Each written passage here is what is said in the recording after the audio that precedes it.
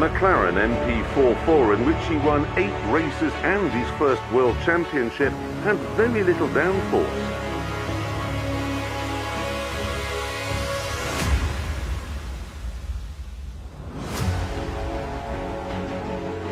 A manual gearbox and 1,200 horsepower, 450 more than the F1 cars of today.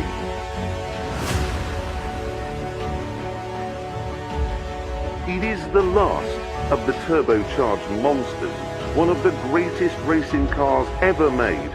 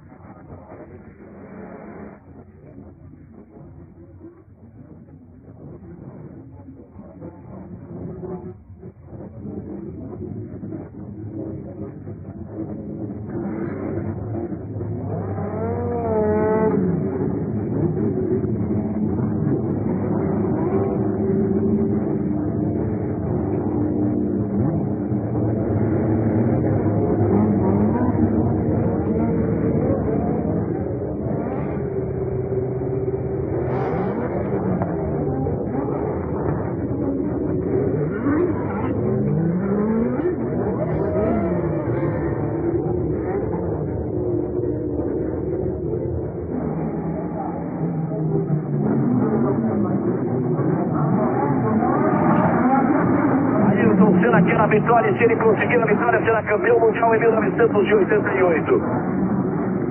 Vai buscar a sua posição Ayrton Senna, lá na frente, pela 12ª vez, pole position neste campeonato. Vai largar por dentro e um pouco à frente de Prost, que larga por fora. Larga pela direita, por dentro, a primeira curva exatamente para a direita. Eles vêm chegando, os dois últimos. Lá atrás vai aparecer a bandeira verde do assistente de grid, para finalizar que está tudo ok. Aí o starter, homem que dá a largada, aciona a luz verde, a luz vermelha, aí nós temos de 4 a 7 segundos para a verde. Senna por dentro, Prost por fora, Piquet em quinto, Bujomin em 13º, Prost é o segundo.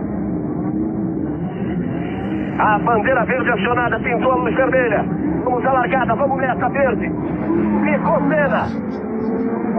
Ficou Ayrton Senna na largada. Pressão que engasopou e o motor ficou muito Senna, Prost escapou à frente. Fica lá para trás Ayrton Senna. Cai lá pro meio do bolo Senna. Prost pula na ponta. Prost é o primeiro, Berger é o segundo. Capelli é o terceiro. Ficou na largada Ayrton Senna. Cai muitas posições Ayrton Senna. Deu até a impressão que ele ia sinalizar que o motor tinha parado. Capetado uma parada no tranco, ele conseguiu buscar de novo. E agora vem tentando recuperar posições. Ali está Ayrton Senna na 14ª posição. Ele vai chegar ali atrás de Maurício Gugelmin. A ponta de Alain Prost, que mais uma vez largou bem. Aí você tem o replay, olha lá. Ele chegou a erguer os braços, dizendo que o motor parou. Piquet jogou o carro por dentro para fugir ali do carro de Senna. Ele conseguiu acionar o motor de novo. Então o Prost vem na ponta. Senna vai ter que tentar uma corrida de recuperação. Prost, Berger, Capelli é o terceiro.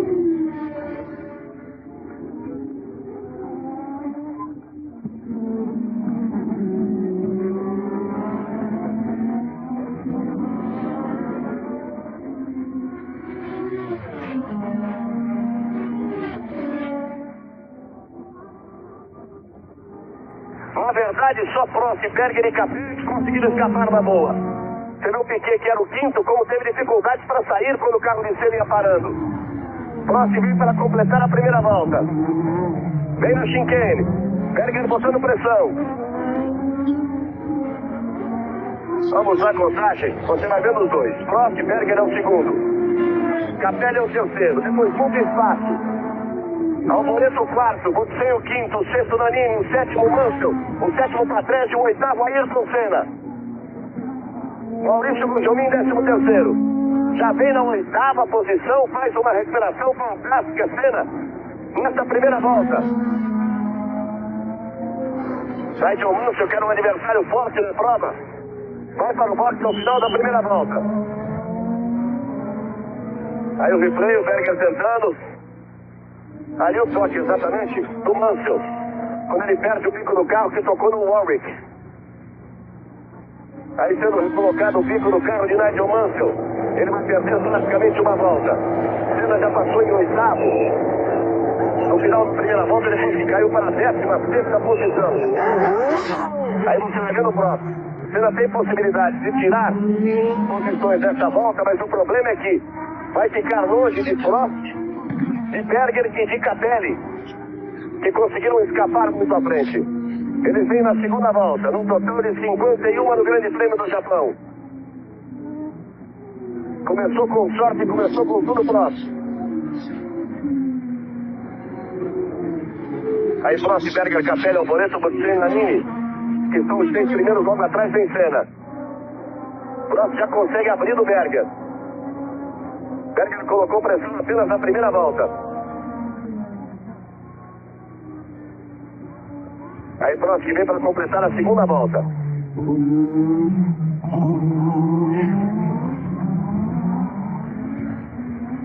Vai apontando na reta Prost. Ele já abre grande vantagem para Berger. Prost, Berger, Capelli, os 3 primeiros. O quarto é o Alboreto. O quinto é o sexto e Ayrton Senna. 7º Nannini, 8º Patrese. 9º para o Piquet. Maurício Gugelmin cai para a 14ª posição. Portanto, os brasileiros, Senna em 6º, Piquet em 9º e Gugelmin em 14º. O problema é que Senna passa a ter uma diferença em relação a Prost, que vai escapando na ponta. Aí a equipe, o comando da McLaren. Sorriso ali do Ron Dennis, do Steve Nichols. Expressão mais séria do Billy Band ali. Gordon Murray. Aí Prost, que segue firme na ponta. Nós vamos na terceira volta. Reginaldo Leme, a sua primeira participação, a sua análise nessa largada e este problema sério de Ayrton Senna, que perde muito espaço. Padilha da Globo, boa madrugada aí. uma corrida de expectativa, uma corrida bastante nervosa. Você viu o problema na largada do Ayrton Senna, o nervosismo na largada. Um erro, ele chegou aqui a pensar que o motor tinha apagado, depois ele não conseguiu sair quando já se preparava para levantar os braços. Bom, o Ayrton ficou lá para trás, completou a primeira volta em 14º, na segunda, ao passar pelo box para iniciar a segunda, ele já está no 8º e agora está em 3º. É claro que ele tem condição de recuperar bastante em relação aos carros bem mais lentos que estão, ele largou ali no meio. O problema é que o Prost, enquanto isso, está livre para abrir uma diferença. E o Berger, que exerceu uma pressão no começo, já não está com tanta pressão em cima do Prost, mesmo porque o Berger, com a Ferrari, que foi vencedor aqui no ano passado, não tem esse ano o mesmo carro. Porque a Ferrari já há 4 ou 5 meses que não desenvolve esse carro todo, e está pensando totalmente no ano que vem, trabalhando no seu novo carro aspirado. Enfim, o Senna tem condição de vir recuperando posições. O problema é o tempo que o separa, é a diferença que o separa do próximo. 3 voltas foram completadas. Prost é o líder e Senna passou na 5ª posição. Ele já conseguiu passar. O Thierry Boutsen tem em sua frente Michele Alboreto. Se ele conseguir passar por Alboreto, aí vai ter espaço livre para tentar a recuperação, porque os 3 primeiros estão muito à frente. Mas aí Senna não consegue fugir do Thierry Boutsen, não consegue se aproximar de Michele Alboreto. Aí tentando um ritmo forte. Aí tentando a aproximação em cima de Michele Alboreto. Aí Senna na 5ª posição. Enquanto isso, o Prost já foge à frente. Aí você vai acompanhando Ayrton Senna. Nós vamos pela 4ª volta. Ele vai se aproximando de Alboreto. Ele tem que tentar chegar colado em Alboreto na chicane, para depois tentar uma ultrapassagem na reta. Mas com isso perde mais tempo. Permite ali a fuga do Prost, que leva 2,45 de vantagem para Berger, que leva 4,75 de vantagem para Capelli. Aí são 11,9 de vantagem para Alboreto. Já são 17 segundos, portanto, a grosso modo aí a diferença de Prost para Senna. Vê que o carro do Senna se envolve bem. Ele vai por dentro. Faz a ultrapassagem na freada da chicane em cima de Alboreto. Arrisca a ultrapassagem, Alboreto recuou para favorecer a passagem de Senna. Já estamos a 47 voltas do final. Prost já completou a 4ª volta. Prost, Berger, Capelli. Senna agora já é o 4º colocado. Alboreto ali acompanha. Capelli é quem tem a melhor volta. 1,48,57. Piquet passa a ser o 8º. Maurício Gugelmin continua na 14ª posição. Aí você tem o replay da ultrapassagem. Olha como o Senna foi lá no acesso da reta, na entrada do box. Ficou com uma agulha ali na sua frente, bota de um lado, pista do outro e grama no meio. Já vai abrindo de Alboreto. Aí você vai vendo o Prost, que é o líder. Prost, Berger, Capelli, Senna, Alboreto e Boutsen. São os 6 primeiros colocados. Vamos pela 5ª volta. Rede Globo, a marca da torcida.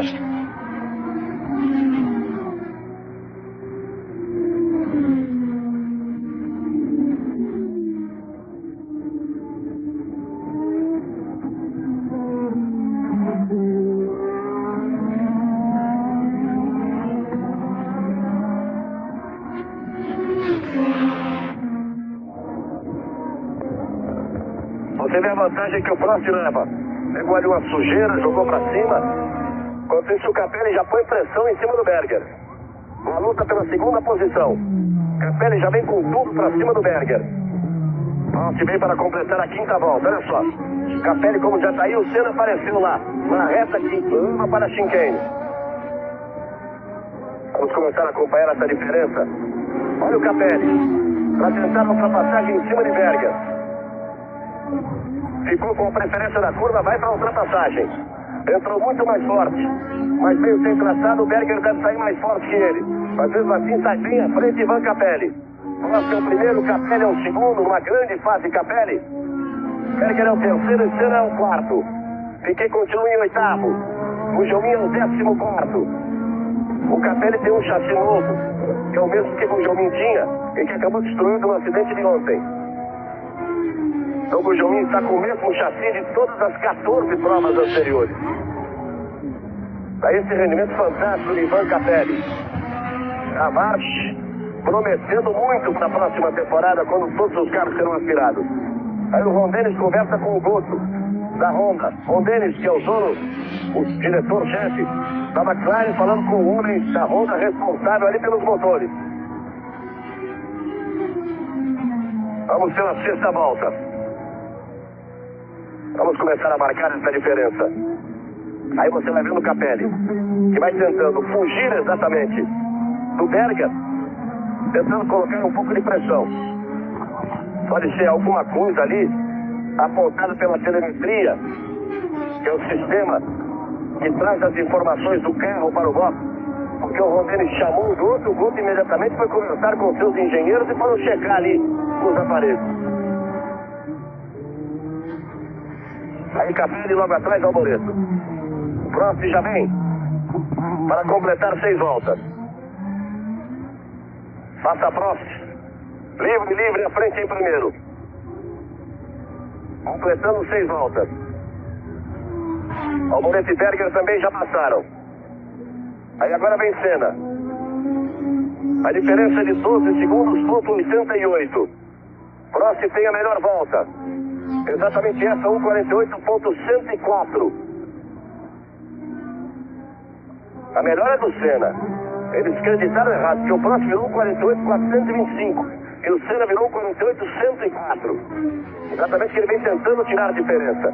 Diziam os pilotos, Reginaldo, que o problema de combustível, teoricamente, não existe no circuito de Suzuka. Então isso que talvez possa permitir ao Senna andar ali arrachado no Buster para tentar um ritmo forte para tirar essa diferença. Praticamente não existe, ou seja, não é um crítico. Necessita um certo cuidado no motor turbo, mas não é crítico. O problema mesmo é consumo de pneu, porque a previsão é de não fazer troca, mas há um consumo de pneu também no limite, então precisa poupar um pouco. Neste domingo, o passo mais louco do Brasil, os Trapalhões. Vamos pela 7ª volta. Prost é o primeiro, Capelli o segundo, Berger é o terceiro, Senna é o quarto, você é o quinto, Moreto o sexto, Piquet é o oitavo, Maurício Gugelmin é o 14º. Aí o trabalho difícil de Ayrton Senna tentando a recuperação depois do problema na largada, quando o motor do seu McLaren chegou a apagar, ele conseguiu chamar na embreagem no acelerador, conseguiu reavivar o motor, mas com isso caiu para a 16ª posição. Vamos ver essa volta. Na volta anterior, 12.88 a diferença entre Prost e Senna. Prost já completou a volta. Já completou 7 voltas. E aí você vai vendo o Senna que vem no mergulho. 12.88 a diferença na volta anterior. Subiu agora. Foi para 13.25. Porque Prost virou 48.3 e Senna virou 48.6. Capelli volta a fazer a melhor volta, 1:47.681. E depois Thierry Boutsen. É do Thierry, né? Estão meio atrapalhados os japoneses para que eles vissem a melhor volta. Michele Alboreto escapou e ficou ali na caixa de brita, que é exatamente para o carro perder velocidade para evitar o choque mais forte contra o guarda-reio. Aí você vai vendo o próximo. 7 voltas completadas, ele vem pela volta de número 8. Capelli tenta aproximação, mas ainda está longe de próximo. Mas aí a corrida que pediu adeus do próximo. Em primeiro, na frente, sem a presença de Senna. Sem tráfego, sem nenhum problema, a pista é longa. São quase 6 quilômetros, 5.859 metros em cada volta. Aí o problema do Alboreto, olha, era com o Nannini. Houve o top. O Piquet ficou ali quase que pegou a sobra e o Alboreto acabou atolado. O curioso é que conseguiram empurrar o carro do Alboreto e ele voltar para a pista. Quando o carro entra nessa brita, dificilmente volta. Mas como ele estava apenas 1 metro dentro da brita, não conseguiram empurrar, ele pegou a linha grande e voltou à pista. Aí você vai ver no próximo. Ele passa para completar mais uma volta de número 8.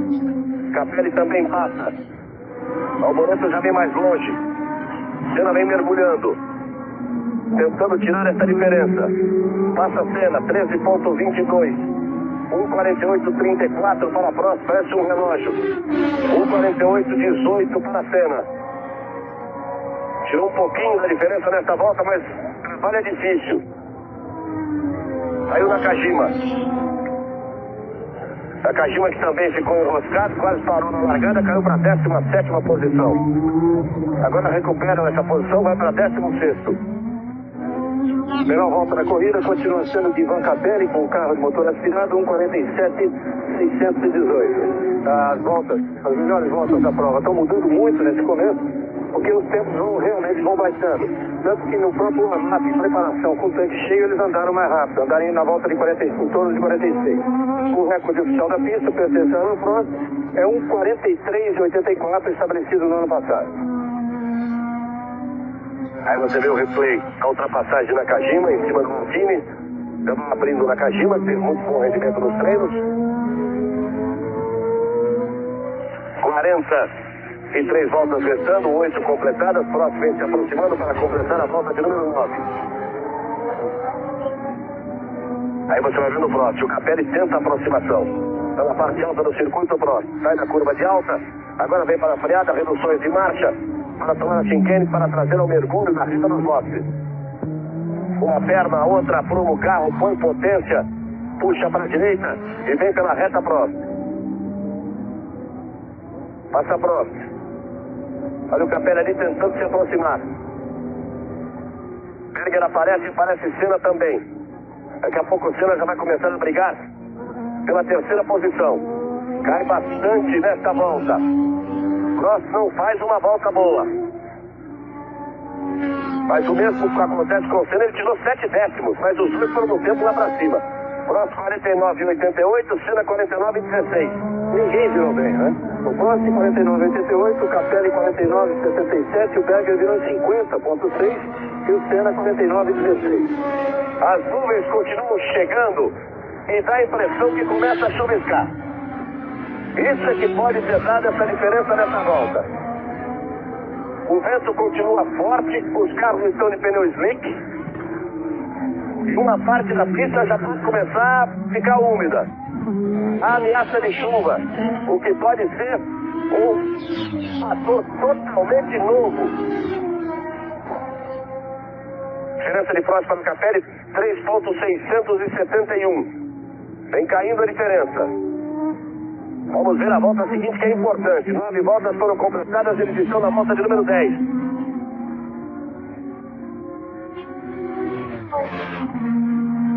São as emoções do Grande Prêmio do Japão, que começou muito bem para Prost, começou muito mal para a Senna, que ficou na largada, caiu para 16º.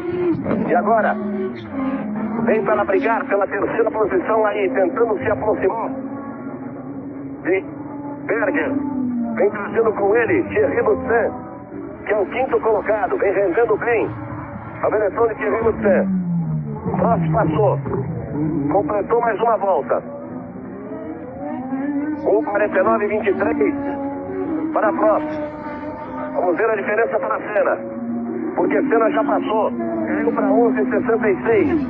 1:49.23 de Prost. 1:48.52 de Senna, vem tirando bastante nas últimas voltas.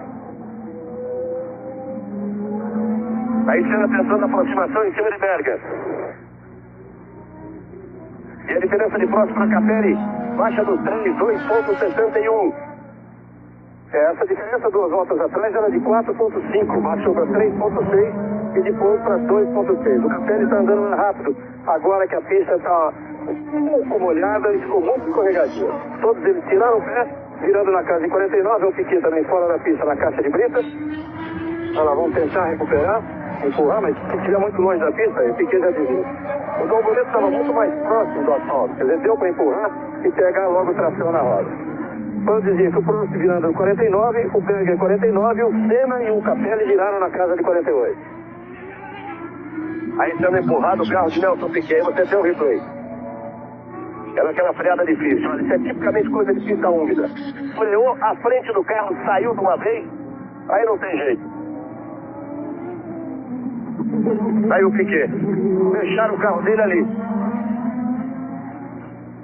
Olha só. Uma posição, inclusive, perigosa. Tem que ver se o fundo do carro vai passar aí. Próximo vem se aproximando para completar. Mais uma volta. Para completar 11 voltas. Senna já passou o Berger. Próximo passou. Senna está no chicane. Já vai no mergulho. Quer dizer que a diferença deve ter caído um pouco mais. Próximo apertou o ritmo. 1:48.1 nessa volta. Senna. 12,5 outra vez a diferença. Menor volta aí do Capelli, 1:47.375. Thierry Boutsen bota pressão em cima de Berger. Eu dizia que a Ferrari não é a mesma do ano passado. Você vê que o Berger conseguiu manter uma posição aí durante algum tempo, já foi superado pelo Senna, e o Boutsen está com o carro muito mais à mão e muito mais rápido que ele. Nesta tentativa de ultrapassagem em cima de Berger, o Senna perdeu tempo. O próximo foi 1 segundo mais rápido que Senna nessa volta. 12,63 ali atrás. O Senna em relação ao próximo. Veja a diferença, o Capelli que vem chegando. Já vem chegando, já colou em cima do próximo. 11 voltas completadas. Próximo é o líder, mas já tem ameaçado a sua posição ali por Ivan Capelli. Vai com tudo o Capelli para cima do próximo. Se ele der um pouquinho de trabalho, o próximo pode passar a se preocupar em fechar uma porta e não deixar ultrapassar, aí pode ter que diminuir um pouco o seu ritmo. E o Capelli é combativo, ele vai pra cima mesmo, ele não quer saber de papo. Ele quando chega, não quer negociar muito não, ele vai pra tentar a ultrapassagem. Aí outra vez, você vê o mais alto aí, Gordon Murray, ao lado dele, Ron Dennis. Ele vem para completar 12 voltas, Prost e Capelli. A diferença de 12,66 na última volta de Prost para a Senna. Senna agora teve pista livre depois que passou o Berger. Prost completou mais uma volta, restando 39 para o final. Você vai vendo o Prost fechando a reta na curva e Senna vem ganhando a reta dos boxes. Cai 1 segundo a diferença, porque Prost virou 49,9 e Senna virou 48,7, tirou 1 segundo e 2. Prost começa a se preocupar ali com o Capelli. Rede Globo, a marca da energia.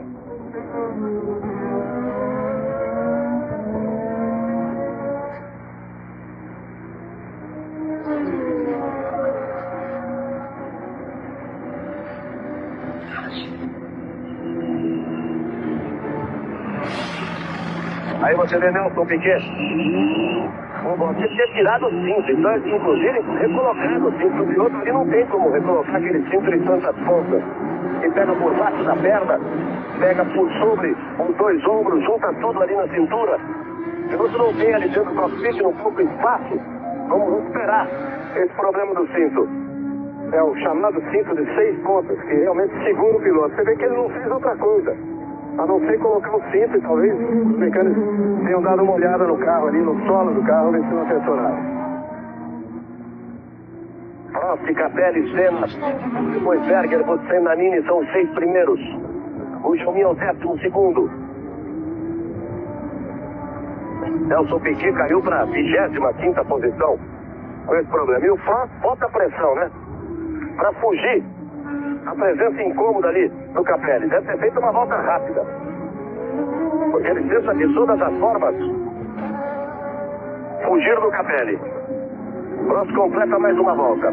Completa 13 voltas do Prost. Ele vai para deixar a reta. Senna já entrou pela reta. A diferença 11,25. Ela se estabiliza agora na casa dos 11 segundos. Prost virou 48,8 e Senna virou 48,6. É aquilo que o Reginaldo dizia. O Senna teria como recuperar todas as posições perdidas. Isso ele já fez. Logo com 3 voltas. Saiu de 16º para 4º e depois mais algumas voltas já estava em 3º. O problema seria o Prost, que fugiu muito à frente. Aí Maurício Bujomin tem atrás dele Satoru Nakajima, que faz uma excelente corrida de recuperação. Com mais motor, Nakajima força. Junto na chicane. Ficou por dentro, travou a roda, mas fez a ultrapassagem Nakajima em cima de Bujomin. Ficou sem traçado o Bujomin, ficou sem tração na saída e perdeu muito tempo. Ele está com esse chassi velho, que andou 12 mil quilômetros no ano. Você vê o desequilíbrio da parte dianteira do carro no momento em que ele recuperou depois da última perna da chicane. Você viu? Olha aí o replay. Você vai ver quando ele volta atrás do Nakajima, com a frente do carro sai totalmente. E aí ele foi para a parte mais suja do circuito, né? Perdeu o traçado. Olha aí, dá para ver até a chuva caindo. Agora ela começa a cair, hein? Agora começa a chover. Vamos ver o comportamento de cada carro nessa sequência. Os carros estão com pneu slick. Quer dizer, um drama para cada piloto. Aí o Prost. Ele vem para completar 14 voltas. Passa o Prost e traz com ele Capelli. Outra vez, próximo Capelli. Prost não pode arriscar muito, joga muito nessa prova. O Capelli joga a tentativa de liderança em cima de Prost. Senna também passou. Prost virou um 49,2. Senna virou um 48,9. 3 décimos nessa volta. Vem tirando aos poucos. Olha aí, a diferença 10,96. Pela primeira vez ela cai de 11 segundos. Teve em 17 já. Essa diferença de Prost para Senna. Baixa agora dos 11 segundos. São 51 voltas. Nós temos 14 voltas completadas. Aí os pneus. Biscoito. Ali na frente dos boxes. Exatamente da marcha de Capelli e de Gugelmin. Neste domingo a super parada musical. Globo de Ouro. Prost freia para contornar o hairpin. Capelli outra vez tenta botar pressão. Olha a saída de curva, a potência do carro do Prost. Como o Capelli chega na freada e na saída o Prost consegue fugir. Isso não é só a potência, mas o equilíbrio, a tração na saída de curva. A transferência de potência do motor para a roda e sair para o asfalto. Schneider ergueu o braço e sem problemas.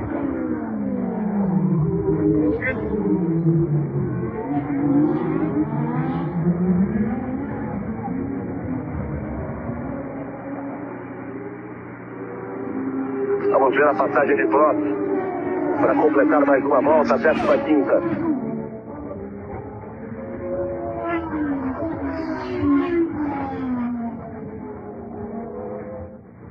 Prost vai começar a pegar tráfego. A chuva por enquanto fica aí numa garoa que cai, para. Fica só no susto para os pilotos. Prost busca ultrapassagem, consegue passar. 10,4 cai a diferença. Tirou mais um pouco Senna. Prost 1,51,5. Senna 1,50,9. Andou muito nessa pouco de 100. 1,49,4 com essa pista ensaboada. O Capelli virou 52,1. A pista está ficando cada vez mais lisa. A garoa agora é mais constante e está muito perigosa. Os pilotos já estão levantando o pé, né? Olha o Capelli como vai para cima do Prost. Ali no miolo. Para dar trabalho a Prost. Aí na parte da aceleração, Capelli vai para essa freada difícil aí. Na tomada do hairpin. Tem um galeão também ali, aquela caixa de brita. Do lado de fora. Prost contorna bem para sair da frente.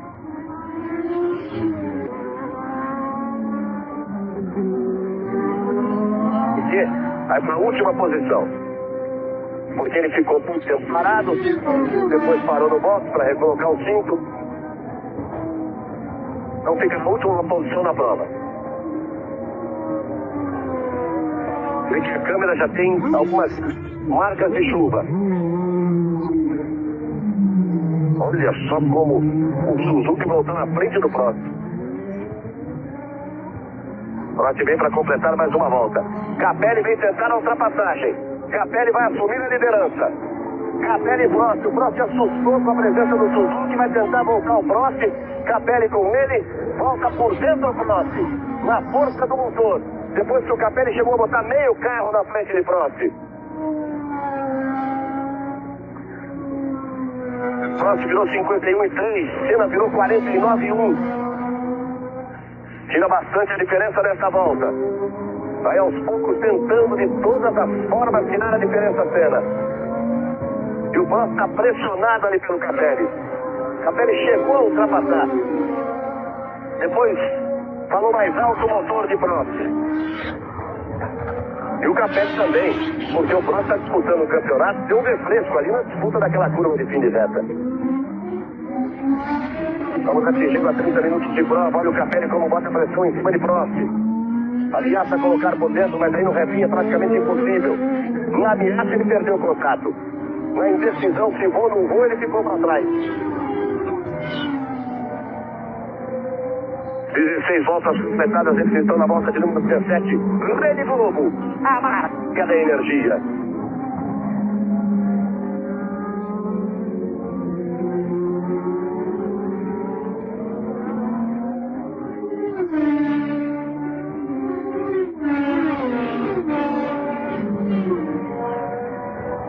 Outra vez o tráfego ali para Prost.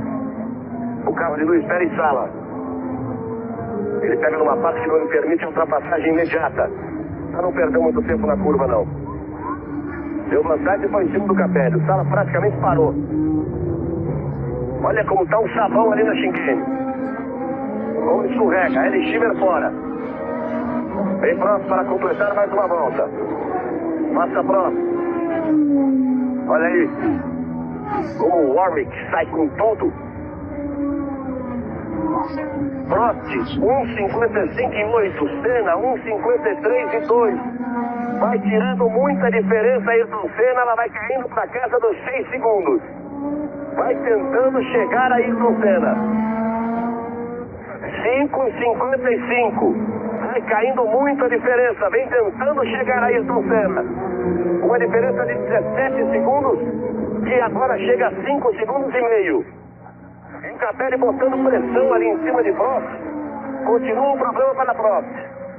Olha o Capelli de novo. Prost, Capelli, Senna, Luxemburgo e Danini. São os 6 primeiros colocados.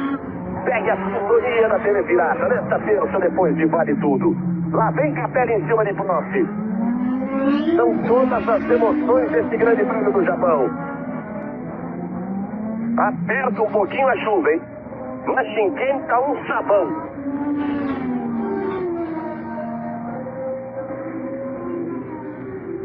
Olha ali. Prost e Capelli pela primeira vez agora há pouco. Você viu aparecer o bico de carro de Ayrton Senna na mesma tomada.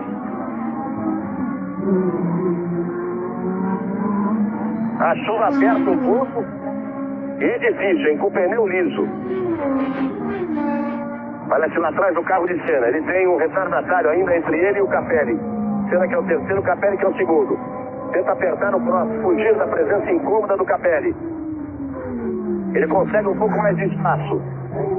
Vem para completar a volta. Para completar a 18ª. Olha como escorrega ali na chicane.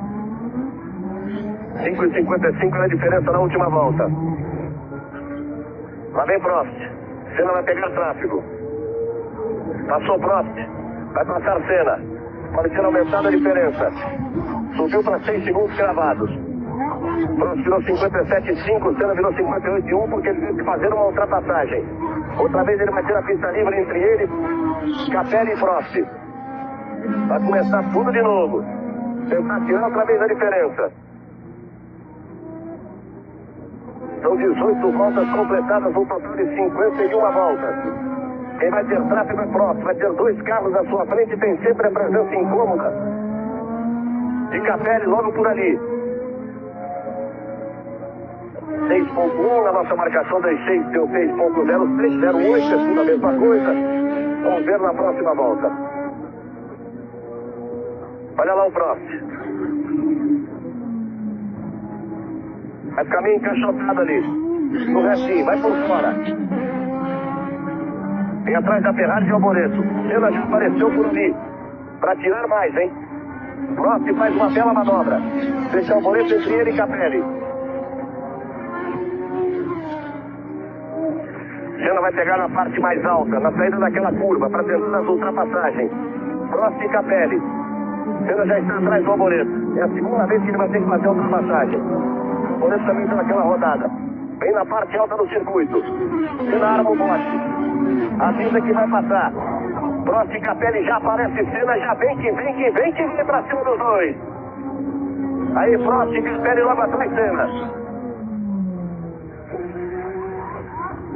Prost outra vez. Capelli e Senna. Praticamente não há diferença. Praticamente não há diferença. Ela deixa de ser de cronômetro, passa a ser no visual. Prost, Capelli e Senna, lá vem Senna. 19 no Grande Prêmio do Japão. Prost, Capelli, logo ali Senna. Senna estava em 16º lugar, 17 segundos atrás de Prost.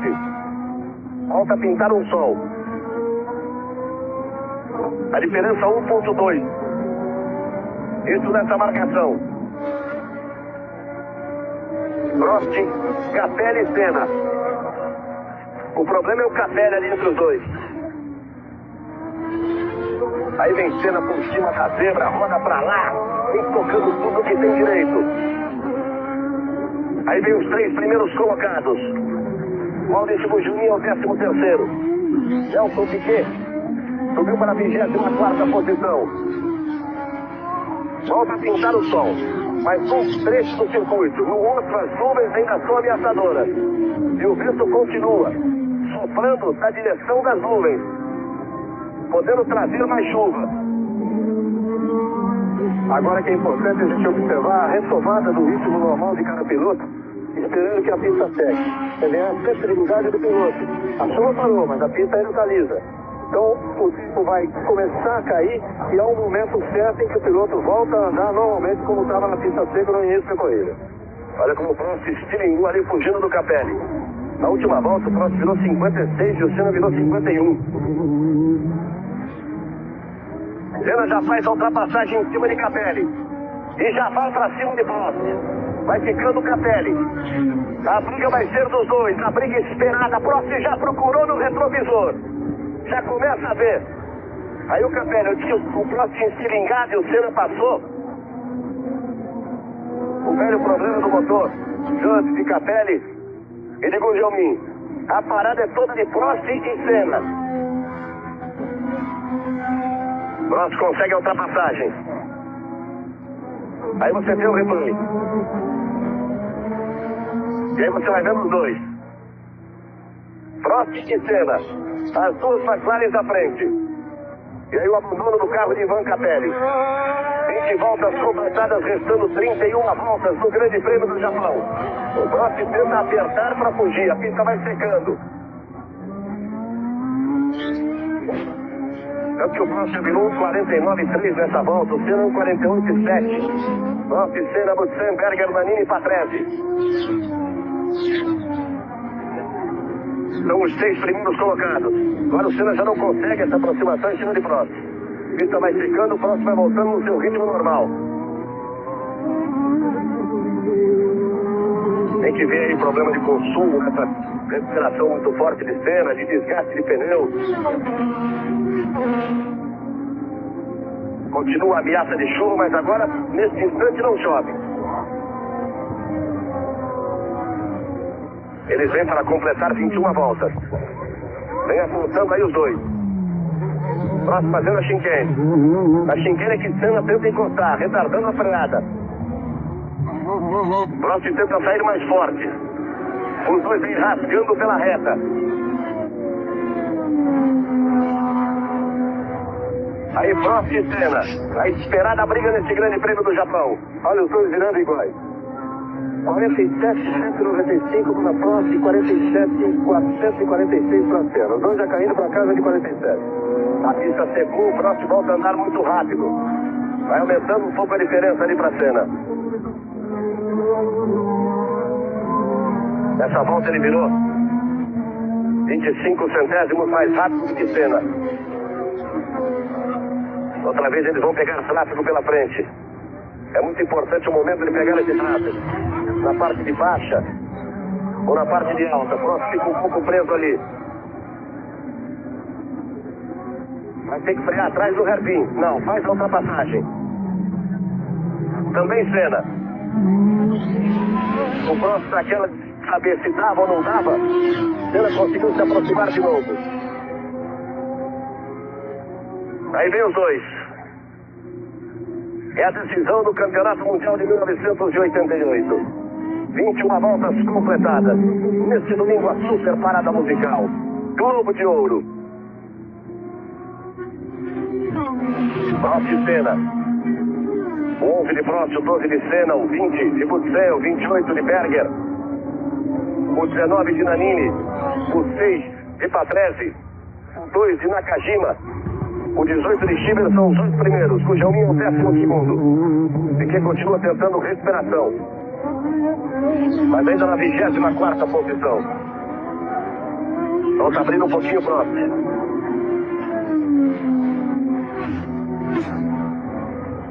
(47,4) de Prost, 47,2 de Senna, exatamente naquela indecisão. Deu uma escorregadinha de traseiro, Prost.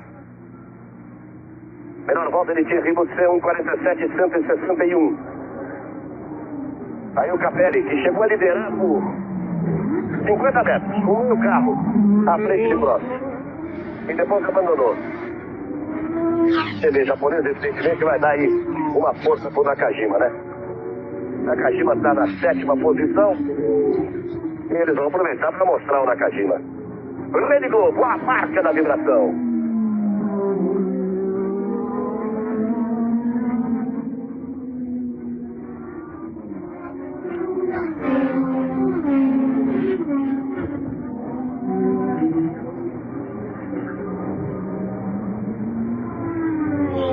Aí você vai vendo o Satoru Nakajima.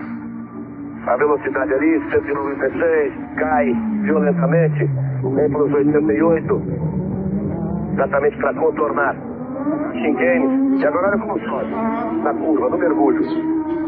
Entra pela reta. Aí saiu o motorete, não anda mais que isso.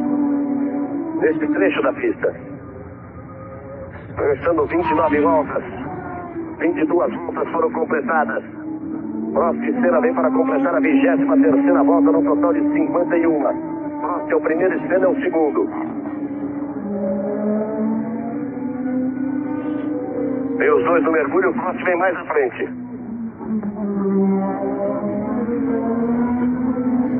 A diferença sobe de 1 segundo, 1,3 de Prost para Senna.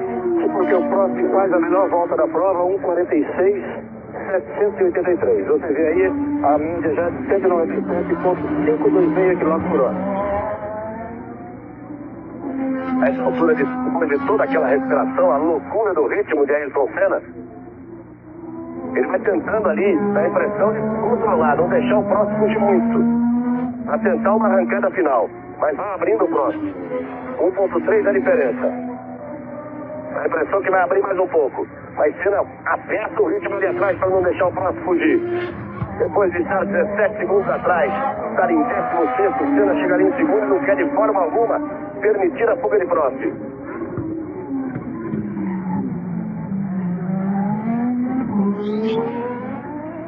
Senna dá uma escorregada de traseira. Prost e Senna são os dois primeiros, é a briga da McLaren, é a briga pelo título de 1988. Prost lidera desde a primeira curva. Balançou muito o carro de Prost. Deu uma balançada forte. 1,3, saiu o Couto, o engenheiro responsável pelos motores da Honda. 1,3 a diferença dos dois. É o que está mais ao alto ali, o de óculos, né? 1,3 a diferença entre os dois quando eles completaram 31 voltas.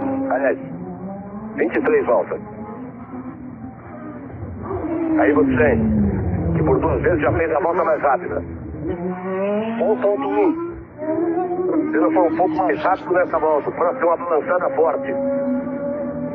46,8 para a Prost.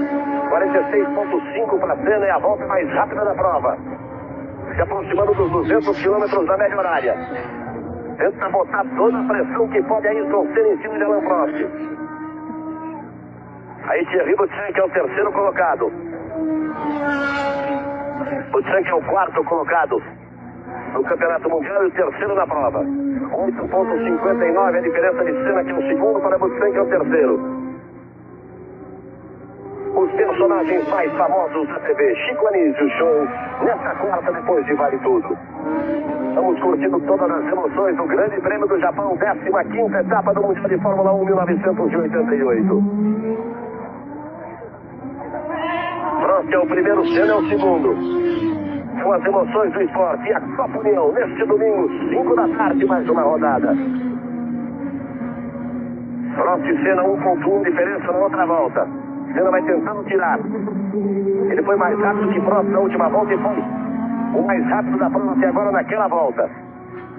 24 voltas completadas, 27 restando. Vamos nos aproximando da metade da prova. Prost e Senna, Motsenberger, Manini para trás, são os 6 primeiros colocados. O Jomin, 13º, perdeu a posição para Mansell. Nelson Piquet, 23º.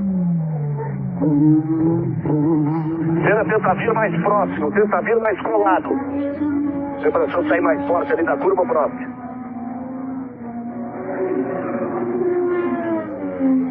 Cravado, Senna foi alguma coisa mais rápido. Olha só, o Prost fez 1:47:17 e o Senna 1:47:13.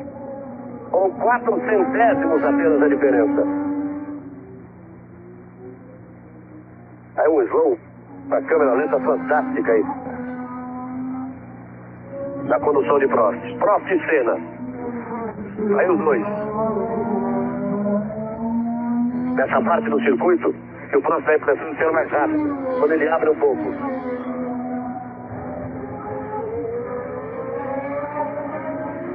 Não há refresco dos dois. O Senna dizia ontem, olha, se os dois carros estiverem bem, o armado que vai definir isso vai ser uma corrida daquelas de arrepiar. O início ficou muito para trás do Senna, e agora é aquilo que ele dizia, uma corrida de arrepiar. Na disputa de cada freada, de cada mudança de marcha, de cada reta, de cada aceleração final entre Prost e Senna. E o ritmo de corrida ainda vai mudar muito. Eles ainda vão virar bem mais rápido. Você vê que é uma corrida até agora, até esse momento dela, 25ª volta, quer dizer, metade da corrida, uma corrida atípica. No começo, porque Prost não tinha a ameaça do Senna, não precisou forçar tanto o ritmo. E depois, por essa chuvinha fraca que vem e vai, e que eles não puderam andar no ritmo ideal. Tanto assim que estão virando na casa de 47 e no armado viraram 46:37, o Senna que fez o mesmo tempo no armado. E o recorde oficial é 1:43:84. É claro que eles não podem se aproximar muito do recorde, dada a diferença de potência dos motores desse ano em relação ao ano passado. É bem menor, ou pela limitação na pressão atmosférica, hoje de 2,5, ano passado de 4. Mas levando-se em conta que nos treinos oficiais a diferença foi de 1,4, é de se esperar que pelo menos um segundo e meio no máximo de diferença em relação a essa mesma volta do ano passado, que foi 1:43:8. Então eles devem vir em condições normais perto de 1:45 até abaixo. Senna tenta de todas as formas se aproximar e baixa a diferença de 1 segundo. Ele voltou a ser mais rápido, mas outra vez pouca coisa. 1 agora. Ele dá a impressão de que vai para cima do Prost. Aí o Mansell parado. Você vê a repetição ali? Outra vez ele foi estocado, quase capotou com o Piquet, no choque com o Nelson Piquet, tomou um susto terrível e sente o braço esquerdo ali. O Nigel Mansell realmente não dá sorte nesse circuito de Suzuka. Mas olha, podia ter sido um acidente de graves proporções ali para o Mansell se ele tivesse capotado. Olha, e só não foi porque foi uma chicane muito lenta. Ele entrou do lado do Piquet e o Piquet fez um contorno, uma curva, fazendo seu traçado normal e o Mansell fechou. Quer dizer, os dois estavam lado a lado, um batendo no outro, e olha porque era um trecho de muito baixa velocidade. Poderia ter sido um acidente mais grave. Um momento importante da prova, tráfego aí na chicane. Senna vai colar no Prost. Vai chegar coladinho ali no Prost. Prost até balançou um pouco, Senna saiu mais forte. Vai tentar pegar o vácuo para tentar a ultrapassagem. Vai tentar o Senna chegar. Vai para cima do Prost. Tirou para botar por dentro. Prost espreme. Senna bota o carro. Vai para ultrapassagem, para sair à frente. Prost belisca a zebra. Ayrton Senna vai com tudo e passa Prost. Ele saiu mais forte e pegou o vácuo. O Prost tentou espremer o Senna ali pela direita. Ele foi com tudo e saiu à frente de Prost. faz a ultrapassagem e assume a liderança. O Grande Prêmio do Japão. Na volta de número 27, Ayrton Senna faz a ultrapassagem em cima de Prost. Agora é Prost que tem que correr atrás. Senna é o primeiro, Prost é o segundo, olha o replay. Pegou o vácuo, ganhou em vara, o Prost atirava para a linha de dentro. Ele foi, Senna chegou a botar a roda lá na parte suja, beirando ali o muro do box. Passa por Maurício Gugelmin. Gugelmin entra entre ele e Prost. Senna fez até o final ali. Aí Senna e Prost em segundo atrás de Maurício Gugelmin. Ayrton Senna é o novo líder do Grande Prêmio do Japão. Ele vem pela volta de número 28. Restando 24. Prost fez a ultrapassagem.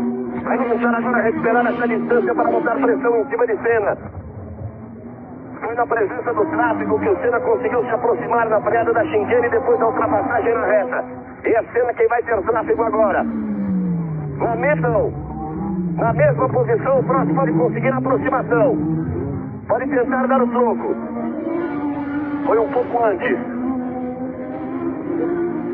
Com isso, o Senna vai passando e Prost é o segundo. Aí mais uma rodada. Olha o Suzuki aí. Olha o japonês passeando na pista.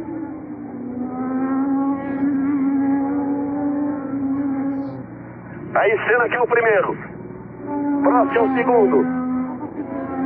28 voltas completadas. Rede Globo, a marca da vibração.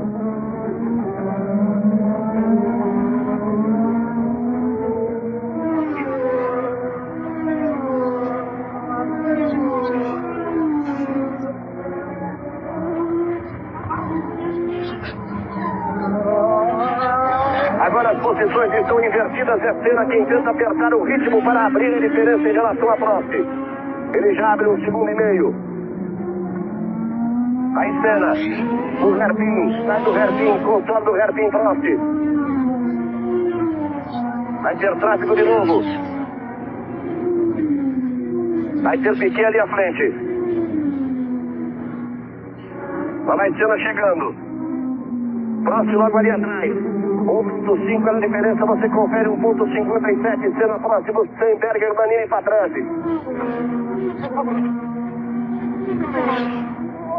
Aí Nelson Piquet à frente de Ayrton Senna. Ele olha no retrovisor e se dá conta da presença de Senna. Prost vem tentando chegar ali. Na chicane.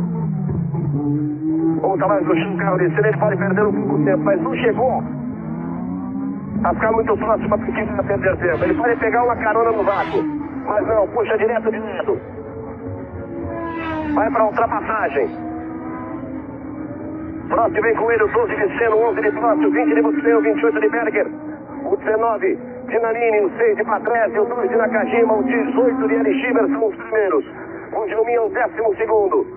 Nelson Piquet é o 20º. A liderança de Ayrton Senna.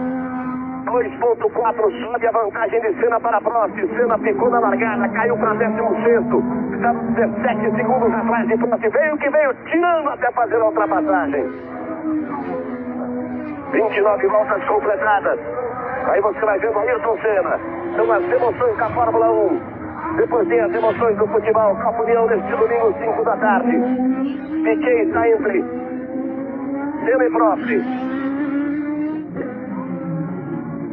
Aí Senna, ele tenta apertar um pouco o ritmo para colocar uma vantagem um pouco mais cômoda entre ele e Prost, para tentar a partir daí administrar a prova.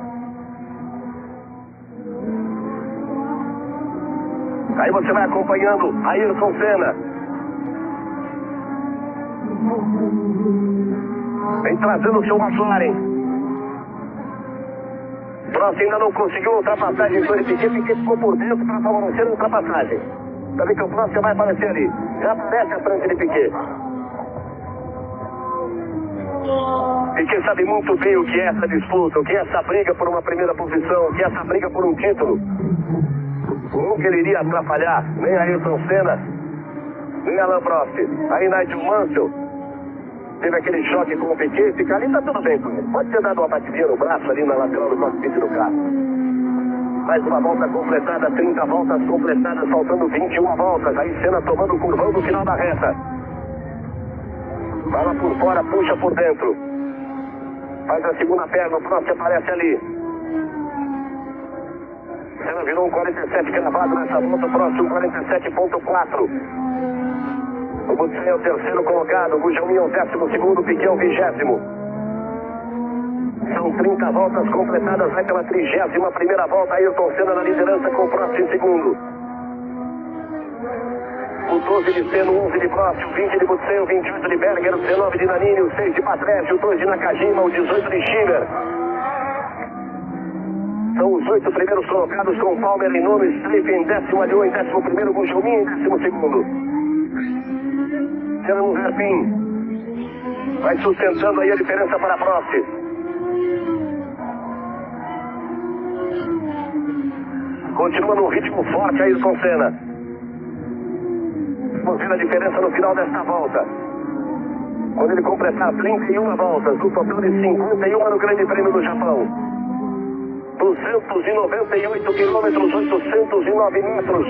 Na distância total do Grande Prêmio do Japão, a 15ª etapa do Mundial de Fórmula 1 1988.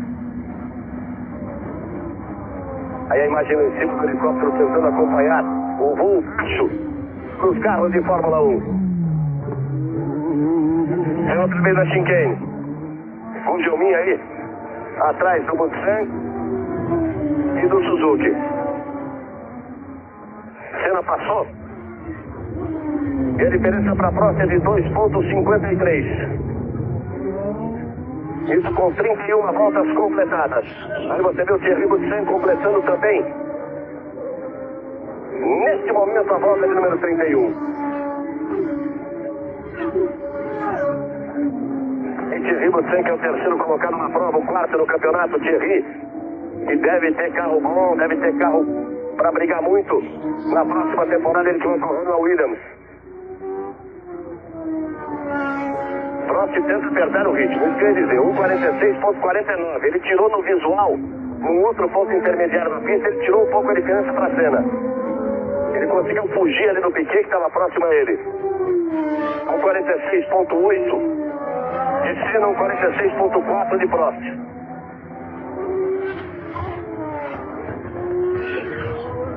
É uma corrida terrível e enche o coração.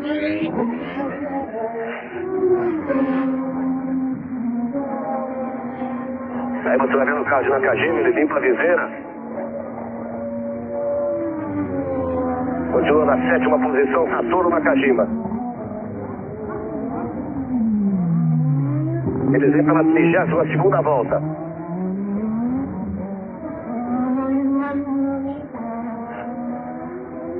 Nakajima completando agora a volta de número 31. Ele que é o 7º colocado.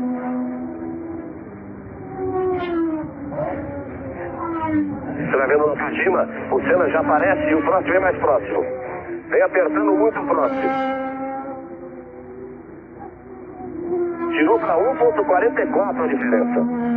Tirou muita diferença em relação à Senna. Senna virou 47,6. O Prost virou 46,5. 1 segundo e 2 mais rápido que Senna. Olha aí, 1,43 a diferença. O Senna teve que fazer uma ultrapassagem. Pode ter sido também isso. A TV japonesa continua mostrando Nakajima, né?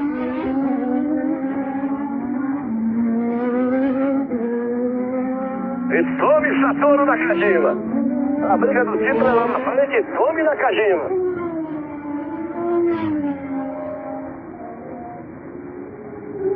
Aí o Satoru.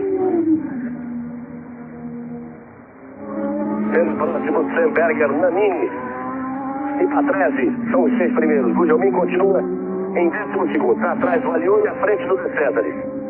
Piquet o 20º. Já deu praticamente 2 voltas. Exatamente 2 voltas perdidas por Nelson Piquet. E vamos de Nakajima. 32 voltas completadas. Atrás do Nakajima, Um pouco atrás na caixinha para os dois. Senna e Prost.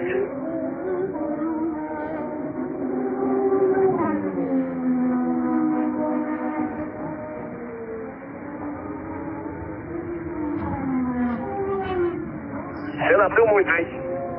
Alguma coisa aconteceu com o Prost, porque a diferença subiu de 1.4 para 3.6. O Senna virou 1.46.3 para fazer aí a melhor volta. Tudo bem, mas é que o Prost foi para 1.48.5. Foi muito lento. É aquilo que eu disse, é o tráfego. O Senna tinha feito uma ultrapassagem na última volta. O Prost teria que fazer essa ultrapassagem nessa volta. 3.6. Você viu Senna e aí vem Prost. Já foram completadas 33 voltas, restando 18 no Grande Prêmio do Japão.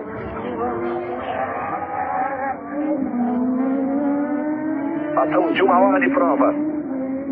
Senna na frente em primeiro, depois de uma recuperação fantástica. Prost é o segundo, você é o terceiro, Nani o quarto, Berg no quinto.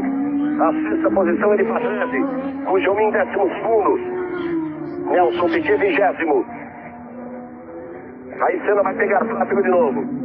Tem que dar sorte de pegar aí numa parte de alta que é pra passar e ir embora. Prost também chegando no tráfego. 3.6 a diferença entre os dois na última volta. Tijel na frente de Senna, Tijel na frente de Prost.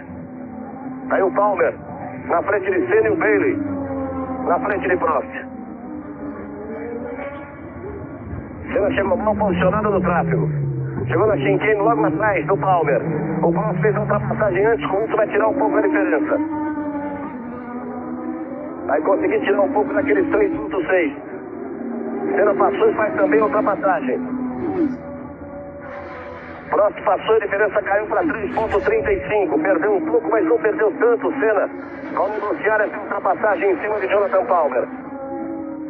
E o Palmer é que vai ficar para ser ultrapassado pelo Prost. 3.3, portanto, a vantagem de Senna para Prost. Eles completaram 34 voltas, restando 17. Vão pela volta de número 35. Rede Globo, a marca da torcida.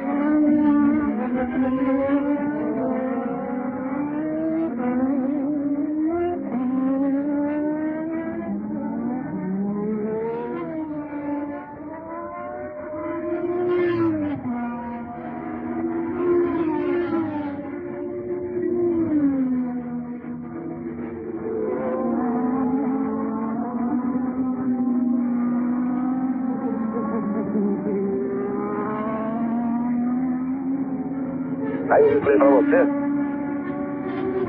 O DeSantis. Olha como ele erra. Como vai no Suzuki. Os dois praticamente param para evitar o choque. E depois seguem. 3.35. Vantagem de Senna na última volta. Senna vem para completar a volta de número 35. Passa Senna, completa 35 voltas. Vem Prost, passa Prost. 5 segundos a vantagem de Senna para Prost. 5.06. Senna virou 47.3, Prost virou 48.9. Abre 5 segundos, Ayrton Senna para Alain Prost. O sintomático aí foi o tempo que o Prost demorou para passar o Jonathan Palmer.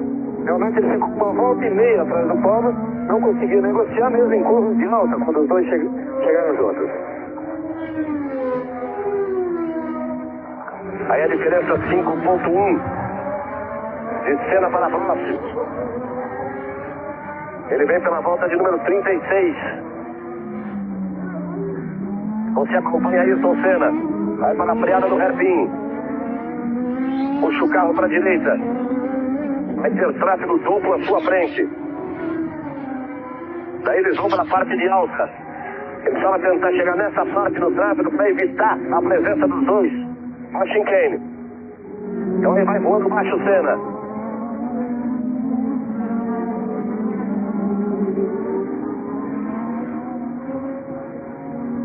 Tem 3 carros à frente dele. Tráfego intenso aí pela cena. Ele chega para tentar a ultrapassagem. Fica preso ali atrás. O carro de Luiz Pérez Sala. Faz a ultrapassagem em cima de Sala. Próximo vem ali. Ele chegou no Schieber. Na saída da chicane. Tem Arlu e Schieber à sua frente. Ele completa mais uma volta. Próximo tentando tirar um pouco essa diferença. Consegue tirar para 4,78. Quando o Senna ficou naquela curva ali atrás. O carro do Sala. Deu até uma parada para respirar quando ele mergulhou ali em cima do Arlu e o carro do Schieber na frente. Faz também ultrapassagem por Schieber. Ele deixa os 3. Schieber, Arlu e Luiz Pérez Sala para o trabalho de Alain Prost. A diferença aí, evidentemente, deve ter caído um pouco, mas agora é o Prost que tem que se virar para passar os 3. Nelson Piquet outra vez parado no box. Não há a menor possibilidade de recuperação na prova para Piquet. Se seguir vai apenas o senso profissional, a tentativa de levar os seu Lotus até o final da prova. Mas não, vai abandonar Nelson Piquet. Tira o cinto, sai o volante. Em 20º abandona a prova Nelson Piquet. 36 voltas completadas, restando 15 voltas para o final do Grande Prêmio do Japão. Ayrton Senna é o primeiro, Prost é o segundo. O seu terceiro, Nannini o quarto, Berger o quinto, Patrese o sexto. O Jaumin é o 11º e Nelson Piquet abandona. Estava na 20ª posição quando abandona Piquet. Olha o Prost aí que saiu do Sala. Chegou no Arlu. Esses dois não se dão bem, não. Tem muita história aí na Fórmula 1. Faz a ultrapassagem Prost. Ele vai chegando na chicane, Senna vem mergulhando para completar mais uma volta. 4,73 a diferença na última volta. Vamos ver agora. Vai subir evidentemente essa diferença. Foi para 5,53.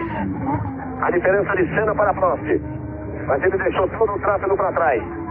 De Arlu também. De Sala e o Schieber ainda. Aí você vê o Prost, aí você vê Thierry Boutsen, que é o terceiro colocado. 37 voltas completadas. Restando 14. É o Grande Prêmio do Japão 1988. A liderança de Ayrton Senna, depois que ele ficou na largada, caiu para 16º, estava 17 segundos atrás de Prost. Veio tirando, ganhando posições, tirando diferença. E agora está na liderança 5 segundos e meio à frente de Prost. Thierry Boutsen, que é o terceiro. Ele vai chegando ali. No Alboreto. Alboreto, à frente de Boutsen. O Jaumin sobe para a 10ª posição. A diferença de Senna para Boutsen, 19,09. A diferença do primeiro Senna para Boutsen, que é o terceiro.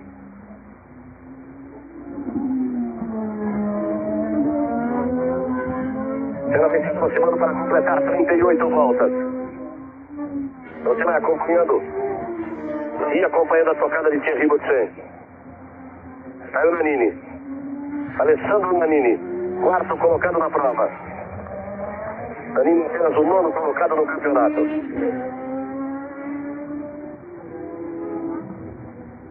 Senna completa mais uma volta. Cai a diferença para a próxima. 4,12. Caiu o segundo ponto 3. Segundo ponto 4. Nessa volta a diferença. Senna virou 48,42. O Prost virou 47 cravados. O 47,07. 12 de Senna, 11 de Prost, 20 de Boutsen, 19 de Nannini, 28 de Berger, 6 de Patrese, 2 de Nakajima, 14 de Philip Snake. São os 8 primeiros. Dá impressão ao Prost que vai partir com tudo para tentar tirar essa diferença. Vamos ver na volta seguinte. Cada volta é importante, 38 foram completadas. Senna em primeiro e Prost em segundo. Olha lá o próximo como tenta se aproximar. Já aparece o carro na mesma tomada. Senna faz o hairpin. Prost vem para a freada do hairpin. Controla do hairpin Prost.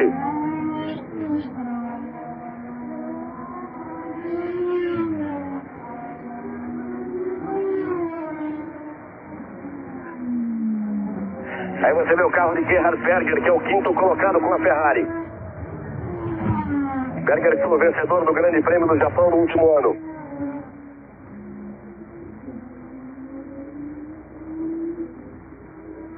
Aí Gerhard Berger, que continua na Ferrari para a próxima temporada, vai correr junto com Nigel Mansell na Ferrari. Senna vem se aproximando para completar 39 voltas.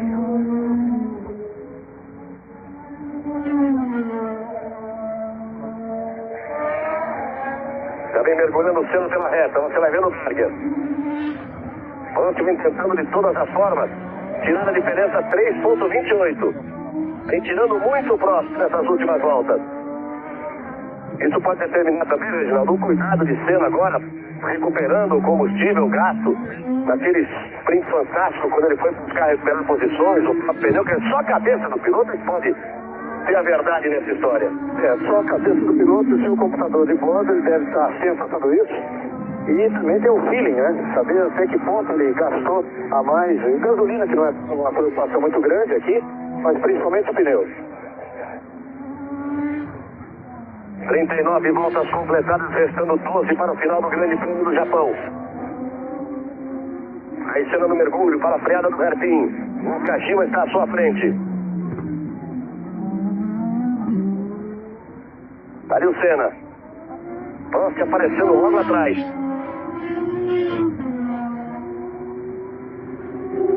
Senna tenta essa aproximação em cima de Nakajima. É evidente que Senna fez uma corrida de mais desgaste do seu carro do que Prost, por toda a recuperação que teve que fazer.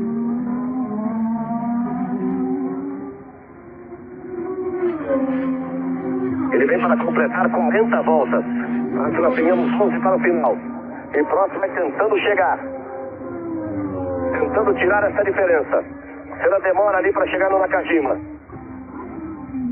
Eles vêm para a chicane. Nakajima, Senna e o Prost logo atrás. Vem o mergulho na reta. Senna vai completar 40 voltas. Passa Senna e completa. Lá vem Prost. Passa Prost. 3,12 a diferença ainda permanece acima na casa dos 3, mas Senna virou 1,47,1, Prost virou 1,46,9. Virou 2 décimos nessa volta, o que não é tão significativo assim. Vamos ver na sequência de voltas. Eles vão pela volta de número 41, Rede Globo, cada torcida.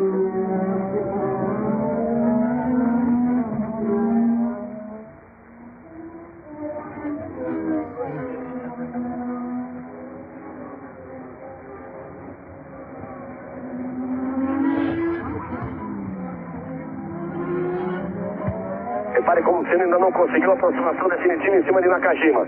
Vai pegar ele no hairpin. Isso significa um pouco de perda de tempo. Perde tempo ali atrás de Nakajima. Prost chegou mais. Nakajima tem que olhar, tem que ver quem é para sair da frente.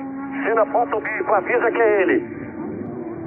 Quem vale a liderança, que vale o título mundial.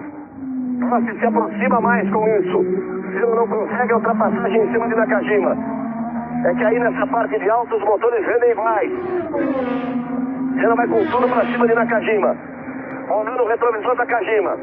Puxou Senna. Não consegue a ultrapassagem. Bandeira azul para Nakajima e ele não saiu na frente. É aquilo que eu dizia. O Piquet quando esteve aí favoreceu. Olha o Nakajima. Senna faz a ultrapassagem na chicane, arriscando tudo para sair do Nakajima. E o Prost com isso chegou muito. O Piquet sabe bem o que é isso, o que é uma liderança, o que é uma luta pelo título. O Nakajima está ali, um dele. Sem abrir, custa chegar de lado. Senna, Nakajima entre os dois e mais atrás do Prost. 41 voltas completadas, restando 10. 1,7 a diferença. 1,48,45 foi a volta do Senna, 1,47,07 a volta do Prost. O tempo que ele perdeu ali atrás do Nakajima foi bem mais rápido o Prost, 1,4. nessa volta. Com isso a diferença cai muito. Está o Prost atrás do Nakajima. Vamos ver ali como é que fica o Nakajima com o Prost. Por enquanto ele está na frente de Prost. São 10 voltas para o final, são menos de 10 porque ele já vem ganhando a metade dessa volta. Nakajima aí na frente de Prost. Vai tentar botar o carro. Na outra volta o Ayrton tentou. O Nakajima não abriu aí na freada do hairpin. E também não abriu para o Prost. Eita, touro Nakajima. Isso o Senna vai tentar escapar um pouquinho nessa volta. 1.7 a diferença. Seguramente deve crescer a diferença no final dessa volta. E aí eles vêm para completar 42 voltas, no total de 51 no Grande Prêmio do Japão. Prost ainda atrás do Nakajima. Não sei se esse negócio do Nakajima abrir, ele não sentiu ainda, ele não percebeu o momento da prova e do campeonato. Prost faz ultrapassagem em cima de Nakajima. Perdeu ainda menos tempo, porque o Senna só passou na freada da chicane. 1.7 na diferença na outra volta. Senna vem mergulhando para completar mais uma volta. Aí vem Senna. Passou Senna. Vamos ver o Prost. Passou Prost. 2.85. 1 segundo e 1. Senna fez 1.47.7. Prost fez 1.48.8. Mas isso mostra que o Senna sem tráfego virou 1.47.7. O Prost sem tráfego na outra volta virou 1.47 cravados. Mais rápido nessa altura o Prost do que o Senna. Restando 9 voltas para o final. Emocionante o final do Grande Prêmio do Japão de 1988. Permanece a ameaça de chuva, mas a pista agora está seca. E até o japonês insiste em mostrar o Nakajima. Aí você vai vendo o Prost. Senna e Prost, Senna é o primeiro, Prost é o segundo. Vem tentando tirar de todas as formas Alain Prost. Faz o hairpin Senna. Evidentemente tem o carro mais desgastado por tudo que fez para tirar 17 segundos do Prost. E tantas posições do Prost estava em primeiro com pista livre durante 15 voltas e o Senna em 16º, partiu de 16º. Aí você vai vendo o Senna. Vamos ver a diferença no final desta volta. Vai tentando chegar de todas as formas, vai ameaçando o Prost. Na mesma tomada os dois. Senna próximo, Senna, Lindbergh para 13. São os 6 primeiros do jogo e o 10º, Piquet abandonou, estava em 20º. Vem para Chinquene, Ayrton Senna. Passa por cima da zebra de todo lado. Vem para completar mais uma volta e Prost vem tentando se aproximar. Passa Senna. Passa Prost. 2.37 de diferença. Tira mais uma vez. Tira 4 décimos. Senna virou 47.1. Inclusive apertou seu ritmo. Mas o Prost apertou muito mais, virando 46.7. 8 voltas para o final. 43 voltas completadas. Rede Globo, a marca da vibração.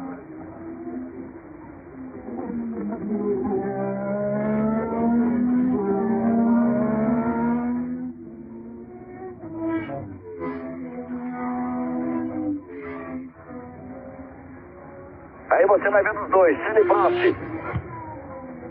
Senna tentando de tudo para evitar a aproximação de Prost. Prost jogando tudo ali atrás. No visual você vê que chegou um pouco. 2.3 a diferença na última volta.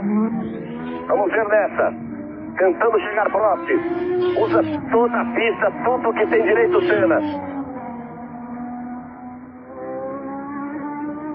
Aí vem os dois. Senna controla a curvona para a esquerda. Curva longa que vai levar para a grande reta. Aí bota potência. Vai acelerar tudo que pode ser. O mesmo faz ali atrás do Prost. Como disse Ayrton Senna ontem, seria uma corrida de arrepiar. Aí vem Senna. Prost aparece lá atrás, foi lá morder a zebra. Vem para a Chinquene Senna. Os dois dando um limite e absoluto de suas máquinas. Mergulha Senna, bota a potência, mergulha atrás Prost. Passa Senna. Passa Prost. de forma até surpreendente, a diferença subiu.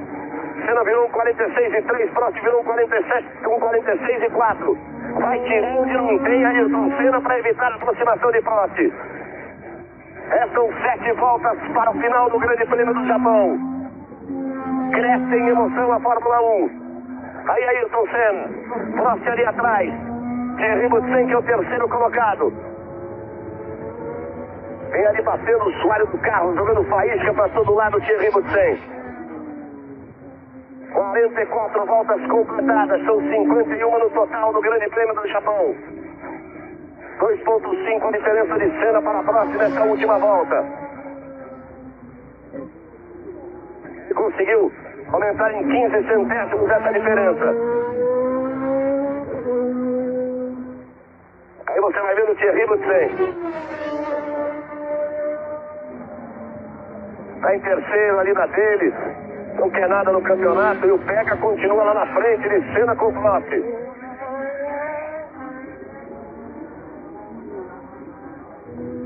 Eles vêm para completar a volta de número 45. Você chega ali para colocar uma volta em cima de Michele Alboreto. Daqui a pouco o Senna e Prost vão aparecer na reta para completar mais uma volta.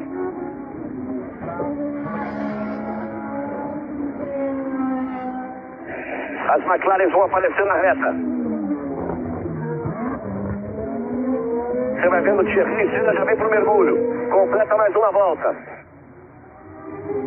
Prost passa 2,94 atrás de Senna. Aumenta de novo a diferença de Senna para Prost. E restam 6 voltas para o final do Grande Prêmio do Japão. E tome Thierry Boutsen aí em cima do Alboreto. E o Senna e o Prost estão arrepiando lá na frente. Fica tudo escuro em cima do circuito de Suzuka. Nuvens negras no finalzinho da prova. Aí o Nannini. 12 de Senna, 11 de Prost, 20 de Boutsen, 19 de Nannini, 28 de Berger, 6 de Patrese, 2 de Nakajima, 14 de Philips Trey. O Jobim é o 10º colocado. Piquet abandonou quando estava em 20º. O Nannini não consegue a ultrapassagem. O diretor de TV, o diretor da transmissão já está achando isso aí bonito. E Prost e Senna vem se aproximando para completar mais uma volta. Aí Senna. Aparece Ayrton Senna. Vem trazendo seu McLaren. Ele faz um sinal. Volta a chover no circuito de Suzuka. Volta a chover no circuito de Suzuka. Ele faz sinal como quem pede o fim da prova. Como quem pede o fim da prova. Agora eu entendi o sinal que ele fez quando ele passou aqui. Na última passada pelo boxe ele já fez esse sinal. Faz sinal que está chovendo, pede o fim da prova, Senna. O diretor pode terminar. Está ali esperando, Ayrton Senna, se ele entender que a chuva é muito perigosa, aponta na reta Senna. Faz sinal para o diretor de prova. Senna em primeiro, Prost em segundo. Pneus molhados, pneu slick, chove no circuito de Suzuka. Restando 5 voltas. Aí vai Senna. Olha a chuva, Ron Dennis. Senna insistentemente sinaliza para todos os fiscais pedindo o final da prova. Porque chove. 5,68 a vantagem de Senna para Prost. Aí o pessoal da Honda, cai chuva em cima de Suzuka. Terminado agora, vale os pontos totais, vale a vitória absoluta. Restando 4 voltas e meia. O diretor de prova fica na sua posição, ali na reta de chegada. Senna vai levando com cuidado.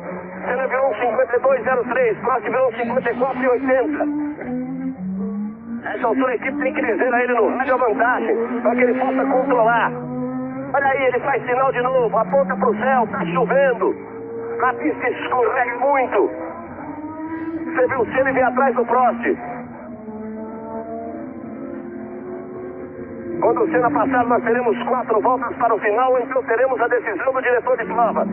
Deve estar num desespero o diretor de prova. O que é que eu faço agora? Termina essa prova, isso vale um título mundial. E vai Senna. O carro balança porque a pista está molhada e o pneu é liso. Aí Senna, mais atrás do Prost. Chove demais. Ele passa a mão na viseira para limpar. Fica encharcada a viseira de Senna. Aí você vê Ayrton Senna, ele vem na chicane. Já com todo cuidado para contornar a chicane. O carro escorrega, ele traz na mão. Vai passar Senna, vai sinalizar de novo. Passa Senna. Na pista do diretor de prova, ele insistentemente faz sinais. Pede o final da prova.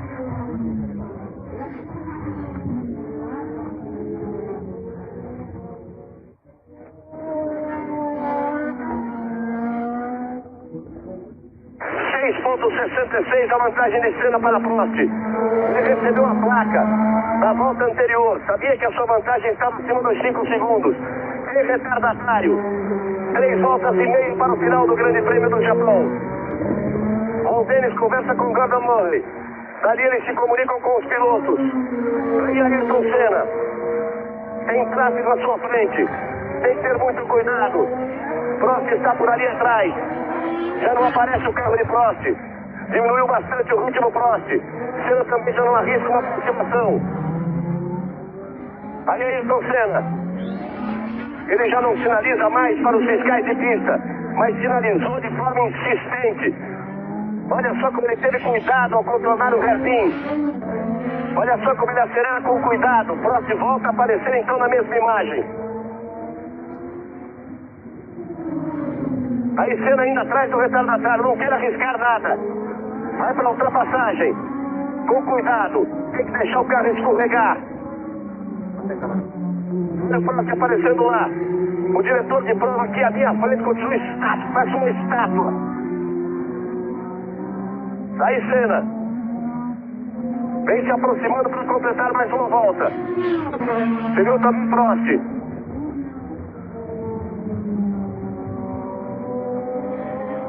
Aí o carro de Prost, que é o segundo colocado. Senna está mais à frente. Senna próximo de Stenberger, Nannini para trás dos 6 primeiros. Senna já vem no mergulho e Prost está na chicane. Senna vai passar. Dessa vez ele não sinaliza. Restando 3 voltas ainda para o final. 48 voltas completadas. Chuva parece dar um tempo também no circuito de Suzuka. Eles estão girando acima de 2. 2:03:69 para Senna. 2:03:50 para Prost. São 3 voltas para o final. Pouco mais de 6 minutos. Agora, como ele já vem pelo meio, são 6 minutos de prova. Aí Senna, vamos acompanhando cada volta de Senna. Ele já definitivamente desistiu de finalizar. Até porque a chuva parou. Essa chuva que vinha e ia constantemente, agora foi um pouco mais forte, o diretor de prova ficou na dúvida. Então ele esperou e realmente parou.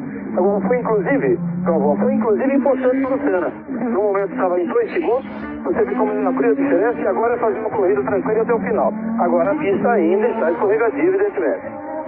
Aí você vai vendo o Senna. Ele vem pelo meio do circuito. Saiu do hairpin. Aí Senna vai pro curvão, puxa, já não traz por dentro, deixa escorregar bastante, faz uma nova tangência, o carro quer sair, ele traz na mão, e aí põe potência outra vez na parte de alta. Você viu Senna? E você vê como não aparece, só agora aparece o carro de Prost. É importante Senna olhar a placa agora quando ele passar aqui, que seriam 2 voltas para o final. E a vantagem que ele tem para Prost. Senna vem apontando na chicane. Aí vem ele, voltando na chicane. Vem pro mergulho, para ganhar a reta. Aí Ayrton Senna. Passa Senna. São 2 voltas para o final. São pouco mais de 10 quilômetros. Ayrton Senna virou 1:54:90 porque a pista realmente melhorou. Prost virou 1:57:98, a diferença é grande. Senna teve isso na placa. Outra vez passa a mão, limpa a viseira para enxergar melhor.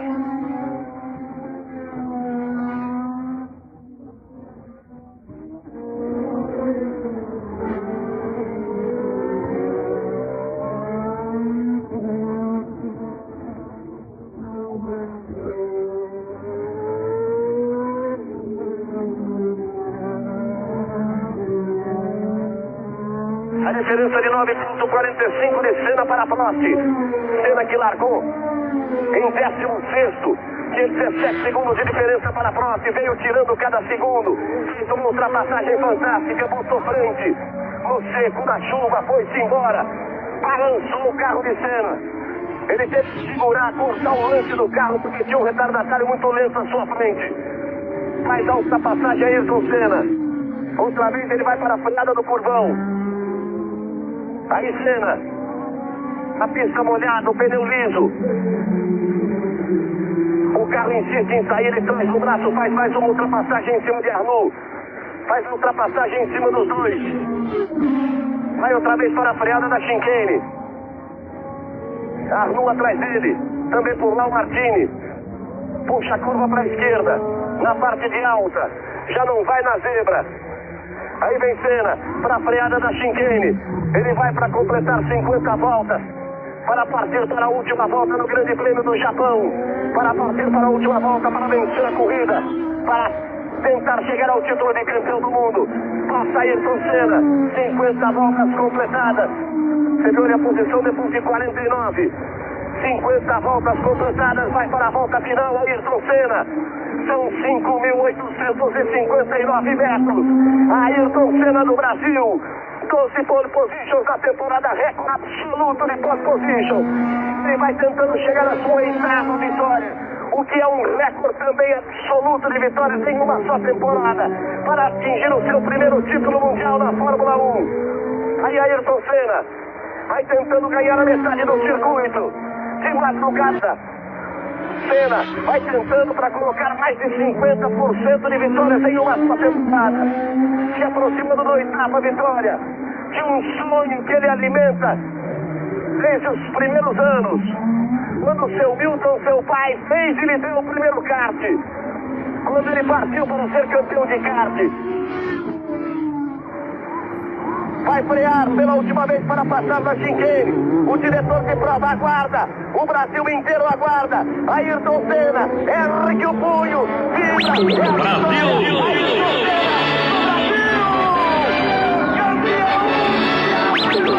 Senna,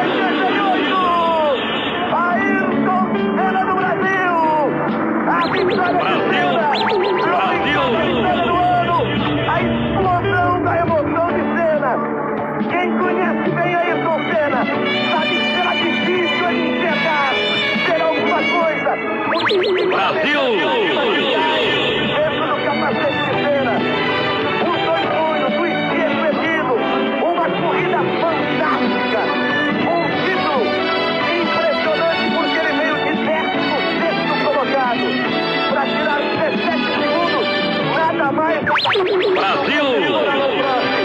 Para fazer a ultrapassagem, ele anda a viver e chora copiosamente no cockpit de seu carro. Ayrton Senna, é a realização de um sonho. Aí Rondenes, a vibração de Steve Nichols. Você não viu, a placa cobre o rosto de Nichols, mas ele foi um engenheiro que trabalhou direto com Senna em toda a temporada. Ele faz o sinal, seu sinal característico, ergue o punho direito. Aí está, Brasil! Agarra, um senso de profissionalismo poucas vezes visto. O homem que vive, que acorda, que almoça, que janta e que dorme Fórmula 1 e a sua profissão, que se determinou há muitos anos, queria porque queria, com um recorde mundial de vitórias em uma só temporada, com 8 vitórias em uma só temporada. Ayrton Senna do Brasil, o grande campeão mundial de 1988. Senna, a realização de um sonho, a confirmação de uma meta. Um título altamente merecido por este grande talento do automobilismo brasileiro. Ayrton Senna vence no Japão, isso, é campeão mundial em 1988. A imagem de Senna no alto do pódio, erguendo a taça, recebido, o troféu recebido por ter sido o vencedor do Japão. Ayrton Senna explode a alegria no pódio de Suzuka no Japão, comemora a sua vitória, faz a festa no pódio. Ayrton Senna, parabéns Senna. por todas as suas vitórias, por ter permitido que nesta temporada o nacional brasileiro fosse tantas vezes ouvido, que tantas bandeiras em verde e amarelo fossem agitadas por todo o mundo. Parabéns, Senna, por mais esta vitória, mas por cada uma delas, por cada pole conquistada, por cada momento difícil superado. E o agradecimento, seguramente, em nome de toda a torcida brasileira. Parabéns, campeão do mundo de 1988.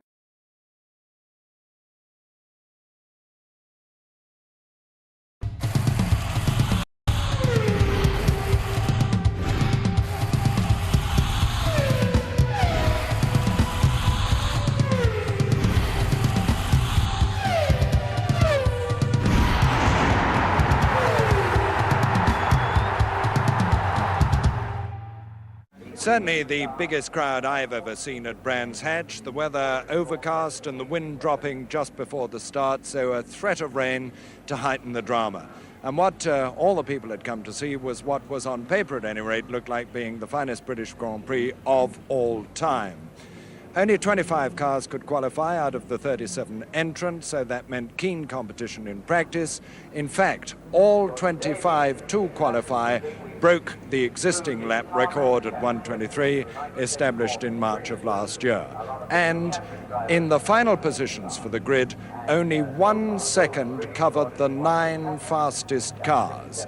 Ahead of them, 75 laps on the 2.65-mile full Grand Prix circuit, 199 miles to the checkered flag. 3/4 of the way through the season, this is the 10th in the series. You can see that Niki Lauda has a lead of 4 points over Clay Regazzoni. Fittipaldi, Jody Scheckter well up, having come up recently, and the rest of the field. Now, Niki Lauda is in pole position for this race, having brought the Ferrari 312B3 round towards the last minutes of practice yesterday in 1 minute 19.7 seconds, which by a curious mathematical coincidence is 119.7 miles an hour. The point is that he has broken the mystic 120. Whereas Ronnie Peterson alongside him in car number 1, the JPS 72E, 4-year-old design, modified right up to date, equaled Lauda's time of 119.7. He is 5th in the World Championship, as you saw, with 19 points, and he's really hungry to go. There's the 10-second board, 75 laps, 199 miles to the checkered flag. Niki Lauda in pole position alongside Ronnie Peterson. And it's Lauda leading. Clean start all the way, Lauda ahead of Peterson.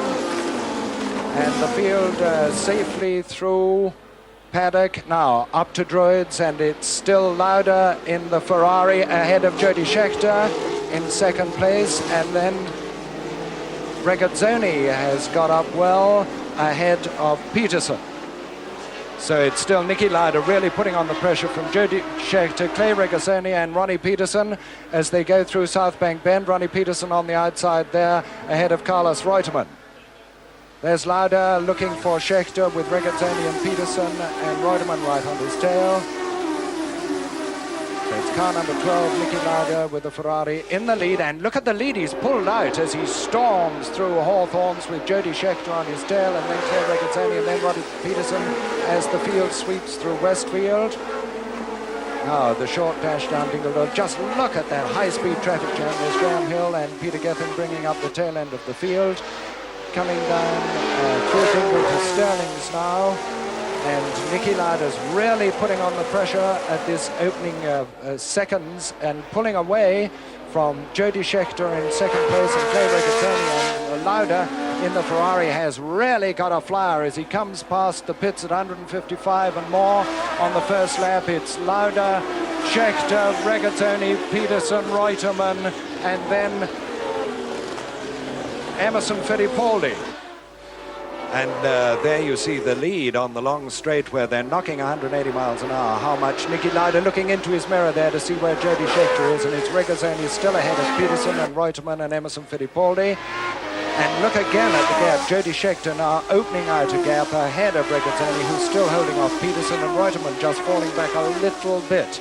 The rest of the field well strung out. Lauda through, Schechter through, Regazzoni through, Peterson on his tail. There's Reutemann, there's Emerson, there's Tom Price well up, showing that his practice time in the shadow was not just a flash in the pan. This brilliant Welsh newcomer to the field, and Niki Lauda really trying immensely hard, and with a disadvantage because he's got more petrol in his tanks than, for instance, the JPS, Jackie Stewart. Yes, correct. The Ford engine certainly travels with less fuel, less oil, less water, in fact, probably than the Ferrari, but at this time the Ferrari has been performing very well this year. Niki Lauda is driving in a very mature way, one of the most developed drivers over this year. The number 12 Ferrari there that you can see, beautifully controlled. Nicky's controlled practice all the way through, in fact, but I think Jody Schechter's obviously the only man in the position at this time to really compete with him. Jody Schechter himself, and number 3, my old car, the Tyrrell Ford. Jody looking in his mirrors there for Clay Regazzoni. Now for both Jody Schechter and for Niki Lauda, it's a good thing that Regazzoni is there, because he's definitely going to chat a traffic jam behind him. Niki Lauda's lead 1.8 seconds, and his time for the second lap according to our watch is 1:24, 113.57 miles an hour. And there's James Hunt off at Pilgrims, the driver walking away from the car. So the disastrous sequence of events which has pursued the Hesketh team this season after their non-championship win at Silverstone continues, and James Hunt is out of the race on the third lap. Well, the biggest disappointment of all for British fans is that after only 2 laps we lost James Hunt in the Hesketh. James, what happened? Well, I'm not quite sure, but I had some sort of failure at the back of the car in the middle of the South Bank corner on the right rear wheel. I don't know whether it was a suspension or a tyre or something, but anyway, the car just spun straight round and off the track, so that's the end of it for us. But I have a suspicion there was something was wrong from the very start. On the warming up lap, the car was handling very, very badly. We just changed cars. We had to run our spare car because the race car sprung a fuel leak half an hour before the start, so I suppose it's just not our day, really.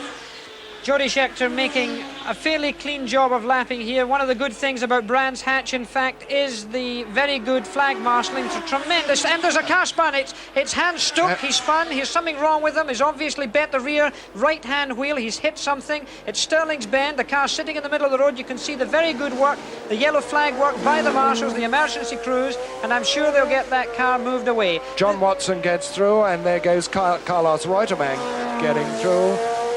Reutemann's had a spin too, and there goes Niki Lauda safely through. There goes Beltwells, who's been lapped. There goes Carlos Pace out of it. There goes Denny Hum. There goes Jody Schechter in second place, safely through. There's Jadier going through in the shadow, who's been lapped. The marshals now courageously coming out to move the car.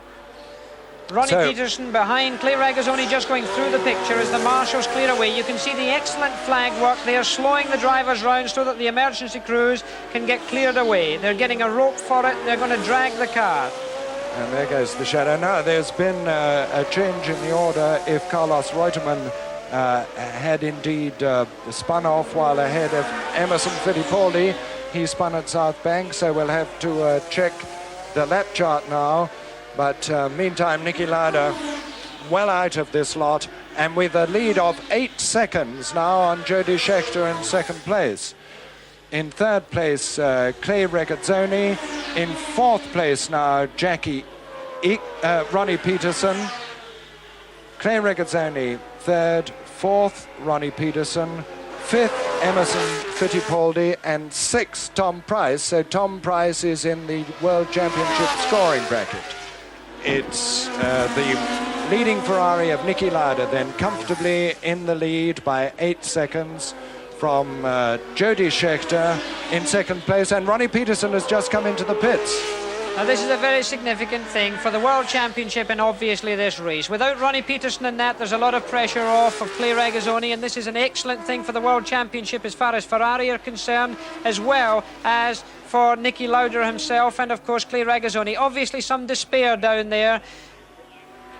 But nevertheless, terribly bad luck on Ronnie Peterson. It's Regazzoni, it's Clay Regazzoni in the pits, and he's got a puncture as well. They're changing a front right-hand wheel. Now, I'm sure it's something to do with the debris. That's 2 cars being in the pits in a matter of minutes. Migo's aerofoil has fallen off. You can see this. He's being black flagged because the aerofoil is, of course, a very dangerous situation. That could fly off, hit any marshal, even spectators, apart from leaving debris on the racetrack itself. Migo's BRM, obviously some sort of structural failure in the aerofoil. He's still going quickly. Of course, the car is unstable now. As he comes over the top at Pilgrim's here, you'll see him in a few moments. He's looking in his mirror. He surely must have felt it. In this case, he should really slow down and stay off the main groove on the track. But he's going pretty quickly there, Jackie. I'm afraid Migo is a little insensitive at times to more than just his racing car, because this is no way. Look at it flashing around there. This could really cause an accident. Why doesn't he slow down? He could have himself off the road. He could leave that aerofoil in the middle of the track and be hit by a fellow competitor that could seriously damage a car, and of course the life of a driver is always in danger in a case like that. Meantime, he has been given the black flag with his number, which means that you come into the pits, and there's the leader coming out of Sterling's. There's Regazzoni going through Sterling's. There's Waterman. So it's only about the length of the pit straight, really, between the 2 cars. If Jody Scheckter could just see him on the track, this would help. You know, it gives the driver a lot of spirit. It gives him a lot of enthusiasm. If he just sees the tail end of the leading car ahead of him, this will certainly give him that little jab that he needs. And of course, he's going to see a Ferrari in front of him. Even if it's not Nicky Lauda's, he's going to see the tail end of Clay Regazzoni's Ferrari. Now, that might just be the car he's looking for. Mike Harewood. Mike Harewood off at Westfield when lying 5th on the 58th lap. Mike Harewood with a lot of grass on the right-hand wheels, not apparently punctured. Would you think an engine failure here? He's back in the car, he's trying to start the car. I don't know whether he's spun going round Westfield or what's happened. He's gone up the inside of the racetrack because he's got grass on each side of the car. It seems peculiar that he's trying to start the car, but of course an engine, when it's very hot, a racing engine, is difficult to restart. This is not an easy thing. You can see the marshals there with their fire equipment on the left-hand side of your picture, properly dressed in the case of an emergency, their helmets and their fireproof overalls. Mike Harewood is not getting his engine restarted. And you can see the heat rising off the engine of the McLaren M23. Very bad luck on Mike Harewood. Very, very bad luck. Lying 5th and going well in the hunt for points.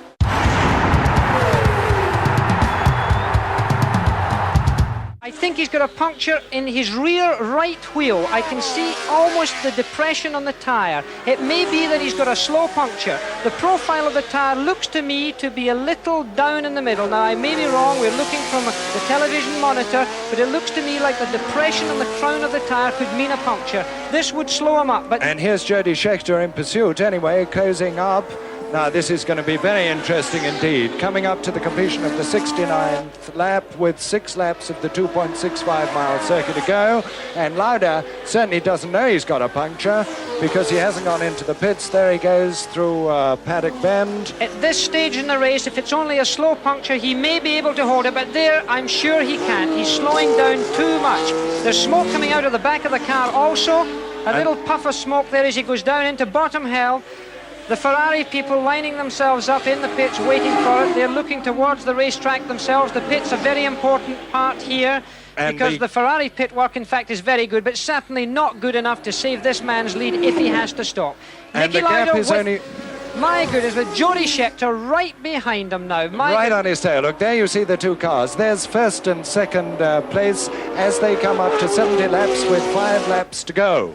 Now, there's Jody Scheckter in the blue Tyrrell, raising his finger to Nicky Lauda ahead of him in the red Ferrari number 12. Here's a turn up for the book. Nicky Lauda, who's dominated this race, but Jody Scheckter, who's really fought manfully to keep in touch and now knows exactly what the situation is, and that tyre is done. He's going to pass him now. He'll certainly pass him down. Nicky Lauda is going to come into the pits, I'm sure. Jody Scheckter, and he hasn't let him through. He hasn't gone across. He hasn't gone across. There he goes now on the outside coming into clearways. It's Jody Scheckter taking the lead with the Tyrrell at the 71st lap with 4 laps to go. The young South African, Jackie Stewart's replacement in the Tyrrell team, lives up to Ken Tyrrell's confidence in him and takes the lead from the Ferrari. Now, the big question is, will Niki Lauda have to come into the pits with a puncture if that is the case, or is he going to soldier on in the hope of finishing? Because now behind him he's got Emerson Fittipaldi, although Emerson is quite a long way back on the McLaren M23-5, number 5. What a situation for Jody Scheckter and the British Tyrrell team. This is Ken Tyrrell. This must be a great moment from him. We've won the British Grand Prix before. Of course, there's somebody on the grass there. Tom Price going wide on the grass there. Now, here's Niki Lauda, and there's Carlos Reutemann right on his tail now. Now, if he has slowed that much, and he obviously has, Reutemann will be pressing to get past. Carlos Reutemann with the white Brabham, the Works Brabham, on which he's had very mixed fortune. Reutemann is a lap down, of course, but he was fifth earlier in the race. He had a spin, and the car's obviously in good song, and he's getting past the Ferrari. So the Ferrari is obviously in trouble. Niki Lauda now really in trouble, and Carlos Reutemann is currently in 6th position. Now, I think it must be that tyre that I saw go down earlier on. I just saw the profile. Now, this is something that a racing driver must always look for in his mirror. It may be this that's causing the slowing down procedure of Niki Lauda. It could be something else, of course. It's difficult for us to see from here. But he must stay on the racetrack. He's got so few laps to go that he can't risk coming into the pits. If he goes into the pits, there's an awful long time to stay in there. There is a puff of smoke coming out of the back of the car. Now, that could be almost anything. A very disappointing situation for Nick. But he is still in 2nd place, and Emerson Fittipaldi in the McLaren number 5 is only a few seconds behind him and closing up. There he is now on the right. There's Lauda on the inside, and Emerson Fittipaldi going past him, so he's now in 3rd place. The tyres are smoking now. The tyre is breaking up because no tyre can put up with this. The tyre itself, you'll see, is smoking as he comes in. There's the tyre smoking. The left-hand rear tyre is starting to break up because of temperature. It's questionable now whether he can get even round to finish this race. I very much doubt it. He'll be on the rim before long. Now, he must stay out of trouble. He's got to be very careful. The tyre fly off the rim here. It could cause him a big accident because even at this reduced speed, he's still travelling very fast by road standards. What a desperate disappointment for Niki Lauda, but what a turn-up for the book as far as Jody Scheckter is concerned in the lead. And now Emerson Fittipaldi in 2nd place, and Jackie Ickx, to his great surprise, looks as if he's going to be 3rd on JPS number 2. Meantime, there's John. He's gone on. He hasn't gone into the pits. Niki Lauda hasn't gone into the pits. There's John Watson on his tail. This is really extraordinary. He's got 3 laps to go on the 2.65-mile circuit if he's going to finish. And if he's going to finish and score any points, he's going to be very pushed indeed. He's got to be very careful. The biggest problem here, in fact, is to keep the car on the road. Because if that tyre comes off the rim, he's going to fly off the road. Now, this is right on his fingertips, right? He's holding on the edge of a major accident. He's got to be very careful indeed. This, of course, puts the World Championship in a real big change situation. Niki Lauda, after leading this race as he has done, a great disappointment, but of course a great success story for Ken Tyrrell's team, who now find themselves very much in the lead with Jody Scheckter leading the British Grand Prix. They're on their 73rd lap of the 72 laps actually completed. Jody Scheckter in the lead from Emerson Fittipaldi. The Ferrari of Niki Lauda still 3rd ahead of Jackie Ickx, and 5th is Clay Regazzoni, and 6th is Carlos Reutemann. There can be hardly any air left in this tyre. There's only around 15 or 18 pounds per square inch at the beginning of the race when the tyre is fully inflated. You'll see the tyre flexing because really there's no pressure in it. I think we should look for Jody Scheckter. Meantime, we're looking out for Jody Scheckter now in the lead with the Tyrrell. There he is. Tyrrell number 3, what a drive for this young South African replacement for Jackie Stewart. Lauda still 3rd, of course. Emerson Fittipaldi in 2nd place with the McLaren behind the Jody Scheckter's Tyrrell. And then it's Jackie X, who, as I say, must be very surprised because he really wasn't a contender in his JPS. It was the JPS of Ronnie Peterson that was providing all the fire, both in practice and in the early stages of the race, having started in pole position alongside Lauda. 73 laps completed. They're on their 74th. And now Jody Scheckter reeling off the mileage. And here's Lauda coming up to Hawthorns with the tyre, the right-hand rear tyre, shredding off now. It's stopping, the tyre's stopping as it goes round there. You can see the tyre's beginning to slip on the rim itself sometimes. He's going very slowly. It's going to wreck the rear suspension in this condition. It's going to rear the car. The car's going to break. The rear suspension itself, of course, in the Ferrari is pretty strong, but that tyre is finished. It was a very difficult decision for a driver to make under those circumstances. He either makes the decision to keep going or to come into the pits. And you can see bits and pieces flying off of that tyre. Very soon it'll be on the rim, and then surely he will not be able to go much further. Meantime, Jody Scheckter is on his last lap in the lead as the Ferrari limps painfully on. It's Jody Scheckter. And Niki Lauda has just lost third place to Jackie X. Jackie X has got past him. And can he get it to the checkered flag? There'll be no rubber left on that tyre at all. Jody Schecter's time for his 74th lap, 23.7. And he's coming up. He's come into the pits after all that. And Jody Schecter's on his last lap, coming up to take the checkered flag in the British Grand Prix. Here he comes. Jody Scheckter on his way to the checkered flag in the British Grand Prix of 1974 in Tyrrell, number 3. There's the checkered flag, and Jody Scheckter wins for Tyrrell and South Africa. Now we've got to see the second man home. Second man home will be Emerson Fittipaldi in the McLaren. There's Jody Scheckter on his lap of honour. Now Emerson Fittipaldi has taken the checkered flag in second place. Third will be Jackie X, fourth Clay Regazzoni in the Ferrari, and fifth Carlos Reutemann in the Brabham, and sixth will be Denny Hulme on the McLaren M23. Well, Niki Lauda, while the cheering the man who won the race with what?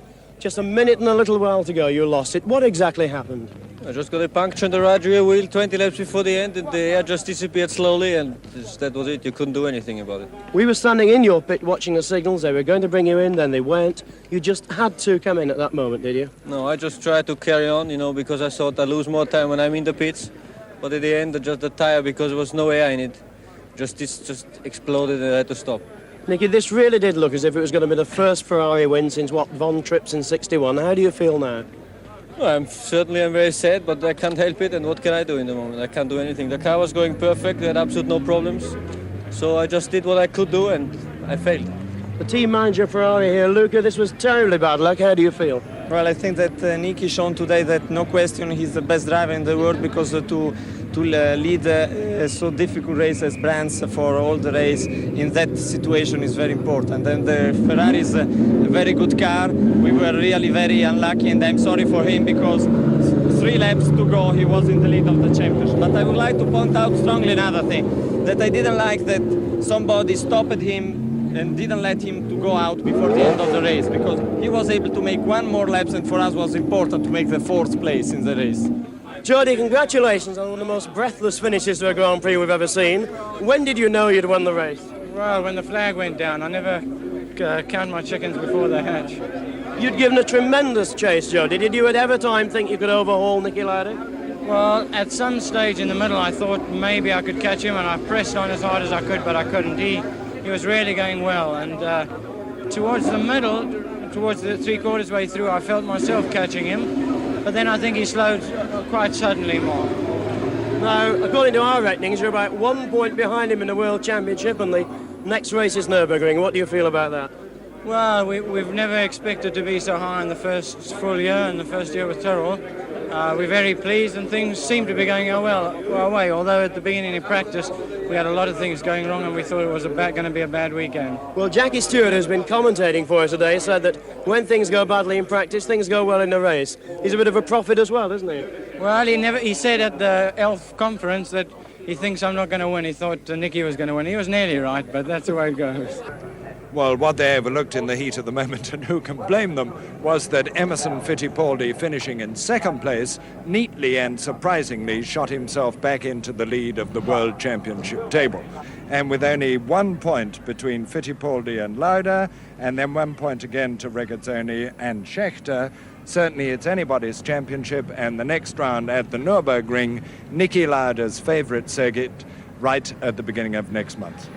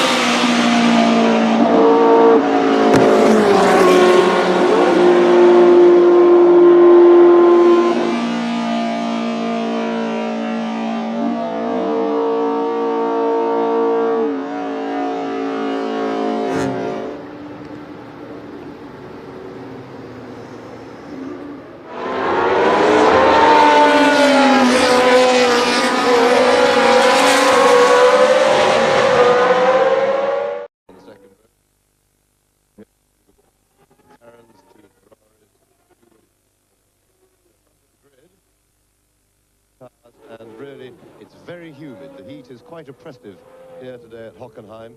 It's going to be debilitating for the drivers, but the saving grace for them is that this circuit isn't particularly hard physically.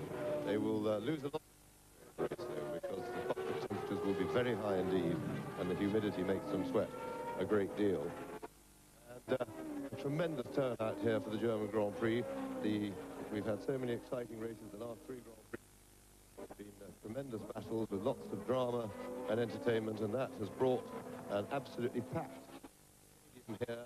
There's hardly a seat empty through these massive grandstands that do the whole of the infield, and now this is the tight, twisty section of the otherwise very fast Hockenheim circuit.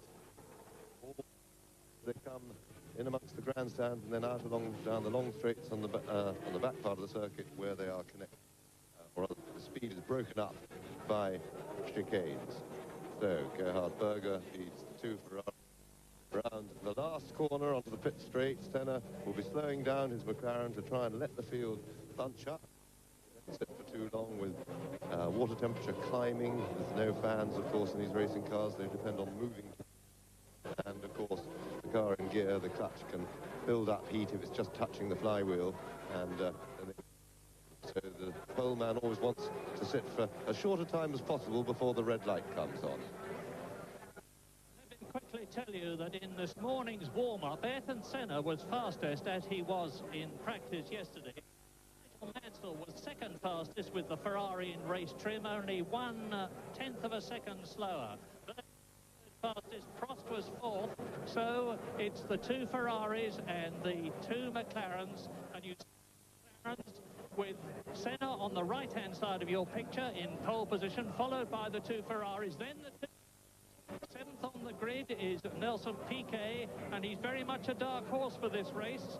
He's on tires, all the rest are on softer seas, and that's it. The German Grand Prix. Senna sprints away, Berger is behind him, and there is a collision, and it is Pirot who has gone, and Philippe Alliot. And Alliot did exactly the same thing last year. Yes, and Stefano has got away very slowly. Big bumping in the midfield there. A lot of panic to get those cars cleared, and now back to the main. Out, approaching the first chicane. They're out of the stadium, down the first straight, and this is a chance to sort them out.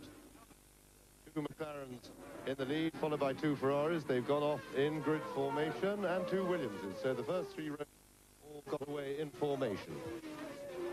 And I can tell you that Pirot's car is still wedged up against on the start and finish straight. It's conceivable that they'll have to stop this race because there are still 3 course cars. Philippe Alliot has got away, but meantime, as you can see, it's Senna leading Berger. Prost is in 3rd position. Is in 4th position. The yellow flags are waving, and Pirot's car is still stuck there. Well, they do have to stop the race for this. They can get the field. There's plenty of room to get the field past for 1 lap. The car is only just hit the barrier, and really they should be able to remove that pretty easily. Anyway, back to Senna. Coming down straight into the stadium for the first time. Senna leads Berger. Prost leads Mansell. And we've got tremendous yellow flag waving. We're watching this across from opposite the pits.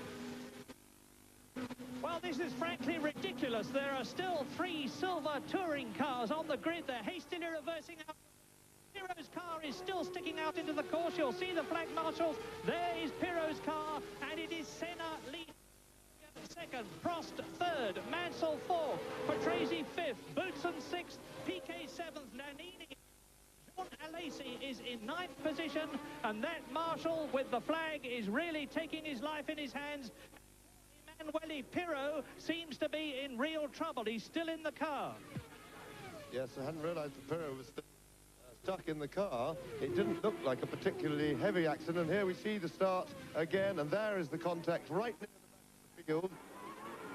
Wheel goes up, that was Pirot's car going over another car, and they tangle together. Now let's just see. Pirot went in backwards, it would appear, and he hit fairly hard, but surprised that he can't get out. But maybe the impact just knocked him out.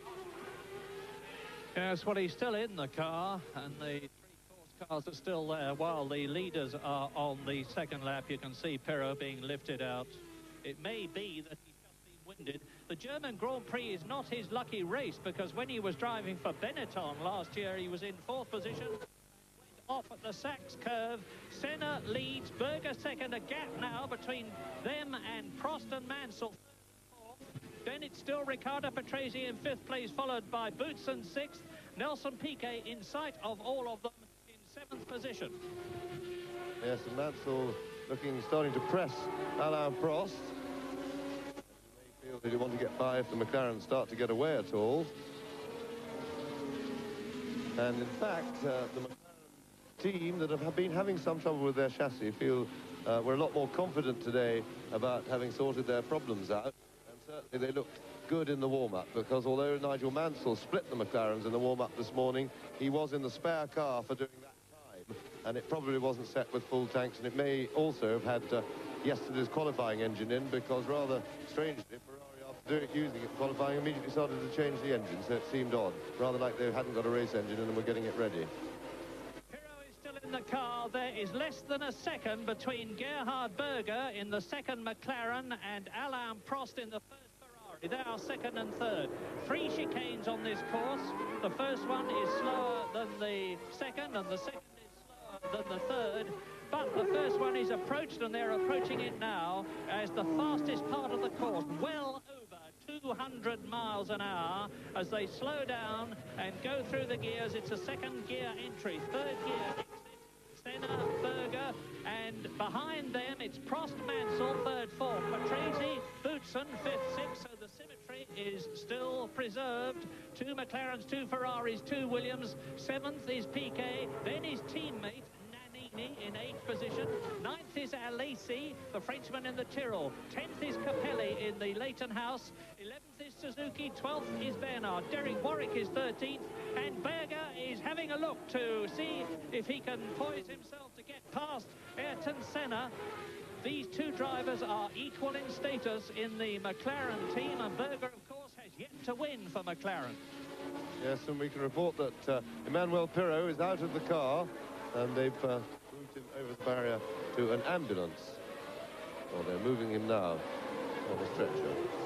So we will report any news that we get of his condition, and in the meantime we hope that he's all right. It didn't look too big a stunt, so we just keep our fingers crossed, as Prost now has closed the gap just a little bit to Berger and looks to be holding on to the 2 McLarens. I'm sure that he will not be in any hurry to attack the McLarens as yet.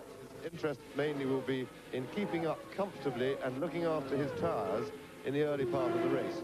The top teams are hoping, but they were going to play it by ear as usual, they're hoping that they'll be able to look after the tyres well enough to go the whole distance on one set. But Prost, who is probably the best man in the business for knowing just how to look after his tyres and get the very best out of them, because preserving them now, giving away a little bit of speed now, can make a great deal of difference in the last third of the race. And because remember, the car is much, much heavier now than later, and therefore if you push it too hard on the tyres, the damage is proportionately much greater at this stage of the race. So, 2 McLarens, everything very symmetrical, except that there's a Benetton up, joined, and yeah, it's the Benetton is up with, as you saw, in 6th position. Nelson Piquet is there, and so here is Senna. He's coming down towards the stadium now with Berger tight up behind him. Prost 3rd, Mansell 4th, Patrese 5th, Piquet up to 6th, Nannini up to 6th. So where has Thierry Boutsen gone? There he is. Thierry Boutsen must have spun, because he is down in 10th position, the Belgian. So now they are coming through to complete lap 4 in this 45-lap race, so just about 1/11 distance. And I'll give you the gap now between Senna leading and Mansell, who is 4th, 2 seconds. Then it's Patrese, Piquet in the Benetton, and Nannini in the Benetton are catching Riccardo Patrese, who is 5th. Now, there's the first 4. They're approaching the first chicane now at well over 200 miles an hour. And as you can see, Nelson Piquet's... Hello, there's something happened back there, and that looks big. That looks big. certainly a big cloud of dust, but if somebody just put 4 wheels on the grass, they could make that, but in fact, there's a course car whizzing down that direction down the pit road. In the meantime, the Piro incident, the course is now completely clear just before the start-finish line where that accident happened. As soon as they got Emanuele out of the car, they were able to push it away. It was on 4 wheels and get rid of it, so there's no problem there. And the top 2 teams, the top 4 cars in the business now beginning to stretch away a little bit. And we still have to wait to see if this is going to remain a 4-car battle. The McLarens would appear to be looking to edge away, which would be consistent with the speed they showed in the warm-up in race trim this morning. The man to watch at the moment is not Senna, nor Berger, nor Prost, nor Mansell even, but Nelson Piquet, who is in 6th position and now right on the tail of Riccardo Patrese. So there are the leaders. Ayrton Senna holding his position in front of Gerhard Berger as they come round the left-hander in the stadium. Look across and you may just see a flash of Piquet and Nannini right behind him. They're both with Patrese, who is 5th. Yes, and very right, Murray, to watch out for the Benettons, because the significant fact the fact that may become significant later in the race is that they're on different tyres. They're using a harder compound of Goodyear to the 4 cars up front, and in fact most other cars in the race, they've gone, which is a more conservative compound, but in very hot weather and with fast corners, although there aren't any really fast corners as such here, but the long curve at the end works the tyre very hard, even though it's flat out. And the harder compound can often turn out to give more grip as it lives better at its real operating temperature. And certainly the 2 Benettons are looking strong at the moment. Lap 6, and it's settling down into 2 bunches, the 2 McLarens and the 2 Ferraris, chased by Riccardo Patrese in 5th place, and there's about 2.5 seconds behind Mansell 4th and Patrese 5th, and the second bunch is Riccardo Patrese with Nelson Piquet and Alessandro Nannini, both in Benettons powered by the new Series 4 Ford V8 engine, which made its debut very successfully at the British Grand Prix. But now still on lap 6, 45-lap race. There's Alio going through the picture.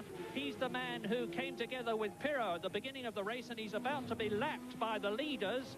And they are so close that if Philippe Alliot, who is not always the most cooperative Frenchman in the world in terms of allowing people past, interrupts the flow, then Berger, who is very quick on the course indeed. In fact, until the last lap, he was quicker than Senna on several of them, not quick enough to get by. But here is Senna coming through to complete the 6th lap now. Watch Alliot in front of them. Quickly, the order: Senna, Berger, Prost and Mansell.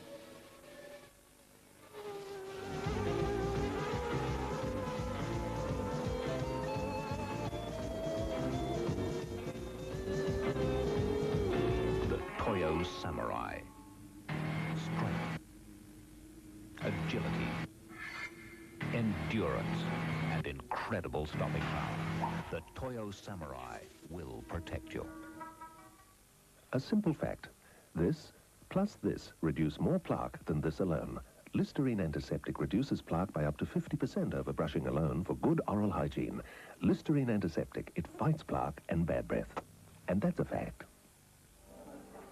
Hi, what'll it be? You know, I wish I had a dime for every time I've asked that question. I've been a cocktail bartender here at the San Francisco Fairmont for 7 years. I can make hundreds of cocktails and fancy drinks. But you know what drink they ask for most? Johnny Walker on the rocks. And me, a cocktail bartender. Straight Johnny Walker and ice. It's a good thing nobody adds ice like I can. Johnny Walker, the world's first choice in Scotch whiskey. The Scotch behind the man behind the bar. Gillette presents another great moment in Nine's wide world of sports. January 31 of 1990 will hold special memories for a certain taxi driver from Brisbane. At the Commonwealth Games, the flamboyant Rob Perella met 20-year-old Mark McMahon in the men's singles final. Experience paying off. Bobby Perella, what a goal! Perella became the first Australian to win a bowl singles title at a Commonwealth Games. Gillette, the best a man can get. You're looking sharp. You're looking good. You've we've come so far, and we know how to make the most of who you are.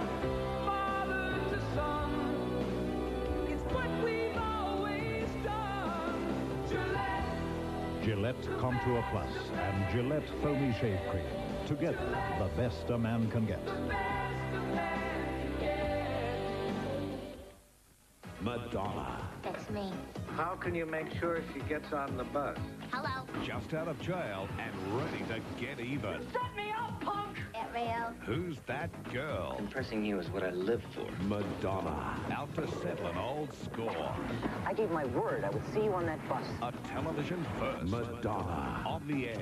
Don't do anything crazy. A romantic comedy with a difference. She's a tiger. Madonna. Who's that girl? Monday, 8:30 on 9.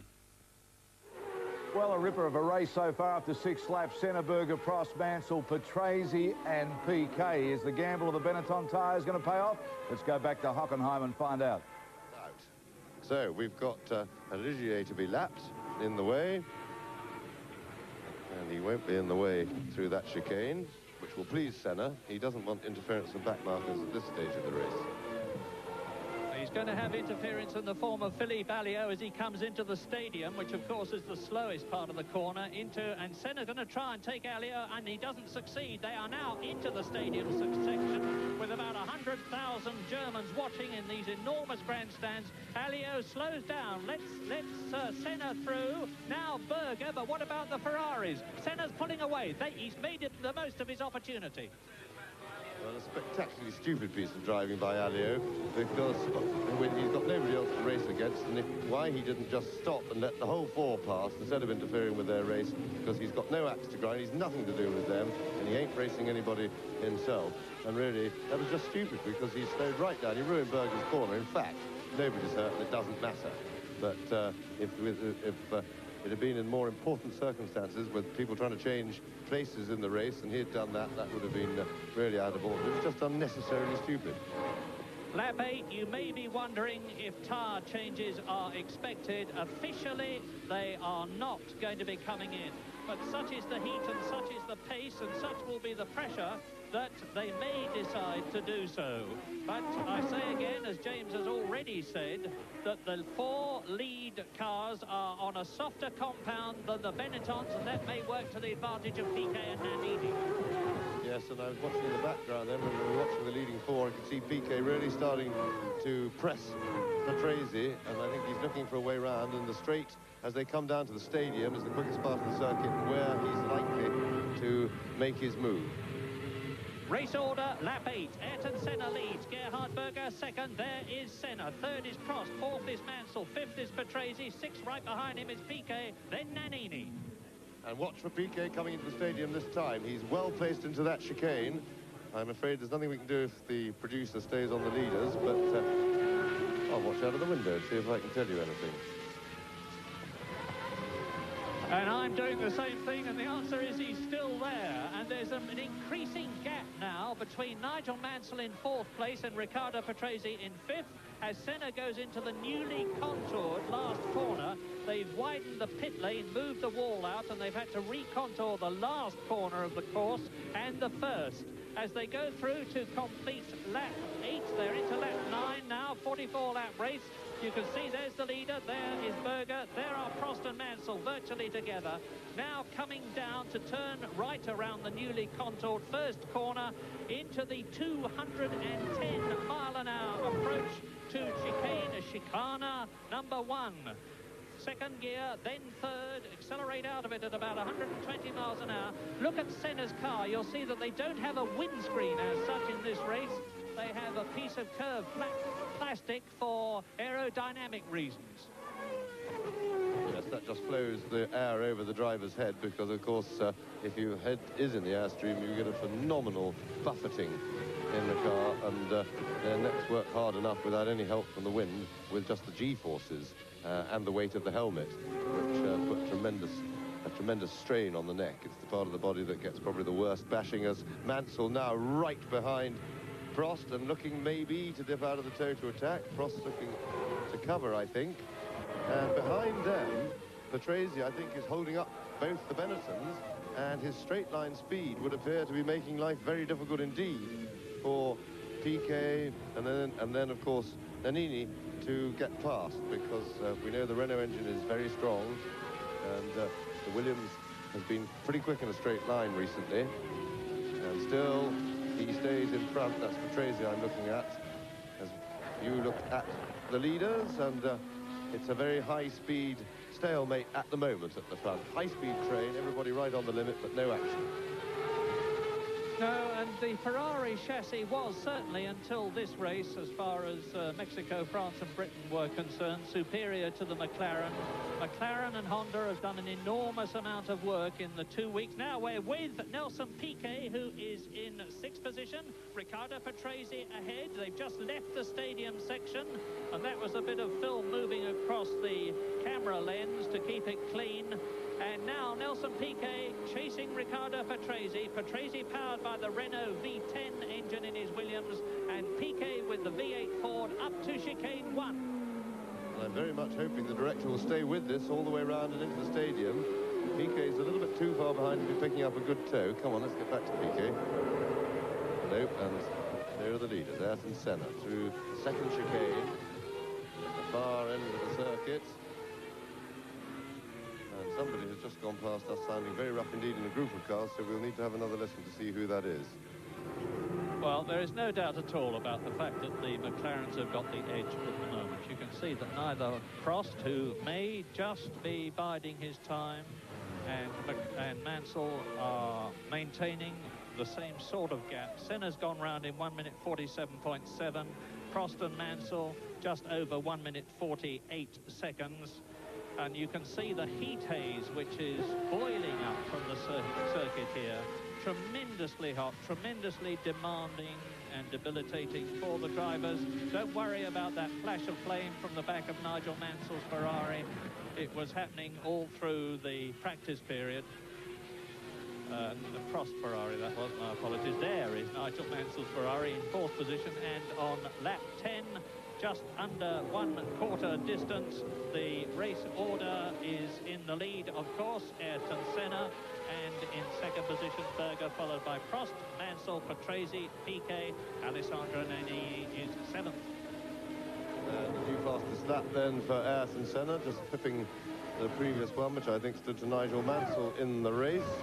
But still, of course, a long way from the lap record, but then they've got a lot more fuel in, no doubt, than when the lap record was established. And lap times, as those of you who watch regularly will know, come steadily down during the race, which, assuming that the tyres are staying consistent for the job, because, of course, the car gets considerably lighter.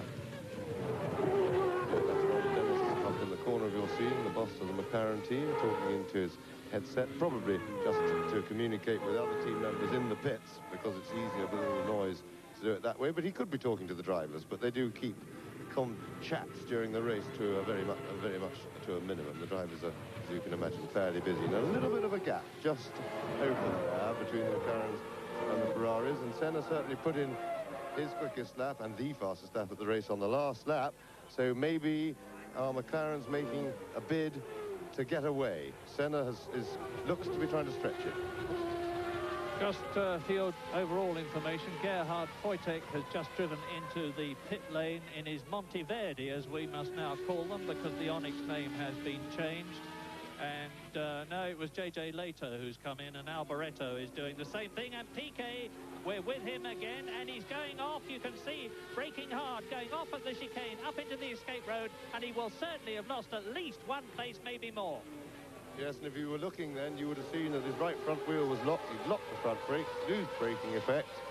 And let's see what he has to do about regaining the circuit. Well, he's gone up, he's overshot, he's into the tyre funnel. And Nelson Piquet will be losing a lot of time to get back to the circuit from there. And in fact, he's come round, he's fallen behind into the gap that was between Nannini and Boutsen. So he's only lost 1 place, but he's lost a fair bit on the road. Lap 12, you look at the 2 leaders, Senna and Berger, very much in command at the moment, chased by Alain Prost, Nigel Mansell, 3rd and 4th, Patrese 5th. Nannini then is up into 6th place. Piquet, as James has said, is down to 7th. He's only lost 1. 8th is Boutsen. 9th is Capelli. Yes, and I've just looked at the race times, and that little escapade, a little bit of fun, cost Piquet about 8.5 seconds, and only 1 place, so no serious damage, just so long as he didn't flat spot any of the tires, because of course if you're running at 190 miles an hour and you lock your brakes up, the wear you put on the tire on one place makes it like that, then perform like as if you were driving on a threepenny bit, or 20 pence a piece, piece, I should say. Now, let us speculate, James. Ayrton Senna has got a 1.5 second lead, as makes no difference, over Gerhard Berger, and Berger is about the same distance ahead of Prost, and you can see where Nigel Mansell is. I wonder if Senna is well within his limits, playing the race very coolly, knowing that it's going to be very difficult for anybody to get past him because of the buffeting they take.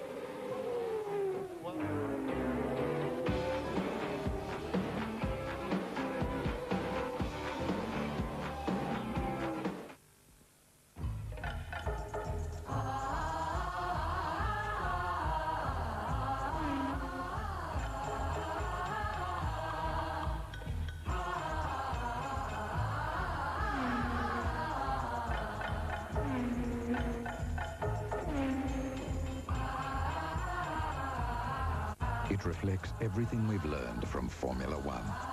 The 1.8-litre Honda Integra.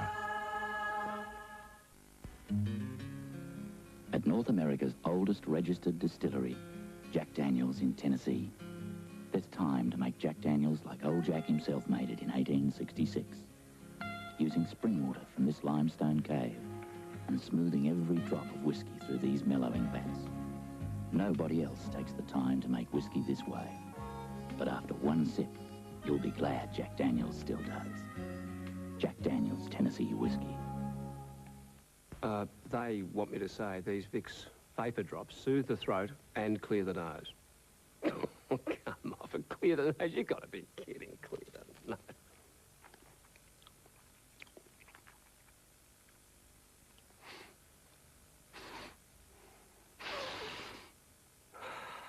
That's true. These delicious Vicks vapor drops soothe the throat and clear the nose. Of course, I knew they would. Can everyone see this? I know the type's a little small, but it's really the best we could do. If your word processing looks like word processing and your graphics aren't too graphic, you need a Canon laser printer to make the printed page look better for as little as $2,800. I trust everyone can see this. Canon laser printers for presentations that will wake the dead. 12 laps gone now. Senneberger, Prost, Mansell, Patrese, Nannini. Shame there about Piquet going off. Can he come back now into that top 6? A lot of interest in that. Let's take you back to Germany. Murray Walker and James Hunt. And he's had all sorts of trouble during practice, most of them petrol pumps. He's broken 4 petrol pumps, and into the pits too comes David Brabham.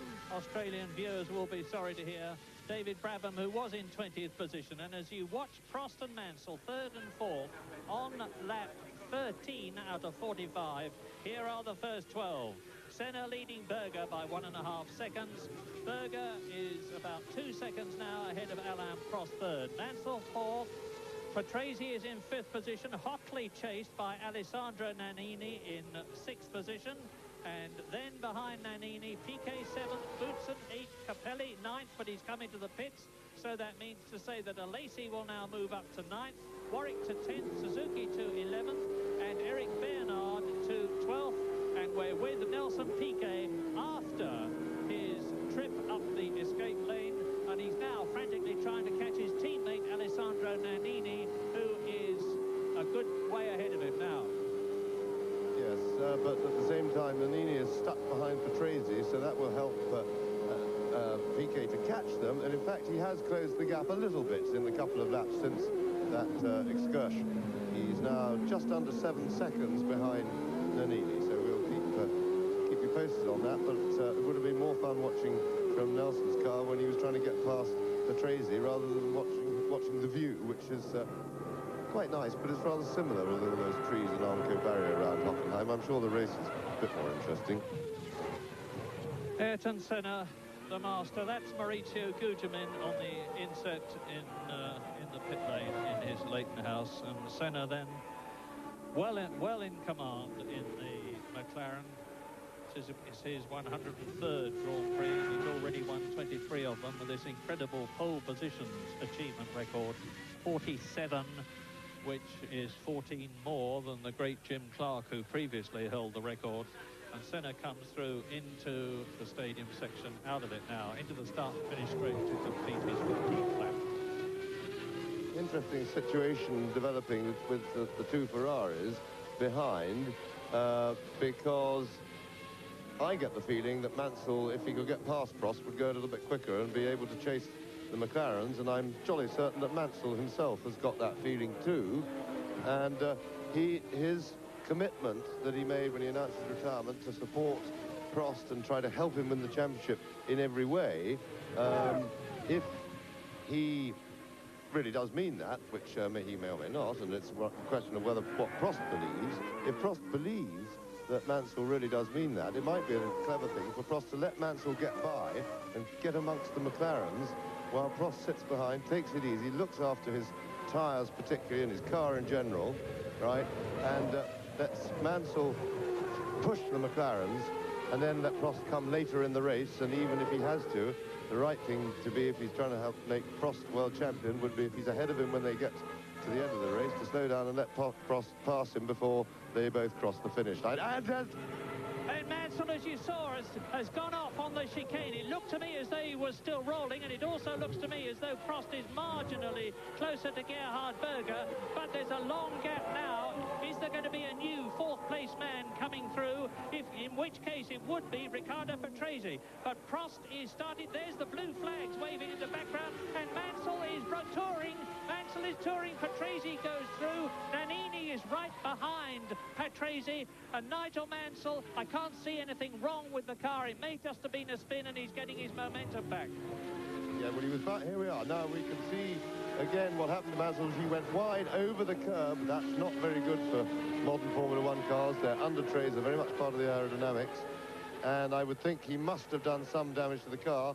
More, and Berger going into the pits, and there is Gerhard Berger into the pits, and so of course is Mansell and Prost. Sorry, Prost has come into the pits, so tire stops already for the leading runners. Mansell is now limping in behind, and this looks like a poor stop by Ferrari. That left rear wheel was stuck, and that was certainly more than 6.7 seconds. He lost time on Berger in a big way.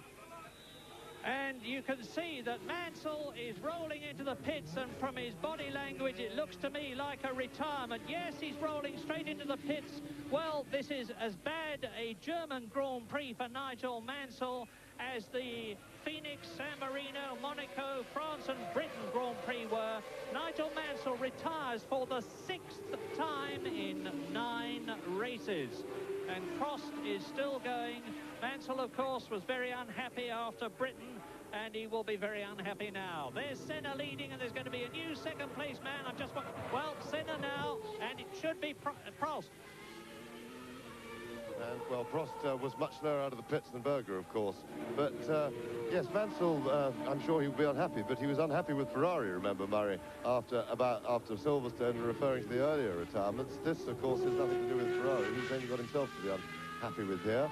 And that's unfortunate, because he's been having a good season in the cockpit. He's been unlucky with the reliability of his Ferrari, and it's always a terrible shame to throw it away when the car's doing everything right. And I'm sure he'll be kicking himself for that. And even sadder than that was yesterday Damon Hill in the 3000 race, as we watched Senna, who's now got a clear and comfortable lead on his own.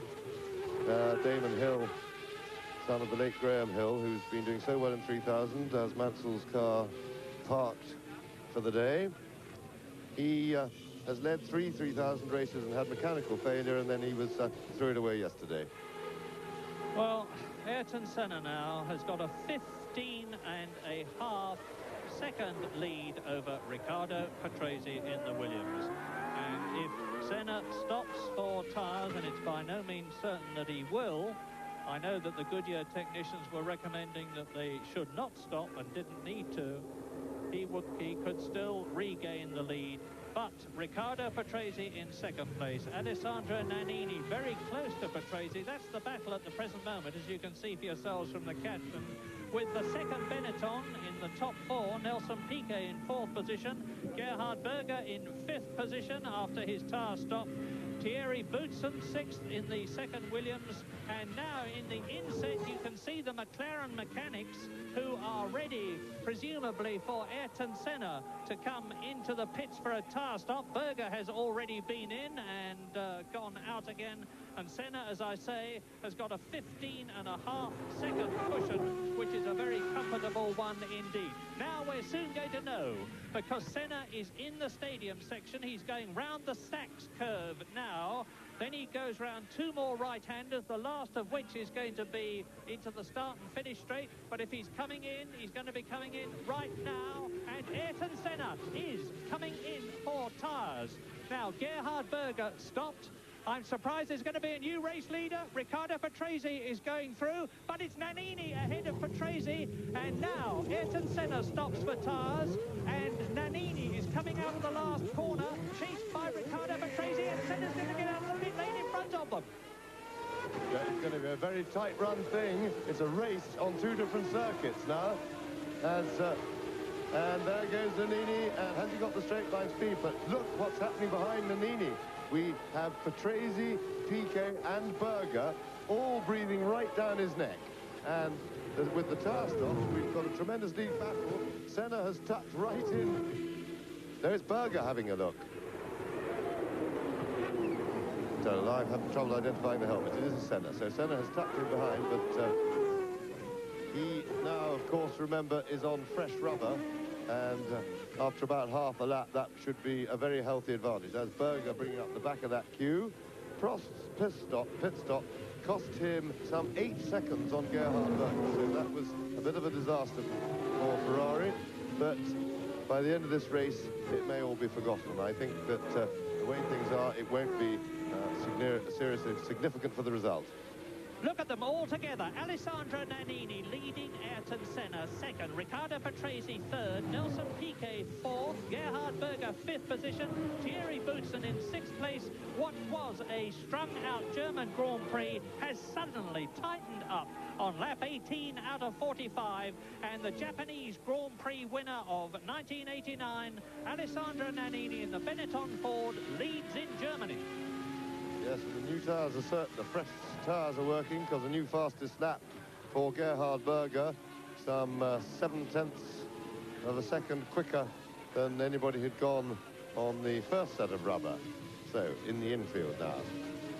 Senna's tyres will now be warmed up. You see that Nannini has stretched the lead a little bit because he is on tyres that are already warmed up, and he knows the circuit. Not only, of course, do you have to get the tyres hot when you put on a fresh set, you have to have a little feel. You can't drive, if you want to finish the race, absolutely flat out, straight out of the pits, even if the tyres can take it. You have to just make sure that they haven't got any nasty vices and the car is behaving a little bit differently. So you drive with a little less commitment for a lap until you've seen what happens.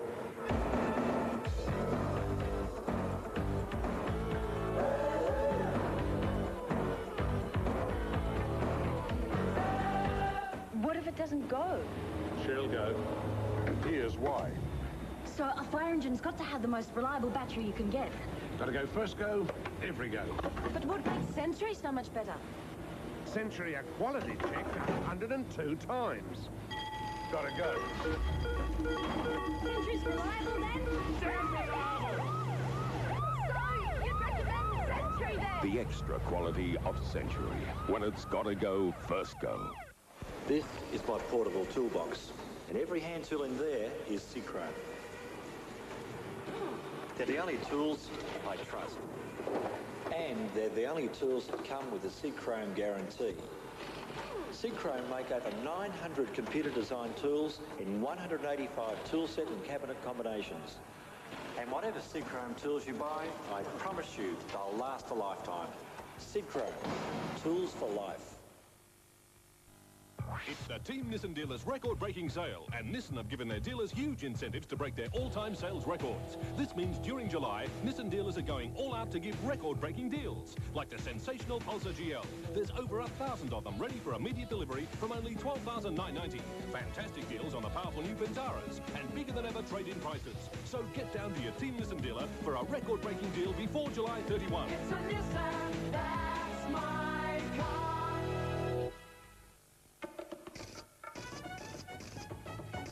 Paolo, scusi, un Galliano Sambuca. Galliano Sambuca. Grazie. Certo, normale o frappe? Frappe. Sì. Un caffè, un Galliano Sambuca. Sambuca bello. Sì. Galliano Sambuca. Prego. Tuesday, 9:30, this is what it's all about. Men.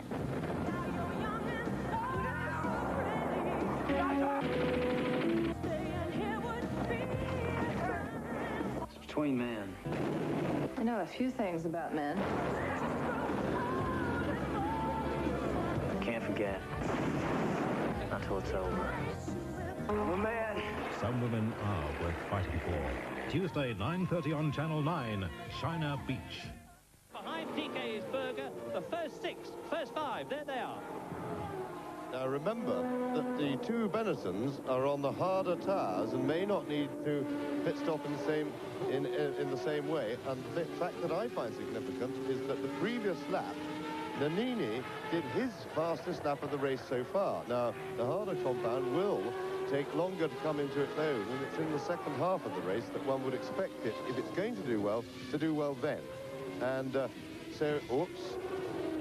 That was Patrese ducking out of the line to go into the pits, so Patrese into the pits for tires. There he is. And Nannini, meanwhile, has gone even quicker. So Nannini's times are coming down without having to stop the tires, and he's actually stretched his lead a tiny bit over Senna. So, as we surmised at the beginning of the programme, this may be the clever way to go, depending on whether they can last without a stop. Remember, if they're still not at half distance yet, quite, so if the Benettons are going to stop, they ought to be stopping very soon. That's PK followed by Berger, who's at the back of that little leading group of four. Well, one of the Tyrrells has just come in and undershot its pit, misjudged the distance and has had to accelerate onwards again. And it was Jean Alesi who was in 9th position. And so there is Piquet. And the significant thing to me is that Senna has not yet got to grips with Nannini, the leader. I was going to say nor has Berger got to grips with Piquet, who is now in 3rd position. And we are riding with Nelson Piquet now as he goes through the chicane, accelerates up. This is a 200-mile-an-hour picture that you're getting with the two aerials in front of Piquet's head on the nose of the Benetton. One of them to enable the engine to give messages to the Ford technicians in the pit, and the other to enable the pits to talk to Piquet. Now that they're in the slow section circuit, you'll just see Senna's McLaren. It's back view, there it is, just disappearing out of the picture ahead of us. And as they get onto the pit straight, you'll see again him and also his teammate Sandro Nannini. There they are. The camera doesn't see very well on the long shots. And once again, Nannini goes quicker. He's going the last 3 laps. Nannini has gone 2/10 quicker than the one before, then a 10th quicker, and Senna is certainly not climbing all over the back of him at the moment. Senna seems to be just hanging on. He had the gap hasn't really changed significantly, and he certainly doesn't look as if he's going to walk straight past. And remember that the softer tire may be going to go decline in performance sooner than these hard B compounds that the Benettons have got on. Certainly Berger's early pace when he set the fastest lap, which still stands, has gone away, but of course that may be because he's got Piquet ahead of him. We can't do anything about that. Well, Senna he's cut the gap from 2 seconds to 1.7 seconds to 1.4 seconds in the last 3 laps, and it's Nannini leading Senna, as you can see for yourselves, with Piquet some 3 seconds behind Ayrton Senna in 3rd position. 4th is Gerhard Berger with Piquet immediately in front of him. 5th is Boutsen, 6th is Prost, 7th is Capelli, 8th is Patrese, of course, has been in for tyres. 9th is Suzuki, 10th is Bernard, 11th is Nakajima, 12th is Alesi, who's been into the pits, 14th is Derek Warwick. Martin Donnelly has long since disappeared off our lap charts. I'm sorry, I don't know where he went out, but he is certainly out, and the marshal's running.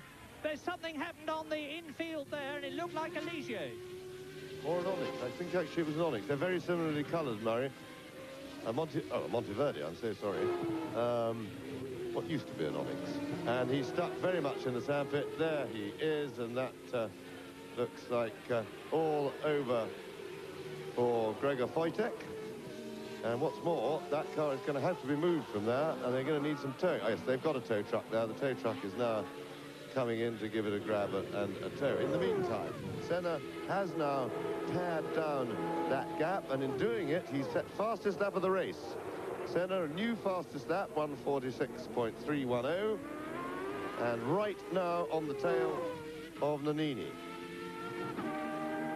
But with the story of the tyres, I'm not so sure that even if Senna gets past, he may not find that Nannini's got the better rubber right when we get towards the end of the race. The B compound tyres, he would, I expect, if he does get past, he'll pull away a little bit, but I think there's a chance that the Benettons will then start to claw back. Remember, Senna's tyres at the moment are very fresh.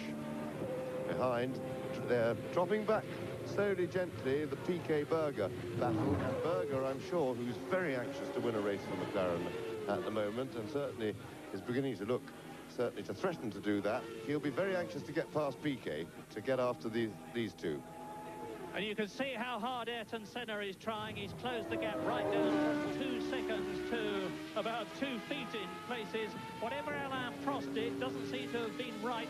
He's in 6th position, but he is lapping slower than the 2 leaders that you see at the present moment, and he's lapping slower than Gerhard Berger as Alessandro Nannini, chased by Ayrton Senna, comes through to complete lap 22 out of 45, and that's one of the Minardis. It's Martini there out of the race. Pierluigi Martini out of the race.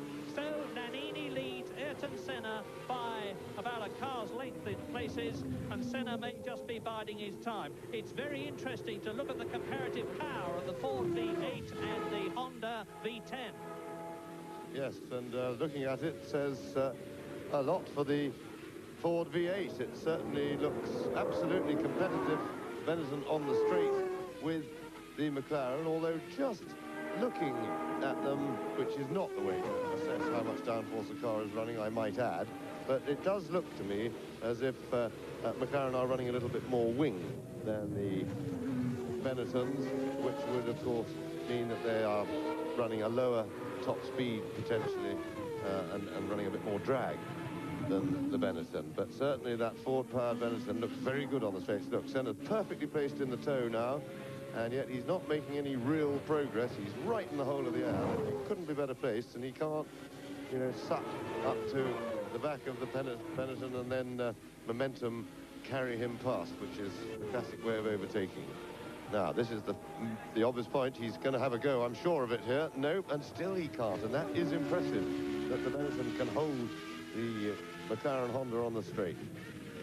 Yes, the days when McLaren used to put a dredger bucket on the back of the car, they had so much power from the Honda engine that they could have massive downforce, and the others had to have smaller wings. Now, there is Prost in 6th position. Those days are over. And Prost now is right up with Boutsen in 5th position as Senna attacks again. Yes, he's been, in fact, with all the excitement, we haven't been looking at Prost, but he's been with Boutsen for a lap or two now, and he will be keen to get past Boutsen and get stuck into chasing this leading 4, because Boutsen is now 11 seconds behind Berger, and that won't please Prost one little bit. He'll want to start working away at that gap. Alessandro Nannini from Siena, the man who used to drive for the Minardi team in the days when they had the disastrous Motori Moderni engine. has really come good since he went to Benetton. Won in Japan, now he's staving off Ayrton Senna. And as I was saying, the wings of the... Ah, that is lapping. And that was also a Monteverdi. And, oh, and a blow-up, and there goes Piquet's engine.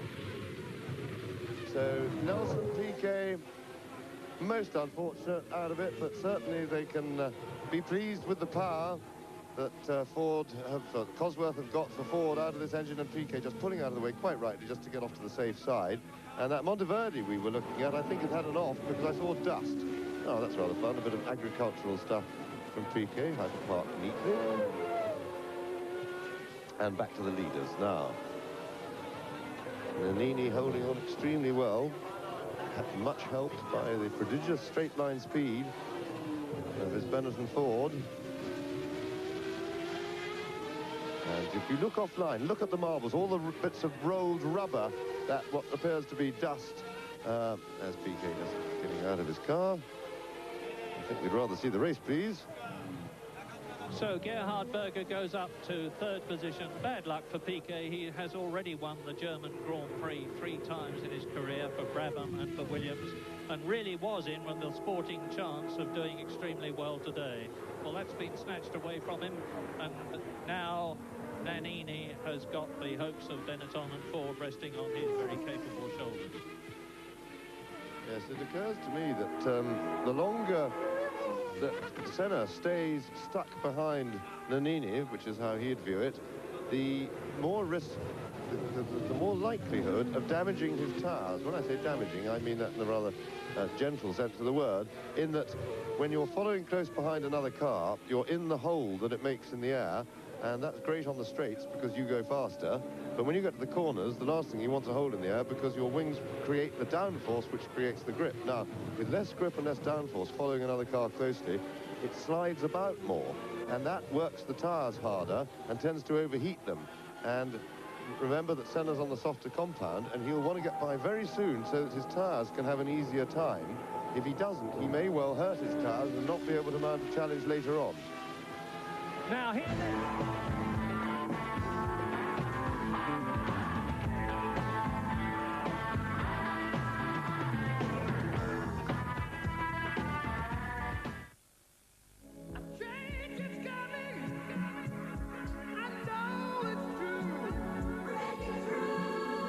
The incredible, all-new Honda Accord. Unless you drive it, you'll never believe it.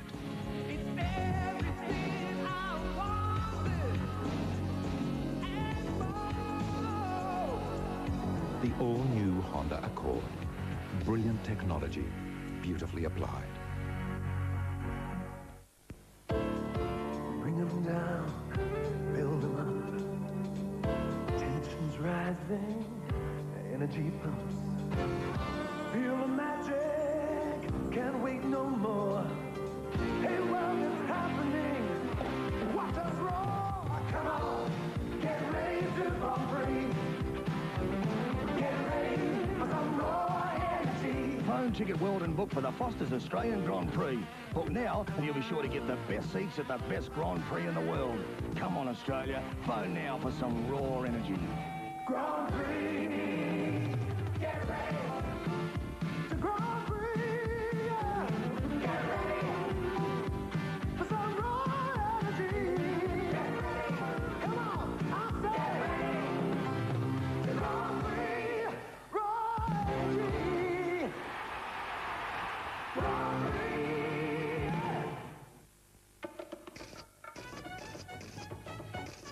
Galliano per tutti? E io prendo un Galliano con tonic. Un Galliano, per favore. Galliano con qualcosa. Con ghiaccio, Galliano. Ah, sì, sì. E bravo, Galliano. Un Galliano, per favore. Prego.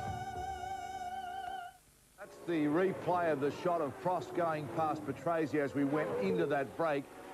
So the Professor now finally getting past Patrese. It'll be interesting to see now if he can mount a challenge.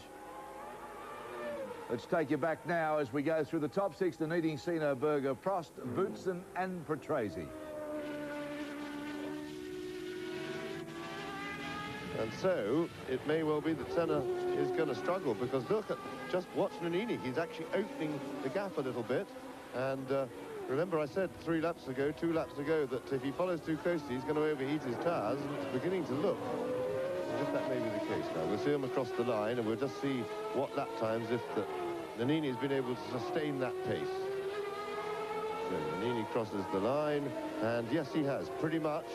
The gap now 1.5 seconds between Nannini and Senna, with Berger just under 5 seconds back. You see him in the background there.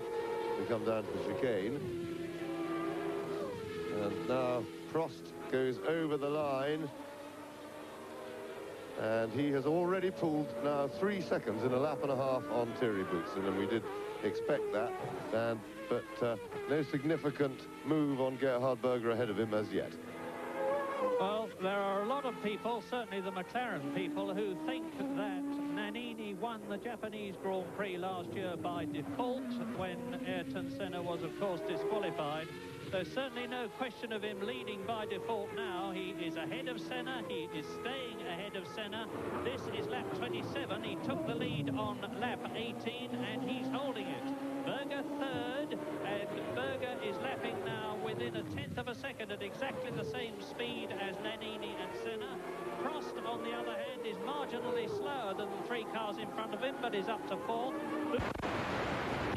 Capelli 7th, Suzuki 8th, Bernard 9th, Warwick 10th, Alesi is 11th, and he is almost left.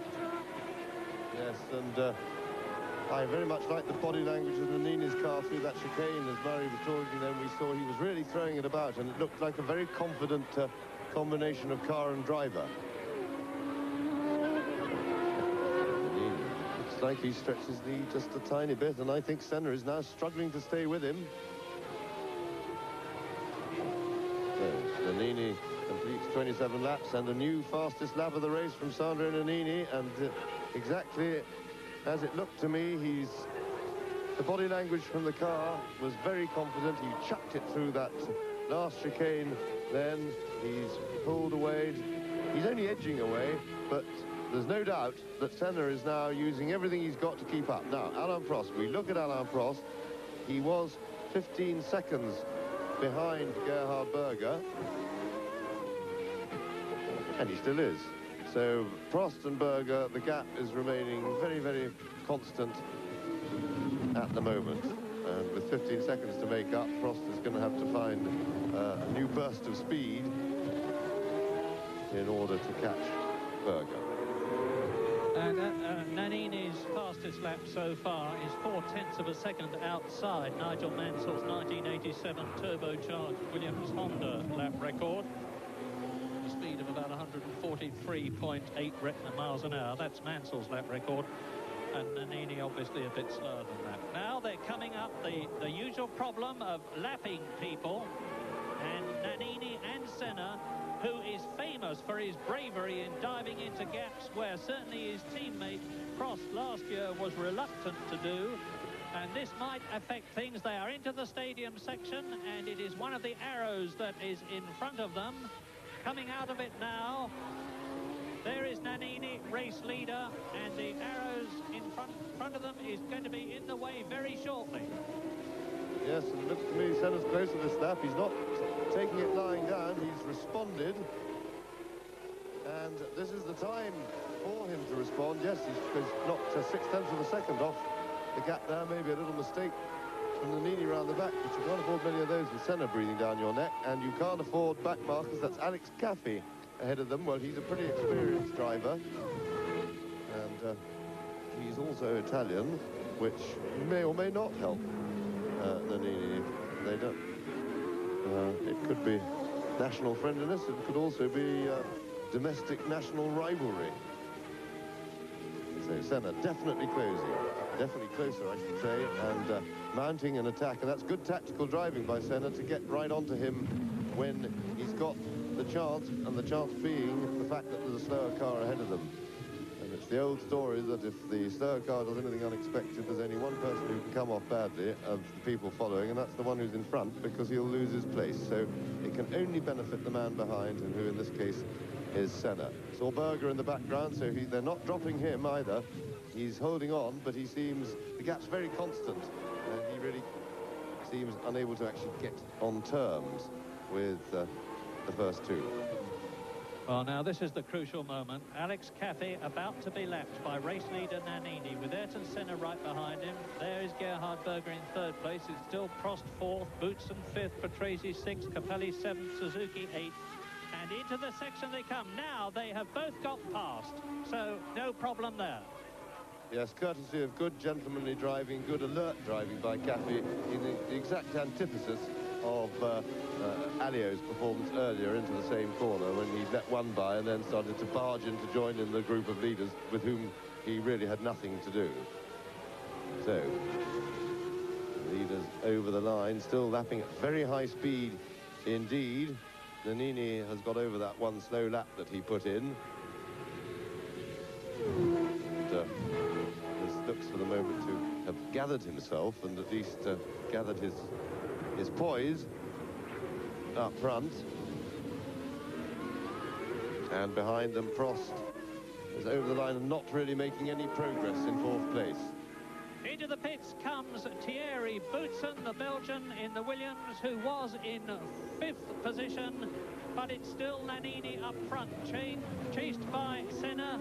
I'm sort of half looking at what you're looking at and half looking at Boutsen, because I want to see if there's going to be a change. And Capelli has gone through. Ivan Capelli, the sensation of the French Grand Prix and the British Grand Prix, second in France, third in Britain until he had to retire, is now in the points in sixth position. It's Nannini, Senna, Berger, Prost, Patrese, and then Capelli. Here is Alessandro Nannini and Senna. Just imagine the heat in those cockpits. With a 650 horsepower engine roaring away behind you, just puts the left rear onto the grass and raises a tiny bit of dust.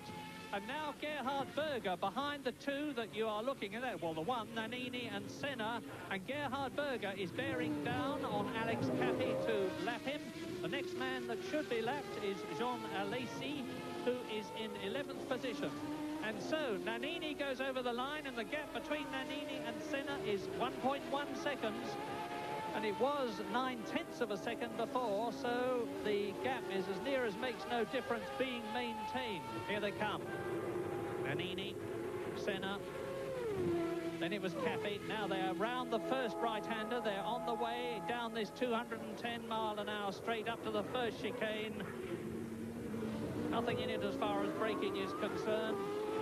And the light and nimble Benetton is going extremely well, to put it mildly. Don't forget, he's still on the same tyres that he started with. B compound Goodyears. All the compounds are 2 qualities softer than they were last year.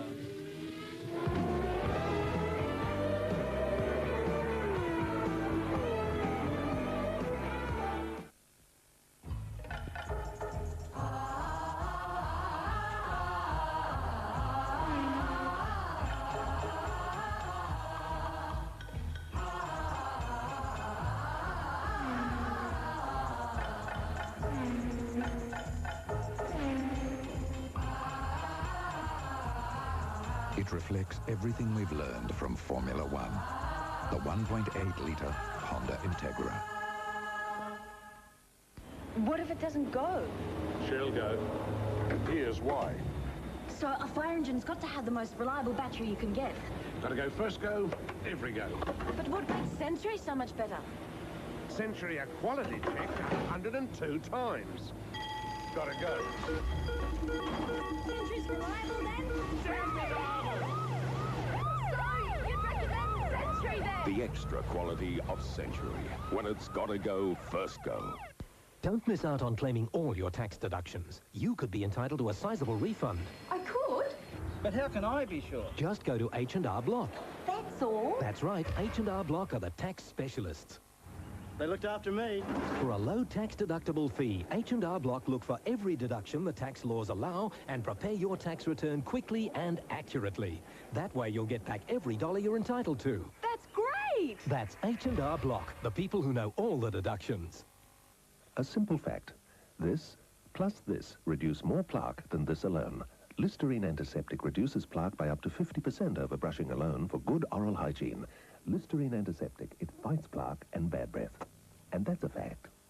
Now you can be friendly to the environment, but tough on dirt and stains. Down-to-Earth liquid laundry detergent from the new Down-to-Earth range is phosphate-free and biodegradable, so you can have a cleaner home and a cleaner world. How old do you think Bugs Bunny is? He is history's most irresistible rabbit. Talking about Bugs Bunny. Wednesday night, a galaxy of stars come together to celebrate the Super Rabbit's 50th birthday. Man, you are the Dustin Hoffman of bunnies. A television first. Bunny and Hulk Hogan in the same ring. Full of surprises. Discover the early Bugs, the classic Bugs, and those unforgettable moments. Bugs Bunny's 50th birthday special premiere Wednesday, 7:30. On Channel 9.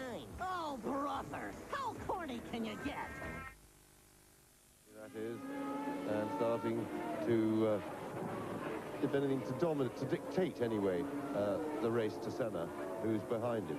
In the meantime, of course, if the first four finish as they are at the moment, but remember, there's a very long way to go yet, but should they do that with Senna in second place, Prost in fourth, that would really concertina yet further the Senna-Prost battle for the championship up front, because that would give Senna just 3 points to gain on Prost's situation, and that would make life awfully close. Yes, he would be leading the championship by just 1 point. But we are now on lap 32, 13 laps still to go, including this one that they are on. And Alessandro Nannini controlling things magnificently from the front. It would seem visually, anyway, we don't know what's going on in Senna's cockpit, but it would seem that try as he may, he can't do anything about Nannini. Yes, the only time he's closed up in the last 6 or 7 laps has been that one lap on which Nannini, although we didn't see it, appeared to have made a mistake and lost about a second. And Nannini is yet again edging away from him, and once more, as it was before that one mistake, Senna, I think, is giving it appears to me, everything he's got just to hold on. He is clinging on, but of course, as long as he can cling on, within, say, a second and a half, he, of course, is a major threat, because Nannini has to keep pushing, and he's right in position to pick up any mistake that Nannini makes. Well, Nannini's well experienced. We don't expect him to make error, but Senna has, with his reputation, has a psychological effect on other drivers. They are, a lot of them are, to some extent, to a greater or lesser extent, in awe of him, and having him breathing down your neck somehow, it would appear to this generation of drivers, is worse than having a lesser mortal breathing down your neck. Now, there's one of the greats, Alain Prost, but today, having a quiet race, perpetrated a little bit by a poor pit stop by the Ferrari team. They were unfortunately got a wheel stuck, and since his pit stop, Prost has been playing a fairly low-key game, but still, of course, working away at scoring points, 4th place with 3 points, and Prost, better than anyone, knows the value that those might have when the day of reckoning at the end of the season. Well, my mind goes back to last year's German Grand Prix as you look at Ivan Capelli in the Leighton House car with its Judd V8 engine, and he is in 6th position now in the points. And last year, both Prost, who was driving for McLaren, of course, and Senna had dreadful tyre stops. Here is Nannini leading. And the result was that Prost was leading Senna for, I think, 2 laps from the end, and then he had a gearbox problem, and Senna went through and won. And Senna is as close to Nannini now as he was to Prost last year. And again, as Nelson Piquet walks in with a can of mineral water in his hand, and he must be absolutely drenched inside those overalls because it's tremendously hot here, and even hotter on the circuit, of course. And there's the Monteverdi in front of Alessandro Nannini. Again, it's going to be critical that I think it's Leto moves over, and he does so, and they both go through. So Nannini laps him, and Senna laps him, And Berger is just going into the Sachs curve, which is the left-hander before the end of the lap. And Senna is actually much closer to Alessandro Nannini now than he has been for some time. Very much so, helped by two things. The fact that Senna, once again, had seen the back marker ahead and put in a superhuman effort, because the previous lap was his fastest lap of the race so far.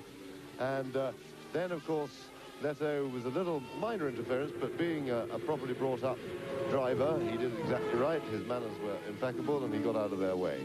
But of course, even having a car in front going quickly, with the hole in the air that it makes, slows you down a little bit, as it did to Nannini. But battle is now joined, and this must surely be Senna's big effort. It has to be now, because Senna his tyres are not going to get better relative to Nannini's in the remains of the race, and he's really pushing. Nannini got a little bit more cleanly through that chicane, and this is vital because Senna is in perfect position to get the toe. Now, we saw the McLaren struggle before. Nannini no, and I think Senna's got it. Senna's on the inside, and he won't let the corner go now. And Ayrton Senna takes the lead, and that really, surely, was the special genius of Ayrton Senna. The way the previous lap he started this overtaking maneuver, he saw Leto in front, he drove an absolutely scorching lap, which was his fastest lap of the race, to get right on Nannini's tail. At the moment they arrived at Leto, then he kept pushing because he knew it was his only chance, because I really believe that without the back marker in front and his tyres probably deteriorating faster than Nannini's, this was his chance. Now, in clean air, he's got to build up a little bit of a cushion. Yes, Senna superbly takes the lead, and now Nannini's problem is, can he stave off Gerhard Berger, who is in third position. Berger some 7 seconds behind the Italian in the Benetton. And in fourth place, it is still Alain Prost, who's not making up any time at all on Berger. Fifth, Patrese, sixth, Capelli, and here's a replay of the passing manoeuvre. Yes, and conventionally done, but very well done, because we'd seen earlier the difficulty Senna had. If he wasn't perfectly placed in the toe, he couldn't get there, and at this point, he's only getting alongside, and then being Senna, he just stays off the brakes. He's the sort of man who will look at Nannini and just wait till Nannini brakes, and irrespective of when that is almost, maybe half an eye on the corner in case Nannini's just going to go suicidal and must not try and make the corner at all, but he will watch you because he knows that whatever you do, he'll be able to handle braking later. And he's now 1.5 seconds ahead of Nannini, having got past the Italian. He's putting in another superhuman effort to build a cushion between himself and the Benetton Ford. We're on lap 35 in this 45-lap race. Ayrton Senna most certainly looks as though he has got it made, as he did in 1988 and 89, and is on his way to the hat-trick at the present moment. Well, Nannini slowed down a bit on that lap, probably lost a bit of time with being fast, of course, slows you down very slightly. We'll see if he can respond, because it's very important that Nannini should not let Senna get away. I believe that Senna's tyres will be in a worse state than his at the end of the race. Nannini really must try and push and stay close to Senna, because I think his tyres may yet deteriorate, and at that point, there's no reason why Nannini shouldn't. He needs to be in a position to remount a challenge in the closing 5 laps of the race. In the meantime, behind, Alain Prost is by no means chasing Gerhard Berger. He's losing time to Berger, and in fact is going backwards to an extent, and is now coming under threat from Riccardo Patrese, who is only 10 seconds behind him and going quicker. So Prost, fourth place, rather than attacking for third, is now defending to try and stay in fourth. Well, Ayrton Senna on his way to win number 24 in his incredible career. And it looks as though he made the right decision to come in for a new set of tyres when he did so. You can see the advantage that he's got over Alessandro Nannini now. Lap 36, Berger third, Prost fourth, Patrese in fifth position, and in sixth place, Ivan Capelli. So there's no change there except for the important one of 7. Yes, but what I don't understand is the fact that Nannini, who's now 2.1 seconds behind Senna in less than 2 laps, and 2 laps, less than 2 laps when they crossed the line, has slowed down by a second a lap from what he was doing before. In fact, the previous lap was even slower than that. Now, I can't believe that being passed by Senna has changed his car. I can only surmise that Nannini has given up or is not giving it everything, and this is terribly, terribly unprofessional driving, because Senna needs to be pushed, and Nannini can certainly do it, because if he can do 46.1 before Senna passed him, surely he can do 46.1 now with non-deteriorating type of tyre and a lighter fuel load. So Nannini really should get his finger out. There's Mike Kranefuss in the inset, and he's the head man of the worldwide Ford competition empire, probably feeling a little disappointed that his man who led so well for so long is now down in second place. Gerhard Berger is, as James said, closing up slightly on Nannini. The gap between Nannini second and Berger third is just over 6 seconds. Prost in fourth place, Patrese fifth, Capelli sixth, still in the points. Then Boutsen, then Eric Bernard, and Derek Warwick has moved up to 9th place in the Lotus. 10th, Alesi, 11th, Caffey, and in 12th position, Larini. Well, I'll tell you, shouldn't be so rude to Nannini. He was clearly listening, because he speeded up a little bit on that last lap. So good boy. Because really, we want to see a close and exciting race, but having said that, so has Senna. Senna has, again, now put in his fastest lap of the race. The gap has opened a bit, but Nannini at least has responded and would appear now to be attempting to stem the tide. McLaren Honda leads, Benetton Ford second, McLaren Honda in third position, the Ferrari of Alain Prost is fourth, Riccardo Patrese fifth, and that's one of the Lolas pulling out of the race. It looked like Eric Bernard to me with his hand up in the air. He was in 8th position. That means to say Derek Warwick moves up a place, and if a couple more fall out, Derek Warwick will finish in the points. There's a lot of speculation, incidentally, about the future of the Lotus team here at Hockenheim, with rumours that it has been bought or is going to be bought by a consortium headed up by ex-Lotus team manager Peter Collins. But meantime, there is Eric Bernard, sadly touring into the pits. Well, he's not touring into the pits, he's just pulling off the course. And now the leader, in fact, Ayrton Senna, is on his 37th lap. He's 4 seconds now ahead of Nannini, who's got a major problem, and the problem is called Gerhard Berger. And the second McLaren Honda is getting bigger and bigger in the mirrors of the second place man, Alessandro Nannini. And Berger is lapping nearly 1 second faster than Berger, with Prost still in fourth place and not offering any challenge to the Austrian.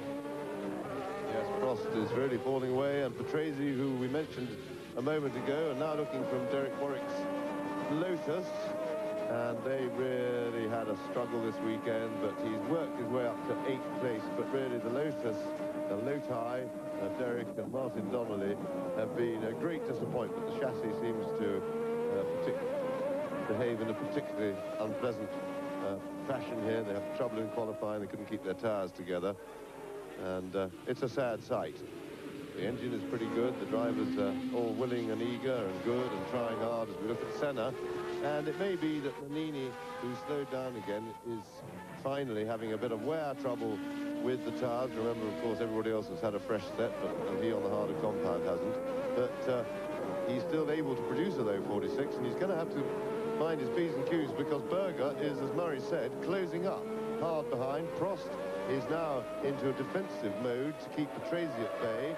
Patrese in 5th place, only 7 seconds behind Prost.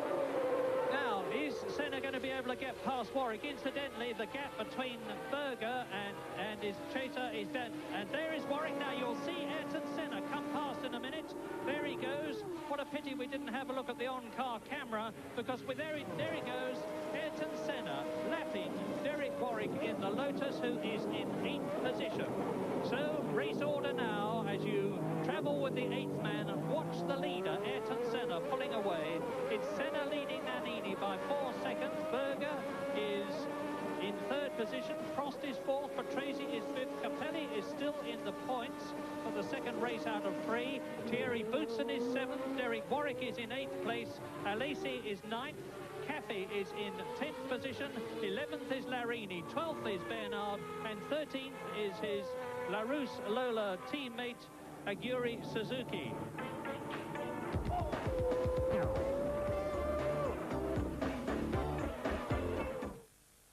The Toyo Samurai. Strength, agility, endurance, and incredible stopping power. The Toyo Samurai will protect you.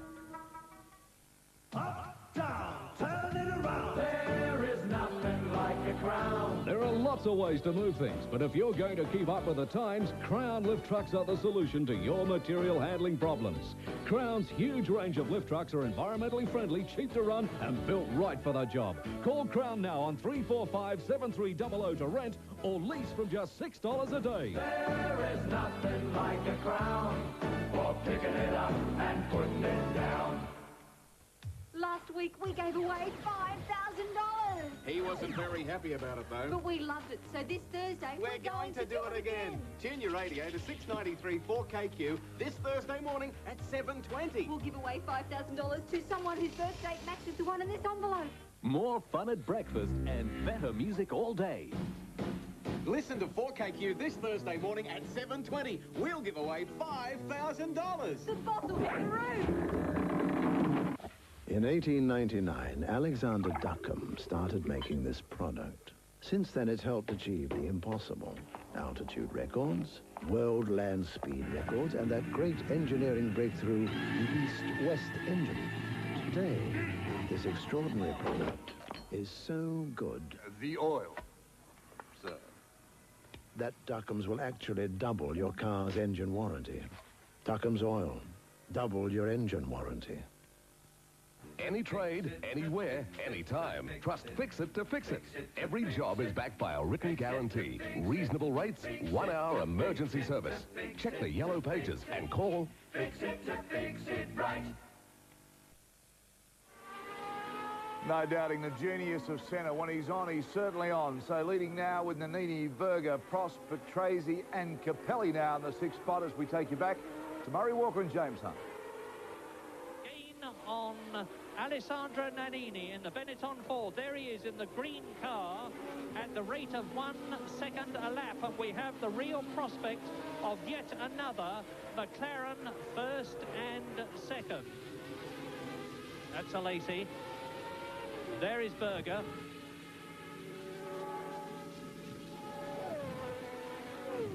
Well, Senna won in Phoenix. Gerhard Berger has yet to win a Grand Prix. Senna won in Monaco, of course, as he did in Canada, and has been beaten in the last 3 Grand Prix by 1989 world champion Alain Prost this year, driving for Ferrari. So Ayrton Senna has gone past Nicola Larini in the Ligier. His teammate Philippe Alliot, who was involved in that coming together with Emanuele Pirro at the start, has long since disappeared. And there are, as I talk to you, 13 out of the 26 drivers left in the race. Senna, Nannini, Berger, Prost 4th, Patrese 5th, Boutsen 6th. Capelli is in 7th position. Derek Warwick is still 8th. Alesi is 9th. Derek Warwick has been lapped, of course. Caffey is 10th in the Arrows. Larini is 11th in the Ligier. 12th is Eric Bernard in the Larousse Lola. And 13th his teammate as we ride with Derek Warwick. Yes, and again, good anticipation by Derek Warwick, who saw Nannini coming, realised he was battling for the lead, and Nannini, I'm sure, was mighty grateful for that, because with Berger chasing hard and closing him down, he certainly didn't want to have to sit through the stadium section, because if he hadn't let him by then, he could have held him up for another five or six corners, and that would have been a very serious delay for Nannini. And just over 4 seconds now between Nannini and Berger. At this rate, I think that Nannini should be able to hold on. 5 laps to go, and that, of course, because Berger not only has to catch him, but then he has the bigger problem of passing him, and they're running rapidly out of laps. In the meantime, Senna is moving away pretty comfortably now. Gap at 6 over 6 seconds to Nannini, and I'm sure Nannini's concern is no longer with Senna at all, and is purely with Berger's progress. But I think Nannini, probably now his B compound tires are getting a little bit tired, but they look to be consistent enough still for him to be able to hang on. It's going to be a very close run thing for second place, though. Ayrton Senna there has well and truly broken Alessandro Nannini. Probably, as James said, because going the whole race distance on one set of Goodyear Bs has proved to be too much for Nannini. But he's driven an absolutely superb race. He's got the prospect of 6 points at the present moment to add to the 7 that he's already got. He's only in 9th position in the World Championship. Ayrton Senna going round the Sachs curve and into the right-hander before the final right-hander, and that is Alesi, and he looks to me to be in trouble the way he's being passed by people. Well, he obviously is. Alain Prost absolutely rocketing past him, and Alesi looks to me as though he's coming back to the pits to retire as Ayrton Senna goes into lap 42. Philippe Alliot, incidentally, has now officially been disqualified for, presumably, he has been adjudged to be the guilty party of what happened at the start. And there was a push start involved. That would have disqualified him most certainly. But that's of academic interest for everybody except the unfortunate Ligier team, who here in Germany have had to pre-qualify for the first time, having lost out in the first half of the season to the Larousse Lola team. And Ayrton Senna is now 7 seconds ahead of Nannini, who is 4 seconds ahead of Berger, who is 31 seconds ahead of Prost, who is 4 seconds ahead of Patrese. Yes, and Patrese has certainly got Prost in visual contact now. He's got him well in view, and Prost has responded and is fending off that position without an apparent problem. Likewise, Nannini seems to be comfortable ahead of Berger, and really it looks very much as if stalemate, despite the fact the gaps have been moving around, stalemate seems to me to have been reached, and now it will be mainly a matter of running out the last 4 laps or so with no drama or fuss. If there's no mechanical bother, I think it'll be difficult for anybody to really mount any challenges, despite the fact that the first 4 cars are in relatively close order.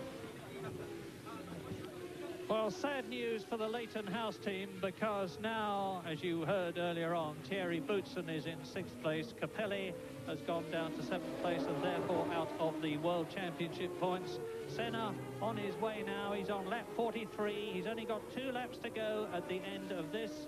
8.4 miles after this lap. And number 36 there is J.J. Leto, the Finnish driver, the protege of ex-world champion Keke Rosberg, who is here. Look at the bodywork of the Monteverdi of J.J. Leto's car. The engine cover flapping in the wind there, and he'll probably have to come in and have that replaced, although it's so close to the end of the race that it's hardly worth bothering. Lap 43 then for Ayrton Senna, race leader, with a 7.6 second gap now between himself and Alessandro Nannini, who looks at the moment secure for 2nd position and 6 points, because Gerhard Berger is still 4 seconds behind him. Prost 4th, Patrese 5th, Boutsen 6th, Capelli 7th. Yes, and the big gap between Berger and Prost, of course, that puts it into Prost into a separate race, and Patrese looks to me to have decided, just because he's the one who slowed down, the gap's now moved out to nearly 6 seconds from 4, was the closest that Riccardo Patrese got, and he looks to have given up the chase, driving just to finish and pick up his 2 points. And because, in fact, he chased hard for several laps, and I'm sure that's right. Prost doesn't appear to have any trouble. Berger now with Ligier in front. But again, Berger really doesn't look like catching Nannini now, so he won't be too worried, and he has a huge lead over Prost. 3.5 seconds between Nannini in 2nd place and Berger there. And there is Alain Prost. Well, one has to say, because it's true, that the Ferraris have been well and truly beaten by McLaren here in Germany. They may have won, as they did, in Mexico and in France and in Britain with the same driver, Alain Prost. But McLaren have risen brilliantly to the challenge, as have their engine suppliers, Honda. McLaren have been working very hard on the chassis, making alterations, and to the aerodynamics. Honda have been working very hard on the engine. This is since the British Grand Prix. The results have come together to produce what looks like being a resounding and crushing victory in the German Grand Prix, because there is only one lap to go after this one for Ayrton Senna and McLaren. And that is Ivan Capelli in the background, who has just been lapped. He's in 7th position. He's been lapped by Ayrton Senna, who's still got this commanding 7.5-second lead with only one lap to go at the end of this one. There's the Leighton House. You can see the heat haze shimmering up from the circuit, and the drivers are going to be more. There's Nannini, second. Now, there's the Ligier of Larini, and he still has not been passed by Gerhard Berger. Berger goes, no, he doesn't. And of course, all the time, this is making it virtually impossible for Gerhard Berger to get that second position. Larini is trying very hard indeed. You saw his left front tyre lock up. Ayrton Senna goes through to complete lap 44 and start his last lap. And over the line, as he's approaching it, Nannini now, Gerhard Berger in 3rd position, and the gap between Nannini 2nd and Berger 3rd, with one lap to go, is just under 5 seconds.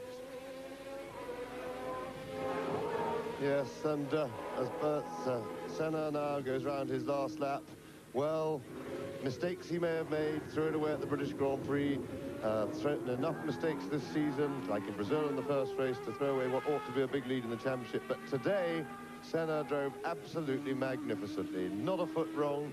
His tactics were perfect, particularly when following Nannini. It was noticeable to me that both times there was a back marker looming ahead of them. He speeded up, and that means he must have been intelligently looking after his tyres when there was no chance to overtake. Each time a back marker was looming up, he put in a really quick lap before they got there to get right on the tail. That took him into the lead. His tactics were good. He really used his head, and of course his genius enabled him to get so close. It was a problem to pass the Benetton, but he was man enough. He got really tight up his tail and used all his skills to pass and then drive off to a relatively easy win. Nannini, a great second place, marvellous race from him. Berger, very strong in the other McLaren, and Prost, of course, coming in solidly in 4th place. Bad pit stop by Ferrari cost him a battle, really, for the lead. And but he'll be very happy, or relatively happy, with 3 points for 4th place, so long as he can get it round to the line. So great drive by Ayrton Senna this time. Into the last corner, out of the last corner, Gerhard Berger, the crowd, Ayrton Senna, the crowd rises, and he waves his victorious salute, because he has now avenged a 3 times defeat. Nannini finishes in 2nd place with a very rough-sounding engine, and the gap between Nannini and Berger was 2 seconds, and there is no doubt in my mind that had the German Grand Prix been 46 laps rather than 45, it would have been a McLaren Honda 1st and 2nd, but it didn't, so it wasn't. And Ayrton Senna is the victor to make it his 4th Grand Prix win of 1990. Here is Alain Prost, and in winning in Germany, Ayrton Senna moves back into the lead of the World Championship that he lost in Britain. Ferrari only having 1 car finish, and this is it. Prost finishes 4th. Boutsen not far behind him in 5th position.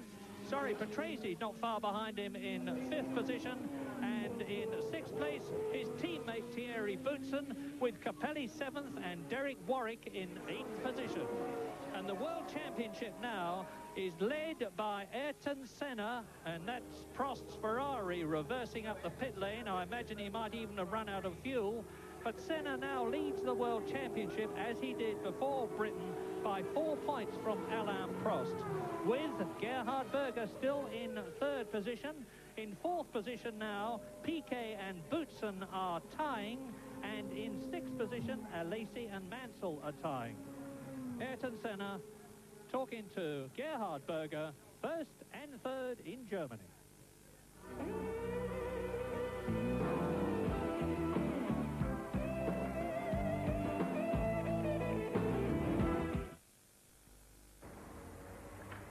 healthy is your business?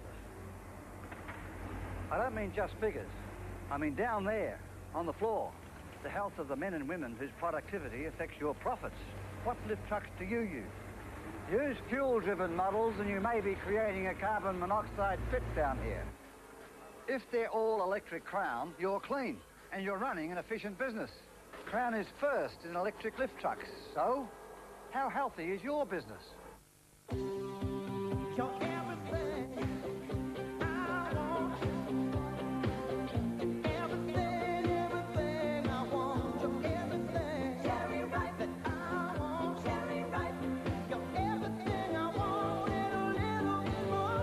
Every time you bite into the rich old gold chocolate and ripe juicy cherries, you fall in love with the big cherry taste.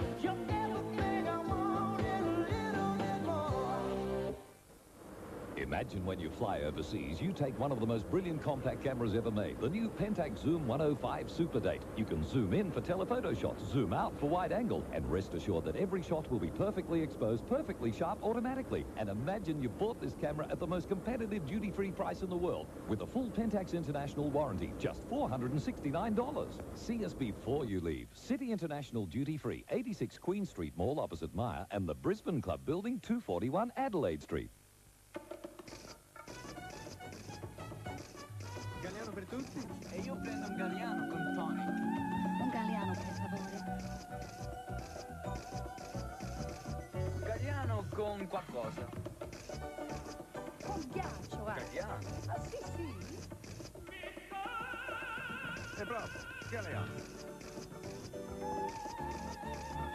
Un galliano, per favore. Prego. Here are some scenes from Graham Kennedy's funniest home video show. Just in case you haven't been paying attention. They're all funny. Terribly funny. So whether you're getting goosed, playing it cool, or just out for a piece of the action... That still makes me laugh, though. It's all there, Thursday, 7:30. Poor fellow seemed to have some kind of frog in his throat. Then at 8, lunatics on the loose in Night Court. Ball. No, I really mean it. Topping up television's craziest hour. Back on the job. Thursday from 7:30 on Channel 9. The big crowd over in Hockenheim now gathering around for the presentation. There he is, the man of the moment, Ayrton Senna, with teammate Gerhard Berger making their way up to the winner's podium. Great race for McLaren. We'll be updating you with all the results out of the Suzuka 8-hour motorcycle race out of Japan. So stay with us for that.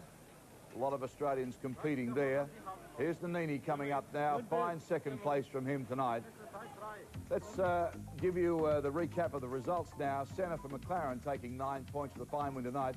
Nannini in second place for Benetton with 6 points. Berger for McLaren with 4.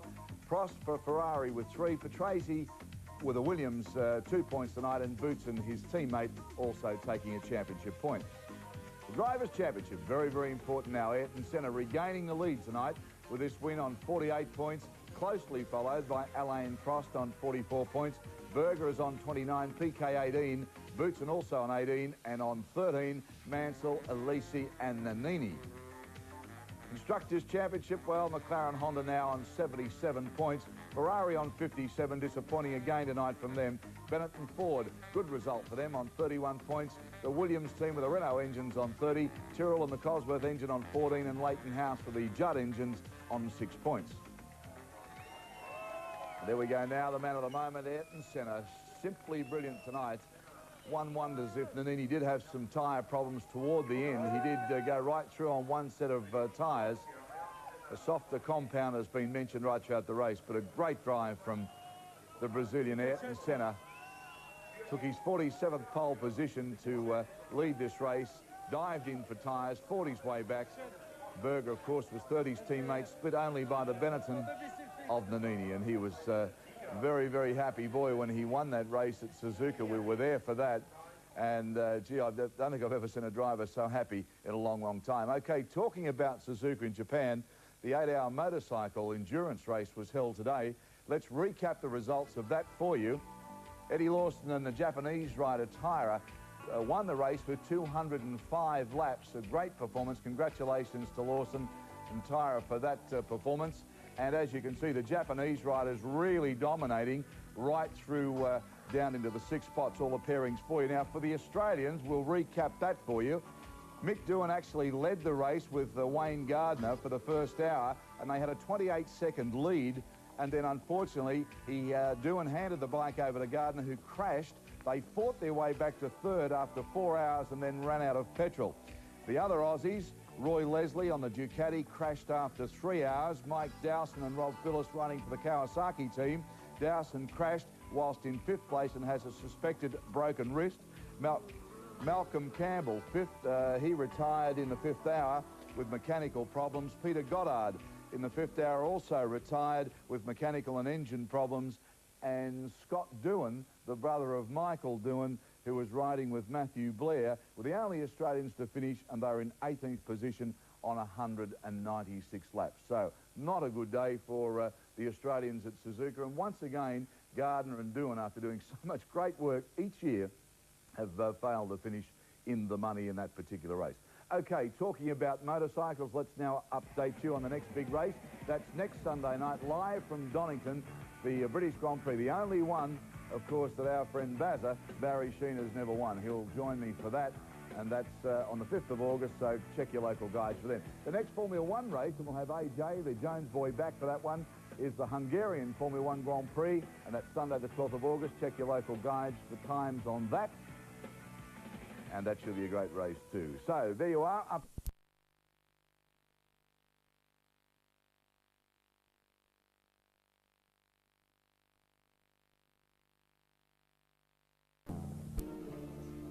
I'll say it clear. I'll state my case, of which I'm certain. I've lived a life that's full. I traveled each and every highway and more, much more than.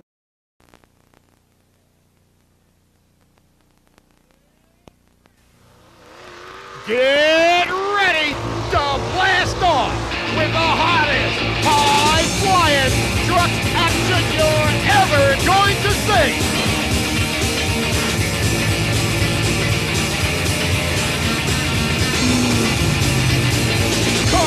Crushed into pie pans like some of the wildest, most awesome vehicles to ever roll on 4 wheels.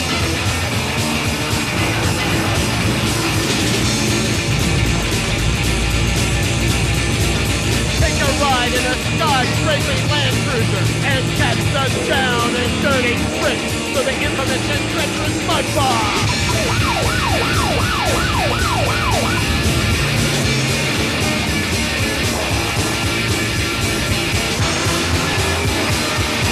Watch these drivers take all challenges to crush anything. All this and more as Main Event Entertainment presents Crush This. Oh, it was absolutely super. There were some of the biggest trucks. I'm hoarse from yelling, honestly. I'm sorry.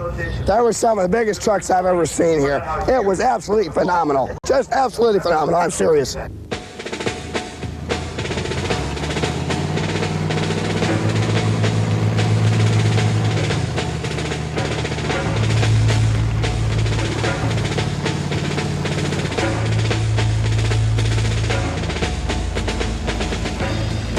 Over the past decade, the phenomenon of monster trucks has evolved into one of America's most popular motorsports.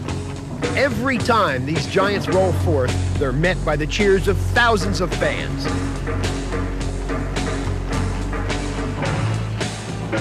Among the highlights of all giant truck gatherings is the parade to the Monster Corral.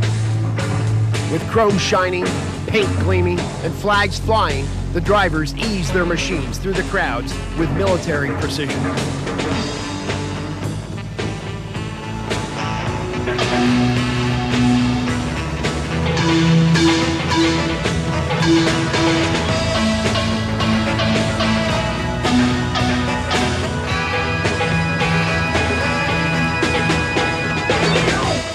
Pickups, Suburbans, Jeeps, or muscle cars. Anything can take the giant leap into this unique sport where imagination and ingenuity run wild.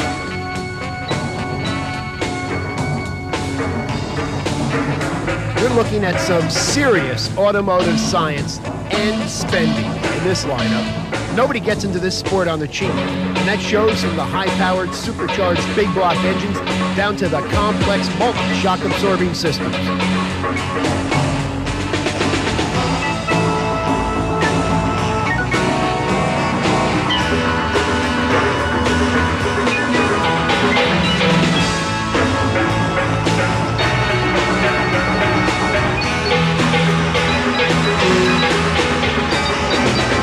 Parade is where and when the fans get a good look at their rolling heroes. Here's the opportunity to snap a photo or wave to a favored driver and feel a part of the happening. Everybody wants a closer look at these awesome vehicles. How often do you see a tire as tall as yourself, or an axle as thick as a boxer's arm, or a truck cab that can be reached only with a ladder? It's no exaggeration to say that these trucks really stand out in a crowd, and their drivers love to stand tall among the competition.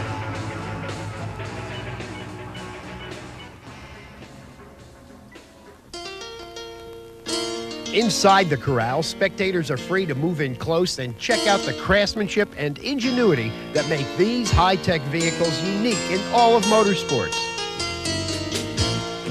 These mammoth trucks are never truly at peace. Even when sitting still, they retain their incredible sense of power. One of the most outrageous sights you'll see is a bright blue Camaro on 5-foot-tall tires. Blue Thunder is controlled by a hydraulic control stick. He starts, he stops, the nitrous is controlled here. The drivetrain of Blue Thunder is 22,000-pound Rockwell axles connected to a 2.5-ton Rockwell case. The airbags are off a tractor trailer with custom designed hydraulic shocks. It features a double low-range reduction unit custom made for the truck. It has 7 independent air tanks on it which control the level of the car, the airbags.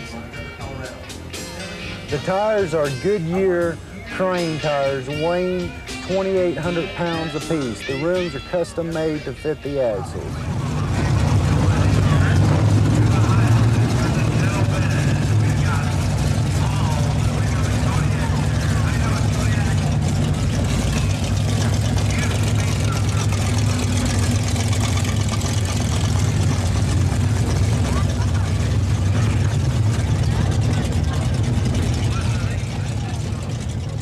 Is a 67 440 Magnum, rated at about 550 horsepower, has Predator carburetors, a NOS nitrous charge system, and a tunnel ring.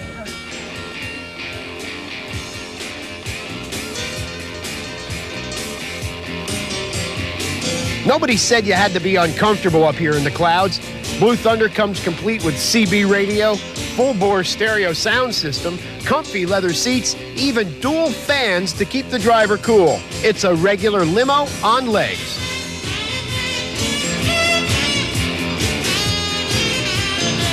Every driver has his own ideas about what makes the best truck, but they all agree on one thing: bigger is better, and biggest is best. And how about those paint jobs and nicknames? In a sport not yet taken over by big sponsorships, each driver still gets a chance to put his own personal imprint on his vehicle, and few disappoint. Sure, you've heard of Bigfoot and Barefoot, but how about the Crimson Crusher, or Pac-Man, or Flying High, or Burning Desire? Then there's First Blood, Sudden Impact, Overexcited, and many more. These are the all-American monster trucks.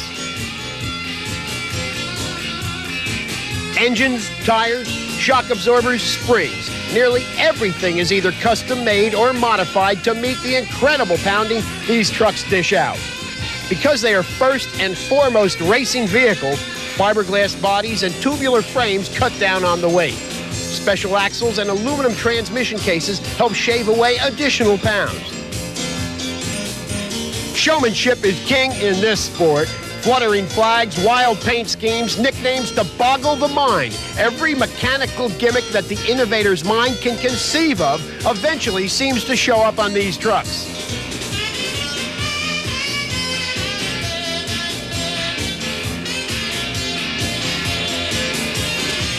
These drivers take their play seriously. Everything possible is done to entertain the fans and humble the competition. When it comes to muscle, these top-of-the-line blown, fuel-injected engines can shake ground with 1,500 horsepower. Even the smallest guy on the block boasts more than 500. High-tech is the name of the game here. These trucks utilize high-performance 500 cubic-inch racing engines, complete with magnetos, electric fuel pumps, and even remote-controlled engine shutoffs. When giant trucks first made their appearance in the late 70s, they weighed in at up to 15,000 pounds. Now, thanks to their special weight-saving innovations, many cross the scales at half that. And how about those tires? The smallest are 4 feet tall. The average tire hits nearly 6 feet. And the biggest, so far, that's over 10 feet. A dirt arena. A hungry crowd. Junk cars. This is the freestyle corral we call the War Zone.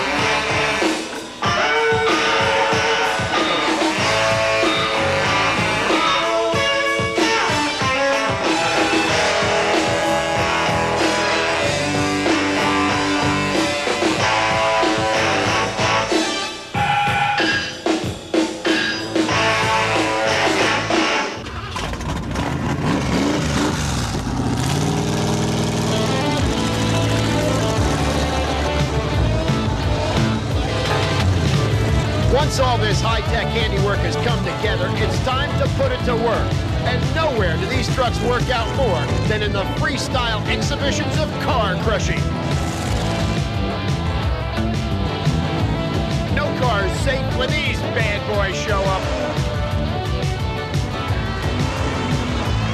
Given his solo shot in the spotlight, each driver tries to put his individual stamp literally on the obstacle course.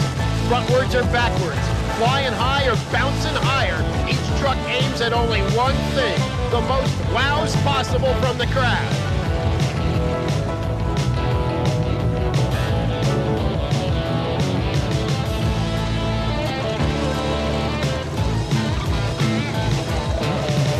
And who said you had to have a truck anyway? This former helicopter has found a new life on the ground. The rotors are gone and so is the tail, but look at that landing gear. Even with the camouflage anybody can see, this is a one-of-a-kind piece of work. Diving, darting, jumping, and juking, flying high and bouncing higher. Many times it's only a matter of inches between coming down to the roar of the crowd instead of a crash of mangled metal.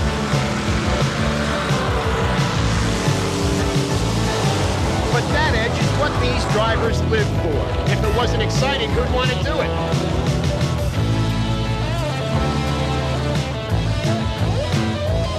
Chopper Monster is the creation of Damian Dominski, who crafted his unique vehicle from a Bell 206 Jet Ranger helicopter.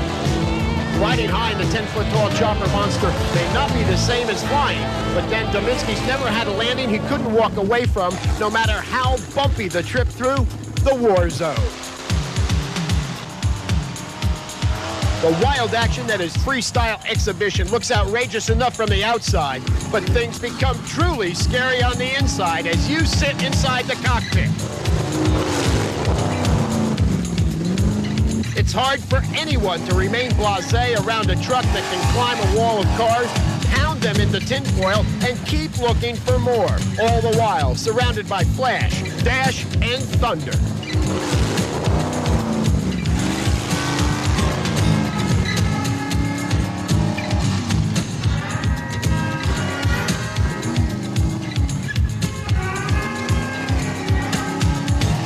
If 4 giant tires do a good job of flattening some Detroit iron, wouldn't 8 do even better?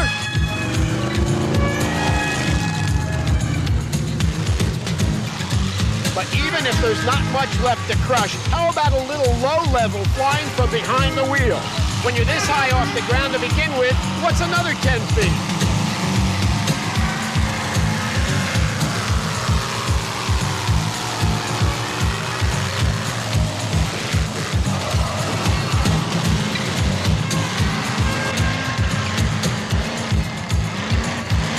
For these thrill men, no punishment is too great or stunt too wild as the crowds cheer them on. Monster truck events draw people like bees to honey, and each year the crowds multiply.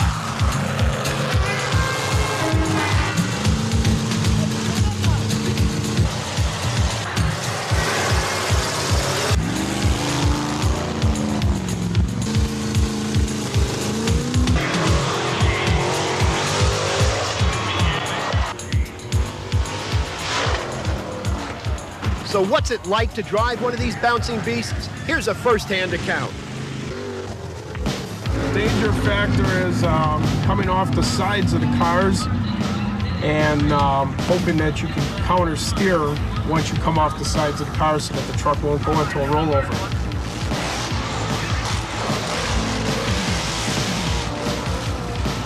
If you come up on the cars, depending on if you're the first guy out or second or third guy out, and it depends on how the cars are set up. And once you hit the cars, if you hit them fast enough in that, you can get a good launch out of it and keep the truck going real smooth there.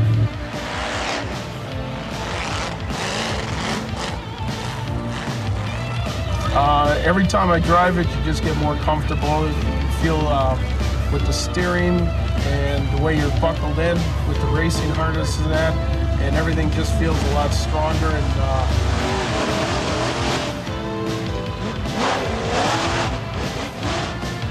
you get pretty confident. If you start doubting yourself, then that's when it seems like you start running into problems when you're going over the cars.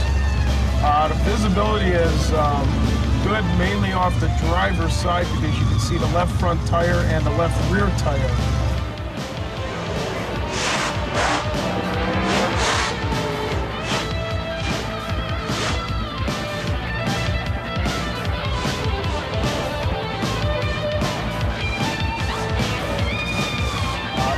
Right side, all you can do is just try and judge it as much as possible because the truck is 12 feet wide.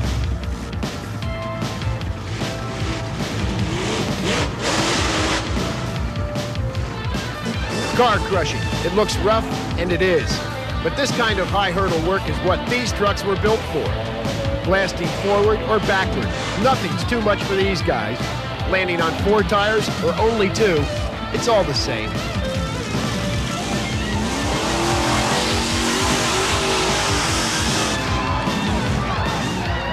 We're spinning around and we do a launch or a freestyle wheel stand over the cars and that. We have very much control of the cars. The only time we run into a problem is if a car were not to have a motor in it and the hood were to fold down and the truck would start to tip to one side. Other than that, you have very much control of the vehicle. Given the heavy-duty equipment built into these specially constructed chassis, 20-foot leaps are just a Sunday drive.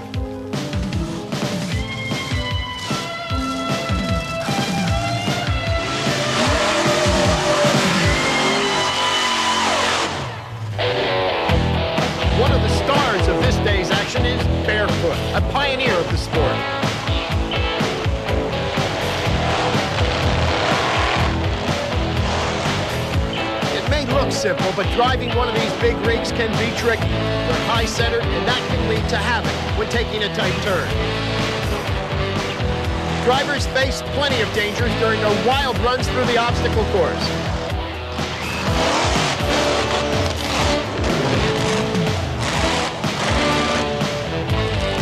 And with so many potential disasters close by, trouble often follows.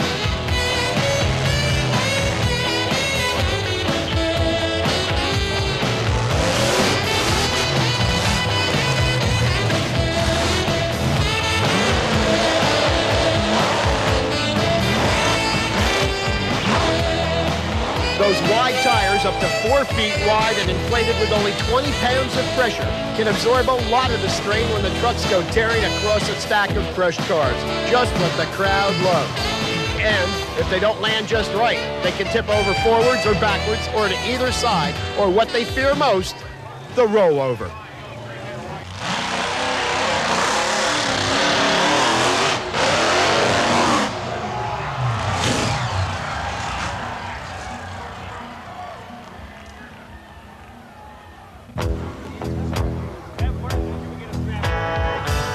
A dramatic crash. The gargantuan vehicle rolls. The driver isn't hurt, except in the pocketbook. And that's no small pain. The top flight trucks can cost up to $250,000. He was squirming. He got a little loose after he bounced the first time off the cars. Immediately threw him to the left, hard left. It came down on the front wheels, and she rolled end over end. The pros know the value of state-of-the-art safety equipment that's available for their trucks. Among the many special features protecting this driver is an inside-the-cab roll cage, a back brace, plus a web of reinforced safety harnesses. An engine cutoff system quickly silences the stubbed bare foot. Leaking gasoline, twisted metal, evidence of the hazards these drivers face at every event in their quest to entertain.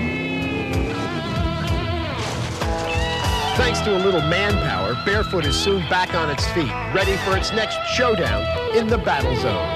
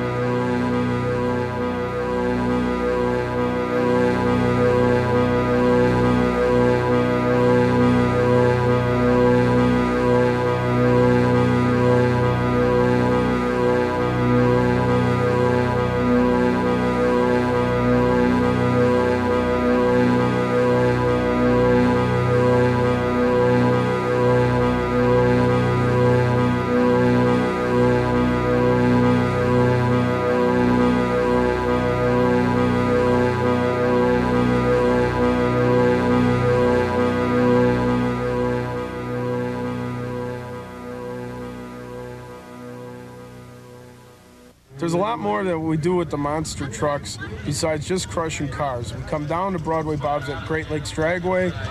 We haul kids around. We haul approximately 15 to 20 kids, and we give them a 3-minute ride, and we do that on the big event, the Labor Day weekend.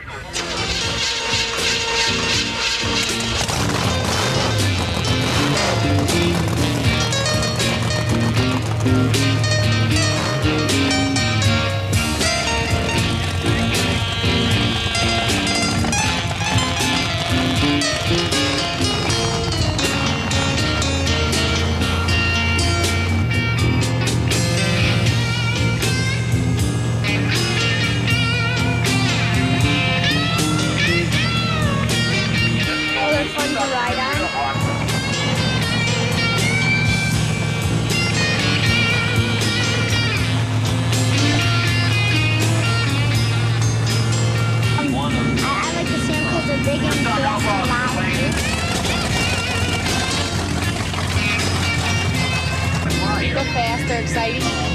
What do you get out of it? She wants to drive one.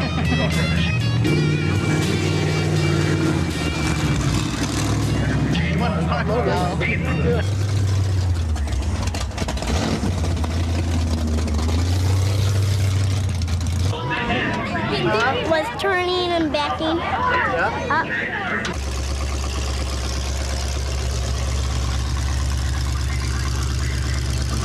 It was bumpy and we almost crashed. Yeah, how fast? Not too fast. You going there again? You want to drive one of those things when you get bigger? Maybe.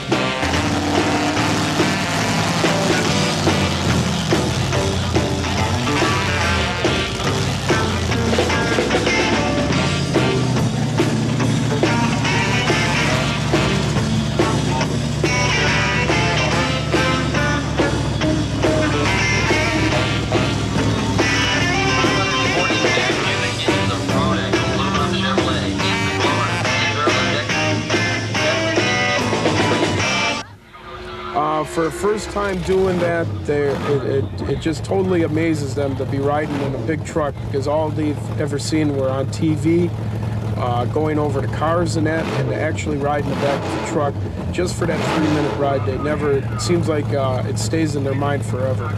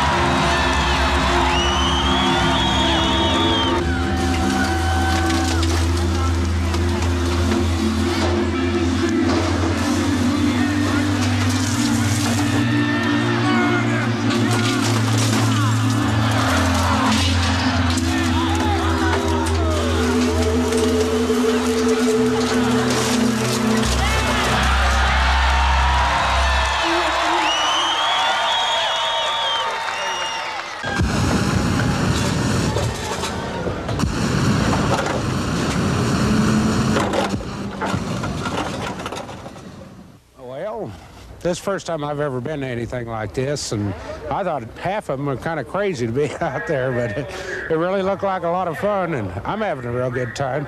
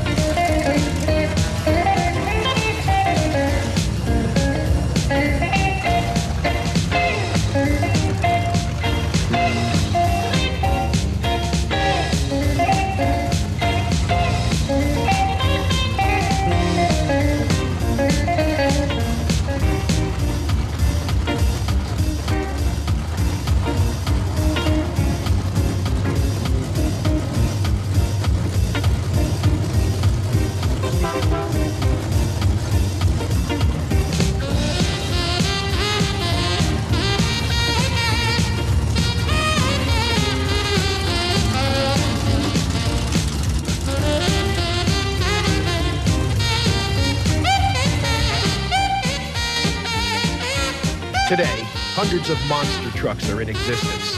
They show up at car shows, auto dealerships, county fairs, tractor pulls, and rodeos. They even have their own national racing championships in indoor as well as outdoor arenas. But in the late 70s, there was only one tall-tired truck, Bob Chandler's original Bigfoot.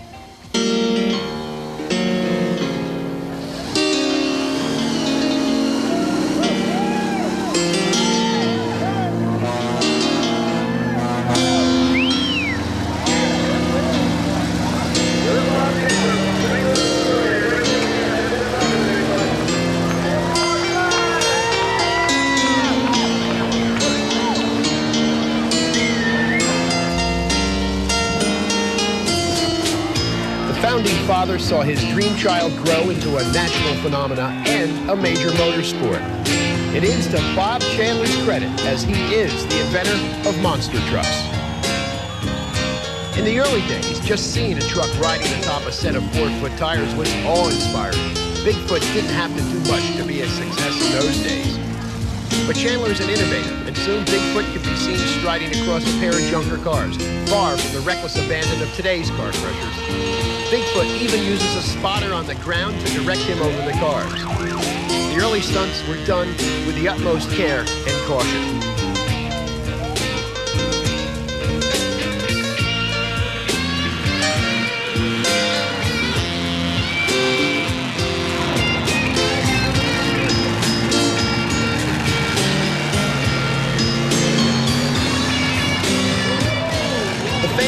Up. And soon, thousands of cars fell victim to the many towering trucks that followed in Bigfoot's tracks.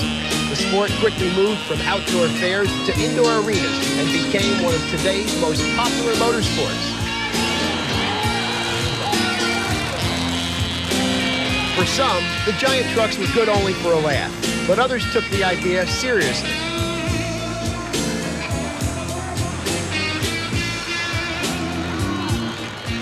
Well, maybe not that seriously.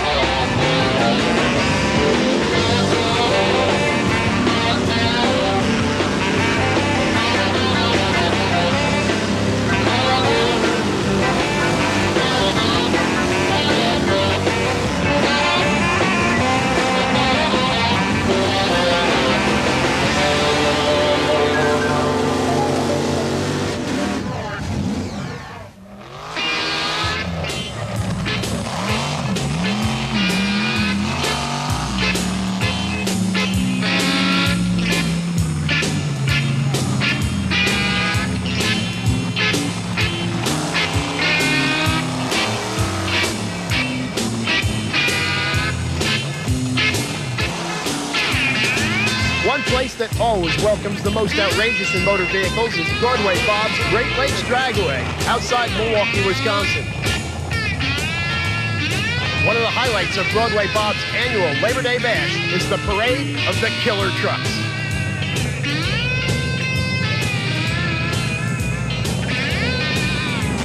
Here the Giants promenade in relative calmness down the drag strip.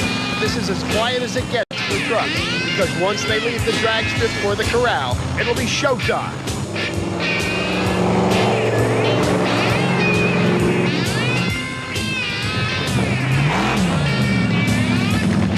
And if you think you've seen everything on 4 wheels, how about a 3-wheel super trike? Broadway Bob's Bashes draws such a turnout of giant trucks that the drag strip sometimes looks like a crowded freeway at rush hour.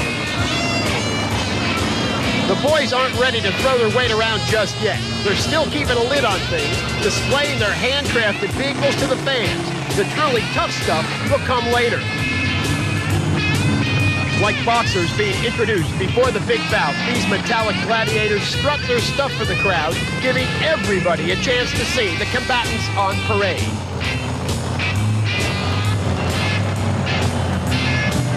And because Broadway Bob is a thrill seeker as well as a promoter, he's always got something extra to offer his audiences.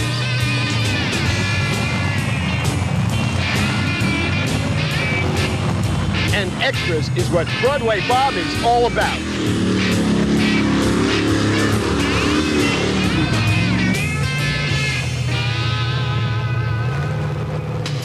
Now that the drivers have gotten the show out of the way, it's time for the go. Once everybody is in their seat, it's time for the trucks to pair off and drag race. Nothing, stacks of cars, piles of dirt, not anything will keep these beasts from getting to the finish line first.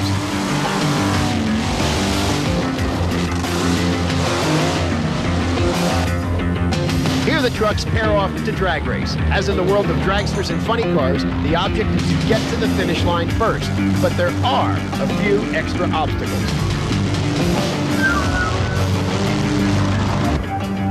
The incredible pounding the trucks take on impact is evidenced on the drivers, who also take a beating.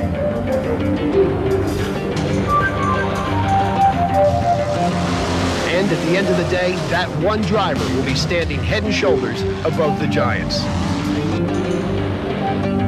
As time goes on and monster truck competition gets more intense, new obstacles are bound to come their way. As the crowds yell, "Crush this!"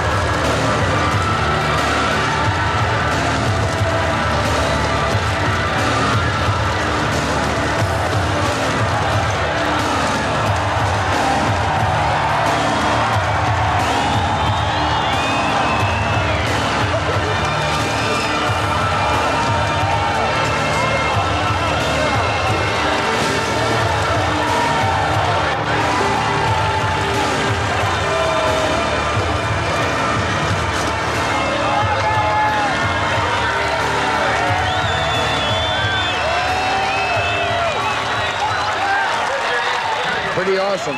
Good show. I changed my name. What is it now? Batman Bob.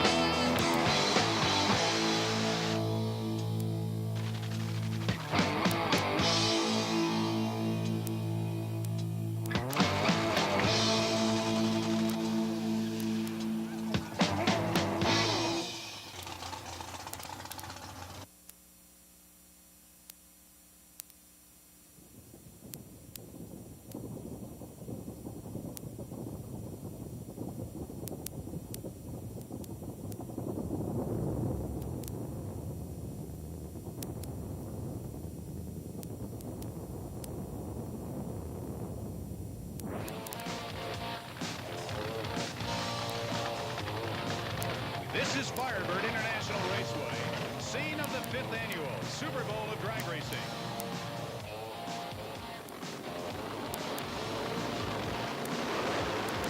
These are the Nitro Warriors, the top guns of the quarter mile, quick draw artists of 1,320 feet acceleration drag racing. 1987 Top Fuel World Champion from Lansing, Michigan, driving the beautiful golden white Miller High Life entry, Dick LaHaye, car wrenched by his daughter Kim. In the Castro GTX, new lightweight Top Fuel dragster, wrenched by Lee Beard, Gary Ormsby. Gene Snow and his brand new short wheelbase Superlight Top Fuel dragster. From Old Forge, Pennsylvania, 1984 World Top Fuel Eliminator Champion, driving the Keystone TRW Hearst Top Fuel dragster, wrenched by Tim Richards, it's Joe Amato.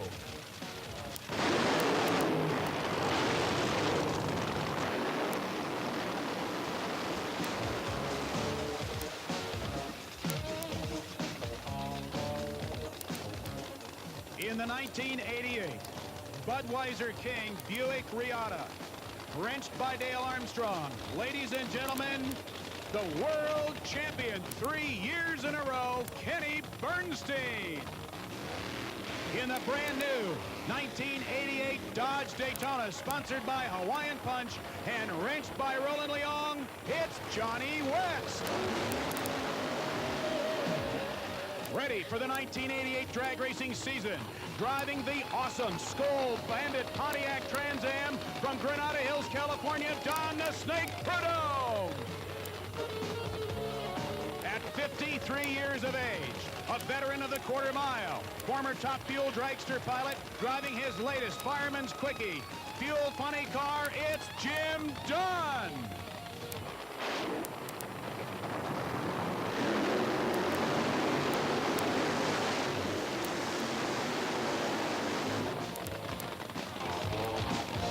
From Hemet, California, driving the gloriously finished Miller High Life entry, it's Ed the Ace McCullough. The quickest funny car in drag racing at 5.34 seconds. The mighty Austin coil-tuned Castro GTX Oldsmobile of John Force.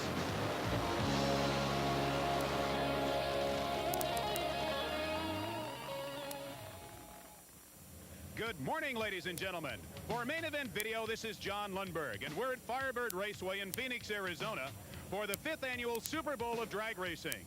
And this 1988 Sunday in late January has seen many interesting innovations introduced to the sport. A particularly fun weekend for me as a long-term drag racing enthusiast, as I've had the opportunity to spend this weekend in the pits with this man, multi-time world champion and legend of our sport, Big Daddy Don Garlitz.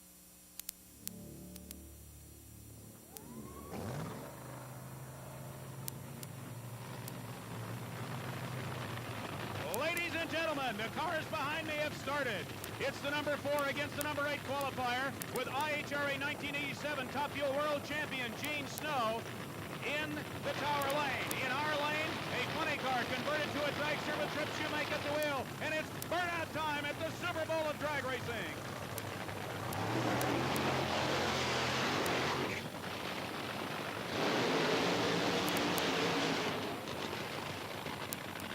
Well, Don, Gene Snow is the 1987 IHRA World Champion, but had a bit of teething troubles here as he blew his motor trying to qualify on Thursday. In a tower lane, a converted funny car. Tires are hot, we're ready to drag race. First heat, first round of the Super Bowl. And coming into stage, Trip Shoemake waits in deep stage. Gene Snow moving up very, very down a quarter mile. And as we thought, Trip Shoemake having problems. Snow goes 5.30 seconds to win. 264.70, and a good step up for Gene Snow. figured at 541, he's still just kind of getting the feel of that new car, and I anticipate he'll go into the 520s on the next round. Of course, on the other side of the track, the short car, I've tried that before, you know. The short cars are really ill handling, and as you see, he got in trouble across the center line, spun the tires. I think the long cars are still in control.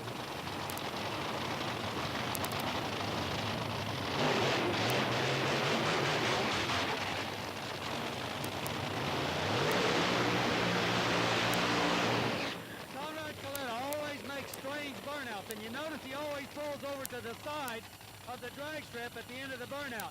This is because he has a large fuel overflow, and sometimes he drips fuel on the drag strip. So consequently, he doesn't want to run in that fuel. So he pulls over to the side. This is a very different, distinct characteristic of his racing. Also, CORRIDA has been doing some experimenting with a low compression engine, and that's why his time in qualifying wasn't all that good at a 6:12. CORRIDA now taking his time, pulls his face mask down, and rolls the brand new bounty hunter into stage. Here's Armfield. Armfield's out first. Armfield smokes the tires, but gets there first with a 5:64. 5:72, runner-up a lap time with a 242-mile-per-hour speed for Connie CORRIDA. And ladies and gentlemen, here come the next two cars. And this is going to be Joe Amato, number 2 qualifier at 5:26.1. He'll be running against Gary Beck. Gary Beck qualifies at a 5:66. And that's the best run that I think I have seen out of that McGee engine. That's that double overhead cam engine from Australia that the guys have been up here for years struggling with it. And Gary Beck has run over here and given them a hand, and they seem to have a fuel curve. So we're looking for some good things out of Gary Beck. Okay, and here comes Amato.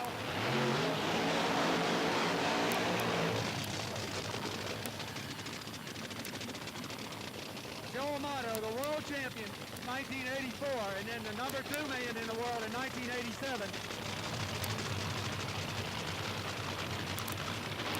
A force to be reckoned with, and he has run a 5:26 here.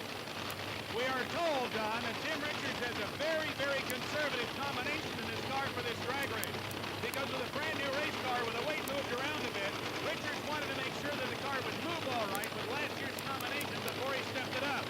But if he's going to win this drag race with a number 1 at a 5:22, something's going to have to happen today.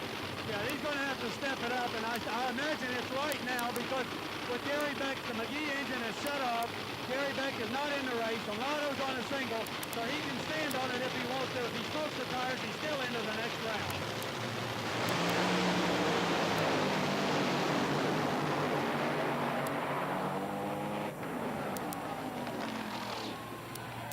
Well, the crowd is cheering behind us, Don. Why? Well, you see the 5:19 on the scoreboard. Richards did, in fact, step it up. He's ready for LaHaye, and I guess what you might say, it's back to you, Dick. And all of a sudden, this is a brand new drag race. The next two cars are ready to go. Can you imagine the thoughts going through Dick LaHaye's mind right now, folks, as he looks down the racetrack and sees the 5:19 up on the scoreboard? He's strapped in the car, and he doesn't know whether he's going to be able to do that or not, or smoke the tires. And I'll tell you what, from a personal point, that is some real stress, believe me. The worst thing in the world you could do is put a number up on the board like that for your competitor to look at. It's got to run behind you. And of course, once again, the thing that Dick has been able to count on all through the 1987 season and for the past 3 or 4 is the incredible talent of his daughter, Kim LaHaye, in tuning this vehicle. People at CarCraft Magazine honored her last year with an All-Star Crew Chief Award, and she's definitely a factor in the campaigning of this car, is she not, Don? Yeah, she is a young lady that actually works on the car. She's not just out there for looks. All right, the gauntlet is thrown. It's no prisoners drag racing here in this last heat of the first round of Top Fuel Eliminator. LaHaye number 1 at 5:22 against former alcohol dragster pilot Dennis Scorsell. Now on nitromethane, number 5 qualifier at 5:49. It's burnout time. Last heat, first round, Top Fuel Eliminator at the Super Bowl of drag racing.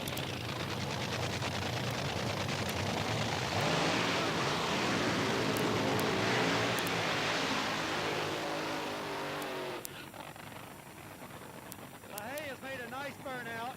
he always makes a good long burnout. He likes a lot of heat in his tires.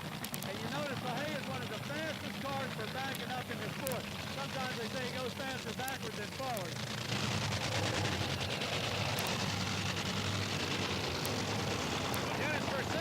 In the tower lane with his brand new Cable Value Network car against the Miller High Life Top Fuel dragster of world champion Dick LaHaye, running against a 5:19 that LaHaye can see. It's still on the scoreboard at the end of the quarter mile.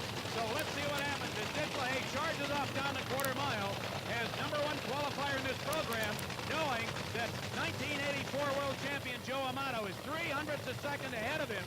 His best time so far, 5:22. Amato just ran 5:19, and now it's LaHaye,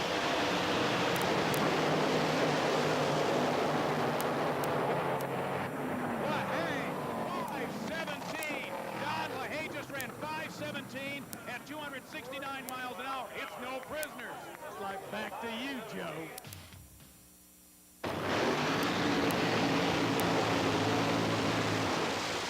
John Force, burnout, coming up into the bleach box now. A brand new Hawaiian Punch Dodge Daytona of Roland. I'd like to add also that Austin Coyle is a very similar type personality to Dale Armstrong.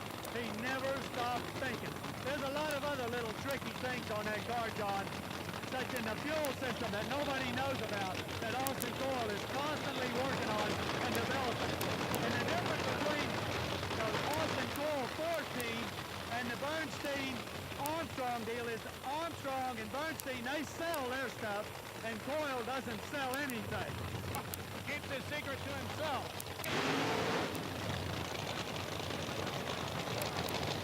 They roll in the move. Remember, once the second light is on 7.5 inches away from a red light, and you're controlling a 4,000 horsepower car. Look at that Force go. 540. He's going 268.65 miles per hour, and the Roland Leong team cards a 593, 243.24 miles per hour, and John Force, Don Garland, has just established the reality of that 5:34 lap time.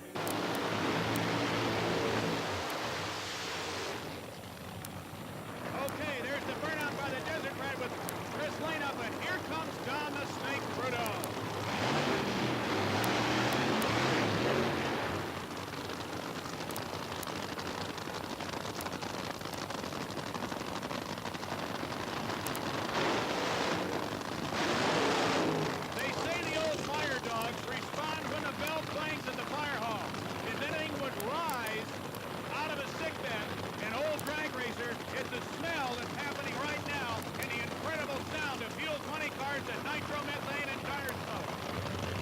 Put the people in the stands. They love that nitro smell. They love that popping in the pipe. This is a sport that is unequaled by anything in the world. No question about it.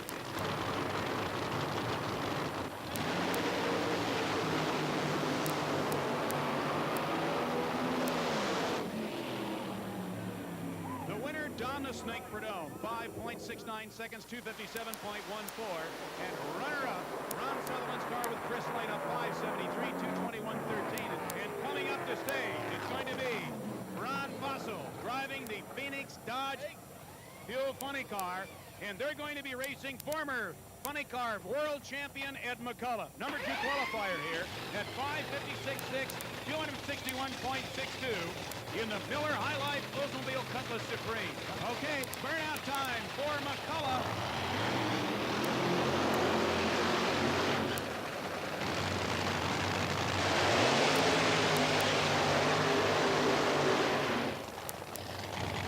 All right, backing it right in front of us now.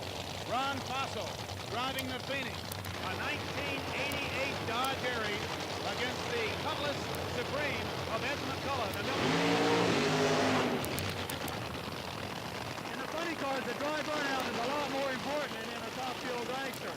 For some reason, the funny car, because of the short wheelbase, needs that extra clutch heat and needs those tires as sticky as possible so that they get traction leaving the line.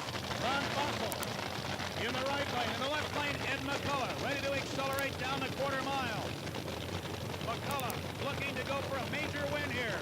5:30, the number to beat. Can he bring it on? Ed McCullough out for an early lead. 5:60 for Ed McCullough, the winner. The speed for Ed McCullough is 260.86 miles per hour. Runner-up Fossil and Baroni's car through the quarter mile at 6:55, 180 miles per hour. But ladies and gentlemen, coming to the starting line now is probably the most storied funny car team at this point in the history of the sport. AA Dale Armstrong, former alcohol dragster, world champion, and his legendary driver Kenny Bernstein, and their fruitful combination, the 1988 Budweiser King Buick Regatta. They are in this field as the number 3 qualifiers at 5:57.7, and against them, of course, the legendary fireman from Southern California, Jim Dunn, and the Fireman's Quickie. Yes, Dale Armstrong, you know, has really done some wonderful things in drag racing. The multi-speed clutch, multi-engagement clutch, whatever you'd like to call it, is Armstrong's invention. He was the very first one to have it. The carbon fiber bodies, that's Armstrong's work. Now they're talking about variable blower drive, more of the genius of Armstrong again. In fact, in that car, they even have automatic devices. They have automatic devices for shifting the transmission, leaning out the motor, shifting the clutch. Everything is controlled automatically. More of the Armstrong genius. Well, there it is. Pilot, perhaps more of a space capsule than a funny car. Kenny Bernstein is backed into stage the Budweiser King 1988 Buick Regatta. Here we go.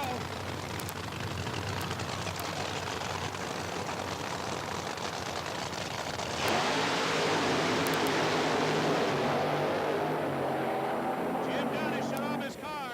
Bernstein through the quarter mile at 5:53 on virtually a lone win with a trap speed of 257.14. On a shutoff run, Jim Dunn dejectedly through the end of the quarter mile with a Fireman's Quickie at 10:14, 89.19 miles per hour. Okay, at the end of first round of Funny Car Eliminator, we've had 2 560s, a 550, and a 540 by John Force, who still, at the end of the first round of Funny Car Eliminator, has a 1/10 of a second on the entire program of field funny cars here at the Super Bowl of Drag Racing.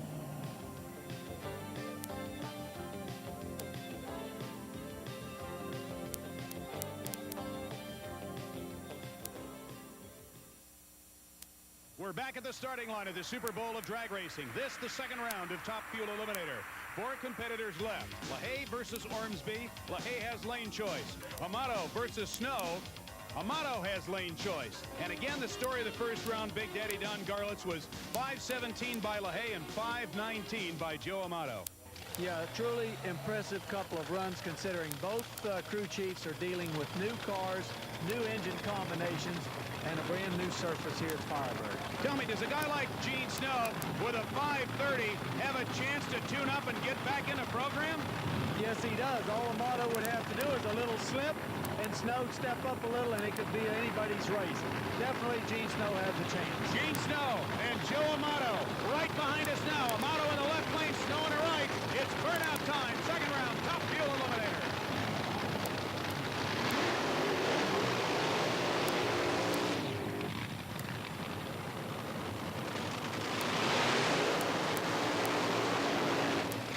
Both cars make a real good, clean burnout, heating the tires up just right. Both cars are very confident. Gene Snow coming back real quick. Just going to get back there and do another one of those dry hops.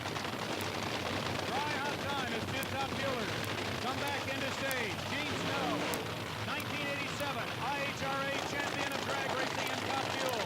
Joe Amato, number 2 in the world by less than 100 points in 1987, facing each other at the first event of the 1988 drag racing season. Gene Snow pulls down his face cover, wrapped within the confines of a fully encircling helmet and a brand new race car. Joe Amato, like machine. In the last round, Amato ran 5.19 seconds. In the last round, Snow ran 5.30. This is it.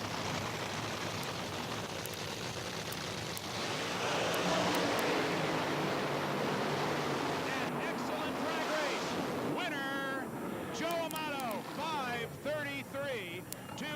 570.27. Runner-up Gene Snow, 528, 264.7. And Big Daddy looks like that race was won right on the starting line. Yes, it was. Gene was just a little bit late, and that's all it takes in one of these kind of races. And notice how much Amato slowed over there, 5:33. So as we go into the second heat of second round Top Fuel Eliminator, we're going to have Dick LaHaye come to the starting line to face Gary Ormsby, as it looks like Amato and LaHaye may meet in the final. They've started the engines. It's burnout time for Ormsby.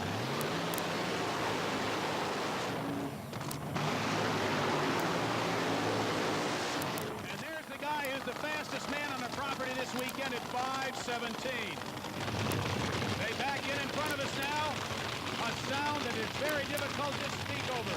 The thundering, rumbling, ground earth-shattering roar of 4,000 horsepower, 496 cubic inch V8 engines ready to blast into the twilight zone of drag racing right here at Firebird Raceway. All right, here we go. Ormsby is in. LaHaye moving in very slowly, as is his pattern. Now, neither of these guys like the stage first. There goes Ormsby moving in. They're in.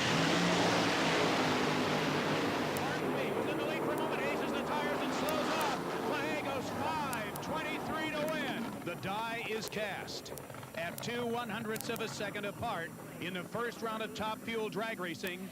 1984 Top Fuel World Champion Joe Amato against 1987 Top Fuel World Champion Dick LaHaye in the final round of Top Fuel Eliminator. And they're separated by 1/4 of a second. 5:23 for Dick LaHaye and 5:33 for Amato, automatically giving Dick LaHaye lane choice. Amato will have to probably come over here to the right lane. This could be very interesting. All right, firing up behind us. Second round, funny car eliminator. Big Daddy, this is Don the Snake Prudhomme against Ed the Ace McCullough. Very good race. But Prudhomme had a 5:69 and McCullough had a 5:60. So with the lane choice, you see McCullough has opted to take the left lane. But as we saw in that first round, Gene Snow went 5:28 over in the right lane against the 33 for Amato in the left. So it could be there's no difference in the lanes. Well, we'll have a further indication right now as forward comes the beautifully new painted Miller Highlight Oldsmobile.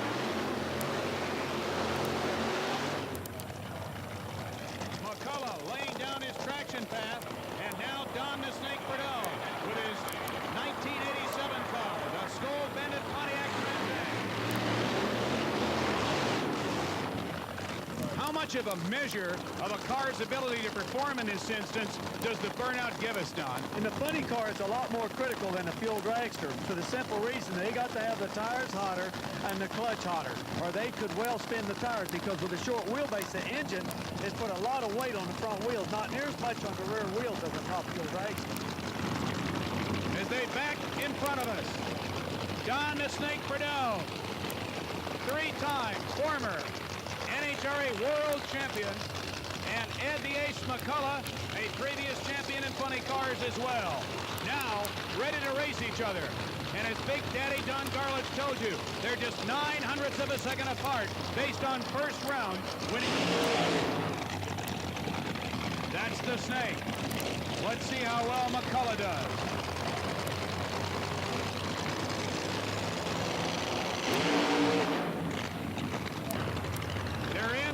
Ladies and gentlemen, at 9/100ths of a second apart.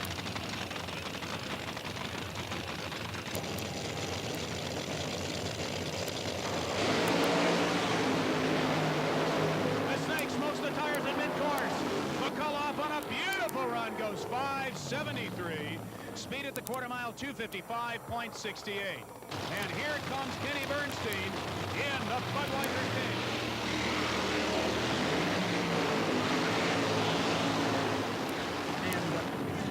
What we have here is a battle of the crew chiefs. We have Armstrong over here in the right lane, Austin Coyle in the left lane. I would say probably 2 of the smartest men in drag racing because of the innovations that they keep coming up with. They're literally running these cars from the back in the pit. The timers are shifting the transmissions, leading out the motors, shifting the clutches. It's an incredible technological thing that's happening here in drag racing. They back into stage. Tire smoking. Bernstein out. Force goes. 541. 541 for John Force at 267.85. And perhaps the world's most thoroughly prepared race car is out of horsepower. Well, it's always good when you can win, and this day's happening. I don't know why it's happening, but a lot of work's gone in here from my team, and Austin Coyle especially in the last 3 months, and they've given me a car. It's like driving an automatic. Maybe I got me a race car like Bernstein has, and now we can race with them. This is it. The Nitro Warriors in final round competition. It's Funny Car Eliminator Final at the Super Bowl of Drag Racing. In the left lane, with a 5:34, quickest run in funny car history to his credit, the Austin Castro GTX Oldsmobile Cutlass Supreme, wrenched by Austin Coyle and driven by John Force. In the right lane, some 32 hundredths of a second slower, it is the thundering machine of Ed McCullough.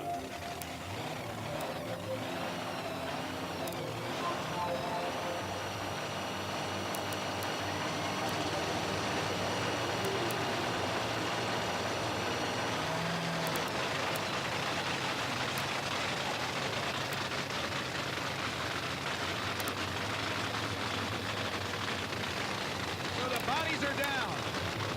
Now it's time to create that hot, wide, flat, hot traction pad. Tire smoke at the Super Bowl.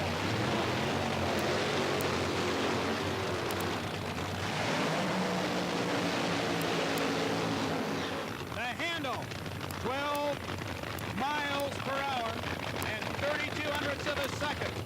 And we'll know who did it well and who did it best in just a few moments. Now that the tire smoke is blown out of the cockpit, the hatches are down. Austin Coyle turns on John Force's second magneto. And they now prepare for the dry hop. Good response from both cars, Don. Now it's the last backup. For the last time, the driver looks at everything. A pair of Oldsmobile Cutlass Supreme. One sponsored by Miller High Life, the other by Castro GTX. From the high desert country of Hemet, California, Ed McCullough. From Southern California, John the Brute Force, who in 1987 won his first major NHRA funny car drag race with Austin Coyle wrenching, hoping to have a real shot at the Funny Car World Championship in 1988. And of course, Bernie Federley, now looking through the cockpit window at Ed McCullough, has the same thought in his heart here in the final round of Funny Car Eliminator. They're out. Incredible amount of vibration from McCullough's car. John Force wins. 547 for Force, 267.06. 573 for Ed McCullough. You could just feel the vibration as McCullough's car traveled past us here on the podium. The runner-up speed for Ed McCullough, 204.08. Don, your final thoughts on Funny Car Eliminator. Well, here's the situation where you can see the crew did everything they possibly could do and only duplicated the run before the 573. I'm sure both teams would have loved to have stepped up, but in this case, they did not. Force is the winner, and you can bet the crew is plenty happy about it. And here they come, reigning world champion Dick LaHaye in the Miller High Life Top Fuel Dragster in the left lane, in the tower lane. The Hearst TRW, Old Forge, Pennsylvania-based car of Joe Amato.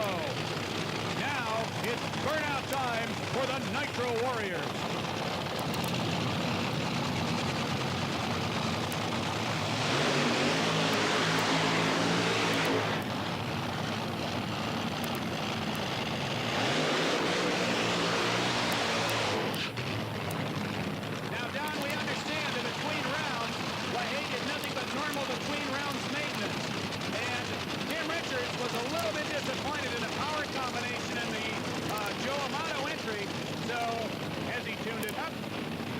Certainly.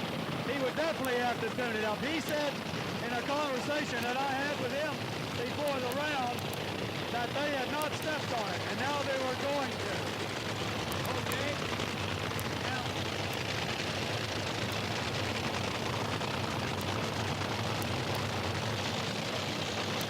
Jim Richards carefully looking over the back end of that Amata machine. Nitro Warriors about to... Tremendous run for Amata, aborted as the front wheels come down. LaHaye through. LaHaye wins. Top fuel eliminator. Dick LaHaye, 524, 272.72 miles per hour. Joe Amato, 697 lifting and a 124 miles per hour trap speed at 124.30. oh, it left with power like you wouldn't believe. But you heard us talking about earlier in the day, they didn't want weight on this car. You saw the front end came up. It would not come down. It was going higher and higher, and Joe had to abort the run. He had no choice whatsoever.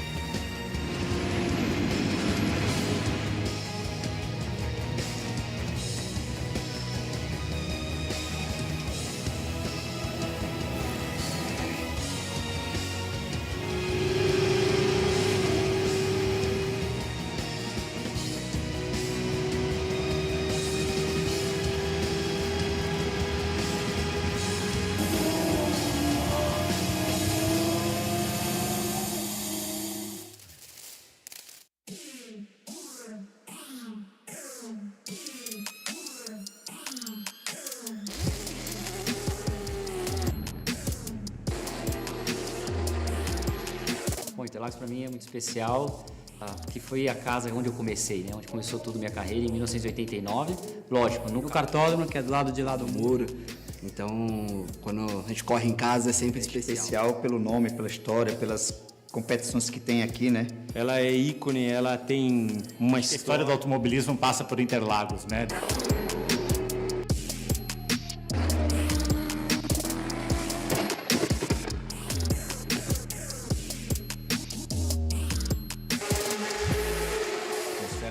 Uma mística por tudo que aconteceu aqui. Com tantas histórias que a gente tem aqui dentro. Então é uma paixão muito grande estar aqui em Interlagos. Para você que se liga nas coisas da velocidade, para você que curte as emoções da Stock Pro Series, vamos juntos para acelerar a partir de agora aqui em Interlagos.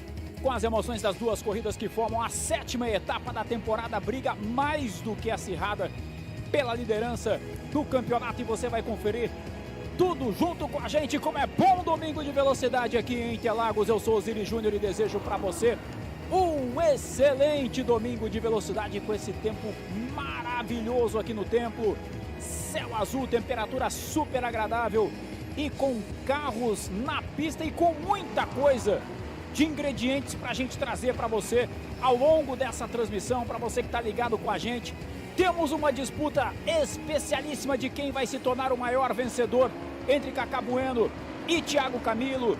Temos a disputa entre as montadoras, qual montadora sai daqui com mais vitórias no calendário. Teremos um vencedor inédito ou não? Já temos um pole inédito, né? Conquistado ontem, e a gente vai falar muito disso para você a partir de agora aqui no Stock Car Channel. Junto comigo tá Hélio Pingo aqui na cabine. Pingo, um abraço para você, boa tarde de velocidade, bom domingão de velocidade. É domingo em Interlagos, é domingo de Stock Car, Pingo. Nem me diga, Osiris, estamos aqui todos muito ansiosos para essa corrida. Boa tarde a todo mundo, boa tarde a todos os nossos seguidores aí, quem acompanha a gente. E vai ser uma corrida pegada, né, Osiris, como sempre. A gente sabe que Interlagos é Interlagos, todo mundo aqui conhece Interlagos na palma da mão, andam como se estivesse andando de autorama. E a gente viu o Felipe Fraga sem óculos hoje, hein? Pois é, colocou a lente, né? Vimos o Felipe Fraga sem óculos ontem. A gente vai mostrando todas as caronas, a galera que está presente aqui em Interlagos. Agora há pouquinho você conferiu com a gente a corrida dos campeões da Stock Car aí com o Paulão, com o Ingo, com o Chico Serra. Muito legal também, e ainda tem muita velocidade para você conferir junto com a gente. Essa galera daqui bancada vai sair daqui só lá pelas 5 da tarde, que tem corrida até o fim da tarde aqui em Interlagos. E aqui na nossa cabine do Stock Car Channel estamos recebendo o presidente da CBA, da Confederação Brasileira de Automobilismo, Giovanni Guerra, que está em tudo que é autódromo, cartódromo, pista de terra. Vi você lá no... Era Cordeirópolis semana passada? Não. Era? Corridas na terra, vi você lá também. Quer dizer, tá presente em tudo, né, Giovanni? Boa tarde, obrigado por estar aqui com a gente. E bom domingo de velocidade para você também. Obrigado. Primeiro, realmente é um prazer, uma honra estar aqui com vocês. Bom, o fato é que realmente eu me propus, quando assumi a presidência da CBA, fazer automobilismo e prestigiar todas as categorias. Então você está realmente me vendo em todas as categorias, da terra a Stock Car. Estou lá com a mesma dignidade, com a mesma boa vontade, porque eu estou aqui para ajudar, para fazer pilotos subirem, fazer pilotos se realizarem no alto do pódio. Isso é muito legal. A gente viu agora há pouquinho a corrida dos campeões, né? Essa valorização, eu queria que você falasse um pouquinho disso, dessa iniciativa da CBA de valorizar os caras que construíram esse automobilismo. Eu sempre falo que a gente tem que ser muito grato por quem veio antes, para quem abriu a picada para a gente ter uma condição mais tranquila hoje. E se hoje a gente tem esse nível de automobilismo no Brasil, a gente deve muito aos caras que estão lá atrás. A CBA está fazendo, né? Dando esse credenciamento especial para esses pilotos, valorizando a presença desses pilotos nos autódromos. Bom, primeiro eu queria dizer que é uma honra estar aqui com o Giovanni Guerra, que eu não conhecia pessoalmente, estou conhecendo hoje, é uma honra estar com você, parabéns pelo seu trabalho, muito obrigado pelo que você está fazendo pelo automobilismo. Vou pedir para você daqui a pouco me contar um pouco da história de Cartagena, tudo que está acontecendo aí, tudo que vai vir a acontecer, o que a CBA está assumindo no automobilismo praticamente mundial. E ontem, numa apresentação que nós tivemos lá em cima, o CEO da Stock Car, que é o Fernando Gianelli, falou uma coisa que mexeu muito comigo e eu fiquei muito feliz. A ideia hoje é a gente resgatar o automobilismo. passado, o que a gente está vivendo agora e pensar muito no futuro. Porque todo mundo sabe que isso aqui é um celeiro de excelentes pilotos. Boa tarde, Giovana. Prazer. Boa tarde, Pingo. Voltando aqui só um pouquinho, ontem eu estava também, muito prazer, com uma satisfação enorme de conhecer a Mitsubishi Cup. E, nossa, fiquei realmente impressionado, 60 carros, uma coisa assim fantástica, uma categoria familiar, porque eu acho que uma das coisas que eu quero fazer com a CBA é tornar ela uma grande família. Entende? Todos os pilotos de todas as categorias, ele vai ter um sobrenome. O sobrenome chama BRB CBA. E isso é o nosso desafio, é por isso que nós estamos trabalhando diuturnamente. E Pingo, eu vou te falar, é muito prazeroso, é muito feliz. Eu estou contando com Deus no céu, que me guia, que minha Nossa Senhora, que é minha mãe. Mas assim, tanta gente querendo ajudar agora, tanta gente querendo aproximar, tanta gente querendo contribuir, que isso me motiva sobremaneira. Eu achei interessantíssimo na eleição do Mohamed na FIA, quando ele falou uma coisa que no fundo ele me copiou. Porque quando eu fui eleito, eu falei, agora eu vou dedicar ao automobilismo 100%, e é exatamente o que vocês verem nas placas aí, CBA Automobilismo 100%. Isso tem de fato duplo sentido, é um automobilismo que eu quero entregar com 100%, é um automobilismo que de todas as categorias, 100%, e isso está me motivando bastante. Ô Giovanni, e que bom que o BRB entra dando um apoio nisso, né? Até que enfim a gente achou um parceiro que pode, enfim, investir, né, junto com a gente nisso, porque a gente precisa de investimento, né? Olha, o BRB realmente é uma surpresa imensa.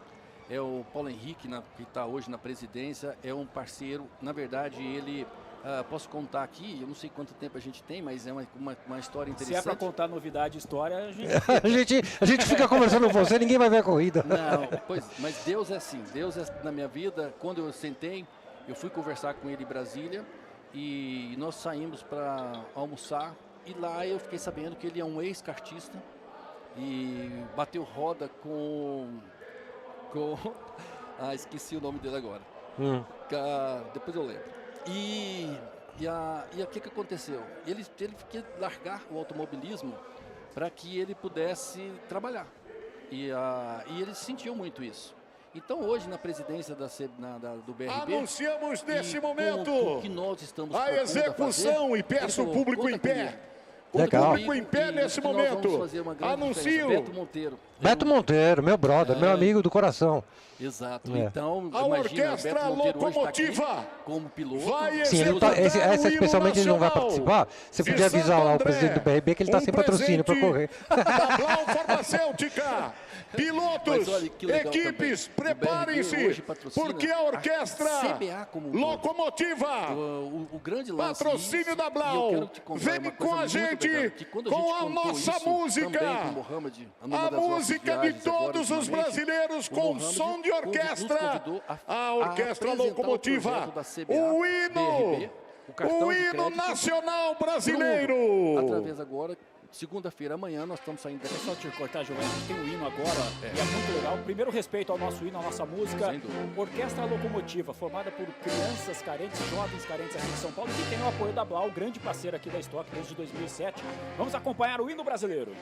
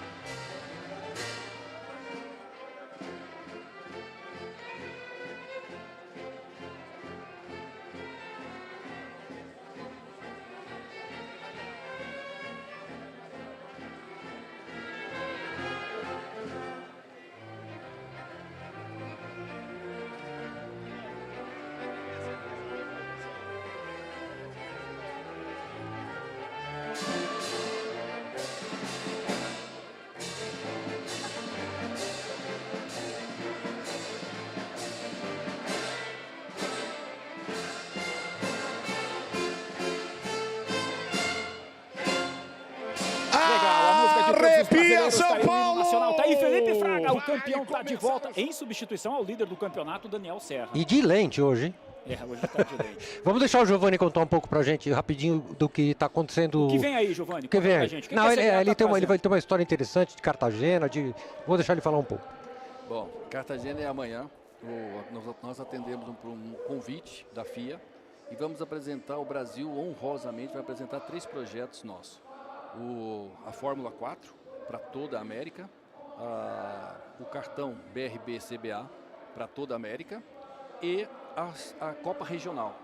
O que é a Copa Regional? É um campeonato de kart, um mundial de kart, que nós ganhamos o direito de realizar em toda a América com o aval da FIA.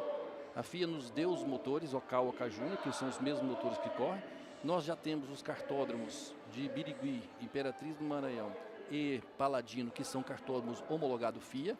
As regras todas FIA, ou seja, o Brasil hoje não só vai oferecer para os pilotos brasileiros as mesmas condições de correr, abre aspas, um campeonato mundial aqui, como também vai oferecer para toda a América a partir de Cartagena nesse programa.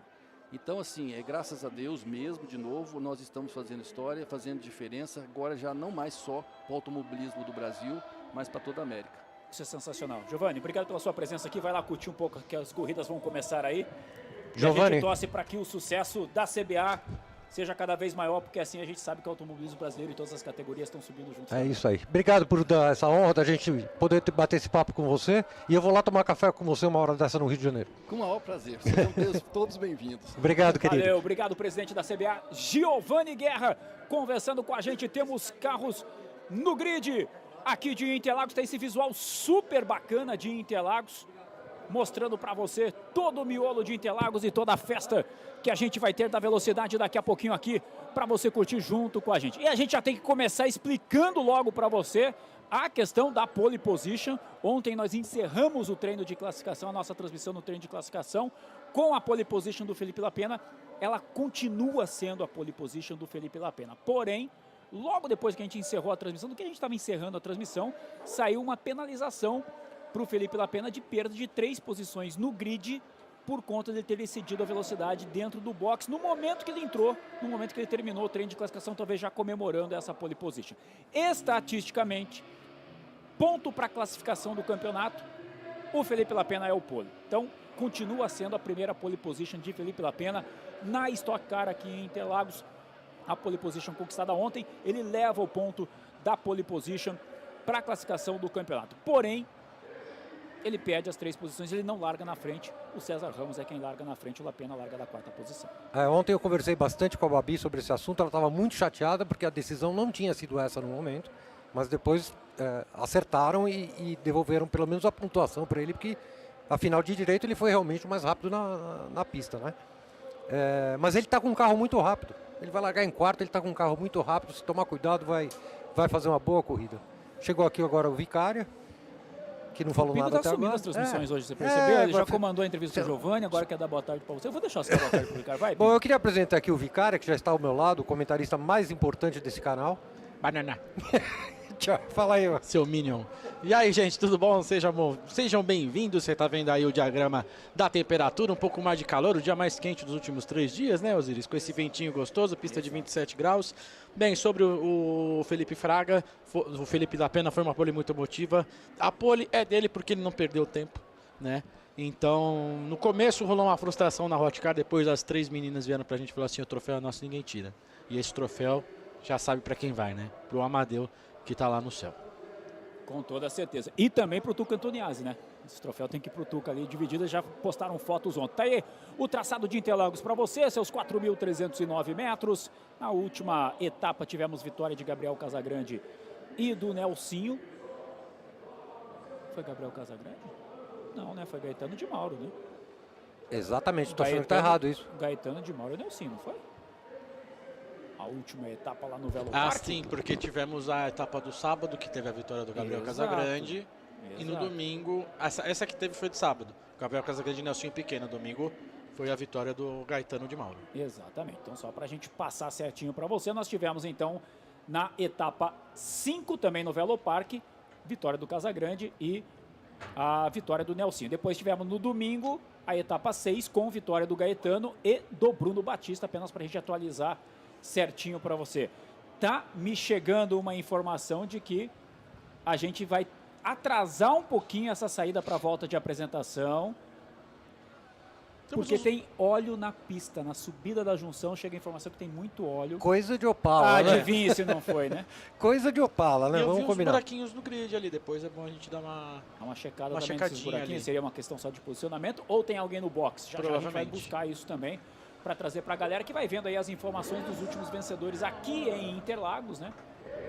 Gabriel, Eu tenho a informação que o Gimenez não saiu para alinhamento. não está correta essa informação que está aí na tela também. Essa aqui são as poles, na verdade, que o Galinho de Osman largou na pole invertida numa das corridas, que ele acabou acertando com o Cacá Bueno aqui no Laranjinha. Né? Mas a gente vai reconferir essas informações para você que está em casa. Exato, até porque a nossa última passagem aqui foi com corrida de duplas, né, no começo dessa temporada. E que só deu o Gabriel Casagrande, seja no pole, seja na vitória, seja na melhor volta, / Gabriel Rubin. Exatamente. Então, a gente vai trazendo essas informações para você aqui no Stock Car Channel, contando sempre aí com a sua curtida. E eu já vou liberando aqui uma informação, galera da Argentina votou em peso no Fan. Olha, é o que eu acabei de falar, ó. Sim, aí isso foi é café aí, né? Isso foi no traçado, isso provavelmente foram os Opala, sim. Explica aí, Vicário, o que é esse pozinho pra gente... Esse pozinho se chama Pitsorb, é um composto químico com corzinha de terra, mas que você joga, ele tem uma rápida absorção de óleo, né, que é uma coisa muito difícil de você tirar do asfalto, né, e nos últimos anos esse material foi desenvolvido, até inclusive na Copa Truck está sendo desenvolvido um material de palmito, né, a casca do palmito, a parte do palmito que não é usada é triturada e é feito esse material de absorção, né, muito legal, uma iniciativa nacional, enfim, esse material é usado no mundo inteiro e é caríssimo, então esse desenvolvimento nacional também vem muito a calhar. Na minha época eu usava cimento. Eles jogavam cimento. Pó de cal, né? Tudo um pouco. E é bom que esse Pitsorb ele não levanta tanto poeirão quanto o cimento levantava. Levanta um pouco, mas não tanto quanto levantava o cimento. A gente tá vendo ali o Bruno Batista, tá aí o carro do Felipe Fraga. E você vai acompanhando junto com a gente, já teremos os carros acelerando. Olha, tem uma impressão que é o Gimenez que tá no box, hein? A impressão que eu tenho é que é o Sérgio Gimenez que tá no box. Sim, ele tá no box. Eu acabei de receber a informação, ele tá no box. Será que é só ele? Eu tinha visto 2 espaços no grid. Ou chegou agora também, deve ter feito uma volta bem devagarinho. Vamos acompanhar daqui a pouco quando a imagem se abrir. Pra gente tirar essa dúvida, tá aí Felipe Batista. Boa posição de largada do Felipe Batista, em 6ª posição para ele. Bem longe do Tony Canal. Né? Bem à frente. Para evitar a fadiga. Tá bem à frente. Caiu o Tony. O Tony é o 19º. Eu né? ganhei um óculos igual desse rapaz aí. Inclusive eu tô vestindo ele agora. Beleza, hein? Nossa, que lindo. É para o filho Parece não se perca nas nuvens. Parece aquele que vinha na Maria Mole antigamente. Não, né? é bom que é 2 hastes novas com o óculos. Espetáculo. Temos aí o grid, enquanto vai sendo feita o trabalho de limpeza, é à frente do Rubinho. E do Zonta, tem um espação. Aliás, do lado do Júlio Campos tem um espaço vazio. Que deve ser o do Gimenez. Esse é o do Gimenez. Vamos ao grid virtual, a minha informante aqui está dizendo que o Gimenez está lá no box mesmo. Muito bem, você está vendo aí o grid, vamos ter então César Ramos e Matias Rossi formando a primeira fila, Felipe Fraga e Felipe Lapena formando a segunda, Diego Nunes e Felipe Batista formando a terceira, Gabriel Casagrande e Guilherme Salas formam a 4ª fila, Felipe Massa e Bruno Batista vão formar a fila de número 5, que está aí na sua tela, fila 6 para Denis Navarro e para Marcos Gomes, na fila 7, Pedro Cardoso e Digo Batista. Vem aí para acelerar. Alan Kodair e Nelsinho Piquet formam a fila 8. Fila 9, vamos de Thiago Camilo e de Átila Abreu. Fila 10 para Tony Canaan e Andy Racos. Fila 11, o argentino que está estreando, né? Fila 11 para Ricardinho Maurício e para Cacá Bueno. Fila 12, Gaetano de Mauro e Rafael Suzuki. Fila 13, vamos ter aí a presença do Lucas Forest e o Serginho Gimenez, que não está ali, vai para box. Júlio Campos e Rubinho Barrichello formam a fila de número 14. Fila 15 com Ricardo Zonta e com o Thiago Vivacqua. E a última fila do grid com Tuca Antoniazzi e com o Galide. Galide que não participou do treino de classificação ontem, larga da última posição. Mas, cara, o Zé Mário me mandou uma mensagem aqui. Na verdade, quem é Zé Mário? Aquele resultado do fotógrafo José Mário Dias, que na verdade o Galide, que apareceu na lista dos vencedores, era o Enzo Elias, que ele venceu a segunda corrida dupla. Então, obrigado, Zé Mário, pela informação. Outra informação, eu estava conversando com o Beto Cavaleiro ontem, a gente ficou decepcionado com o desempenho do Marquinhos Gomes, porque na sexta-feira ele liderou o dia e no sábado ele despencou para 12º. Segundo o Beto Cavaleiro, o pneu dele não atingiu a temperatura ideal ontem nos treinos, por isso ele não conseguiu render o que estava esperado na classificação. Muito bem, a gente segue aí com o trabalho de limpeza em pista, com isso vamos ter um atraso, já estamos, né, atrasados em relação ao horário que tínhamos a previsão da largada aqui em Interlagos, largada que tem a pole position conquistada por Felipe Lapena, mas que não vai largar na frente por conta da penalização de 3 posições. Vamos ter aí pelo menos mais 5 minutos de espera para o trabalho de limpeza de pista, hein? E uma coisa curiosa é que a posição de largada está sendo a posição 2, que é do lado de dentro da pista. Sim. Sem o Lapena, a gente tem a primeira fila vazia. Na verdade, não. O posicionamento na pista é o correto não é relativo ao treino de classificação, mas sim de grid com a penalização. Tá certo, César Ramos está largando a posição do pole. Porque em Interlagos o pole larga pela esquerda, larga no muro. Do documento que a gente recebeu da CBA, a primeira fila está vaga. É porque não é usada a posição... Mas a 2 também estava vaga ali no caso, no desenho, né? sim. Então mas fomos traídos pelo documento. No desenho, até se olhar o documento ontem, eu passei o olho rápido no documento e falei, mas se ele perdeu 3, o Lapena aparece na posição 5. Porque a 1 é vaga. Exatamente, você entendeu? Eu falei, mas ele tá saindo na 5 porque se são 3, né? Aquele bugzinho que dá no cérebro quando você olha rapidamente. O cérebro. O cérebro. Tá aí o Thiagão. Tico e Teco. Thiagão tá ali se preparando, o Rubinho tá aí se preparando também. Depois, né, de passar a emoção com o Dudu, com o Fefo, na pista, a filhotada toda. Rubinho, vai se preparando aí, que a molecada tá fazendo bonito. Eu vou dizer uma coisa pra vocês, não tem nada pior para um piloto acontecer isso, sabia? Ficar esperando dentro do carro? O cara se amarrar, o cara tá tudo pronto. Afeta um pouco a concentração. Exatamente. É muito ruim. Porque o cara, quando ele entra dentro do carro, amarra ele, põe o capacete, o cara tá pronto. Aí chegam lá e falam, você vai ficar mais 5 minutos parado aqui. É horrível isso para qualquer piloto, é uma sensação muito ruim. Agora, eu tô em dúvida com esse óleo todo aí, se realmente é dos Opalas, que eu lembro que a gente falou que o do Paulão tava fumaçando na hora da corrida, pode até ser, mas se de repente não é do carro do Gimenez que está no boxe, se o Gimenez de repente saiu para a formação de boxe. Se quebrar, bicho, não vai nem largar tanto que hora que foi derrubado. Tem isso também. Pena que a gente não tem uma câmera ali na... observar, Pena que a gente não tem nenhuma câmera na saída de boxe para pegar essa cena. Pra gente ter essa Pra ver se ele tá alinhado ou se ele tá dentro da garagem, né? Exato, até porque a gente teve... teoricamente, a gente teve 10 minutos de boxe aberto. E ninguém relatou esse óleo no boxe aberto. O pessoal do resgate, quando terminou a corrida dos Old Stocks, que a gente mostrou agora há pouco a corrida dos campeões, que vai pintar aí na tela nesse exato momento, ó. O pessoal do resgate fez uma vistoria de pista e ninguém relatou óleo. Nenhum posto de sinalização relatou óleo.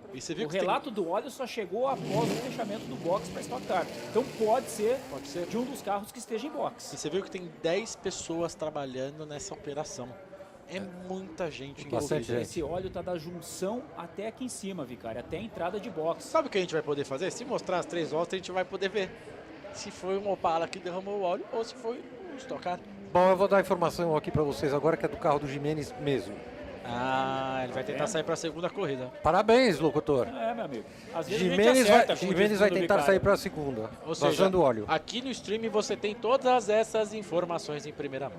É por isso que eu falo pra galera, assiste nós, pessoal, assiste nós e deixa o seu like aí. A gente fala umas porcaria, mas é de coração. É verdade. Olha que legal essa disputa. É uma pena que o carro do Chico quebrou na descida do S do Senna, agora ali, segundo ele, ficou cansado. Não aguentou. Mas depois ele falou que quebrou o diferencial o eixo cardano. Foi exatamente neste momento aí, ó. Aí sobraram só os dois. Olha só o carro do Paulão como já tá totalmente depenado. Isso foi antes deles alinharem para a largada, né? Já teve panca antes de alinharem para a largada. Cá entre nós a gente sabe que foi de propósito, né? Quem conhece Paulo Gomes... E todo mundo sabe que isso iria acontecer. Sim. Só que assim, ele só não deu no Ingo porque o Ingo é brabo. Mais bravo que o Chico. E depois, na hora que você foi entrevistar, o Ingo tava bravo. Tava bravo pra caramba. Falou assim, pô, a gente veio aqui pra fazer uma brincadeira, os caras ficam batendo.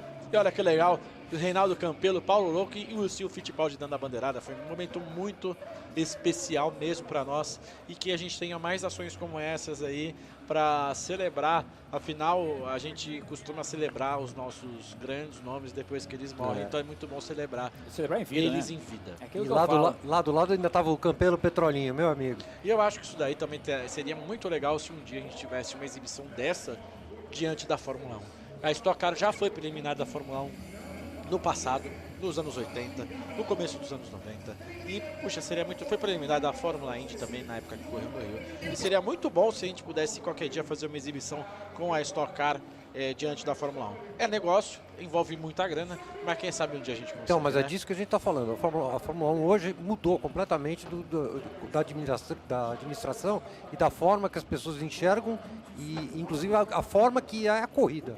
E eu acho que a Stock Car tem tudo a ver com isso, porque é um show tal qual uma Fórmula 1. Né? Como estrutura, sim. Para quem tá na arquibancada, para quem tá aqui dentro, é uma mini Fórmula 1. É a sim, estrutura sim. de Fórmula 1. O camarote não deve nada para o camarote da Fórmula 1 e a gente consegue ver público nas arquibancadas. Exatamente. O setor A tá bem tomado, tá bem interessante. É muito bom ver casa cheia, né? Pós-pandemia, a gente tá vivendo um boom de eventos e estamos aproveitando ao máximo. Você consegue ver no drone do Porpeta quanta gente tem na arquibancada descoberta, quanta gente tem aqui nesse lajão, e ele virou só porque a gente falou, mas tudo bem. Exatamente. E é muito bacana a gente falar disso. Já vamos reiniciando a recontagem das placas aí para a largada, e a partir de agora tá valendo, ó. Já estou recebendo a mensagem aqui do nosso querido Fernando Minduim, tá postando que tá assistindo a gente aqui. Você pode fazer o mesmo, né? Tira uma foto aí que você tá assistindo a corrida, marca aí o Bruno Vicária, marca o Hélio Pingo, marca o Osiris Júnior narrador aí no Instagram, e a gente vai repostar vocês junto com a gente, tá bom? Tá assistindo aqui pelo YouTube, vai postando a gente aí, vai marcando a gente reposta vocês por aqui. Vamos na velocidade, placa de 1 minuto já vai subindo, e a gente vai anunciando que os caras que vão ter o push extra para essa etapa são Rubens Barrichello, Tony Canaan, Ricardo Zonta, Rafa Suzuki, Andy Racos e Attila Abreu.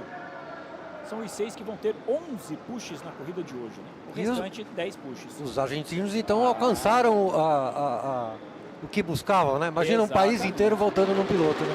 Eles não votaram no Matias Rossi, porque o Matias Rossi ganhou corrida sem push. Então eles falaram, o Matias não precisa de push para ganhar corrida. Exatamente. Vamos votar no Andy que está estreando. Aí, ó, resultado do push para você na tela, os 6 nomes que a gente acabou de anunciar aí pela ordem de votação, né? Os mais votados. Aliás, o pessoal da Full Time também fez uma baita promoção aí. Legal esse argentino com o nome de polonês, né? Quando falaram a primeira vez dele, eu pensei, esse cara não é daqui não, né? Não é da Argentina. De repente ele falou, olá, que tal? Olá, que tal? Eu sou Andy Racos. E tá aí o Andy fazendo a sua estreia entre os pilotos da Stock Car no projeto da Toyota Gazoo Racing, junto com a equipe Full Time, né? Desse revezamento dos pilotos em pista, dos jovens pilotos em pista. A gente tem falado muito disso, da nova geração do automobilismo, e que a Stock Car contribua com isso também, com o rejuvenescimento, né, desse grid. A gente tem aí Gaetano, tem Felipe. Muita gente nova. Muita gente nova, e isso é muito legal. E você que está na telinha, temos layouts novos. Você pode ver na sua tela, Felipe Massa, carro número 19, largou o verde e amarelo, tá com o azulzão, propaganda da Pódio. O Diego Batista também tá com uma pintura nova, um azul bonito. O Thiago Vivaco, que tá fazendo sua segunda prova, trocou o azul pelo branco. E é isso aí de novidades no layout. Nós estamos aí com essas mudanças. E o Pedro Cardoso, que voltou a usar o carro preto do cartão BRB.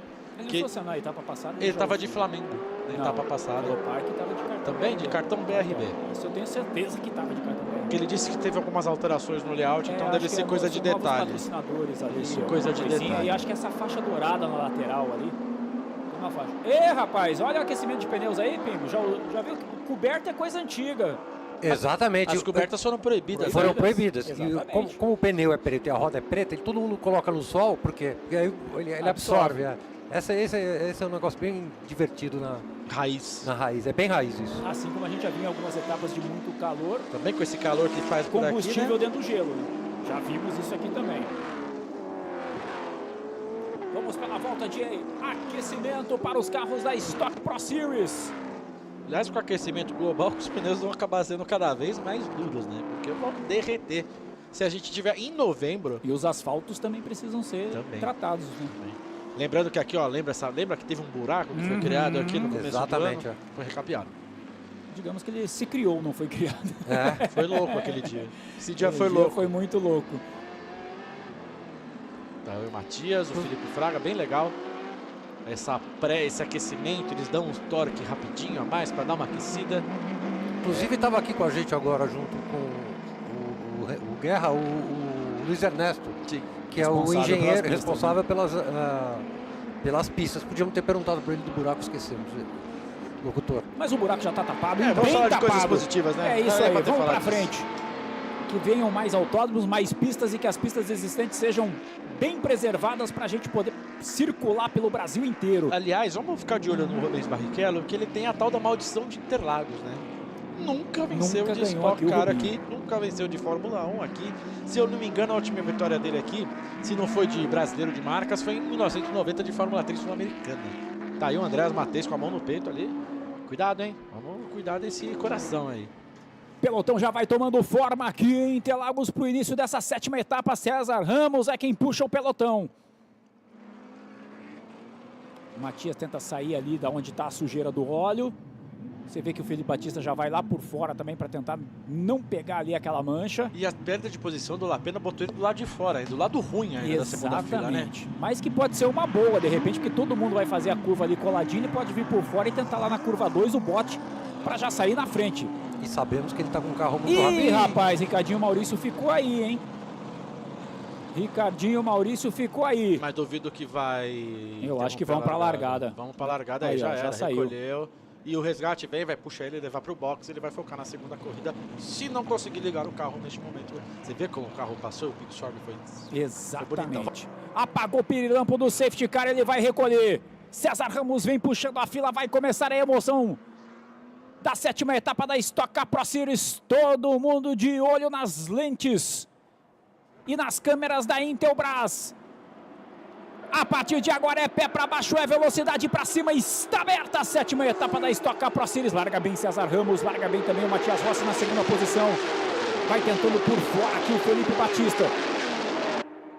Ali no meio do pelotão você vê o mergulhão que já vai dando o carro do Ablau ali do Diego Nunes, junto com ele o Lapena. Vai mantendo a 4ª posição o Lapena, mas de trás Felipe Batista já bate porta com o Gabriel Casagrande brigando pela 5ª posição de prova. Aqui mais atrás, Andy Racos e Gaetano de Mauro já estão fazendo lado a lado e já tem toque, já foi o Gaetano para fora. Kaká Bueno. Kaká também já foi para fora. E o Gaetano tem um azar em Interlagos que eu vou te contar e vamos ter safety car com certeza porque ele está afundado nos pneus. Bateu forte, hein?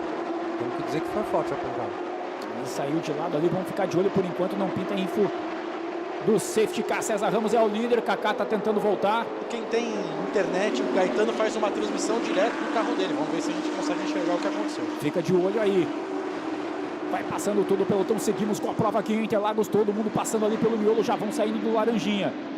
Liderança de prova de César Ramos, Matias Rossi é o segundo.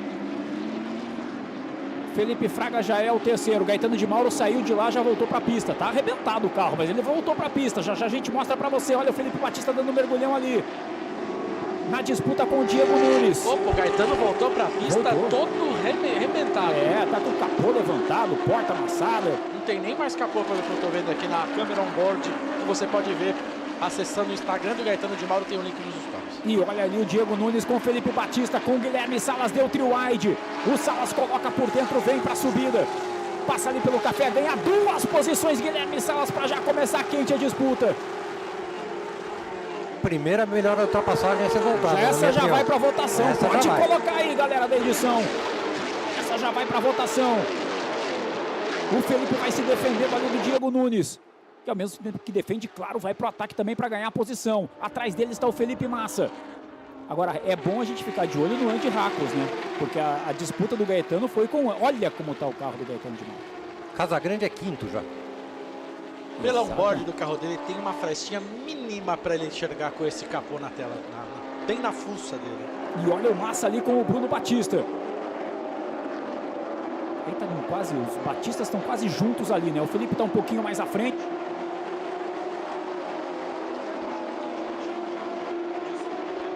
Bem, a gente vai vendo a imagem da largada, o microfone do Osiris deu um crepe aqui, a gente vai revendo as imagens da largada limpa a princípio, primeira volta tranquila, e aí teve esse caos aí do Gaetano. A gente vai revendo, vamos ver essa imagem aí de replay, o Gaetano já veio de traseira ali, o Kaká também balançando. E você visivelmente eles estavam disputando posição ali, estavam trocando tinta. Olha só, você vê que ele tomou um toque, recebeu um toque, e o César Ramos lidera com a melhor volta em 1:44.219, abrindo 6 décimos em relação ao Matias Rossi e o Gabriel Casagrande. Que imagem essa do Gaetano, Oba, hein? você voltou. Voltei pra vocês. O Gaetano de Mauro tá aí. Né? Osmar Santos já voltei. Bom, que o Gaetano venha pra corrida 2. Tome dedão no push aí com o César Ramos, com o Matias Rossi. Com o Felipe Fraga ali na terceira posição. E é uma etapa praticamente para zerar a Eurofarma, né? Exatamente. Sem Daniel Serra e com o Ricardinho não vindo para essa corrida 1. Temos o Fraga para tentar atrapalhar a vida do somar Casagrande. Pontos, mas é o cara que não vai seguir no campeonato. Exatamente. Né? Pode somar ponto para a equipe, mas em termos de campeonato individual, não. E aí fica ruim para os dois pilotos da Eurofarma que estão na disputa do campeonato. Você viu, tinha um membro da equipe JL, da Giafone Reis, que cuida dos motores, conversando ali com a turma da Eurofarma para saber qual foi o bug que deu no carro do Ricardinho. Então, ficar de olho se ele volta para a corrida 2 também, o Ricardinho Maurício. Por enquanto, 3 abandonos, Ricardinho, Jimenez e Gaetano. Jimenez nem largou, né? Nem largou, Foi antes. chamar de abandono. Exatamente. Não participou, digamos assim, o Sérgio Jimenez da prova. Vamos pela terceira volta. Perdão, Guilherme Salas muito rápido, acaba de fazer a melhor volta. Ele e o Felipe Batista são os carros mais rápidos da pista nesta volta. E vão andando juntos ali para brigar pela quinta posição de prova já com o Gabriel Casagrande. Casagrande tem ali 0,6 de vantagem para o Guilherme Salas, que vai colando. Casagrande nesse momento é o quinto colocado, Lapena é o quarto. Eles vão andando e andando forte, você vê, olha onde foi Matias, olha onde foi Felipe Fraga, tava ali na referência, no mergulho, os dois foram para fora. Legal nesse começo de corrida, tá todo mundo pendurado no acelerador, pé no porão, Osiris. E vem de novo ali Matias, todo mundo de puxa, os 4 primeiros colocados, Felipe Lapena vai para cima do Felipe Fraga. Valendo a terceira posição, Matias Rossi tenta encostar no César Ramos, que já começa a abrir uma boa vantagem o César. Olha, nessa passagem aí a gente está de olho aqui, vai para 0,6. Ampliou a vantagem o César Ramos. E passa todo mundo junto. Olha o Marquinhos Gomes com o Thiago Camilo. O Thiago coloca por dentro, atravessou o Marquinhos. Eu acho que o Camilo foi otimista demais nesta manobra. Vamos ver se a porta está amassada. Volta aí, Marquinhos. Tem amasso na porta ali? Não tem amasso na porta, curiosamente, né? Mas deixou foguinho ali na placa da Claro, ali em cima, que o escapamento encostou. Tá vendo lá? Se não for foguinho, vai pegar fogo naquela placa ali em cima, gente. E olha, tem o Galide também aí com a traseira meio destruída, ele que largou da última. Vamos rever, ó, o Thiago sai de fora, vai lá por dentro. Sem puxa, hein? Já foi Teve rolando. Um toquinho ali, ó lá, já foi o raspa-raspa, voou para a brisa. Só encostou. E aí o Marcos Gomes foi de lado. A gente vai revendo, você vai observando junto com a gente aqui. Essa plaquinha da Claro aí, eu tô curioso pra ver o que aconteceu com ela. Tá, mas o escapamento tá do lado de cá, cara, não tá do lado de cá. Mas tava um foguinho ali que eu vi. Até porque não Opa! Opa, segura aí, Bocão. Felipe Batista. Que pena, o Felipe Batista vinha com uma bela prova, ficou atravessado ali na saída do Laranjinha e vai perder simplesmente todas as posições do Felipe Batista.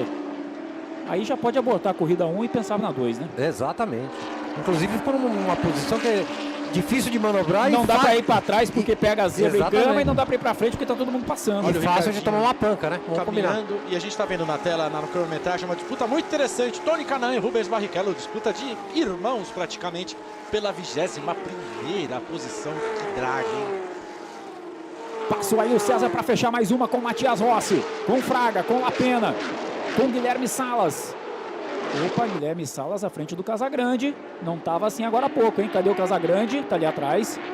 Já sendo pressionado pelo Diego Nunes. É um escapamento, é um espelhinho ali na placa da prova. O Jimenez está entrando. Ó, Felipe Batista ali no meio. Será que foi teve beijinho do Diego Nunes? Teve. Interessante, hein? Eu recebi aqui a informação agora que o Jimenez já está voltando para a pista. Obviamente que ele vai tentar a segunda. E o que aconteceu no carro dele que rompeu uma mangueira de óleo do câmbio, uma mangueira externa por algum detrito que tinha na pista. Tá aí, portanto, a informação do Pingo. Lucas Forest vai se defendendo do ataque do Andy Racos. Nós temos 15 pilotos separados por 10 segundos, os 15 primeiros colocados. Já já a gente dá uma passada geral, porque o Pedro Cardoso vai pra cima ali do Denis Navarro. Aí você vê o Andy Racos pra cima do Lucas Forest e atrás dele o Rubinho Barrichello. E também o Tony Canaan. Olha que disputa, Rubinho mergulha, coloca por dentro, Andy Racos respeita o espaço. Só que aí sai mais forte pro mergulho, pra chegada ali do Pinheirinho. Que pressão, hein? Rubinho e Tony atrás do Andy. E aí é aquela velha história de gerações, né? Duelo de gerações na pista. E companheiros de equipe, companheiros de boxe, tomando o né? maior cuidado. Exatamente. Os dois primeiros carros são da mesma equipe. Os comissários já estão analisando lá caso de Gaetano de Mauro com o Andy Racos. E agora vem Felipe Fraga para cima do Matias Rossi para fazer a ultrapassagem. Vem para ser o segundo colocado Felipe Fraga.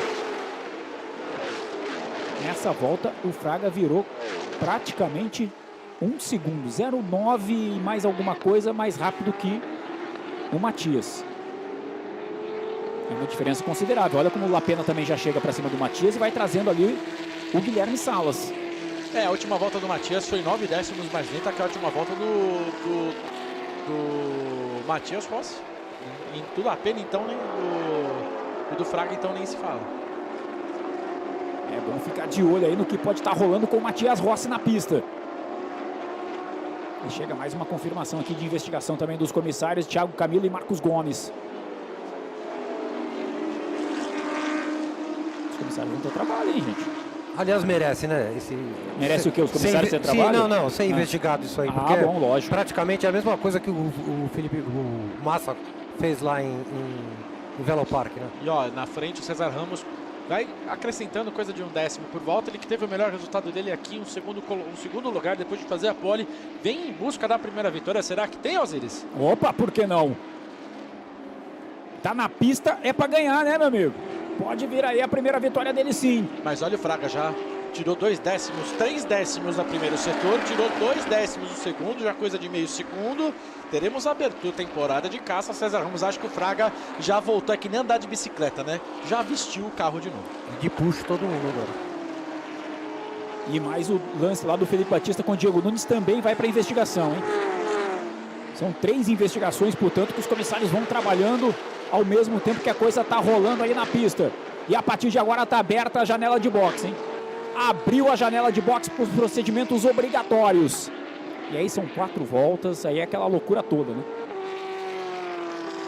Ainda mais aqui em Interlagos o bicho pega. Felipe Massa vai ali pela 8ª posição, tentando chegar no Diego Nunes. Casagrande já meio isolado ali na 6ª posição de prova. Diego Nunes está atrás dele, com o Thiago Camilo, que acaba de fazer a ultrapassagem. É Thiago Camilo? É Thiago Camilo na 9ª posição, meu amigo. Presta atenção nessa escalada de Thiago Camilo. O Marquinhos rodou, mas o Camilo continua na pista, né? No caso. Não teve tanto prejuízo assim quanto o Marcos, que está na 22ª colocação. Exatamente. Olha, Felipe Fraga fazendo sua melhor volta, 41.1, porém o Cezinha fez 41.0, diferença na casa de 1,5 segundos. Vai ser uma briga psicológica entre esses dois. Um já acostumado a vitórias de título, só que o outro querendo vencer pela primeira vez. E o Lapena também sentando a bota. Vai tirando ali a diferença para o Matias Rossi. Tá vendo os verdinhos e os vermelhinhos aí na tela que indicam a diferença do tempo em cada uma das voltas. César Ramos consegue meter 1,5 segundos para cima do Felipe Fraga, amplia um pouquinho a vantagem. O César Ramos era de 1.4, vai para 1.5. Agora vamos ver quem vai ser o primeiro a entrar nos boxes nessa janela. Quem vai ser? Se vai valer a pena entrar no começo ou esperar mais um pouco. Eu acho que o começo seria ideal.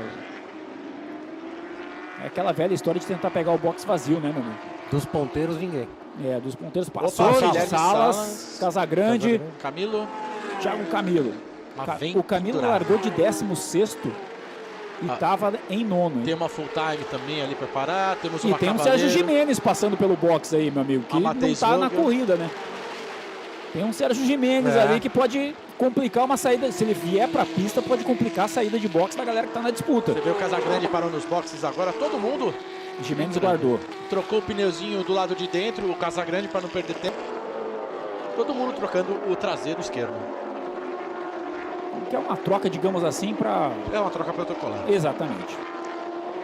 Afinal, o regulamento instituiu a troca de pneu. Tem que fazer a troca. Exatamente. Né? O Andy Racos já para ali também, vai fazendo a sua troca de pneu, já sai para a pista o Andy Racos. Você vê o carro do Vinho bem avariado ali do lado esquerdo. E demorou uma parada, hein? Perdão, troca do pneu do traseiro direito para traseiro esquerdo. Eu sou meio ruim com orientação. É o braço do relógio. Ah, é verdade. É que eu uso relógio. Tá vendo só? Tá ali o Fraga, à frente já do Matias Rossi, assim como eles estavam antes da gente abrir a janela, os dois que não vieram para a parada de boxe ainda. Dos 3 primeiros colocados, o mais rápido é o Matias Rossi neste momento. César Ramos segue na pista, você vê que ele vai abrindo vantagem para cima do Felipe Fraga. Tá aí o carro do Tuca Antoniazzi. Também fazendo a sua parada de boxe. Parada tranquila. Tranquilo, só ele no boxe fazendo parada nesse momento, hein? Reservaram para eles. Teoricamente ele ganha tempo com essa parada. Pelo jeito, Cezinha vai para mais Fraga uma. Vão para mais uma. Com puxa acionado para tentar abrir vantagem o máximo possível. O Matias Rossi entra para boxe. Mas é mais negócio você parar se você não tá com puxa ativado. Exatamente. O Lapena passou reto, veio com puxa acionado nesse momento, então ele é o terceiro colocado, enquanto você vê o Diego Nunes. O Matias Rossi no box. Fraga tirou mais um pouquinho, Osiris. 1.3 Vamos ver a parada agora. Vamos ver a parada do Matias Rossi, ó. Deu uma enroscadinha, voltou. Pneu no meio da pista. Segura, volta, campeão, volta. Isso. Temos o Matias, Bruno Batista. Lucas Foreste também agora no box. E aí, e agora? Entra, sai, olha o que vai rolando. Marcos Gomes. Marcos Gomes já entrou ali atrás também. E aí vai para abastecer o Marcos Gomes, hein? Eita, vaza não. Já vai abastecendo ali o Marcos Gomes. Estaria pensando já na corrida 2, né? Marcos Gomes já pensando na corrida 2, já faz a parada mais demorada, troca o pneu da direita. Que é da mão de quem é canhoto, né? Mão do relógio de quem é canhoto. Olha, eu posso estar enganado, mas para mim quem mais levou vantagem na parada obrigatória agora foi o Thiago Camilo. Mas entre os que pararam, quem está na frente é o Matias. Por enquanto, perdeu pouquíssimas posições. E agora é a hora da verdade aí desses dois. Vamos ver também a tática do Lapena, né? Exatamente. Que vai estar correndo por fora nessa brincadeira. Ficar de olho, porque as paradas vão acontecendo. E deve ser agora desses dois aí. A gente não tem mais, né? Aquela janelinha com os tempos de parada, né? O tempo total não, infelizmente. Não aparece mais pra gente. Mas a melhor parada foi do Gabriel Casagrande em 34 segundos e meio. Vai os dois, ó. Agora a disputa vai ser no box. Vamos ver. Agora é a hora da verdade, hein? Vamos ficar de olho. Contra... Segura, contra o Nofardo. É, afinal... Pode estar a definição da corrida aí, hein? Afinal, 3 km fazem diferença, como o Lapena provou ontem no box. Gaetano vai voltando pra pista aqui, ó. Cheio de tie-up. Silver tape, não é tie-up. Deu mal. Ih, olha o que tá acontecendo. Fraga vem pra ser líder, hein? Fraga vem pra ser líder. Perdão, tem pingue-pingue. Eita! Opa, aí sim, aí já dá sobreposição. Eu quero ver caos. Aí já dá sobreposição, tenho certeza que comissários já vão falar que o César Ramos tá errado aí. Eu também acho. Eu não gosto de palpitar no trabalho dos comissários, porque eles sabem o que fazem, mas pelo pouco que eu estudei, deu sobreposição. Será que vai dar pro Matias? Não vai dar, infelizmente. Essa saída aí, ela é bem longa, né? Mas a partir desse ponto ele já pode desenvolver velocidade máxima, então acho que não vai dar pro Rossi. Será que vai? Vamos ver. Vamos ver. Não vai dar. Ele vai passando ali, ó. Aí é no embalo, né, meu amigo? Aí é no embalo. Vai chegar atrás. César Ramos está à frente do Felipe Fraga. Voltou mordido, hein? O Fraga não vai dar moleza agora. Agora ele não vai dar moleza. Deve estar mordido. Então, eu vou só esperar, porque para mim o Fraga já tinha, entre aspas, ocupado o espaço. É, eu também acho. Eu acho que, apesar de ele ter freado e deixado, entre aspas, o César passar, ele vai por fora do laranja. Vai espalhar o Cezinha. Que é isso, Felipe Fraga? X. Colocou por dentro e aí tem o toque. E aí prejuízo total para César Ramos. E ele cruza a pista perigosamente. Vambora que e vai voltar. Em quinto ainda. Pode ter danificado o assoalho nessa brincadeira, hein, gente? Alguma coisa de suspensão também. Vamos ficar de olho também no E aí é aquela velha história, né, Pingo? Vamos começar a rever só aqui, ó. O Fraga meteu por dentro ali, pegou até um pedacinho de terra dessa zebra. Ele tentou dar o X, como você viu ali, e conseguiu sair bem. Porém, o Cezinha, perdeu o controle, o Felipe também. Exatamente. Talvez sobre algum gancho pro Felipe Fraga. Olha, meu amigo. Lapena no box. Bom trabalho para os comissários. Quero nem saber. eu entendo... Eu não vi maldade, pra falar a verdade. Afinal, houve uma confusão na saída do boxe então, aqui, né? Capaz dos dois tomarem punição. Exatamente isso. Eu entendo que o César toma uma punição pela saída de boxe, porque já havia uma sobreposição do Felipe Fraga, já havia uma ocupada de espaço, e agora o Fraga deve tomar uma penalização também por esse toque aí no César, e prejuízo total para o César em termos de campeonato. E com isso o Matias Rossi vai assumir a liderança. Se bobear, olha só, primeiro resultado. Drive-thru para Felipe Fraga.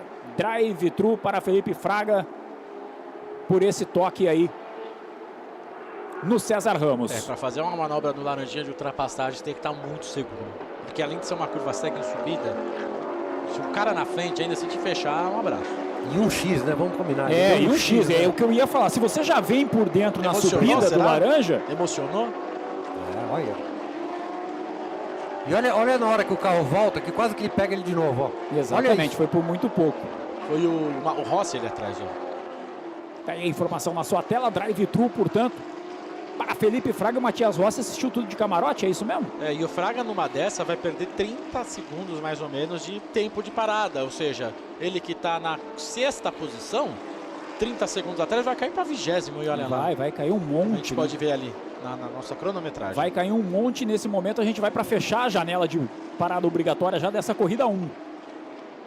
Porque ele é o líder do momento. Matias Fraga em primeiro, Rossi em segundo. Opa, Pedro Cardoso. É na saída de boxe isso aí, hein? Na primeira perninha ali da saída de boxe. Pode ter entrado em modo de segurança, vamos ver. É uma possibilidade também para o Pedro Cardoso. Vamos ver agora, o Fraga já teve situações de tomar punição e não voltar para o boxe. E tentar negociar por fora para reverter essa punição. Vamos ver quanto tempo ele vai demorar para cumprir. Tem 3 voltas, a primeira já foi. Exatamente, ele já recebeu ali no PSDP a primeira sinalização, né? Vamos ficar de olho. Você vê aí o Gabriel Casagrande com o Guilherme Salas. Guilherme Salas mete por dentro ali. E é o 4º colocado, já veio na reta pela frente. O Guilherme Salas à frente do Gabriel Casagrande. O Casagrande sabe da importância dessa corrida, porque os principais rivais, o principal rival dele está fora. Nem está aqui, né? Exato. Que é o Daniel Serra. É a chance dele reassumir a liderança, porém Matias Rossi vem numa escalada fenomenal nessa temporada e tenho certeza no fim do ano ele é um dos candidatos ao título. A gente começa essa temporada, essa etapa aqui em Interlagos com a liderança do Daniel Serra, que não está participando. Daniel Serra está na Europa e não está participando da etapa aqui em Interlagos. E o Thiago Camilo já na caça do César Ramos. São os companheiros de equipe. Companheiros de equipe. Mas companheiro é companheiro. Exatamente. Piloto é piloto. Classificação do campeonato antes da etapa aqui. A liderança, então, do Daniel Serra. Só para a gente passar a pontuação.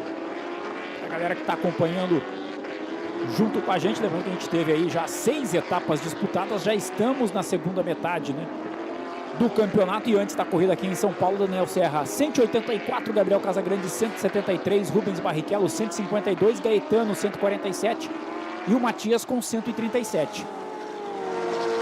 Não suficiente essa vantagem do Matias na pista para tirar essa diferença para o Gabriel Casagrande nesse momento. Então, pelo que temos em pista, a gente pode afirmar que o Gabriel Casagrande vai, pelo menos por essa corrida 1, reassumindo a liderança do campeonato. Mas olha o Thiago Camilo para cima dele. O César Ramos está ali. César Ramos colocou de lado com o Gabriel Casagrande. Vai ser na segunda perna do S. Respeita o espaço agora, o Cezão, né? São amigos, se Deu não uma você andava a tocar. São meio amigo e irmãos, né? E aí o Casagrande fica à frente. Dá uma esparramada ali, pega um pouquinho de zebra. César Ramos segue na cola dele. Coloca de lado agora na reta oposta. E aí já vem o Casagrande para defender. Coloca de lado. Protege bem, vem por dentro. O César Ramos vai para cima dele de novo. Lembrando que o carro do Casagrande está um pouquinho mais pesado, né? Por conta do que a gente tem ainda da regulamentação na classificação do campeonato. O maior beneficiado dessa disputa aí é o Thiago Camilo, que ó, vê como ele está. Vai chegando. Vem aproximando. Né? Bem, segunda volta do Fraga, hein? Vamos ficar de olho. Segunda volta. Pode tomar uma bandeira preta aí, Felipe Fraga, se não entrar para a box. Ele tem um drive-thru para ser cumprido. Ou ele cumpre o drive-thru, ele é desclassificado. E aí ele vai ter que largar do fundo de qualquer forma na segunda. Se ele entra agora, ainda tem uma chance de recuperar algumas posições. Exatamente. Ou ele está esperando espalhar mais o grid, porque a 30 segundos é a diferença dele para o Ricardo Zonta em 19º. Afinal, comparado ao tempo, o melhor pit é 34 segundos. Sem a parada, deve ser em torno de 30. Vamos ver, ele vai entrar agora, hein? Vamos ver. Aí vem Felipe Fraga, então, para cumprir o drive-thru. Temos um novo ponteiro. Temos Matias Rossi. El carpinteiro. El carpinteiro está atento, El carpinteiro. Matias Rossi vem pela liderança de prova. E olha os caras da Ipiranga. Ironizando ali, batendo palma para o Felipe Fraga. Falamos juntinho. Olha, eu não mexeria com os caras da Ipiranga, não. O Paulinho ali faz jiu-jitsu, crossfit. O bicho é brabo, viu? Mexo não. Mas é aquela história do baixar a viseira. Um cara que não está no campeonato, está fazendo uma participação especial, né? De repente compromete o campeonato de um cara que estava vindo para brigar pela vitória. Pela primeira vitória dele aqui no Stock Car, né? Vocês estão vendo que o Lapena está bem pertinho do Rossi, né? É um histórico que vai se criando aí interessante, né? Não foi só um toque. Olha lá, ele voltou atrás do Rubens Barrichello. À frente do Rubens. Na frente atrás do Andy Racos. 18º. Era mais ou menos a conta que a gente estava imaginando. Tem 6 minutos para ganhar 8 posições e largar na frente na segunda. Olha aí, já pensou se isso acontece, Hélio Pingo? Profeta Hélio Pingo. Casagrande segue se defendendo. Gabriel Casagrande segue se defendendo ali do César Ramos. Matias Rossi é o novo líder de prova com Felipe Lapena em segundo. Eles estão separados por apenas 0,6. Faltando menos de 6 minutos para zerar. Olha a estrela do Lapena, hein? Vamos ficar de olho. Tomou 2 décimos no primeiro setor, mas tirou 1 no segundo. E vem com o dedão no push ali o Lapena. Trecho final. Ou não vem mais? Vem não. Vem não. Matias Rossi vem para fechar a volta. O erro do Lapena ontem na entrada do box com a velocidade foi um erro de emoção. É na minha opinião, né? Então eu acho que hoje ele está merecendo. Né? O Matias abriu 3 décimos, foi mais rápido nessa última volta. 0,8 foi a diferença, de 0,6 para 0,8. Tá aí Matias Rossi na sua tela, largou de segundo, tá na liderança de prova. Enquanto isso, no grid invertido, Alan Kodair está tranquilo ali na 10ª posição. Não tem ninguém por perto dele, ou tem? Tem o Diego Batista ali em 11º, mas a 1.3, né? Exatamente. 1.3 aqui na Stock significa muita distância. Na primeira fila da próxima corrida, então, por enquanto, Alan Kodair e Felipe Massa. Interessante. Interessante, muito interessante. Aliás, tudo é interessante aqui na Stock Pro Series. Esse domingo de muita velocidade aqui em Interlagos, você ligado com a gente daqui a pouquinho. Que dia, hein? Tem mais velocidade para você curtir, tem Stock Series, tem Copa HB20. Tem muita velocidade para você curtir junto com a gente. Eu não sei se vocês ontem acompanharam o lançamento do guia da Stock Car. Acompanhamos, Pedro. Espetacular, hein? Fantástico. Aliás, quero dar o parabéns para a moçada, porque olha, isso aqui tá aqui informação de peso, hein? O mestre Osiris já tá com o dele na mão e eu não tenho o meu ainda. Você que tem idade, não coloca na mochila, porque é pesado. A sua coluna não vai aguentar isso aí, Pingo. Diga aí, Osiris, o que você achou do guia? Eu achei bonito. E muito informativo também, muito legal. Parabéns aí ao Milton, né? Que é um cara que historicamente vem fazendo esse guia. Contou com muitas mãos. Olha lá. Com o apoio aí do BRB, da Vicar, para reeditar. Acho que fazer o quê? 7 anos que a gente não tinha guia? Desde 2015. Exatamente, 7 anos, né? Você vê que o Matias descasou o push com o Felipe Lapena, meteu o dedão. Talvez o Felipe Lapena esteja trabalhando para conservar esta segunda posição. Seria, olha só que legal, a equipe Piranga advertida pelos aplausos. Cara, eu achei desnecessário, mas tudo bem. A advertência. Exatamente. Faz parte do negócio, né? Aquela velha... provocar. Exato. É o jogo, é o jogo. O que muita gente às vezes não sabe, que é o seguinte, meu amigo. Piloto na pista pode ser punido por algo que alguém no box fez. Sim. Né? Qualquer membro de equipe que seja identificado, que de repente, sei lá, causou uma briga com alguém, fez uma confusão com alguém, ofendeu algum dos oficiais de prova, o piloto pode responder e perder posições na pista. Achei desnecessária a advertência, assim como, na minha opinião, apesar de ser regras, achei desnecessário também a perda de a rigidez com o Felipe Lapena. Mas regras são regras, né, gente? Exatamente, é o que a gente fala. Você pode até não concordar, mas é a regra para você respeitar. Exatamente. A regra tá aí para ser cumprida.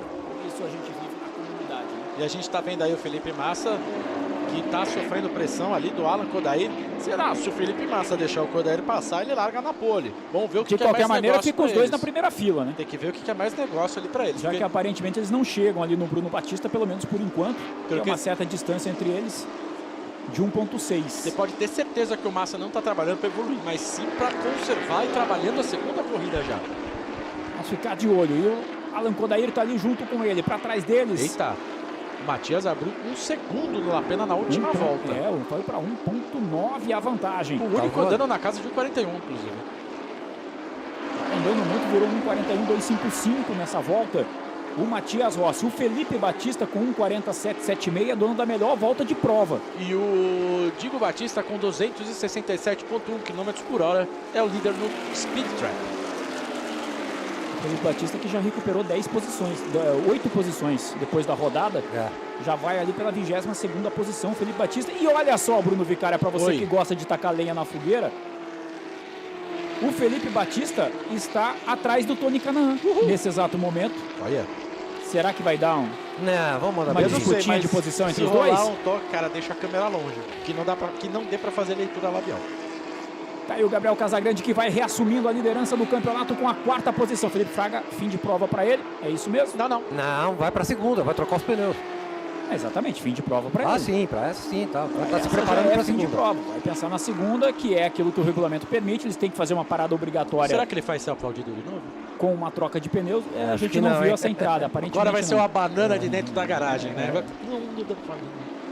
Vamos ficar de olho. Tá aí o Lapena, 2ª posição. Eles já vão começar, tem retardatário ali, hein? Quem será que é o retardatário?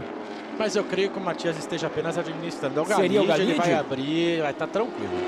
Vamos ficar de olho ali. O Galide que vem virando a casa de 1,47. Quase 1,48. Nelson Piquet também vai ali para fazer aquela parada extra. Era o 17º, longe até da zona de pontuação dessa primeira prova que contempla os 15 primeiros. Exatamente. Sapatinho novo. Sapatinho novo e o Matias chega aqui na reta agora para negociar ali a ultrapassagem para cima do Galide. Ele que é o líder de prova, Matias Rossi, vai chegando. E já tem uma sinalização ali para ele, ó. 2 voltas para o fim da prova. Tira o celular daí, rapaz. 2 voltas para o fim da prova. De puxa, ó. Olha a Lapena, são encostou, amigos. Encostou, Lapena já encostou. Caiu para 0,9 a diferença. Penúltima volta de prova. Dessa vez o Lapena foi quase 1 segundo melhor que o Matias Rossi. 1:42.4 contra 1:41.7. A diferença no tempo de volta dos dois. Vai ter mais trânsito na frente? Não tem ninguém na frente deles agora. Além dessa disputa, temos a disputa pela 7ª posição do Diego Nunes e Bruno Batista. A disputa da 9ª posição entre o Márcio e o Kodair, todos separados por menos de 1 segundo. E o Jacos e o Barrichello seguem ali no duelo, 2 décimos separando os dois. E aí a expectativa das duas equipes, né? Da Matheus Vogel e da Hotcar pela vitória nessa corrida. Duas equipes clássicas, Mauro Vogel e o nosso eterno Amadeu. Sim. Clássicos do automobilismo brasileiro. Vamos pela penúltima volta da corrida 1 aqui em Interlagos. A galera toda de olho na pista. Será que o Lapena chega? Vai chegando. Diferença é de 0,9. Vamos ver. Gostaria que vencesse, cara, do fundo do meu coração, assim, por toda a história que eles enfrentaram para chegar até aqui, desde o falecimento do Amadeu.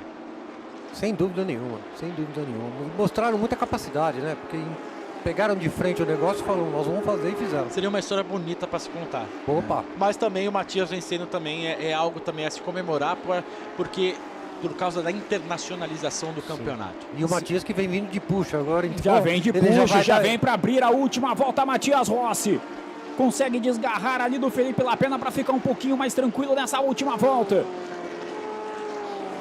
Tá aí o argentino Matias Rossi. Já passa, a última volta está aberta. Que nós estávamos falando do push. Ele deu push antes do momento certo. Ele lá fez, embaixo. Exatamente, ele fez a subida e na bandeirada o push dele acabou. E aí o Matias Rossi já consegue abrir uma boa vantagem ali. Vamos pela última volta de prova. No papel, 2 segundos separando os dois pilotos. O que é uma baita de uma vantagem, tratando-se que a gente tem apenas uma volta para ser disputada. Tá aí o Mauro Vogel. Vai se preparando para celebrar vitória de novo nessa temporada, o Mauro Vogel. E 2 carros entre os 4 primeiros colocados. Equipe Hotcar já fica de olho por ali. A Matheus Vogel já vai preparando para fazer a festa. Você vai vendo aí os escaladores na prova. Rubinho Barrichello com 14 posições. Ricardo Zonta com 13 e o Forest com 12. Agora o Alan Kodair, 10º colocado, está na mira de alça do Digo Batista, 0.2 separando. Teremos disputa pela, entre aspas, pole da segunda corrida até a bandeirada. Vamos ficar de olho. Olha o Charles do Bronx. Charles do Bronx vai dar a bandeirada. Ó, a marra do cara, hein, Pingão? Você já pensou você andando de madrugada na rua e tá de cara com um cidadão assim? Eu dou minha carteira, celular, o que ele quiser. Olha, Dona Cibele. Dona Cibele tá agradecendo pela segunda posição ali do Lapena. Não tá agradecendo ainda não, tá rezando ainda. É, mas ela agradeceu porque o carro tá chegando inteiro, né, meu amigo? Isso conta muito. E é mais um pódio. É verdade. É um pódio que vem aí. Vamos lá. Matias Rossi na subida pro café. Aí vem ele. Acho que deu, hein? O argentino tá chegando.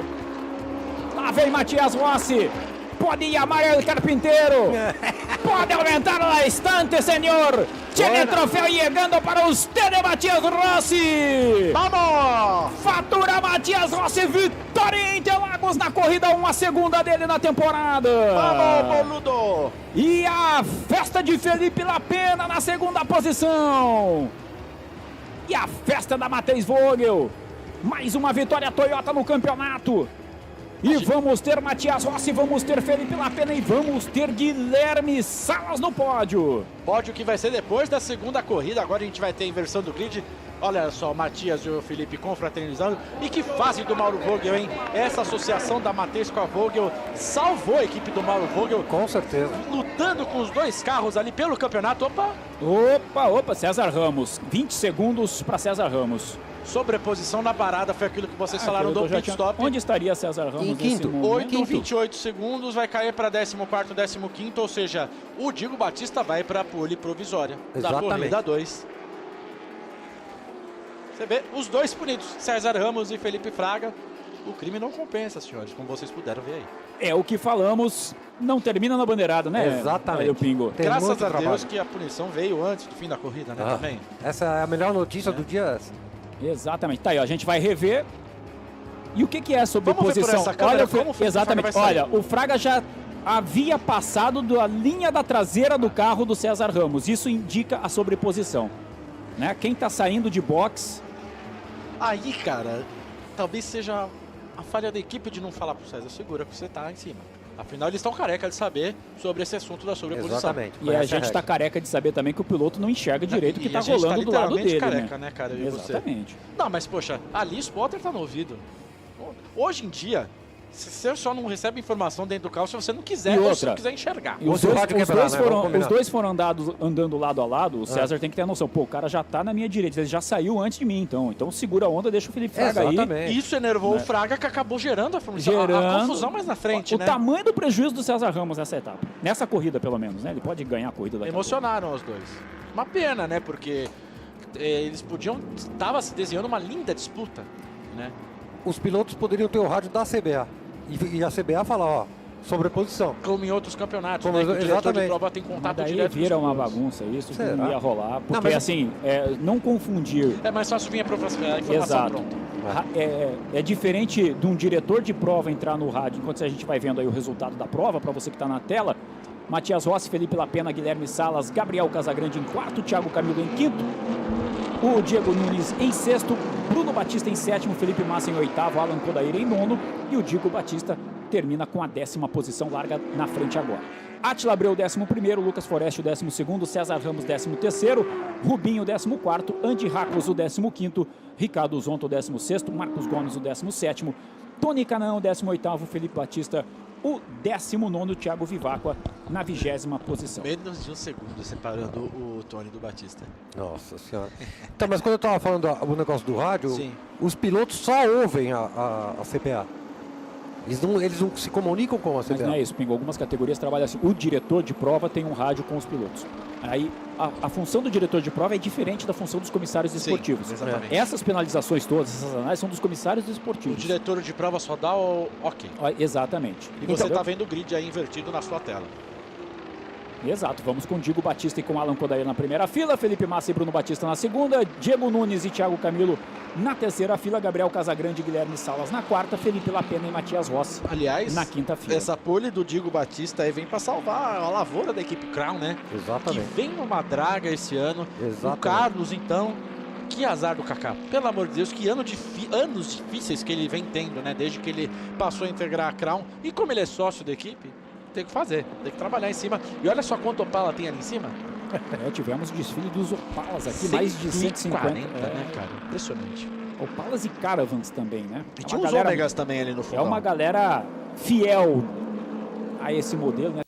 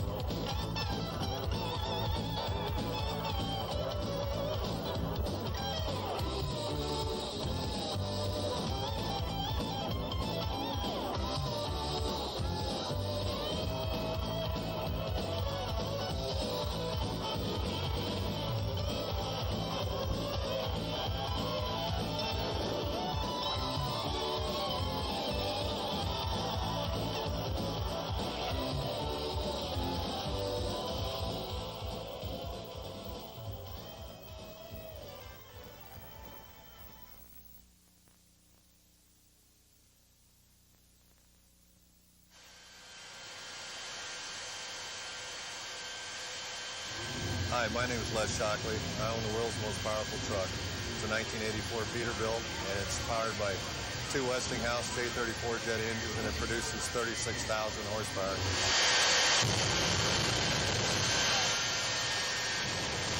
The truck took 9.5 months to build. It cost $250,000 to build it. It's a stock 1984 Peterbilt cab, and the front end is special made from fiberglass. So is the sleeper that's on it. The chassis is made from about $8,000 worth of 4130 chromoly tubing. This thing is almost like a space shuttle. It has so many different redundant features as far as the safety things. You know, it's got 2 or 3 different ways to shut off the engines and 2 different parachute setups and just a multitude of different safety things built into it. This truck, because of the power and the engines and everything in it, it creates a lot more noise and everything inside the cab. It's like an echo chamber in there. It's actually probably the most exciting part of this whole act is when you're up there at the starting line and before you leave.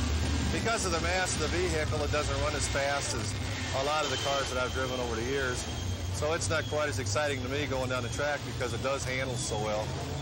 I like a car that doesn't handle that good, something you have to kind of fight, you know, get down a racetrack. Your mind's probably going 200 miles an hour and your heart's going 300 miles an hour. The adrenaline's maybe 500 miles an hour. You're pretty hyped up. I still am.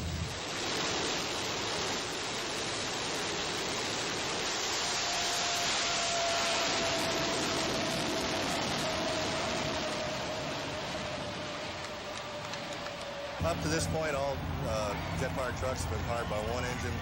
When we built this truck, we built it actually with 3 engines. In about 6 to 8 weeks, we'll be running the truck with 3 engines, and we expect it to run at speeds of probably 240 or 50 miles an hour and a quarter. Well, most people have single-engine dragsters. Dick Gallardi's thought was there was no twin-engine dragsters. He felt that the twin-engine, especially using the J34-48, would produce a tremendous amount of fire and smoke. The car took over 2 years to build, with thousands of hours of preparation and work.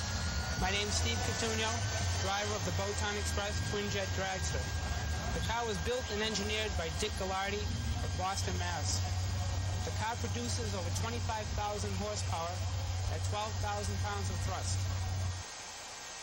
The car will do over 300 miles an hour in a quarter mile. Through NHRA, we are restricted to 175.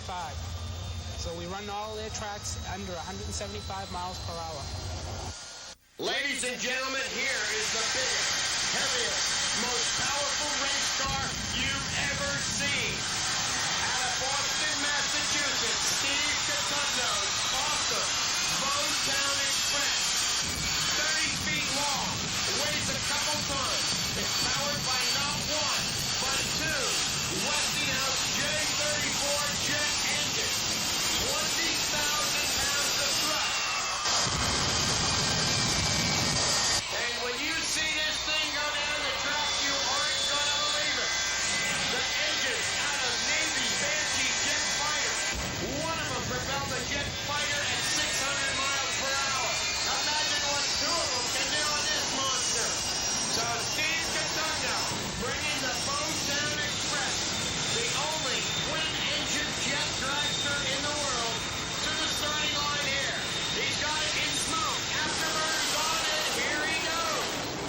Look at him blast his way on down the quarter mile.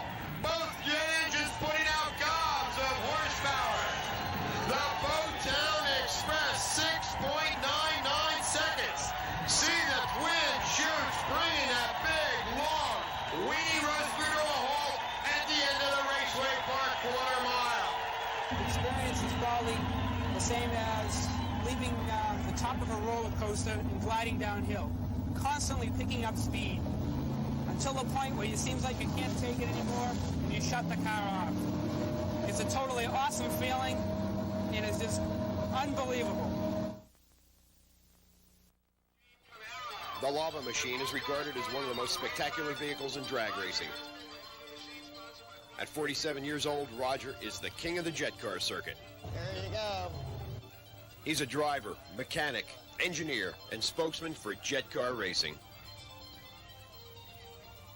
Folks enjoying the race today? Yeah. Good. You've been in competition about 2 weeks ago? We're running both lava machines all the time now. Mike Evagene's driving the other one. We just finished doing some testing with it, and they're just as close as they can be. We won the that All-American Jet Car Nationals here, and was a runner-up with the other car. So, trying to push a little more? We're going to keep it to where you're at. Always push it to the limit. Okay. Good luck. Thank you. In 1972, he began a one-man crusade to convince the National Hot Rod Association to sanction jet cars, and became the first driver ever licensed by the NHRA to drive a jet-powered dragster. In 1980, he switched to the jet funny car. This is the lava machine. I'm Roger Gustin. I drive it. I'd like to show you a few things about the lava machine. You're looking at the very back end of the afterburner of a JT-12 Pratt Whitney jet engine that came out of like a corporate jet. Produces about 6,000 horsepower, and we've run speeds well over 260 miles an hour. The body is a fiberglass replica of a Z28 Camaro. It's one-piece fiberglass, very lightweight, very sleek, aerodynamic car. This is the front of the jet engine. You can see that we've got it screened to prevent any foreign object damage from going into the intake. This is something you'd never see on an aircraft. But being I'm sitting right beside the compressor in this engine, I need all the protection I get, plus that's part of NHRA's strict safety rules. We're looking at a 4130 chromoly space chassis that was built by Horton Race Cars down in Belton, South Carolina. Over here, you're looking at a 30-gallon fuel tank that we burn up about 25 or 26 gallons of jet fuel every run. That also includes the fire show that the fans love so much. I think we've got probably one of the most state-of-the-art race cars in jet car racing. The lava machine has a JT-12 Pratt Whitney jet engine built by Craig Arfons. And that is the entire drivetrain. There is no differential, there's no transmission, no drive shaft, and no U-joints in this car. Just to give you a quick look, this is the main fuel. This is afterburner fuel. This is the main parachute. This is the emergency parachute and emergency fuel shut-off. This is the show business handle. This is for the fire show that adds a lot of fire out there on the starting line.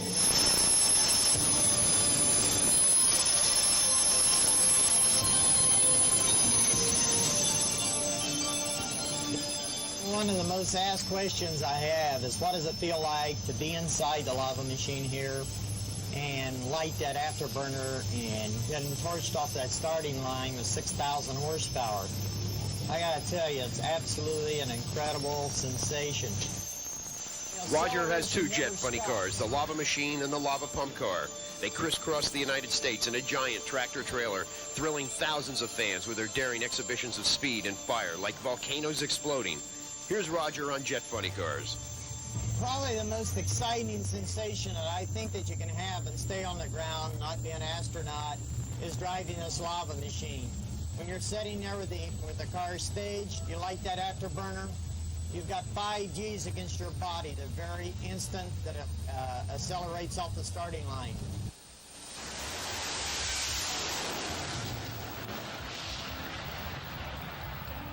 When you cross the finish line, you pull the parachute, shut the engine off, and it's an instant reversal of about 4 G's negative in getting the car stopped when the parachute opens.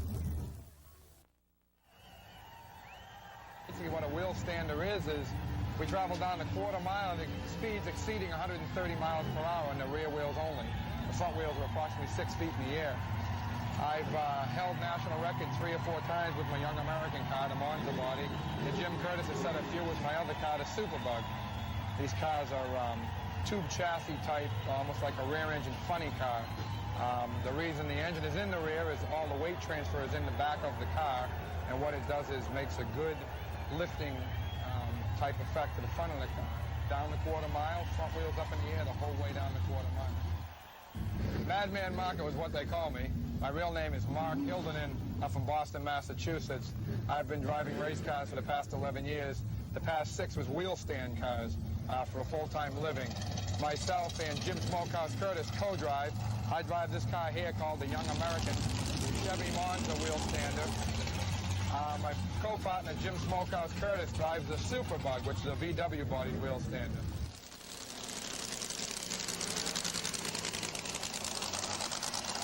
It's a very different feeling to lift the front wheels 6 feet in the air and have to control the car with a braking system in the rear wheels.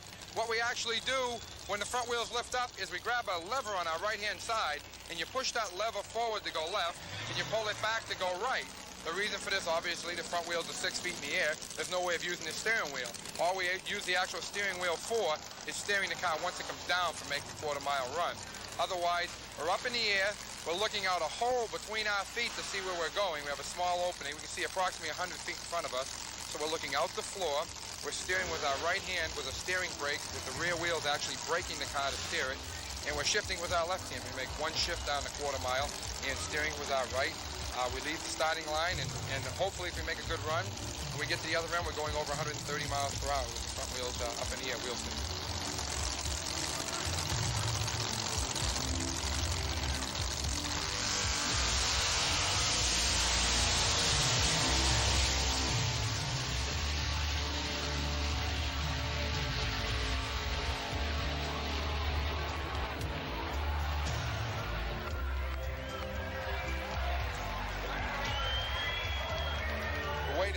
Spark, they have what they call titanium plates on the end of the wheelie bars. The wheelie bars are here that come out the back of the car, and here we have plates of titanium, and as they're breaking off, these pieces of titanium are very hot, and it's a very, very bright white spark, and as they're going off into the air, they're burning up, and it's a very bright white spark, and that's the reason we use the type of metal titanium, just as part of our show.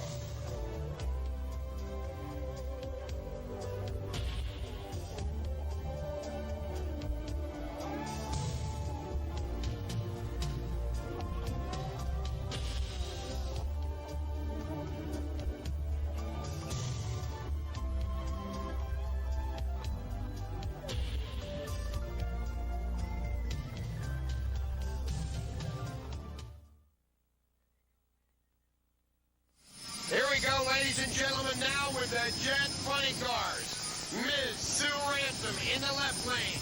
Join the Repco sponsored Datsun 280Z Jet Funny Car against Ken Warby in the right lane, driving the Mustang body car, also sponsored by Repco. Both of these cars powered by Westinghouse J85 jet engines, 5,000 pounds of thrust, 10,000 horsepower. Two of the cars, both of them from Australia. The Thunder from Down Under, they call it.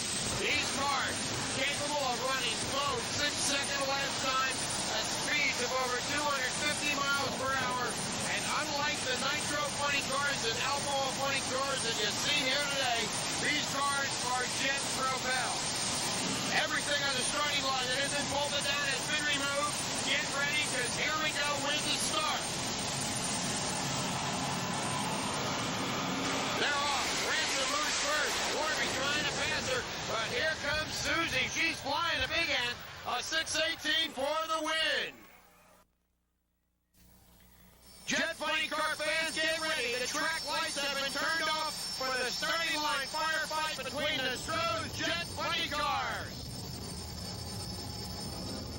The Stroh's Firebird Firebird in the right-hand lane, taking on the Stroh's Light Dodge Charger in the other lane. Both cars injecting raw jet fuel into the afterburner and literally setting the track on fire. Both cars powered by Westinghouse J34 jet engines, producing 6,000 pounds of thrust, 12,000 horsepower.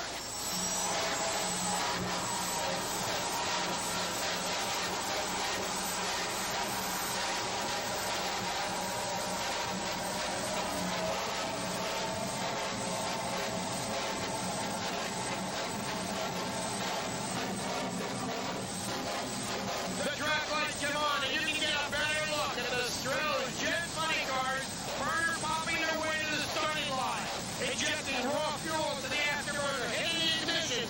That burn creates that noise those flames you see. They're ready. Here's the green. They're off. Left lane looks like he's going to take it. He does. And a lap time 6.27 seconds over 250 miles an hour. Hello, my name's Elmer Walker, better known as Dr. Wacko. I'm the leader or coordinator of a group of racers known as the Wild Bunch. This is my 86 CJ7 Jeep powered by a small block aluminum Chevrolet motor with an automatic transmission. The quickest time for my Jeep is an 8:32 at 165 miles an hour.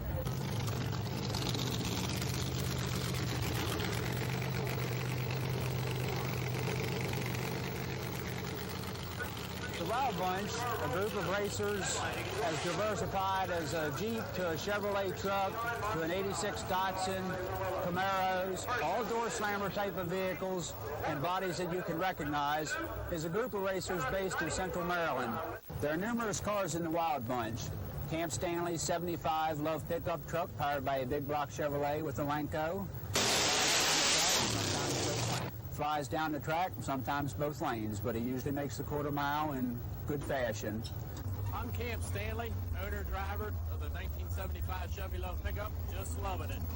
Powered by a supercharged, fuel-injected big block Chevrolet engine, 4-speed Lenco, and a 9-inch Ford rear. I have to use this wing to hold it down in top end because this is not the most aerodynamic race car in the world. It's almost like driving a brick down a racetrack. The 75 Chevy Love pickup's known for going left, right, straight, around the ring, occasionally dipping the guardrails, but it's all part of fun and games.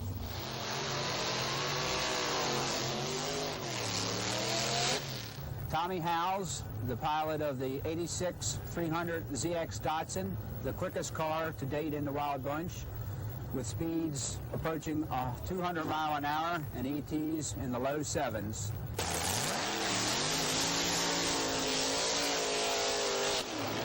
Dennis Brightwell, probably one of the favorites in the group, a 67 Camaro, all steel body, powered by a 4th-7 Chevrolet. This car probably is the closest to a wheel standard that the whole group has, as when it leaves the line, the wheels are in the air.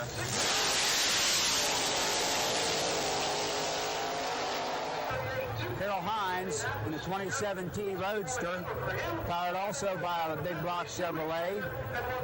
Best ET around 782 at 178 mile an hour.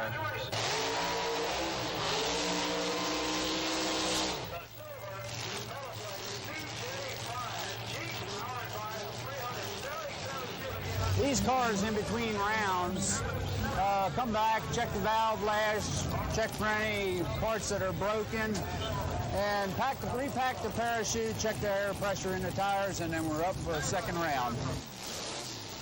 Hope we do well.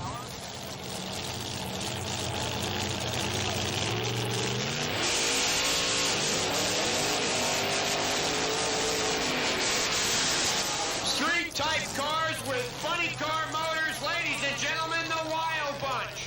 In the left-hand lane, the one and only Dr. Wacko, Elmer Wachter. He's a neurosurgeon, a neurologist. He's a brain transplanting fool.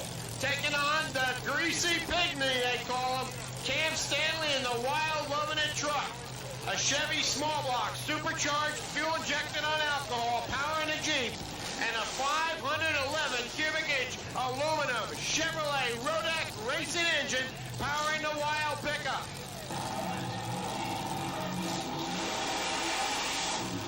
How'd you like to drive these cars on the street wild? I'll tell you. Backing up after their first burnout, the crew members guiding them back. We're going for a roar on wheels here today at New England Dragway. Ground-pounding, earth-shaking, road warriors of the quarter mile. The Wild Bunch.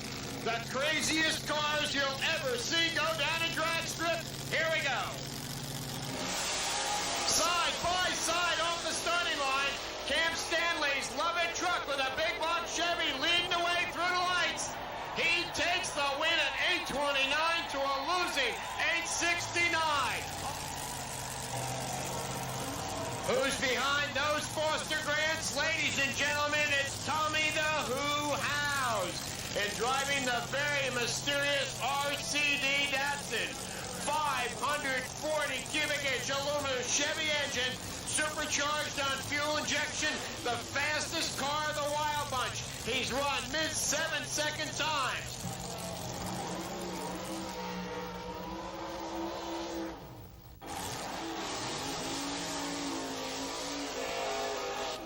What a pair of wild burnouts by these crazy Wild Bunch cars.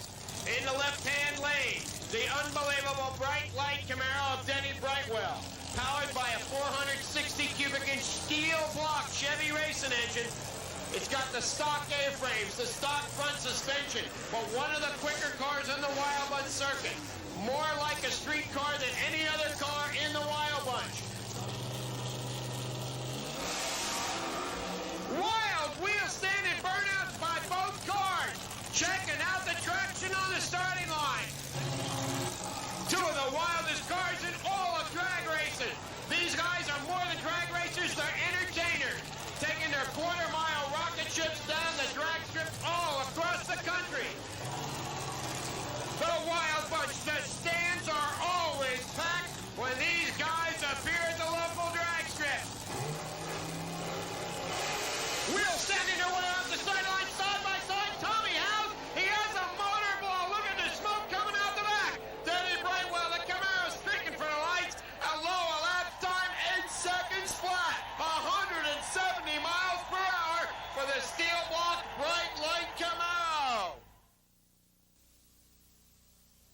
They call him TV Tommy Ivo. He's one of drag racing's living legends. He's been in the sport since the beginning. He got the name TV from his acting days 25 years ago when he was one of the Walt Disney Mouseketeers. This is his transporter, bringing his latest race vehicle out to the track.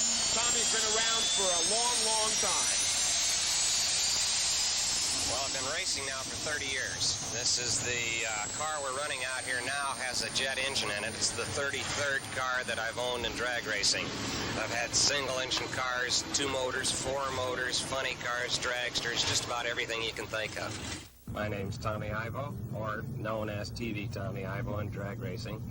This is my jet-powered race car. It's the 33rd race car I've had in 30 years of drag racing.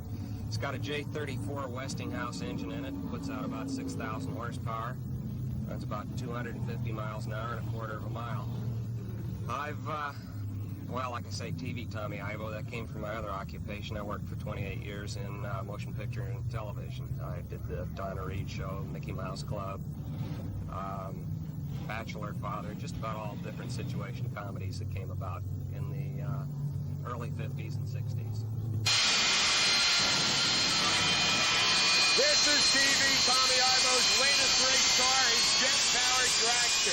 Tommy's raced a lot of vehicles in his career. He talks about this one. Each car has its own unique thing. Like these jet cars run very fast. At the very top end of the course, all of a sudden they take off like a scared rabbit. Of course, I grew up with the sport, so it was a challenge all the time. We were constantly changing cars, upgrading the thing. Now it's become a little stagnant because we've come to the state of the art. Well, where do you go from here? That's the deal. After you've bounced down the track at 260 miles an hour, what do you do for an encore? I've tried everything else. I've skydived, scuba dived, I've got motorcycles, I ski, water ski, snow ski, but still the thrill of it all is the acceleration, going so fast in a quarter of a mile from 0 to 260 miles an hour.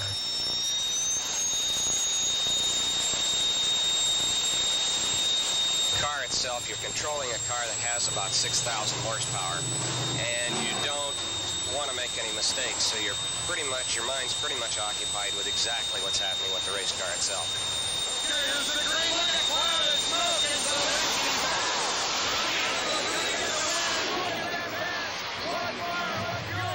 so unbelievable! A red light shot by Valencia hands Ivo a win. The 30-year veteran, the TV man, the winner here in jet car racing action. I've been asked by people so much about my four-motor car that I owned about 20 years ago because a lot of them haven't had a chance to see it. And we're restoring it right now to put it in the museum. And before I stick it in the museum, I think I'm going to take it around the circuit and let the people see it that haven't had a chance to see it. It was probably the most famous car I ever built because of the unique fact that it was the only car with 4 engines in it. He's been racing here at Raceway Park ever since the beginning, 1965. So TV Tommy Ivo retiring this year after his 30th year of drag racing. He's going to go on to become a Mickey Mouse Club Mouseketeer. The track owner, Vince Knapp, presenting television Tom Ivo, one of my real drag racing heroes of the black. Tommy, we love you. You're the best, baby.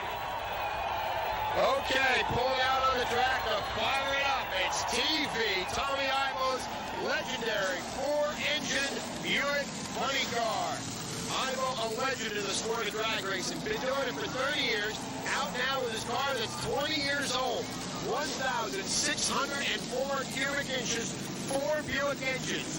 Fuel injected, on alcohol, ready to pull up and burn rubber with all 4 wheels. A 4-wheel drive funny car. Ivo, getting ready to go on the starting line. Pulling up carefully. Getting ready to drive away. Burning rubber into drag racing history. Fired and running, ladies and gentlemen, the world's only gold-plated jet dragster, Jerry Hot Rod Siegel. He's only 26 years old, driving John Vittori's car he calls Simple Pleasure. Over $15,000 worth of gold plating on this vehicle. Instead of regular chrome, they use gold. Sponsored by the 14K company out in California. It's powered by the J34 Westinghouse jet engine, 16,000 horsepower. And Siegel's just about ready to go down the track here in the right-hand lane. The Zeus buttons that hold the body panels on this car are worth $8 a piece. Usually you can buy it for a quarter, but not from this car. They're gold-plated. 14-karat gold everywhere. One of the most beautiful cars ever to hit down the drag strip. Siegel out of California lights the burner and he's making his way towards the starting line. What a pretty car. His competition in the other lane is Mr. Tom Downtown Brown at Los Angeles, California, driving his jet-powered dragster he calls the California Plane. Powered by the lighter, less horsepower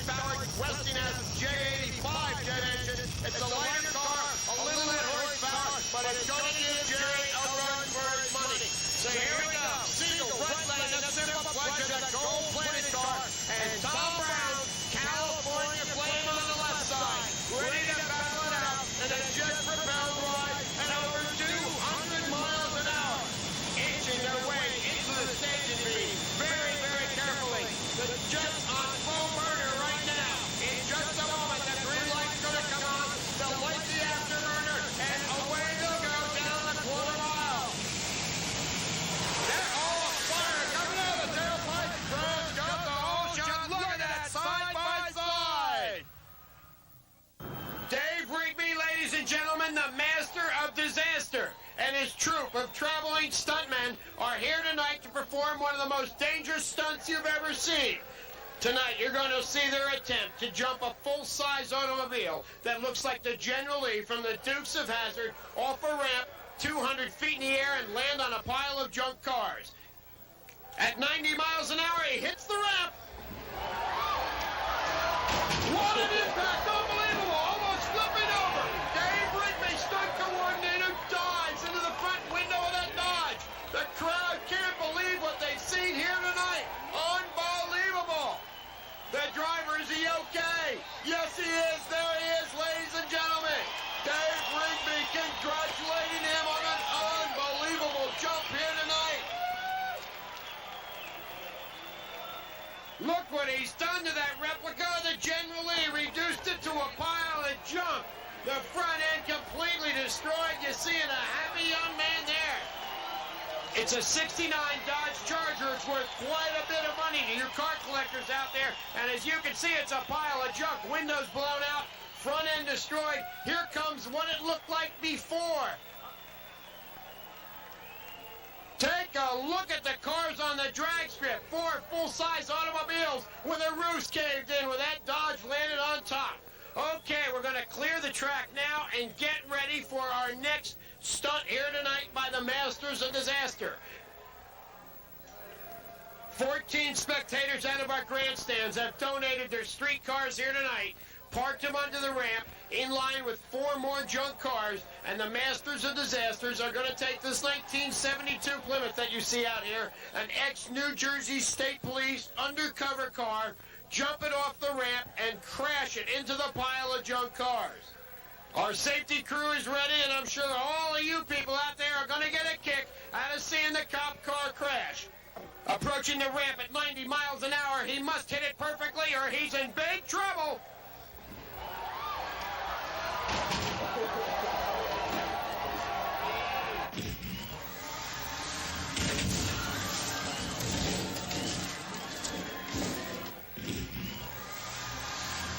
What an impact! He didn't want to land like that with his back end on the ground, almost flipping over.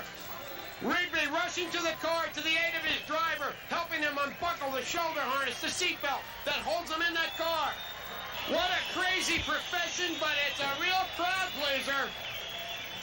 Traveling at 80 miles per hour, he was 20 feet in the air. He traveled over 200 feet, landing on a pile of junk cars. That's why they call him the Master of Disaster.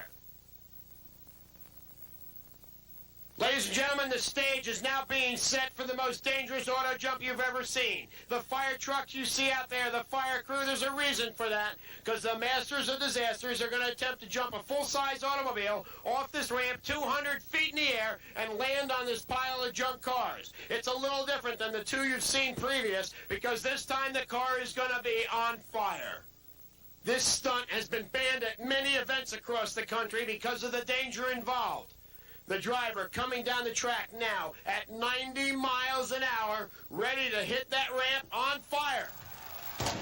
Exploding in a fireball, landing on top of the cars. Look at that, ladies and gentlemen, the entire back half of the car engulfed in flame. Dave Rigby frantically jumping on the car, checking on his driver, the fire crew. With the extinguishers on the back of the car, they got the fire out. He's okay. There he comes out through the front windshield. Let's hear it, ladies and gentlemen, the Masters of Disaster.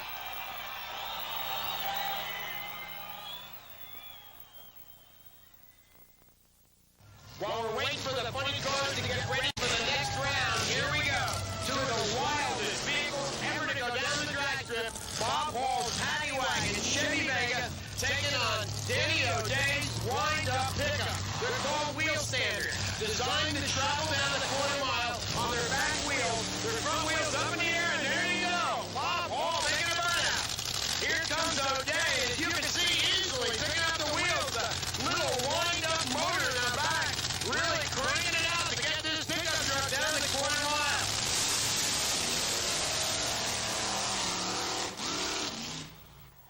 Both vehicles with big block Chevrolet, supercharged and fuel injected, stuffed in where the back seat would usually be.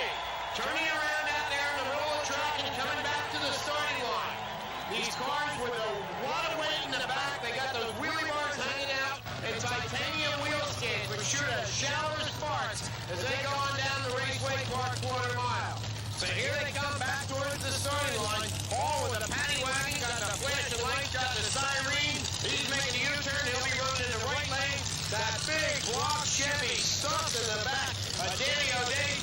truck. He calls it the wind-up pickup truck. And it's producing about 1,500 horsepower. That big Chevy engine sits in the pickup bed.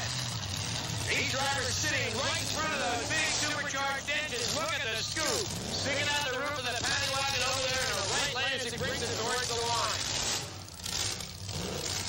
These drivers, as soon as they leave the starting line, they look through holes in the floor of their vehicles and steer the car using an independent pair of rear brakes, sort of like the way you steer a bulldozer. There they go, up in the air, and they got up. The spark shooting off the tail skids, the big block Chevy engines pumping them down the track, and what a wild pass! The wind going to the paddy wagon, a good run for him. Danny O'Day right alongside. The truck is powered by 3 Westinghouse jet engines. Each one of these engines were developed to use in a Navy fighter. Each one of these engines develops about 6,300 pounds of static thrust and about 12,000 horsepower at the speed of sound. In theory, and only theory of course, because the truck couldn't take it or this old driver couldn't handle it, but this truck has enough power to run over 2,000 miles an hour. Everybody always asks what it feels like to sit in this truck at the starting line and what you think about. I really don't know how to answer that because I don't know how to compare it to anything else I've ever done.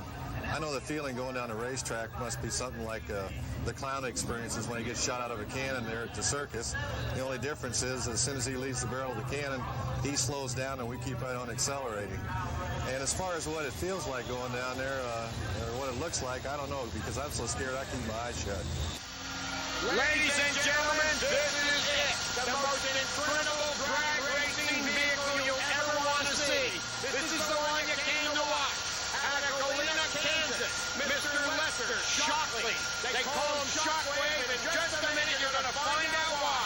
He's about ready to drive his Peterbilt racing truck, powered by not 1, not 2, but 3 Westinghouse J34 jet engines out of Navy Banshee fighter jets. Unbelievable is the only way to describe it. Each engine producing 8,000 pounds of thrust. Each engine producing 16,000 horsepower. What you are seeing is 48,000 horsepower of jet engines getting ready to propel the jet truck down the quarter mile.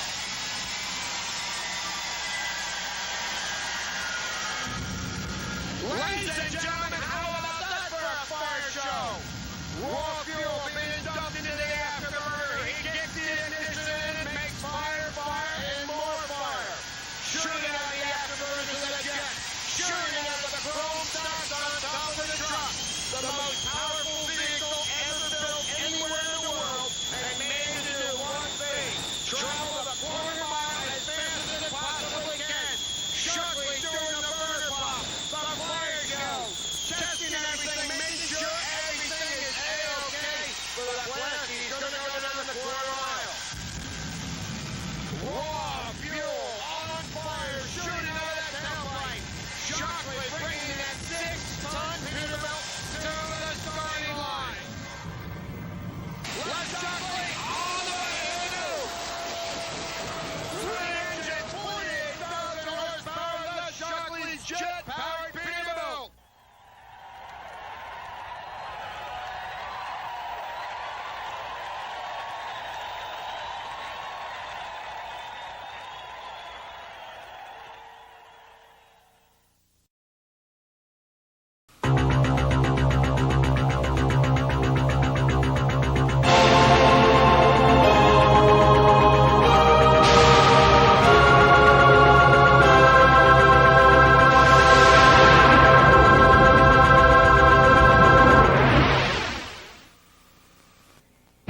Ladies and gentlemen, these are the Track Freaks.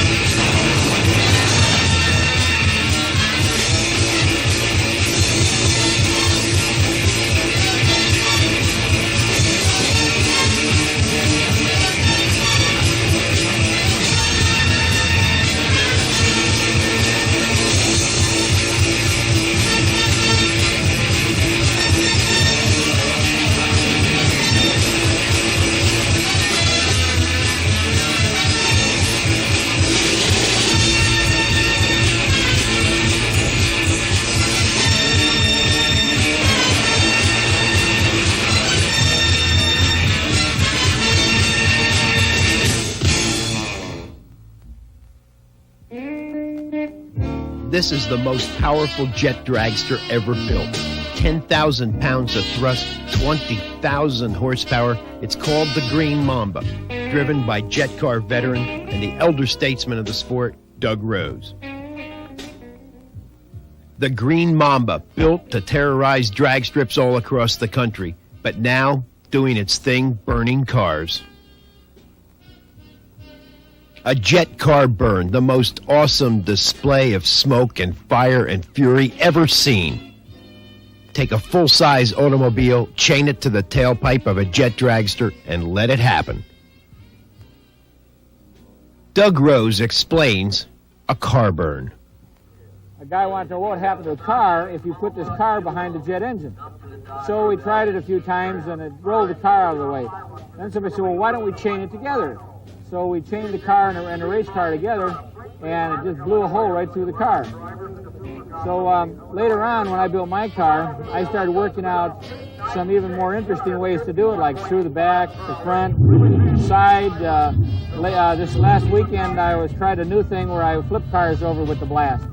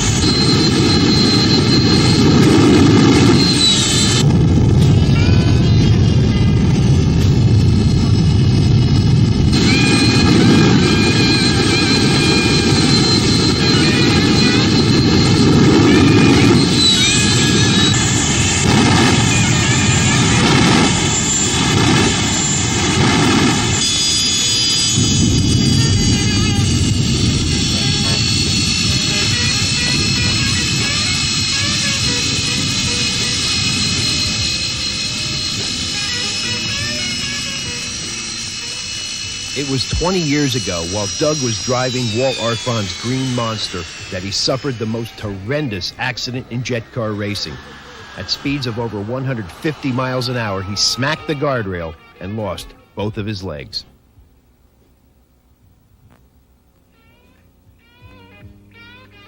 The crash happened so quickly, Doug never realized the seriousness of his condition. I didn't know my legs were cut off at the impact. I turned the car on, and it was an uphill shutoff area. So when the car turned around, I was heading back down toward the starting line. So I coasted down the hill, and I used the guardrail as a brake because I couldn't reach the brake pedal. At least I thought I couldn't reach it. Well, when I went to get out of the car, I found out why. My legs were gone below the knee. And so I got out of the car, and I laid on the track, and I waited for them to come down and pick me up. And it didn't really hurt like I thought something like that should hurt. It just felt like I had a real bad case of asphalt rash. But my wife at that time, she came up and she got all shook up about it. And the guys came by from the rescue wagon. They had volunteer fire department and rescue wagon there. And I told them to, get a tourniquet on it. Well, anyway, they loaded me in the ambulance seat, and they got me to singing. They're streaming down the track. It's wet, and this guy's just smoking the hides, right? And he goes down, I look out the window, and then there's this guardrail coming up because behind the starting line, I had to make a right turn and then go down around the hill because this track is up on the side of a mountain. So I said, you better slow down, guy. You're not going to make the turn. And his buddy says, you better listen to him. He knows what he's talking about, right? Because what did I just do? Smack the guardrail. Broadway Bob Metzler rides on the nose of the powerful Green Mamba jet dragster. Just one of the many shows that Doug Rose puts on here at Great Lakes Dragway. After the accident and years of therapy, Doug built the Green Mamba and continued jet car racing, a true inspiration to everyone in the sport. He is the granddaddy of jet cars and is really quite philosophical about his handicap. I have a different attitude because there's so much more out there to do. There's places to go, things to do. It just slowed me down a little bit.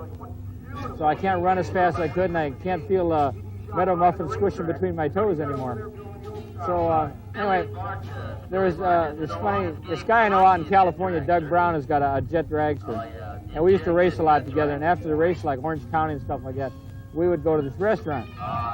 And one of the things we did, you're talking about having fun, we'd be sitting there, and I'd put my leg up like this on the seat over where he was sitting. And then the waitress would come by and he said, "Get your leg out of there." Well, yeah, I don't have any room here. Every time somebody would come by, I'd stick my leg in his lap or something like that. Finally, here this gal comes with a whole tray full of dishes, right? He reaches over on the side of his table like that, takes his steak knife and goes, sticks it in your leg. Like the waitress drops all this stuff and runs back to the kitchen, and she would not come out. She would have got, the manager had to do the whole ball of wax. And he was mad.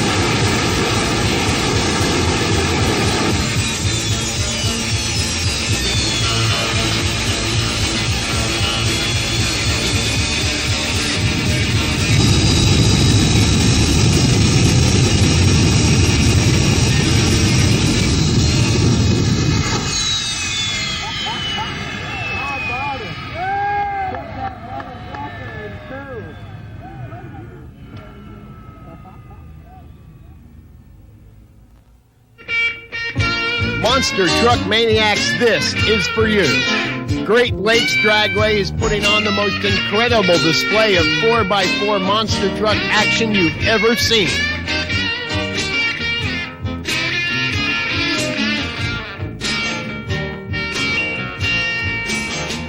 Monster trucks, they're unbelievable. Giant earth mover tires mounted underneath a pickup truck with over 2,000 horsepower. They're metal crushing machines.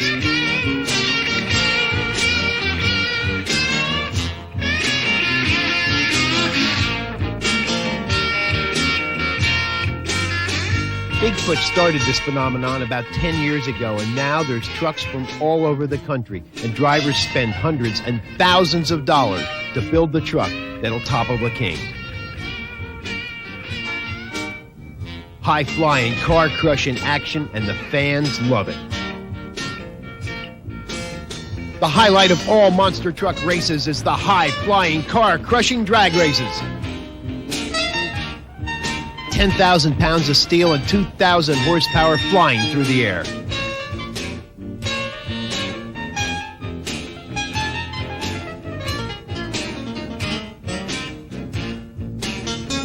The phenomenon of monster trucks has become a legitimate motorsport. What was once a hobby has become a competitive, arena-filling spectacle of unleashed gargantuans leaping airborne over junk cars.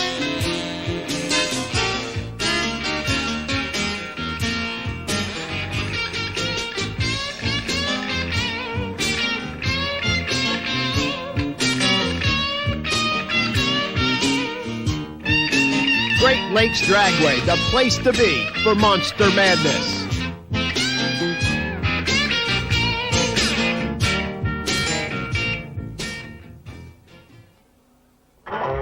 Wheelie cars, there's nothing like it in any form of motorsports. 3,000 horsepower supercharged, fuel-injected, alcohol-burning funny car engine stuffed in the back seat of a car and designed to do one thing: travel down the quarter mile with its front wheels 13 feet in the air. side-by-side action. The fans love it, shooting showers of sparks off their tail skids. You want excitement? You want wheels-up action? Check this out.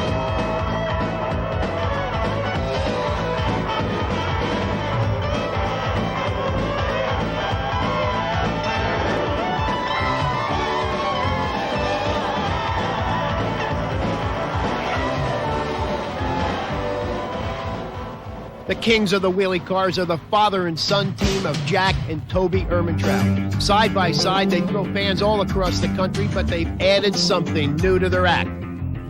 The tug of war, a battle between father and son. They've taken the rear of Toby's Windwalker and connected it with a giant metal bar to the back of the powerful Hemi under glass.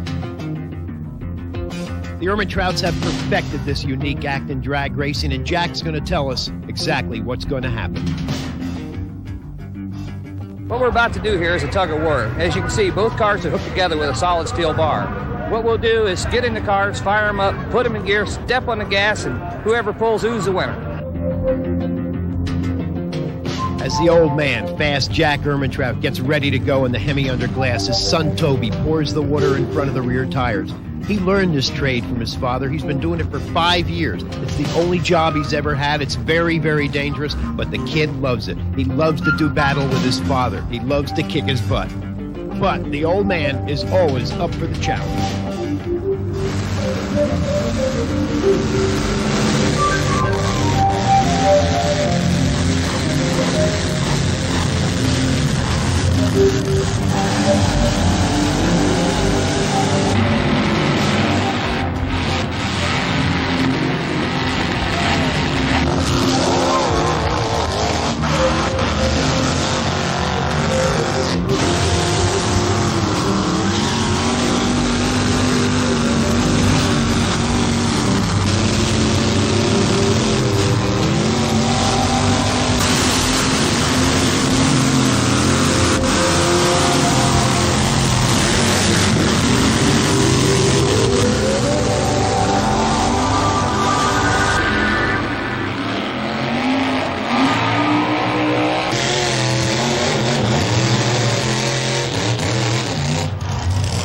The wheelie car tug of war, an unpredictable display of fire, horsepower, and smoke.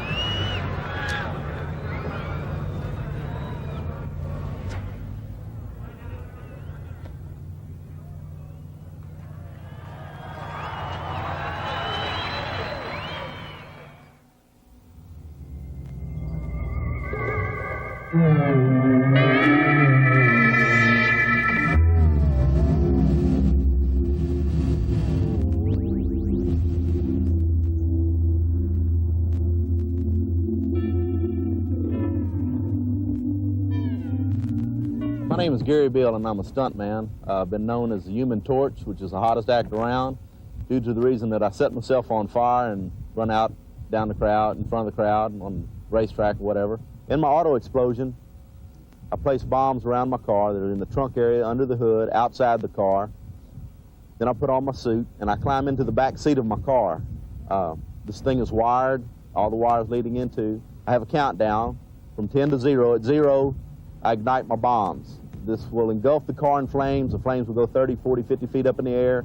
The car is totally engulfed in flames, and I have a few seconds to get out before I do get into the dangerous part of being burnt. As I come out, my back is on fire. The back of my suit is completely on fire, all the way down to my legs, from my head down. Flames are going 10 to 15 feet in the air. Then I proceed to run to a predetermined spot where my fire extinguisher and somebody that I hope is not mad at me is waiting to put me out. I've never been burnt doing this act, and I've been doing it for about 8 years. The crowd reaction to these stunts has just been spectacular everywhere. On the auto explosion, like I said, I've always got good response on it, because come out, people realize just, you know what a fire can do to you to begin with, and to see somebody set themselves on fire on purpose and come out and be able to walk out of it, it just amazes people, and they've been real responsive to it. I've enjoyed doing it for the people. In the steel wall act, I stand this car up on the rear bumper.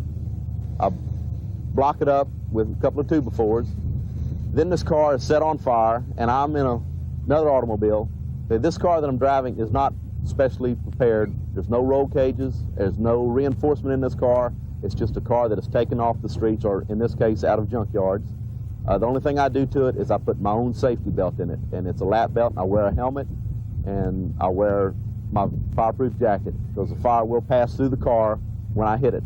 I like hitting the car at about 60 miles an hour. This will cause the car to flip up, over, and behind me, hopefully not landing on top of me. If I hit it any slower, I endanger myself of having the car fall on top of me, the car I'm driving then catch on fire, then I'm in danger. The car that I hit is just totally demolished. I've knocked the engines out of it. I've broken them in half. It's just, every one of them's different, but it's just a smashing success, and it's everybody enjoys it. They love to see cars crash.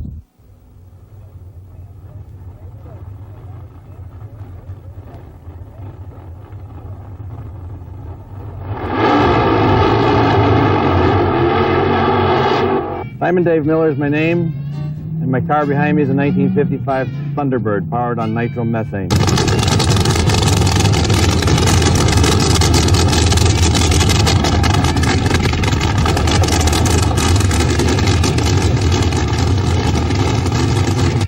Took us 6 months to build this car. We were really rushed to get it done. We wanted to get involved with the nostalgia racing, becoming one of the more popular events now in the sport of drag racing throughout the country. A lot of money tied up in this car. The body we have about $20,000 in, and then the normal chassis deal and the motors and so forth. It's a $100,000 piece. We're going to campaign this car throughout the country at all nostalgia events that we can find, try to do some Ford work, and try to be the fastest nostalgia car in the world. Tom McEwen's 57 Chevy was the first nostalgia fuel car. This 1955 T-Bird of mine is the second nostalgia fuel car. The popularity of these two cars is growing immensely day by day.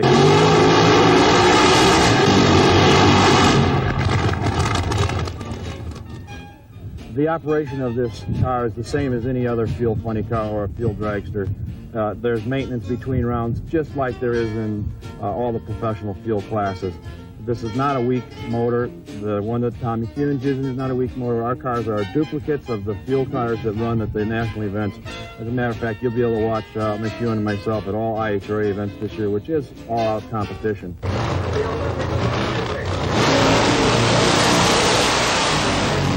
As the season goes by and we get the aerodynamics figured out on our nostalgia cars, our ETs will get better and our mile per hour increase. But most of all, what's important is to have safe rides. If we don't have these cars slick enough to go the 260s and 70s or to go the 520s, we won't. We'll be happy with the 550s at 220, 230. I think you'll see it. You'll see good side-by-side competition in our nostalgia racing.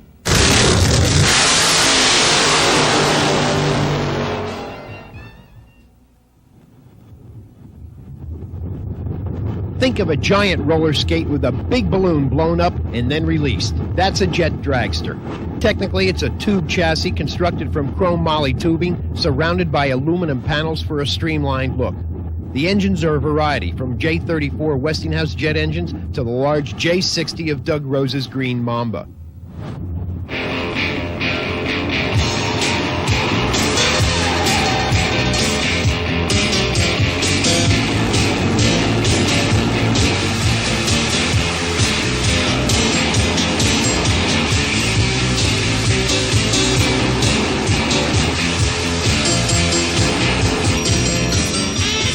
Jet cars are exhibition vehicles that tour the country, dazzling fans with outrageous nighttime firefights and fireball burner pops. They are tremendous crowd pleasers and come in a wide assortment of designs. The most popular car in the circuit belongs to the quickest and fastest lady in the sport, Aggie Hendricks.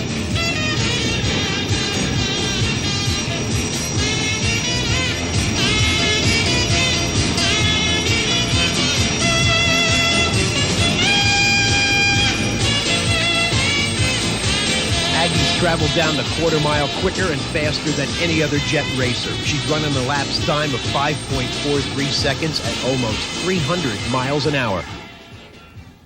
I'm Aggie Hendricks. I'm the part owner and operator of the Odyssey Jet Dragster It's currently one of the quicker running dragsters. We've run 5.46 seconds elapsed time in a quarter mile, and we've run 293.35 miles an hour, which is a personal best, and it's definitely a best for the female aspect of drag racing. We're quite proud of our machine. It's always been a state-of-the-art machine, even though it has a few years on it now. It's always been one of the leaders of the pack. I've been driving personally for 9 years now. God, I can't believe that, but it's one of the things, you get hooked on it and you stay with it, and I think the attractive aspect of drag racing is that you're self-employed. As a result, you have to be self-motivated. You pick your own hours. The person that you work for, you only work for them one day, and that's the track operator, and you try and do as good a job as you possibly can for them, and as good a job as you possibly can for the spectator, who are essentially the people that are putting the bread and butter on my plate, and they're the people that provide us with the instant gratification that we receive when we come back up the return road, and they give us the cheers and the response that they give us. It's kind of like being in show business.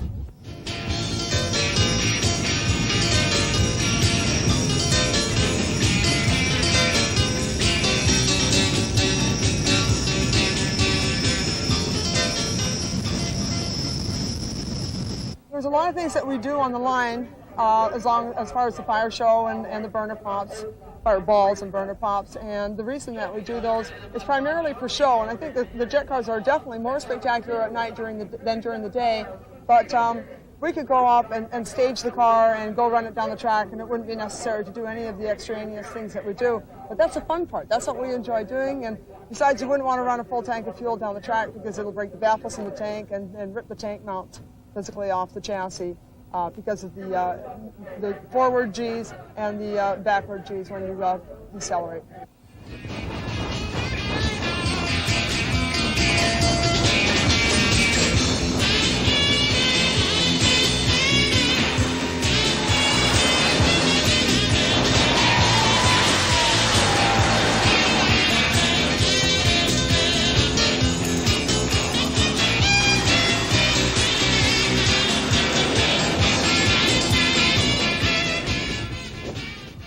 I really enjoy myself out there. I suppose I'm an adrenaline junkie, and I'll be the first one to admit it. In the wintertime, we find other things to do, but in the summertime, I'm always anxious to go back out racing.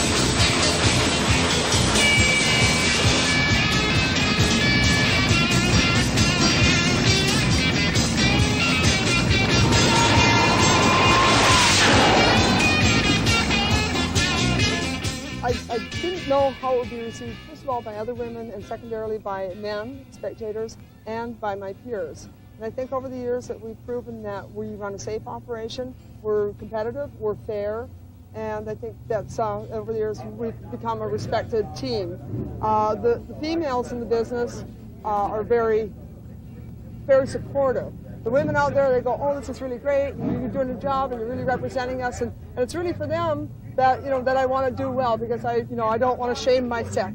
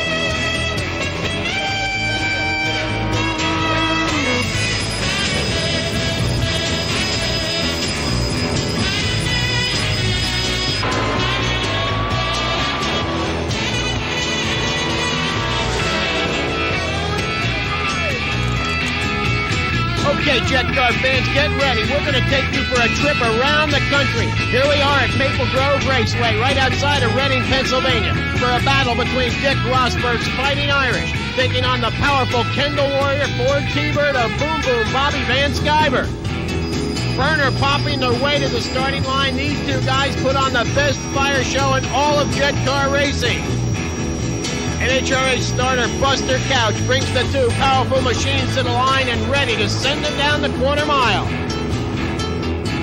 The noise is deafening, they're off. Van Sciver moved first, Rosberg drives around him. The Fighting Irish wins it with a 6:43, 251 miles an hour. Now we're here at Raceway Park, Englishtown, New Jersey. Bogus Bob Elliott taking on the king of the Jet Car racers, Roger Ramjet Gustin, in the Black & Decker Special.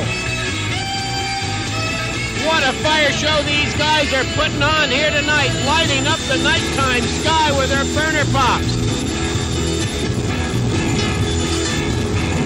Roger Gustin, the king of Jet Car racing, the man that invented this sport.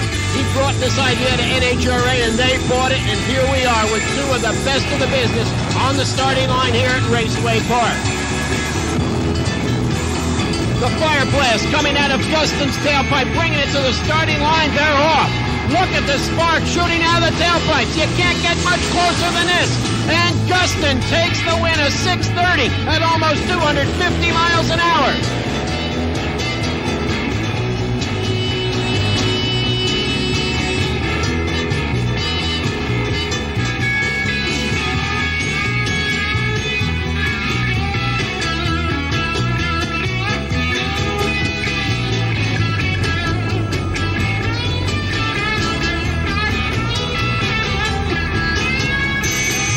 This is the beautiful Ford Thunderbird jet funny car of Al Hanna. He calls it the Eastern Raider.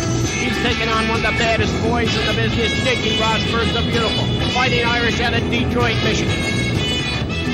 Look at the starting line firefight these guys are having. Both cars are powered by the identical Westinghouse J34 jet engine.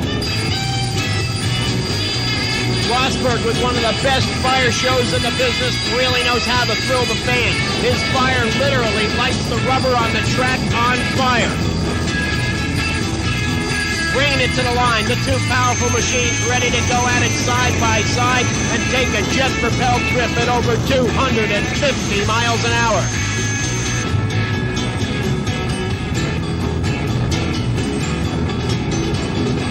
They're staging very carefully, bringing it on up into the beam.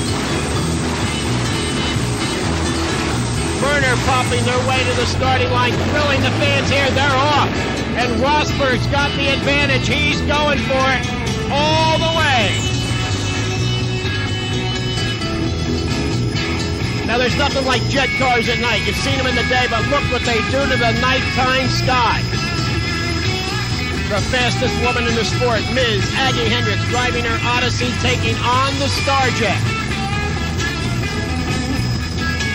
Here it is, a man versus woman battle. It's a battle of the sexes, and it's the war that Aggie usually wins.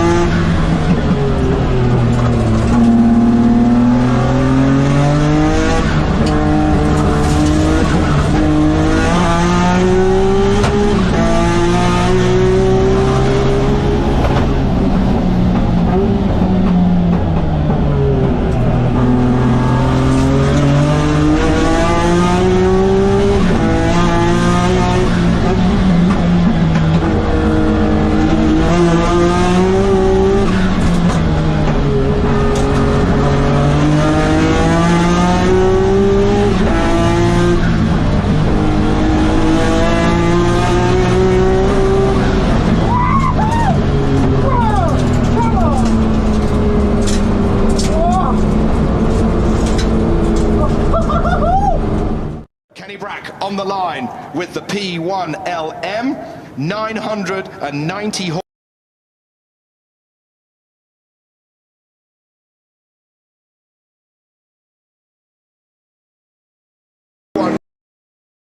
He's quickest to the first 100 metres, a little bit of oversteer on the exit of the first corner, has to back out a little for the second right-hander. The Lanzanti run car has been prepared within an inch of its life as he's bucking and ruining and it's dancing all over the road, and he's quickest by 2.5 seconds at Moulcombe. Now the race is on. Can he beat Mike Skinner's time of a 50.4? Well, the answer is, in practice, he did a 49.5, so he knows he can do a sub 50. Is he going to do a sub 50? He'll be the first one to do it. He's 3.2 seconds up on Skinner in this outrageous McLaren hypercar. It's going to happen, isn't it? It's going to be sub 50. It's got to be. 47.07. 3.3 seconds quicker, and a round of applause. Waiting to see what Peter Dunbrack can do, and here he is now as he makes his way up towards Moulcombe Corner. The time to beat, remember, is a 45.42, and Peter Dunbrack has been stunningly quick up the hill all weekend.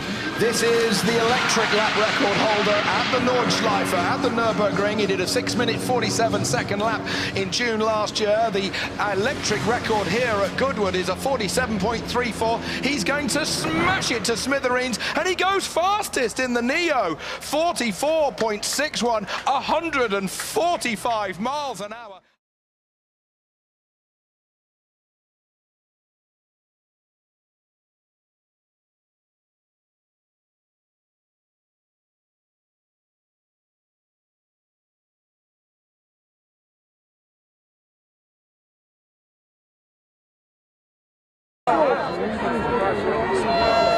We have 33 cars on the raceway, 25 laps are ahead of them, and at the end there will be one champion of the world. Skegness Stadium very, very proudly presents the 2012 Brisker Formula One Stock Car Championship of the World.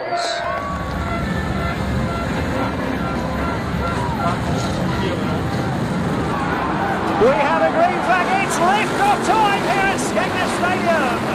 Oh, and a huge moment as Johan Passberg goes right over the top there. Paul Harrison in the wall down there, as is Tom Harrison, 84, all in down there on that first turn. And as we come back around, it's going to be 150, Mick Sorter who leads the way. More chaos there off the turn, it's H247 Castell in the front of a whole pile of cars. And 22 Varmesh has gone piling in there as well. So utter chaos greets the start of this race. And it's wave yellows on the raceway, Madam Sala. We have wave yellows on the raceway. So the wave yellows are out on circuit, and it's a huge, huge start to this Skegness Stadium World Final. And it is going to be a complete restart. We have a complete restart and a red flag on the World Championship. For the second time we have a green. And Wayman just backing them up there right at the start. And once again they have all gone for it down there into that first turn. Paul Harrison has gone down there, Craig Finnegan has gone. Two of the Reds and Mick Sorter, they're all in there. It's Wayman who leads them through. H22, Luke Walsh in second place. Oh, they're still going for it down there. Gilman gets by wide. We've got one over. It's wave yellows on the raceway, Madam Starter. Wave yellows on the raceway. So the wave yellows out on circuit once again. And we get the cars into single file. It's a wave yellow situation on the second start of the Formula One Stock Car Championship of the World.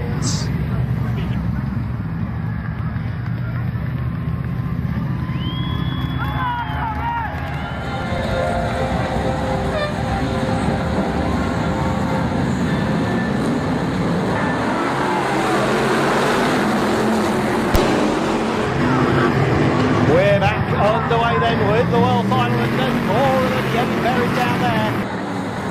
And I think that could well be H217 Crocker who gets taken in hard. It's 515 Wayman who leads from 84 Tom Harris. 21 Gilbank now being fired in by Ryan Harrison in 197. And Luke Wayman coming back through there at H22. He goes in with the bumper on 21 Gilbank. They're all drifting very wide right down there. Oh, and Harrison takes Womesh into the wall. So astonishing stuff. Wayman is, and in goes the bumper there. 84, Tom Harris buries him. And who's going to come out? Wayman still comes out in the lead. Oh, amazing scenes here at Skegness. 515 Wayman goes off wide. And he's in a puncture. This is the question. He's in a puncture. 84 Tom Harris takes up the race lead.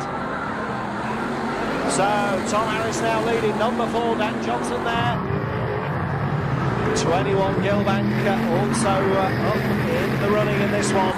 Then we've got Wayman coming back now in 515. H217 Ron Cronda now moving through there. He gets the bumper in from 515 Wayman. And Lou Womesh rejoining in front of Cronda there. He gets held up. But out front, 84 it is. Tom Harris leading. Daniel Johnson is second. 21 is Gilbank. And it's wave yellows, Madam Starter. Wave yellows on the raceway. We've got some concern for Joe Farron down there in the New Zealand 1 car. And it's a waved yellow situation once more in the World Final.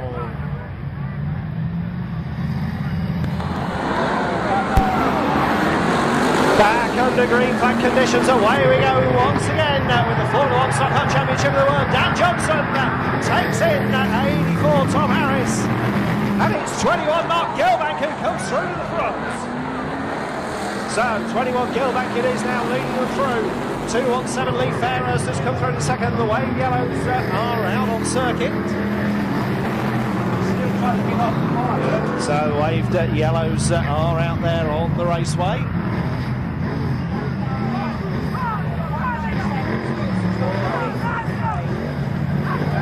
So astonishing scenes out there at Skegness Stadium as we come under a further caution in the Formula 1 Stock Car Championship of the World. Away we go once again with the green flag back out there. And Dan Johnson pushing his way back through to the front once again. He gets wide on the inside of Lee Fairhurst there, so pushing him out the way, and it's Gilbank who still leads. Daniel Johnson is second, Lee Fairhurst is third, Wayman is fourth in 515. Utley next in 484. Sauter is a lap down from his early skirmishes. So the next one out there on the lead lap is Ron Cronda at H217. 21 it is then leading them through. Mark Gilbank leads the World Final for 2012.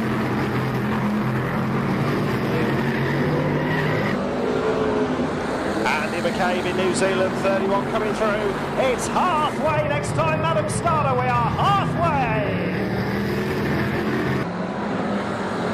Out of the running then for New Zealand, 31. McCabe drops out on the back straight, and it's now Gilbank with Johnson right behind him.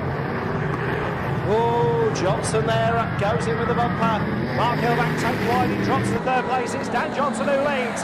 Oh, Gilbank back in with the bumper, fires wide, both Fairhurst. And number 4 Dan Johnson, but it's still there in the lead. And here comes Fairhurst again. Fires wide, Daniel Johnson, Lee Fairhurst back to the front, Wayman back to second. And Mark Gilbank trying to find his way back through it all as well now, but Fairhurst leads the way. So Lee Fairhurst, 21 Gilbank has a go at Wayman. It doesn't work out for him. Wayman is now second, Johnson is third. And the scrap for fourth place, well, Craig Utley is there. But away he goes, Lee Fairhurst in 217. Sauter firing wide, number 12, Michael Scriven, but he isn't there on the lead lap now. And back through we come with Lee Fairhurst starting to look rather dominating in this one. Fairhurst leading the way there, and he's stretching away his lead as well now. Johnson starting to look as if the car is handling rather awkwardly now. Wayman is still third. It's a way back to fourth though for Utley. Oh, and more drama around there. Oh, and 21 Gilbank collecting the spinning car down there. 5 next time, Madam Starter, as Ryan Harrison rejoins from that big shunt. So the 5 lap board being made ready. It's 217 Lee Fairhurst with 5 to run from Daniel Johnson and Wayman. 484 Utley is next. Then it's number 12,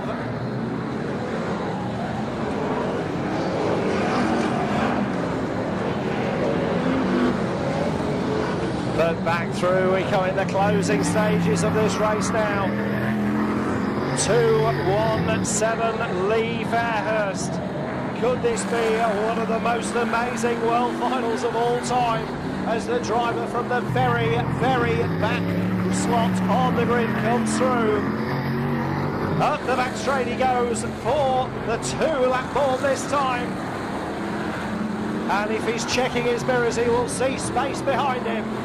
No great threat in the mirrors whatsoever. Second and third also looking fairly safe, with anything. Utley starting to gain on Wayman now for third place in that battle. But the last lap board goes out there for Lee Fairhurst in 2-1-7. Back down into the final turn we come. The double checkered flags are ready. And Madam Starter celebrates as 2-1-7 Lee Fairhurst crosses the line in the World Championship for 2012 as our race winner at Skegness Stadium. So Lee Fairhurst, can you believe it?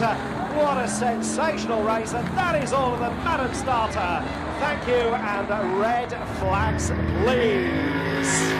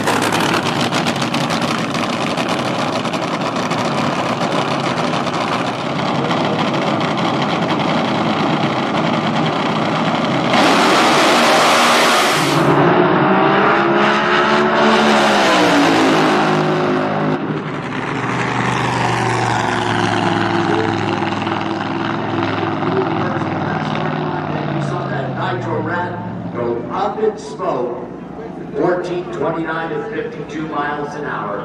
6:11.8, Johnny West. Move to the next round.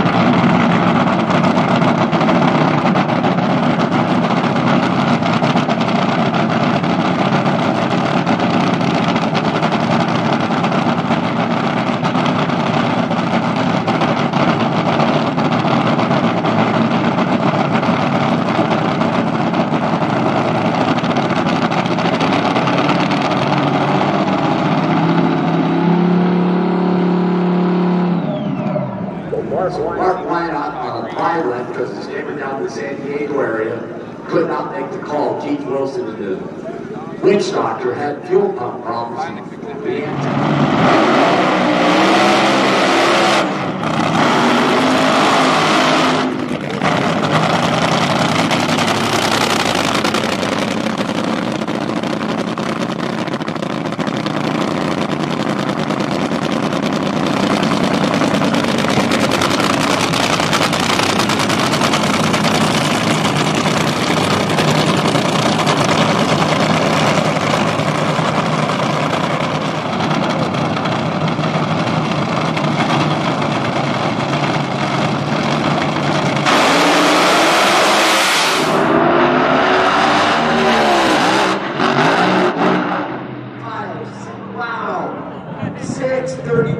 Takes out a 6:31.8, and I don't have to tell you who left that starting line first, but Kyle Huff, 6:31.8, 186, takes out James Sheridan, 6:31.8, 178, and a great one there with Kyle.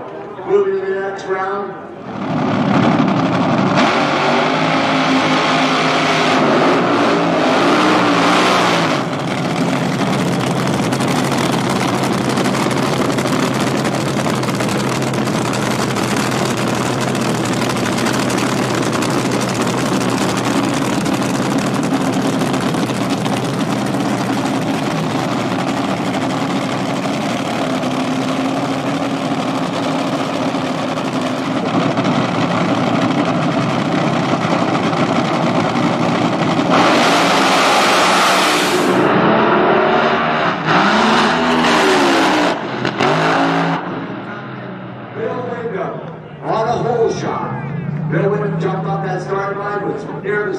Walk down there, 679.7, 161 for the win.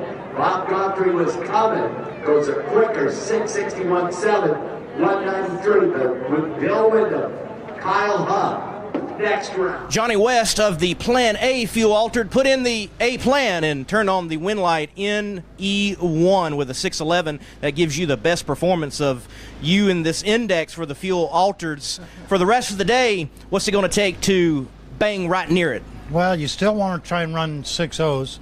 We've made a complete changeover in the car from last year. Even though it was running 6 flats, my early times are weak, so I'm trying to pick up my splits and then be able to slow it down on the other end, and we just haven't found it. There's a governor on the car and it just runs slow, and haven't been able to figure it out. But you know, now it's just the game of winning every round.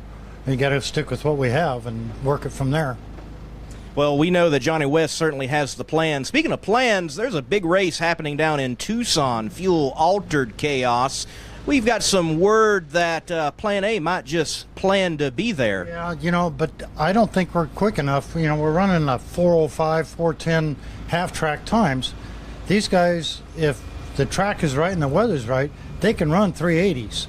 You know, so that puts me 2.5 tenths behind. But there's liable to be the B class to where we could be okay there. You know, so, but I would rather race the A class, not to be like a prima donna, but you know, we're just going to have to play it out and watch. You know, you want to help support Tucson, especially to try and get more feature shows. So this may be the beginning of it. Maybe, you know, a place like Firebird, you know, just going up north another 100 miles would work out. And then we could have more fuel-altered races in Arizona, which we really should. And there's no reason why not. You know, it's just getting promoted. Whether it is Tucson or right here at Famoso Drag Strip, Johnny West is a threat.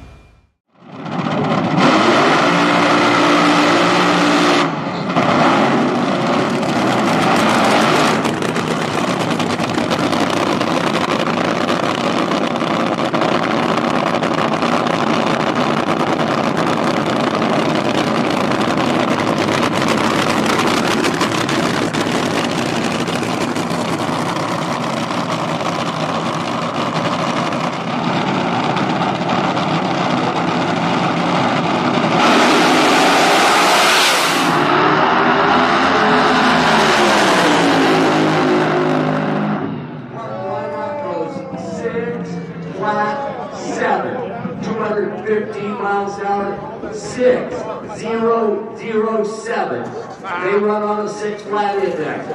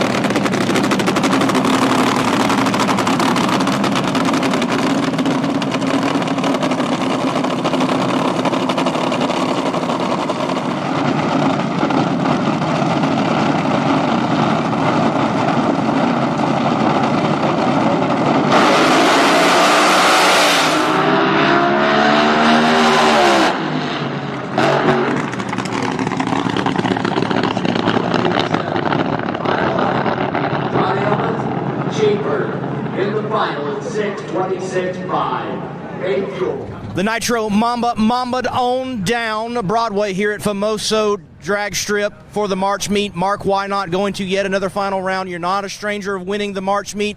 Wow, what a statement pass, 6:007.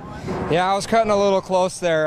You know, I shifted in the high gear down there and it started charging at best it did all weekend, and I was like, I'm not going to run it out, you know, so I clicked it a little early and it was right where I needed to be. It was perfect, so can't ask for a better run than that, and try to do it again here in the final round, see what we can do. The sheep herder going into the final round here at the 67th March meet, Kyle Huff driving, and you've got it straightened out from testing all the way to the final round.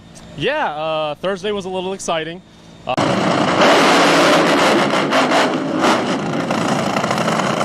kind of caught me off guard. I've made a few runs in the car, and it's never done that before. So definitely caught me off guard, but it's been straight as an arrow all weekend long. Car's fast, really fast. Had a tight one in first round, pair of 638s with a 1, which is real tight. Going to be a tight one here in the final with Mark Wynot. That car's really fast as well. But we're going to run it out the back door and see what happens here. You know, run a couple 580s here or something in the final round and see what happens. The final round of the March meet is up, all brought to you by Fuel Altered Chaos on Monday Morning Racer.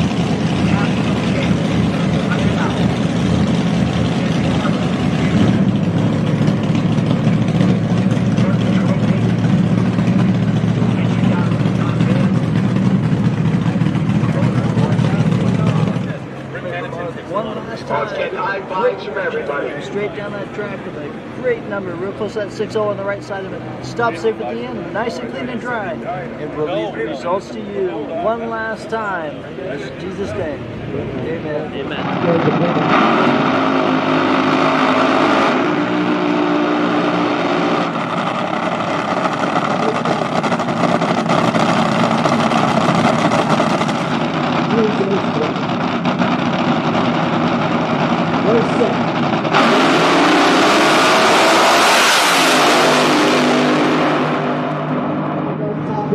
Shootout. How about 6'11" Kyle Huff is a sheep herder. John Amlin in that team. Look at the high fives over there. John and everybody. Mark Wynot was off that starting line first and then saw the parachute come out. Apparently found something going away. Rolled down that throttle.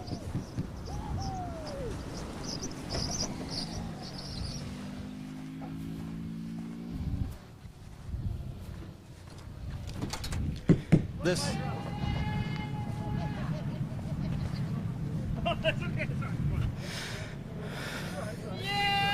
Kyle Huff, the winner in AA Fuel Altered,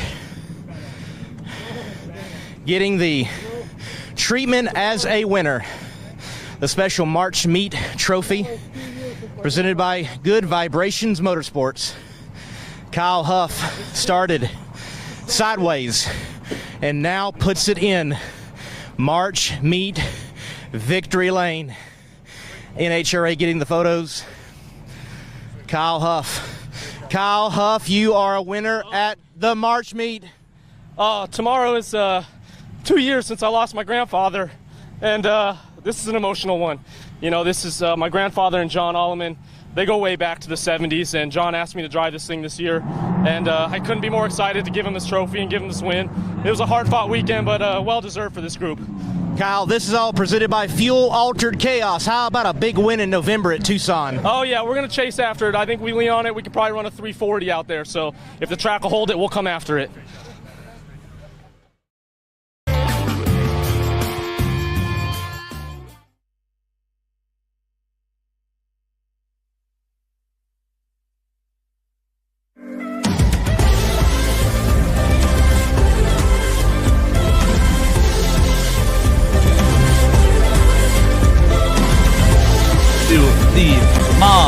Did I hit that right? Welcome to the Mom Pre. We got a lot of live action lined up for today. Man, what a driver's list. I'll be announcing today with co-host Squirrel McNutt. I've also got Greg Biffle as special guest announcer. We got a lot of fun lined up. You can see we got our Crown Vics lined up behind us, looking beautiful. You'll see this Crown Vic is off to the side. That's set up for qualifying. Qualifying, it's going to be a little interesting. Okay, last year you saw we did the diaper change, speed diaper change. That was a lot of fun. We stepped it up a notch to make it a little extra special. And Today's show is sponsored by Featherman Equipment and their chicken ship, which I'm going to show you guys in a little bit. But that's the reason why today's stream is free for all of you to watch. So hopefully you guys logged in, whether you're already a subscriber or you're watching for free today. This is just an example of one of the fun streams we do here on Freedom Plus. It's going to be a dang good day. So let's walk over to the cars real quick, take a look at what we have. Like I said, a pretty awesome driver's list. You can see we got Maddie Mitchell, my wife. We have Tiffany Dowda. That's Josh Dowda's wife, manager of the Freedom Factory and Bradenton Motorsports Park. We've got Bogey Siciliano. That's Squirrel's wife. We've got Taylor Braun, Ty's wife. We've got, whose car is this? Oh, that's my mom's. We have my mom, Lori Mitchell. And then that's Brittany Atwood right there. See Roman Atwood posing, looking good. Who do we have here in the blue? Your mother-in-law. Oh, that's my mother-in-law. That's Susie. And then we've got Zach's wife. We've got Biffle's wife, Christina Biffle. So Megan Walker, Christina Biffle. And on the end, who do we have? Oh, that's Amber. Okay, yeah, that's Jack Stan. Jack Stan's wife, Amber Tall. So quite a list. Squirrel, how are you feeling? Last year, your wife had a pretty serious infraction with the wall. Hopefully that doesn't happen out here today. Yeah, hopefully she can get around the track real good, real fast, and away from that wall. She actually almost killed a cameraman when her tire flew through our sign down there at the end of the track. Yeah, that's now fixed. And let's talk a little bit about us announcers today. George here sipping on a margarita. Okay? Yeah. Let's get this just out in the air right now. All announcers and husbands will be drinking margaritas. Okay? So that may or may not play a factor into the show. That could not. Stand by. Technical difficulties. Not sure if you could hear us or not. We could hear each other. Johnny, we went mute. But as of right... Oh, we're back. There she is. Perfect. We're back. This may or may not play a factor into the stream later. The margaritas is what I was trying to say. Well, the way I see it, it could only make it better because that's what margaritas do. That's absolutely right. So, just going to have a lot of fun today. Does anyone know where the drivers are? Probably putting on their makeup. Oh, there they are. Oh, there's the drivers. Ladies, wow. Look at this. Have we ever had a set of drivers matching? Very uniform. Wow. They look incredible. Well, moms, make your way down here. We got to get this thing going. Are they doing a photo shoot? Oh, yeah. Okay. Smart. Get the photo shoot out of the way. How many driver photos do we have from all of our Crown Vic races? I'm pretty sure like 2 total. 1 from the past 2 races. The girls made sure not to miss out on that photo. All right. Quite the motivated group we have here. Yeah, yeah. Hey, Josh, could you come over here real quick? Let's get Josh out over here. I got a question to ask him. Yeah, here, hold on. I got to ask him something off the air, George. You keep the people entertained. Okay. Well, fun fact, Josh just actually destroyed Cletus in a foot race after he called him out. So, I thought he beat you, Zach. Yeah. Well, other than that, it's about to be a really good time. The Biff, since he's a rookie announcer, we have a new rule. He has to have 2 to every 1 margaritas that we have. Oh, rookie announcer rule? Rookie announcer rule. It's the rule. I mean, well, we didn't make it. And we don't break them. Let's get Biffle over here. Oh, he's living his life. Ladies, look at this. They are looking good. Go team. Oh, no way. Their shirts say go team. You guys understand you're racing for yourselves today, right? This is not a team sport. Okay. Nice. Right. What else do you have? Oh, they're cutting the sleeves. Oh, no be careful way. with that. Whoa. Oh, Bogey with the knife, following in her husband's footsteps. That's our kitchen knife. George, is this looking textbook? This looks textbook. Nervous. Wow, she's got the point He's towards the out there skin. from here, so I don't know what to tell you. Do you know what to say? Okay. Arms straight. Oh, clean. Very that was clean. great. That was great. Wait, are all these pre-cut? Oh. I want to get one of these. You know what? You got to yell, Maddie.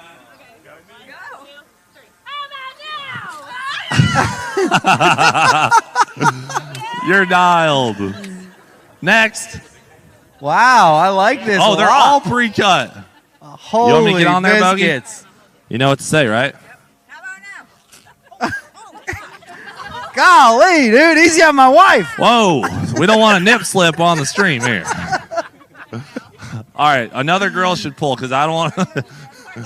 I don't want to rip anyone's shirt I off. recommend using 2 hands. Yep, just like that.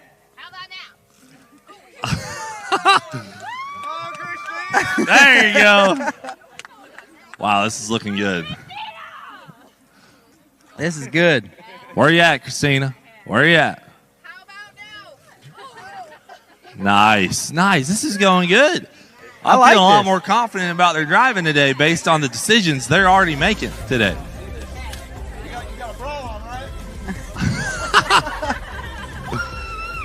You gotta go arms straight. Oh, you'll have that. You'll have that on these big jobs. Here, drink your kinetic, Brittany. You'll be fine. All right. Taylor is up. Hey, dads, get over here, guys. Come on. This is a group sport. We have not had a clean, totally clean tear yet. Do we have everyone's sleeves off? Oh, Tiffany. We got Tiffany. Oh. Hold them out like this. There we go. We're getting there. And last but not least, Tiff. There we go. There we go. Last one, clean. All right. Clean. Great job, ladies. Great job. Hold on. I'm liking this. Biffle's got his sleeves on. Where's he at? What? Let's get the knife out, Bogey. Where's the knife? Yeah, get in there. Let Christina do it. No. Christina, grab the He knife. said no.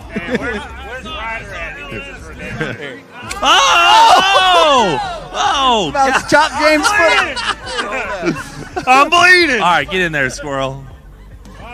It's just a thing I called you uncle. Don't wiggle around. No squirming. Careful, George. Let's show them how it's done, George.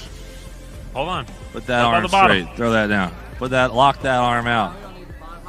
Watch out, ladies. I'm going to be full swing on this thing. Oh, man, George. Uh-oh. Did we have a long tail? That's worst case scenario in the beginning of a live stream. All right, well, I don't want to have sleeves either, George. Get these babies off me. Get these things off. They're pissing me off. Yeah, you look like a nerd. I look like an idiot. I should have brought my Harley shirt. Easy with a knife. Can I get a bottom cut? I don't want to end up like Biffle. Oh, you went deep on that bottom cut. You went deep. You went deep. All right, guys, you know the deal. How about now? It didn't even make it to the bottom cut. Unreal. I'm feeling dialed in now. I just want to say, Biff, I'm going to... Yeah. Oh, my gosh, you sliced James. We got...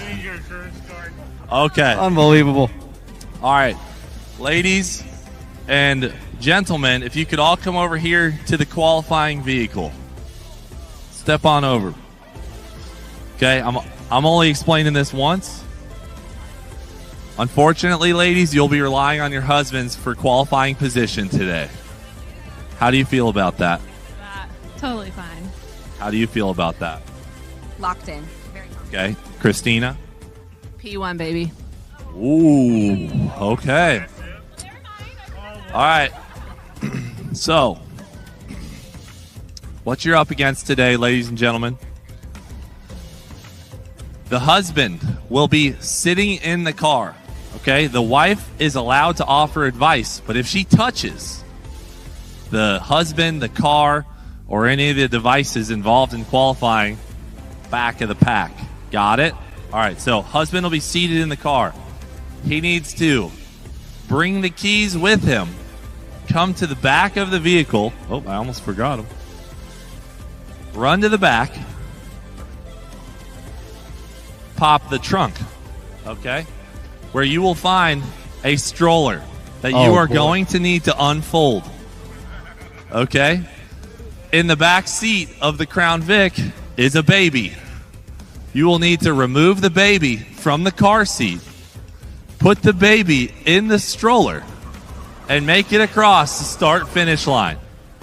Okay? Fastest dad to get the baby out in the stroller and make it across the start-finish line will be on the pole. Put their wife on the pole position for the day. You guys got that? That ain't just a stroller, but that's a jogger. That's a jogger because it's a high-speed maneuver. Once you get the baby in it, you got to sprint. So that's also all we had. You know, it's up to the dad whether or not they want to strap in the baby. You don't have to strap the baby in. Oh, yeah. If the baby falls out, you have to do a full lap. Okay. Any questions on qualifying? What do you got, Susie? Yeah, you can choose your husband. Yes. Yeah, you can pick. Susie, you can go last and pick. I mean, I know you and Freedom Frank are in a rough patch, but he is here. He's here. Freedom Frank will represent you. He is here. All right. Are you guys ready? Since Maddie finished first last year, I'm going to go first. I'm going to put us at the biggest disadvantage, okay? All right, Jackson, here you go. All right, bud. This is going to be a tough one. I got to scope this out a little bit because I think this thing has a clip on it somewhere. I'm not going to touch. I'm just going to look real quick. Yeah, you look with your eyes, bud. Watch your hands. All right, that's it. Come on out of there, bud. The wives are going to be with us. Can they point? Can they point and help? Yeah, they can coach you through the whole thing, but do you Yeah, really your want wife that? can assist. All right. Yeah, we're going first, honey. Yeah. All right, set the George, bar. you're announcing this. All right, guys. Just to be clear, it looks like a pretty complex stroller in there. And I'm certainly not the fastest runner in the group. But So are this you is good gonna- at getting the kid out the car seat? You know, I usually leave that up to the wife or the other kids, so I guess we'll see what happens.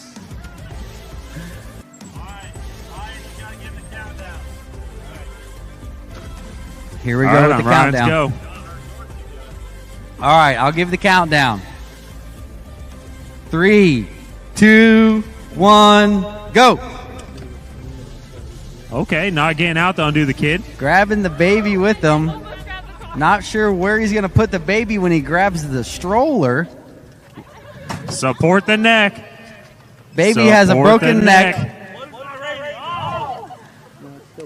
Holding the baby by an arm. By the shirt. Got the kid by the shirt. All right, that's 2 broken collarbones for poor little baby. Stroller's open. No, it's not. Yes, it is. Doing great, bud. Doing great. Baby's in the stroller. Upside down, going for the ride of her life. Oh, and he's On his going way. for the checkered. And time. 45 seconds flat for Cletus and Maddie. Pretty good time. Not going to lie, I thought it was going to take a lot longer to get that stroller opened up. It kind of came out of the trunk, though. It kind of did. That's why he said he was going to go first. Maybe they had a plan. Yeah. Baby out first was probably not the... I mean, she's probably dead. She is in there upside down, the hands behind her head. Both arms. Oh, she's okay. sleeping? Oh, that's Okay. a nap. Okay.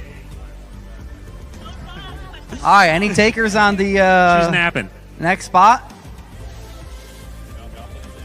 Biff?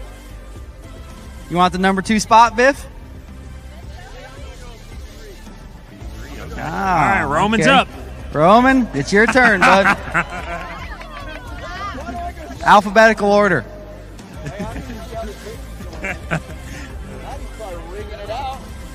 Hey, look at this. Ryan over here can't even get this thing folded up.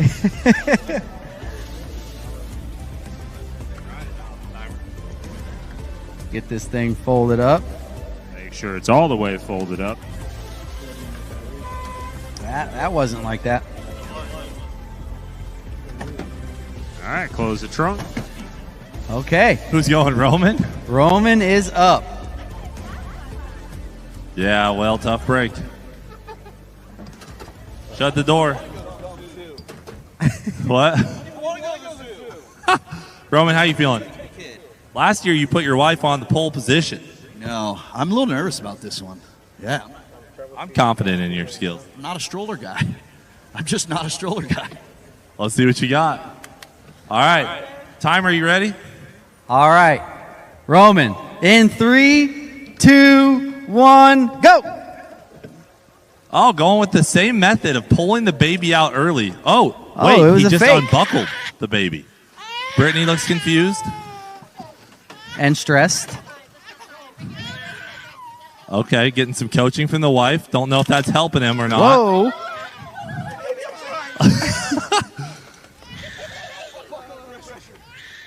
You're doing great, Roman. Great teamwork. Don't drop the baby. That's looking good. That's looking good. Time. Timer. 33.38. Wow. I feel like an idiot. Wow. I feel like an idiot. I have a feeling, Cletus, you will be the first and last one to take the baby out first. Wow. That might have been your downfall. That might have been my downfall.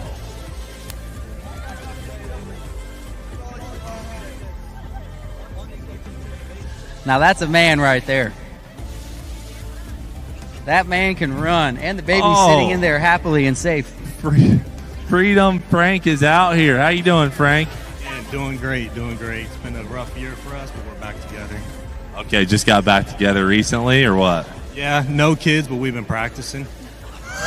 Okay, Freedom Frank, thank you. Thank you. All right, Susie, give him some direction.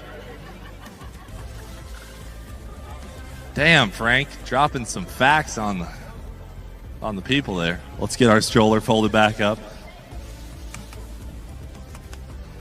All right. I love this live stream. This is so fun. Yeah, Roman did have a kinetic right before his qualifier. That's performance enhancing That drugs right there.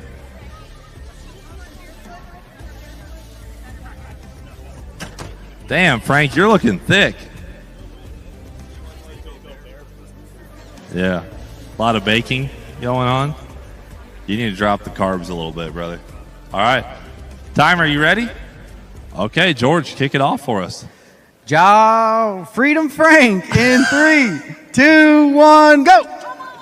Those margaritas getting the best of George. Going He's straight for the moving stroller like here. a rocket. Straight for the stroller. Unclipped. Wow.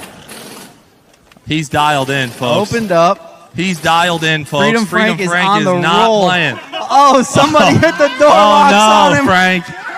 He didn't hit That's the a little unlock button dirty. on the way out. That's tough for Frank. Get it, Frank. Get it. Frank's about to have a blowout. Time. We about lost the baby there. 34.19 for Wow. Freedom Frank. That's going to put him number 2 as of right now. Frank is he got a little rattled by the door being locked. Yeah, then he about blew his front wheel out. Yeah. Baby almost went for a slide. Happens. It happens. All right, Greg Biffle, you're up. Let's get the Biff locked in here. Hi, yeah, there you go. There's your key, buddy. Man, I'm feeling really bad about my performance earlier. Sorry, Maddie. Definitely back of the pack. It's all right, bud. You pioneered us. You know. Yep.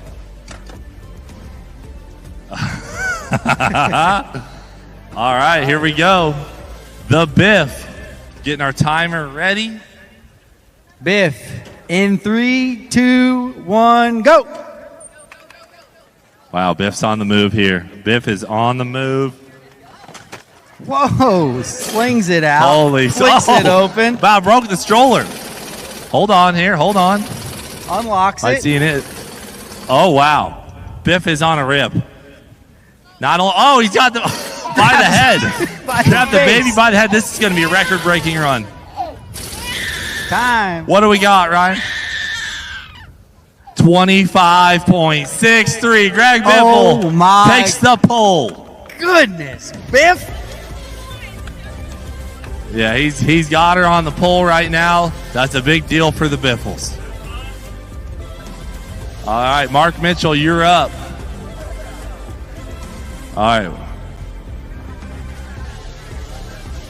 All right, how you feeling? I want to talk to you real quick. Last year, you put my mother on the tail of the pack.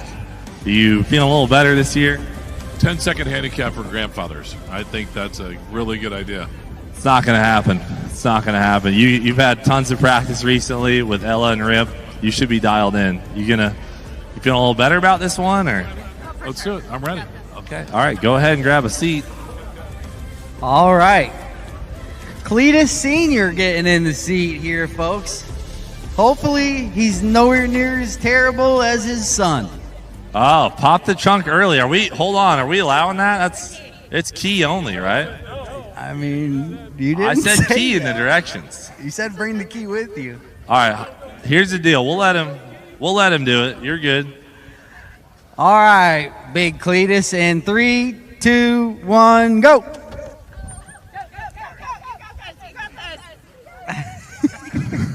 Here we go. Trunk is open. Smooth and clean so far. Smooth and clean. Smooth. Lori's got the pressure on him. Lori. There we go. Got it unfolded. Uh-oh, wrong side. Uh-oh, we got some confusion on which side to be on here. He's in there getting the baby. Baby's screaming. Let's see some running here. Let's see some running. Whoa, hold on. Stroller's not fully. Oh, brakes are on. We're flat spotting tires here. We have flat spotted the stroller. There we go. Lori, let's talk about that performance, Mom. What do you think? I know. I'm going to have to start at the back of the pack again, I think. But that's okay. I got this. It's all right. You race from the back. What do we got? Still beat me? Are you kidding me? 40.03. It sounds like Maddie and Lori Mitchell will be starting back of the pack. Not bad, not bad. There will be no inversion today. All right, up next, Amber Tall and James Tall. Where are you at, James? Jack Stan, how do you feel about this? Ready. I've seen some strategies here everyone's missing on. You're about to see them here. Yeah. Going for a 22-second run right here. And you're representing, I think you have the most children out of everybody here, right? Well, actually, Bogey. Bogey's got me beat by one. Okay. All right, but yours are young. You've been straight strollering for a while. Oh, yeah. Yeah. But usually it's a wife's job. Okay, so we'll see what you got. All right, brother, locked in. Oh, we need the key out of the trunk. Hold on. There you go. All right, Jack Stan locked in. George, count him down. Jack Stan Jimmy, baby in the stroller, in 3, 2, 1, go. And he's off. Oh, unties the baby. Oh, Grabs he's got the baby. He's going with my original strategy. I like it, Jack Stan. We might see our first baby on the ground here. This is a fast one, folks. Holy biscuits. Wait Grabs a second. the baby and runs. Wait a second. Time. Wow. Wow. Hold on. That's a good one. This is going to be good. Let me see it. Timekeeper. Jack Stan on the pole. 21 seconds flat. Wow. 21 seconds. Wow. Using the gray area, running with the stroller. I said 22 to give myself a second cushion. 21-second run right there. Wow. Unbelievable. Unbelievable. Performance like that. He might end up with another kid tonight. All right. Zach and Megan, are you ready? Let's pull up. Hey, Megan, let's talk real quick. I know last year you totaled a car in testing. How did testing go for you this year? Second fastest time this year and no wall. Really? And who was first in testing? I believe it was Taylor. Taylor Braun, number 1 in testing. Oh, she runs away. Okay, we'll get her in a minute. All right, let's see. We got Zach in the car, dialed in. Uncle Zach, gonna make your wife proud today or what?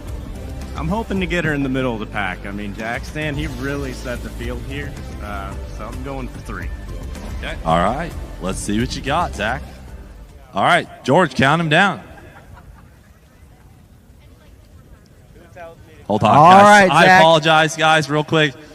George's margarita is already hit. I'm not gonna lie, it's pretty accurate. I was sitting here thinking, what a beautiful day we're having right now. Look, I'm about to lock in. It's okay, lock in. It's about 150 ounces. Zach, in 3, 2, 1, go! Wow, here he is, fast, leaving the baby in the car. This looks good. This looks good. Okay. Wow. Wow, he's ripping. Hold on. Hold on. Uh-oh. Holy Whoa, we got moly. serious. Oh, baby down. Baby down. We got the baby on the ground. The baby's right dead. here. We got baby contact with the asphalt right here. Saw The it from a baby mile is away. gone. The baby's Hold gone. on. Y'all set the brakes on me. Hold on. We have road rash. We have road rash on our baby's forehead. Yeah, that's permanent damage. That's bud. permanent. She's gonna need a lot more than a kiss. There was a specific rule about the baby hitting the ground. You guys are back of the pack, no matter what. All right, see I'll that go coming? next. No, I did not see anyone killing the baby today, but that, here we are. Here we are. All right, you're up, buddy. right, Hand that let's off do to it. Jackson. Oh, yeah. Yeah, he's still got to run a lap, You have too. to- Zach, you have to run a lap. Hey, Zach, you have to run a lap. Outside oval. Get jogging. Outside ovals. Get to jogging, buddy.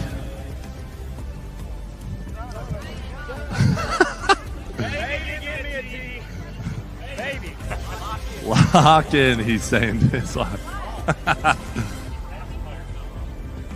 Even the pacifier flew from the baby's mouth as it contacted the asphalt. You call that run out? It's like a fast walk, bud. All right, George, let's talk here, buddy. Andrew, where you at? Oh, they're on the... I got George down here. We're staying on Zach. That's fine. Zach, the camera is tight on you right now. Keep the pace up. You said run a lap, not speed walk, bud. Let's see a dead sprint down the back straight. Dead sprint. Hit the kit. 3/8 of a mile here.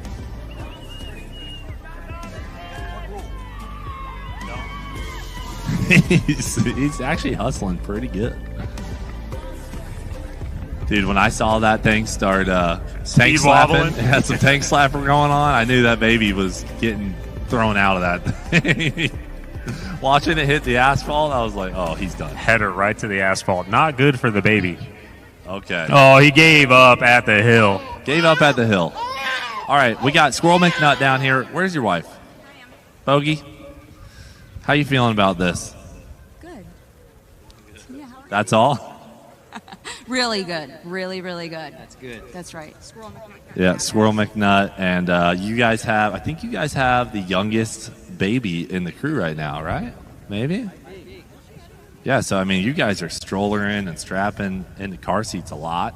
You should be dialed, right? Yeah, I mean, I'll be honest. She does that most of the time, and I certainly don't do a lot of running, but I promise you this, the baby will not hit the ground before that finish line. Okay, I like that. I like that. All right, lock in, buddy. Get in there. And by most of the time, you mean all the time? Yeah, I don't think he's opened any strollers recently. Yeah, not at all.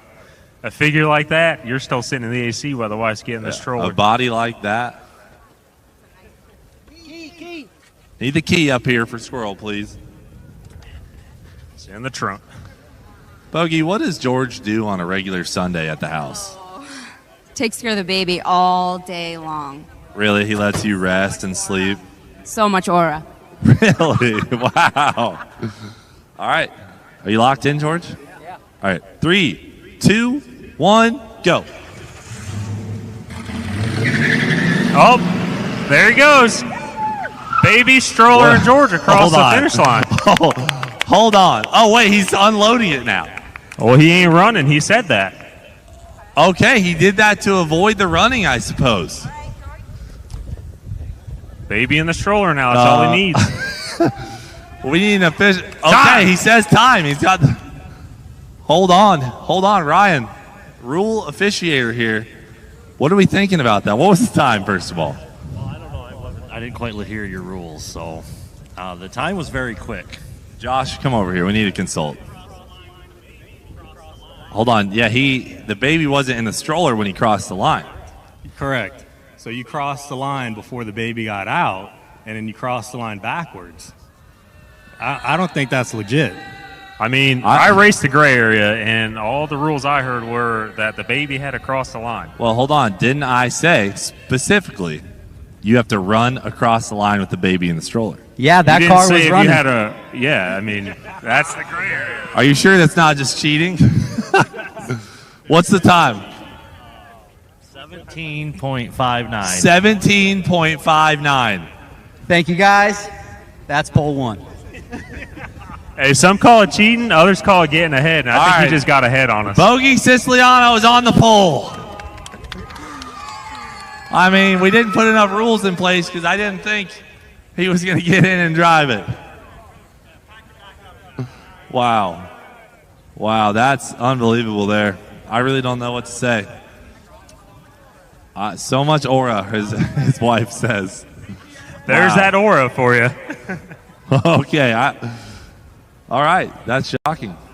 You know, when ice cream is on the top of your nutrition pyramid, you drive the car across the finish line. You ain't running. Ty and Taylor. Come on, Taylor. I know you're camera shy. Let's talk about this. Number 1 in practice. What do you think is the reason you were number 1 out there? Confidence. Confidence. Okay. And did you get any training from your lovely husband? At the next crack, bud. Yeah. Okay. That was an unbelievable situation there. Nice job, Squirrel. Let's get your mic back. Good job, buddy. Thank you. When you're a dad, you have to work smarter, not harder, you know. More time for margaritas. Yeah. I'll say there was a reason we made it so there was no driving in qualifying, but hey, you know what? We're on private property, right? That's right. We're on private property. All right.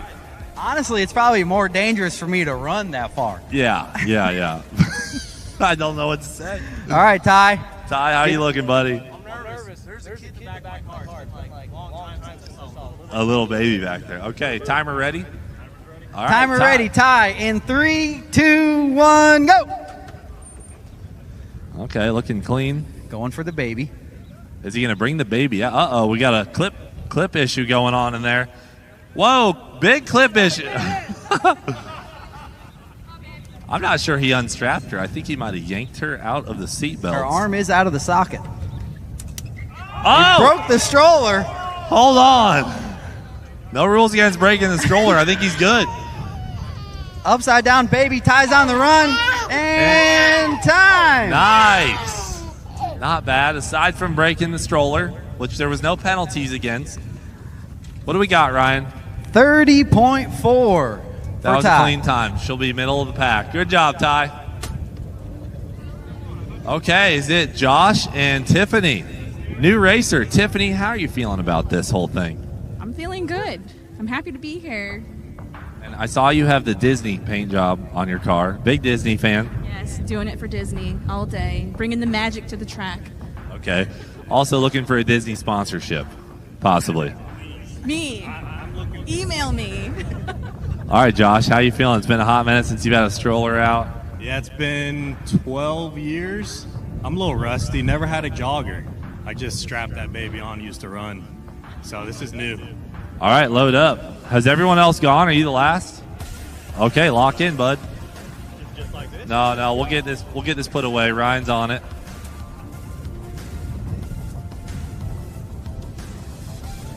All right. Josh is getting locked and loaded. Oh, come over here. We got Zach is in rough shape, brother. How are you? Yeah, well.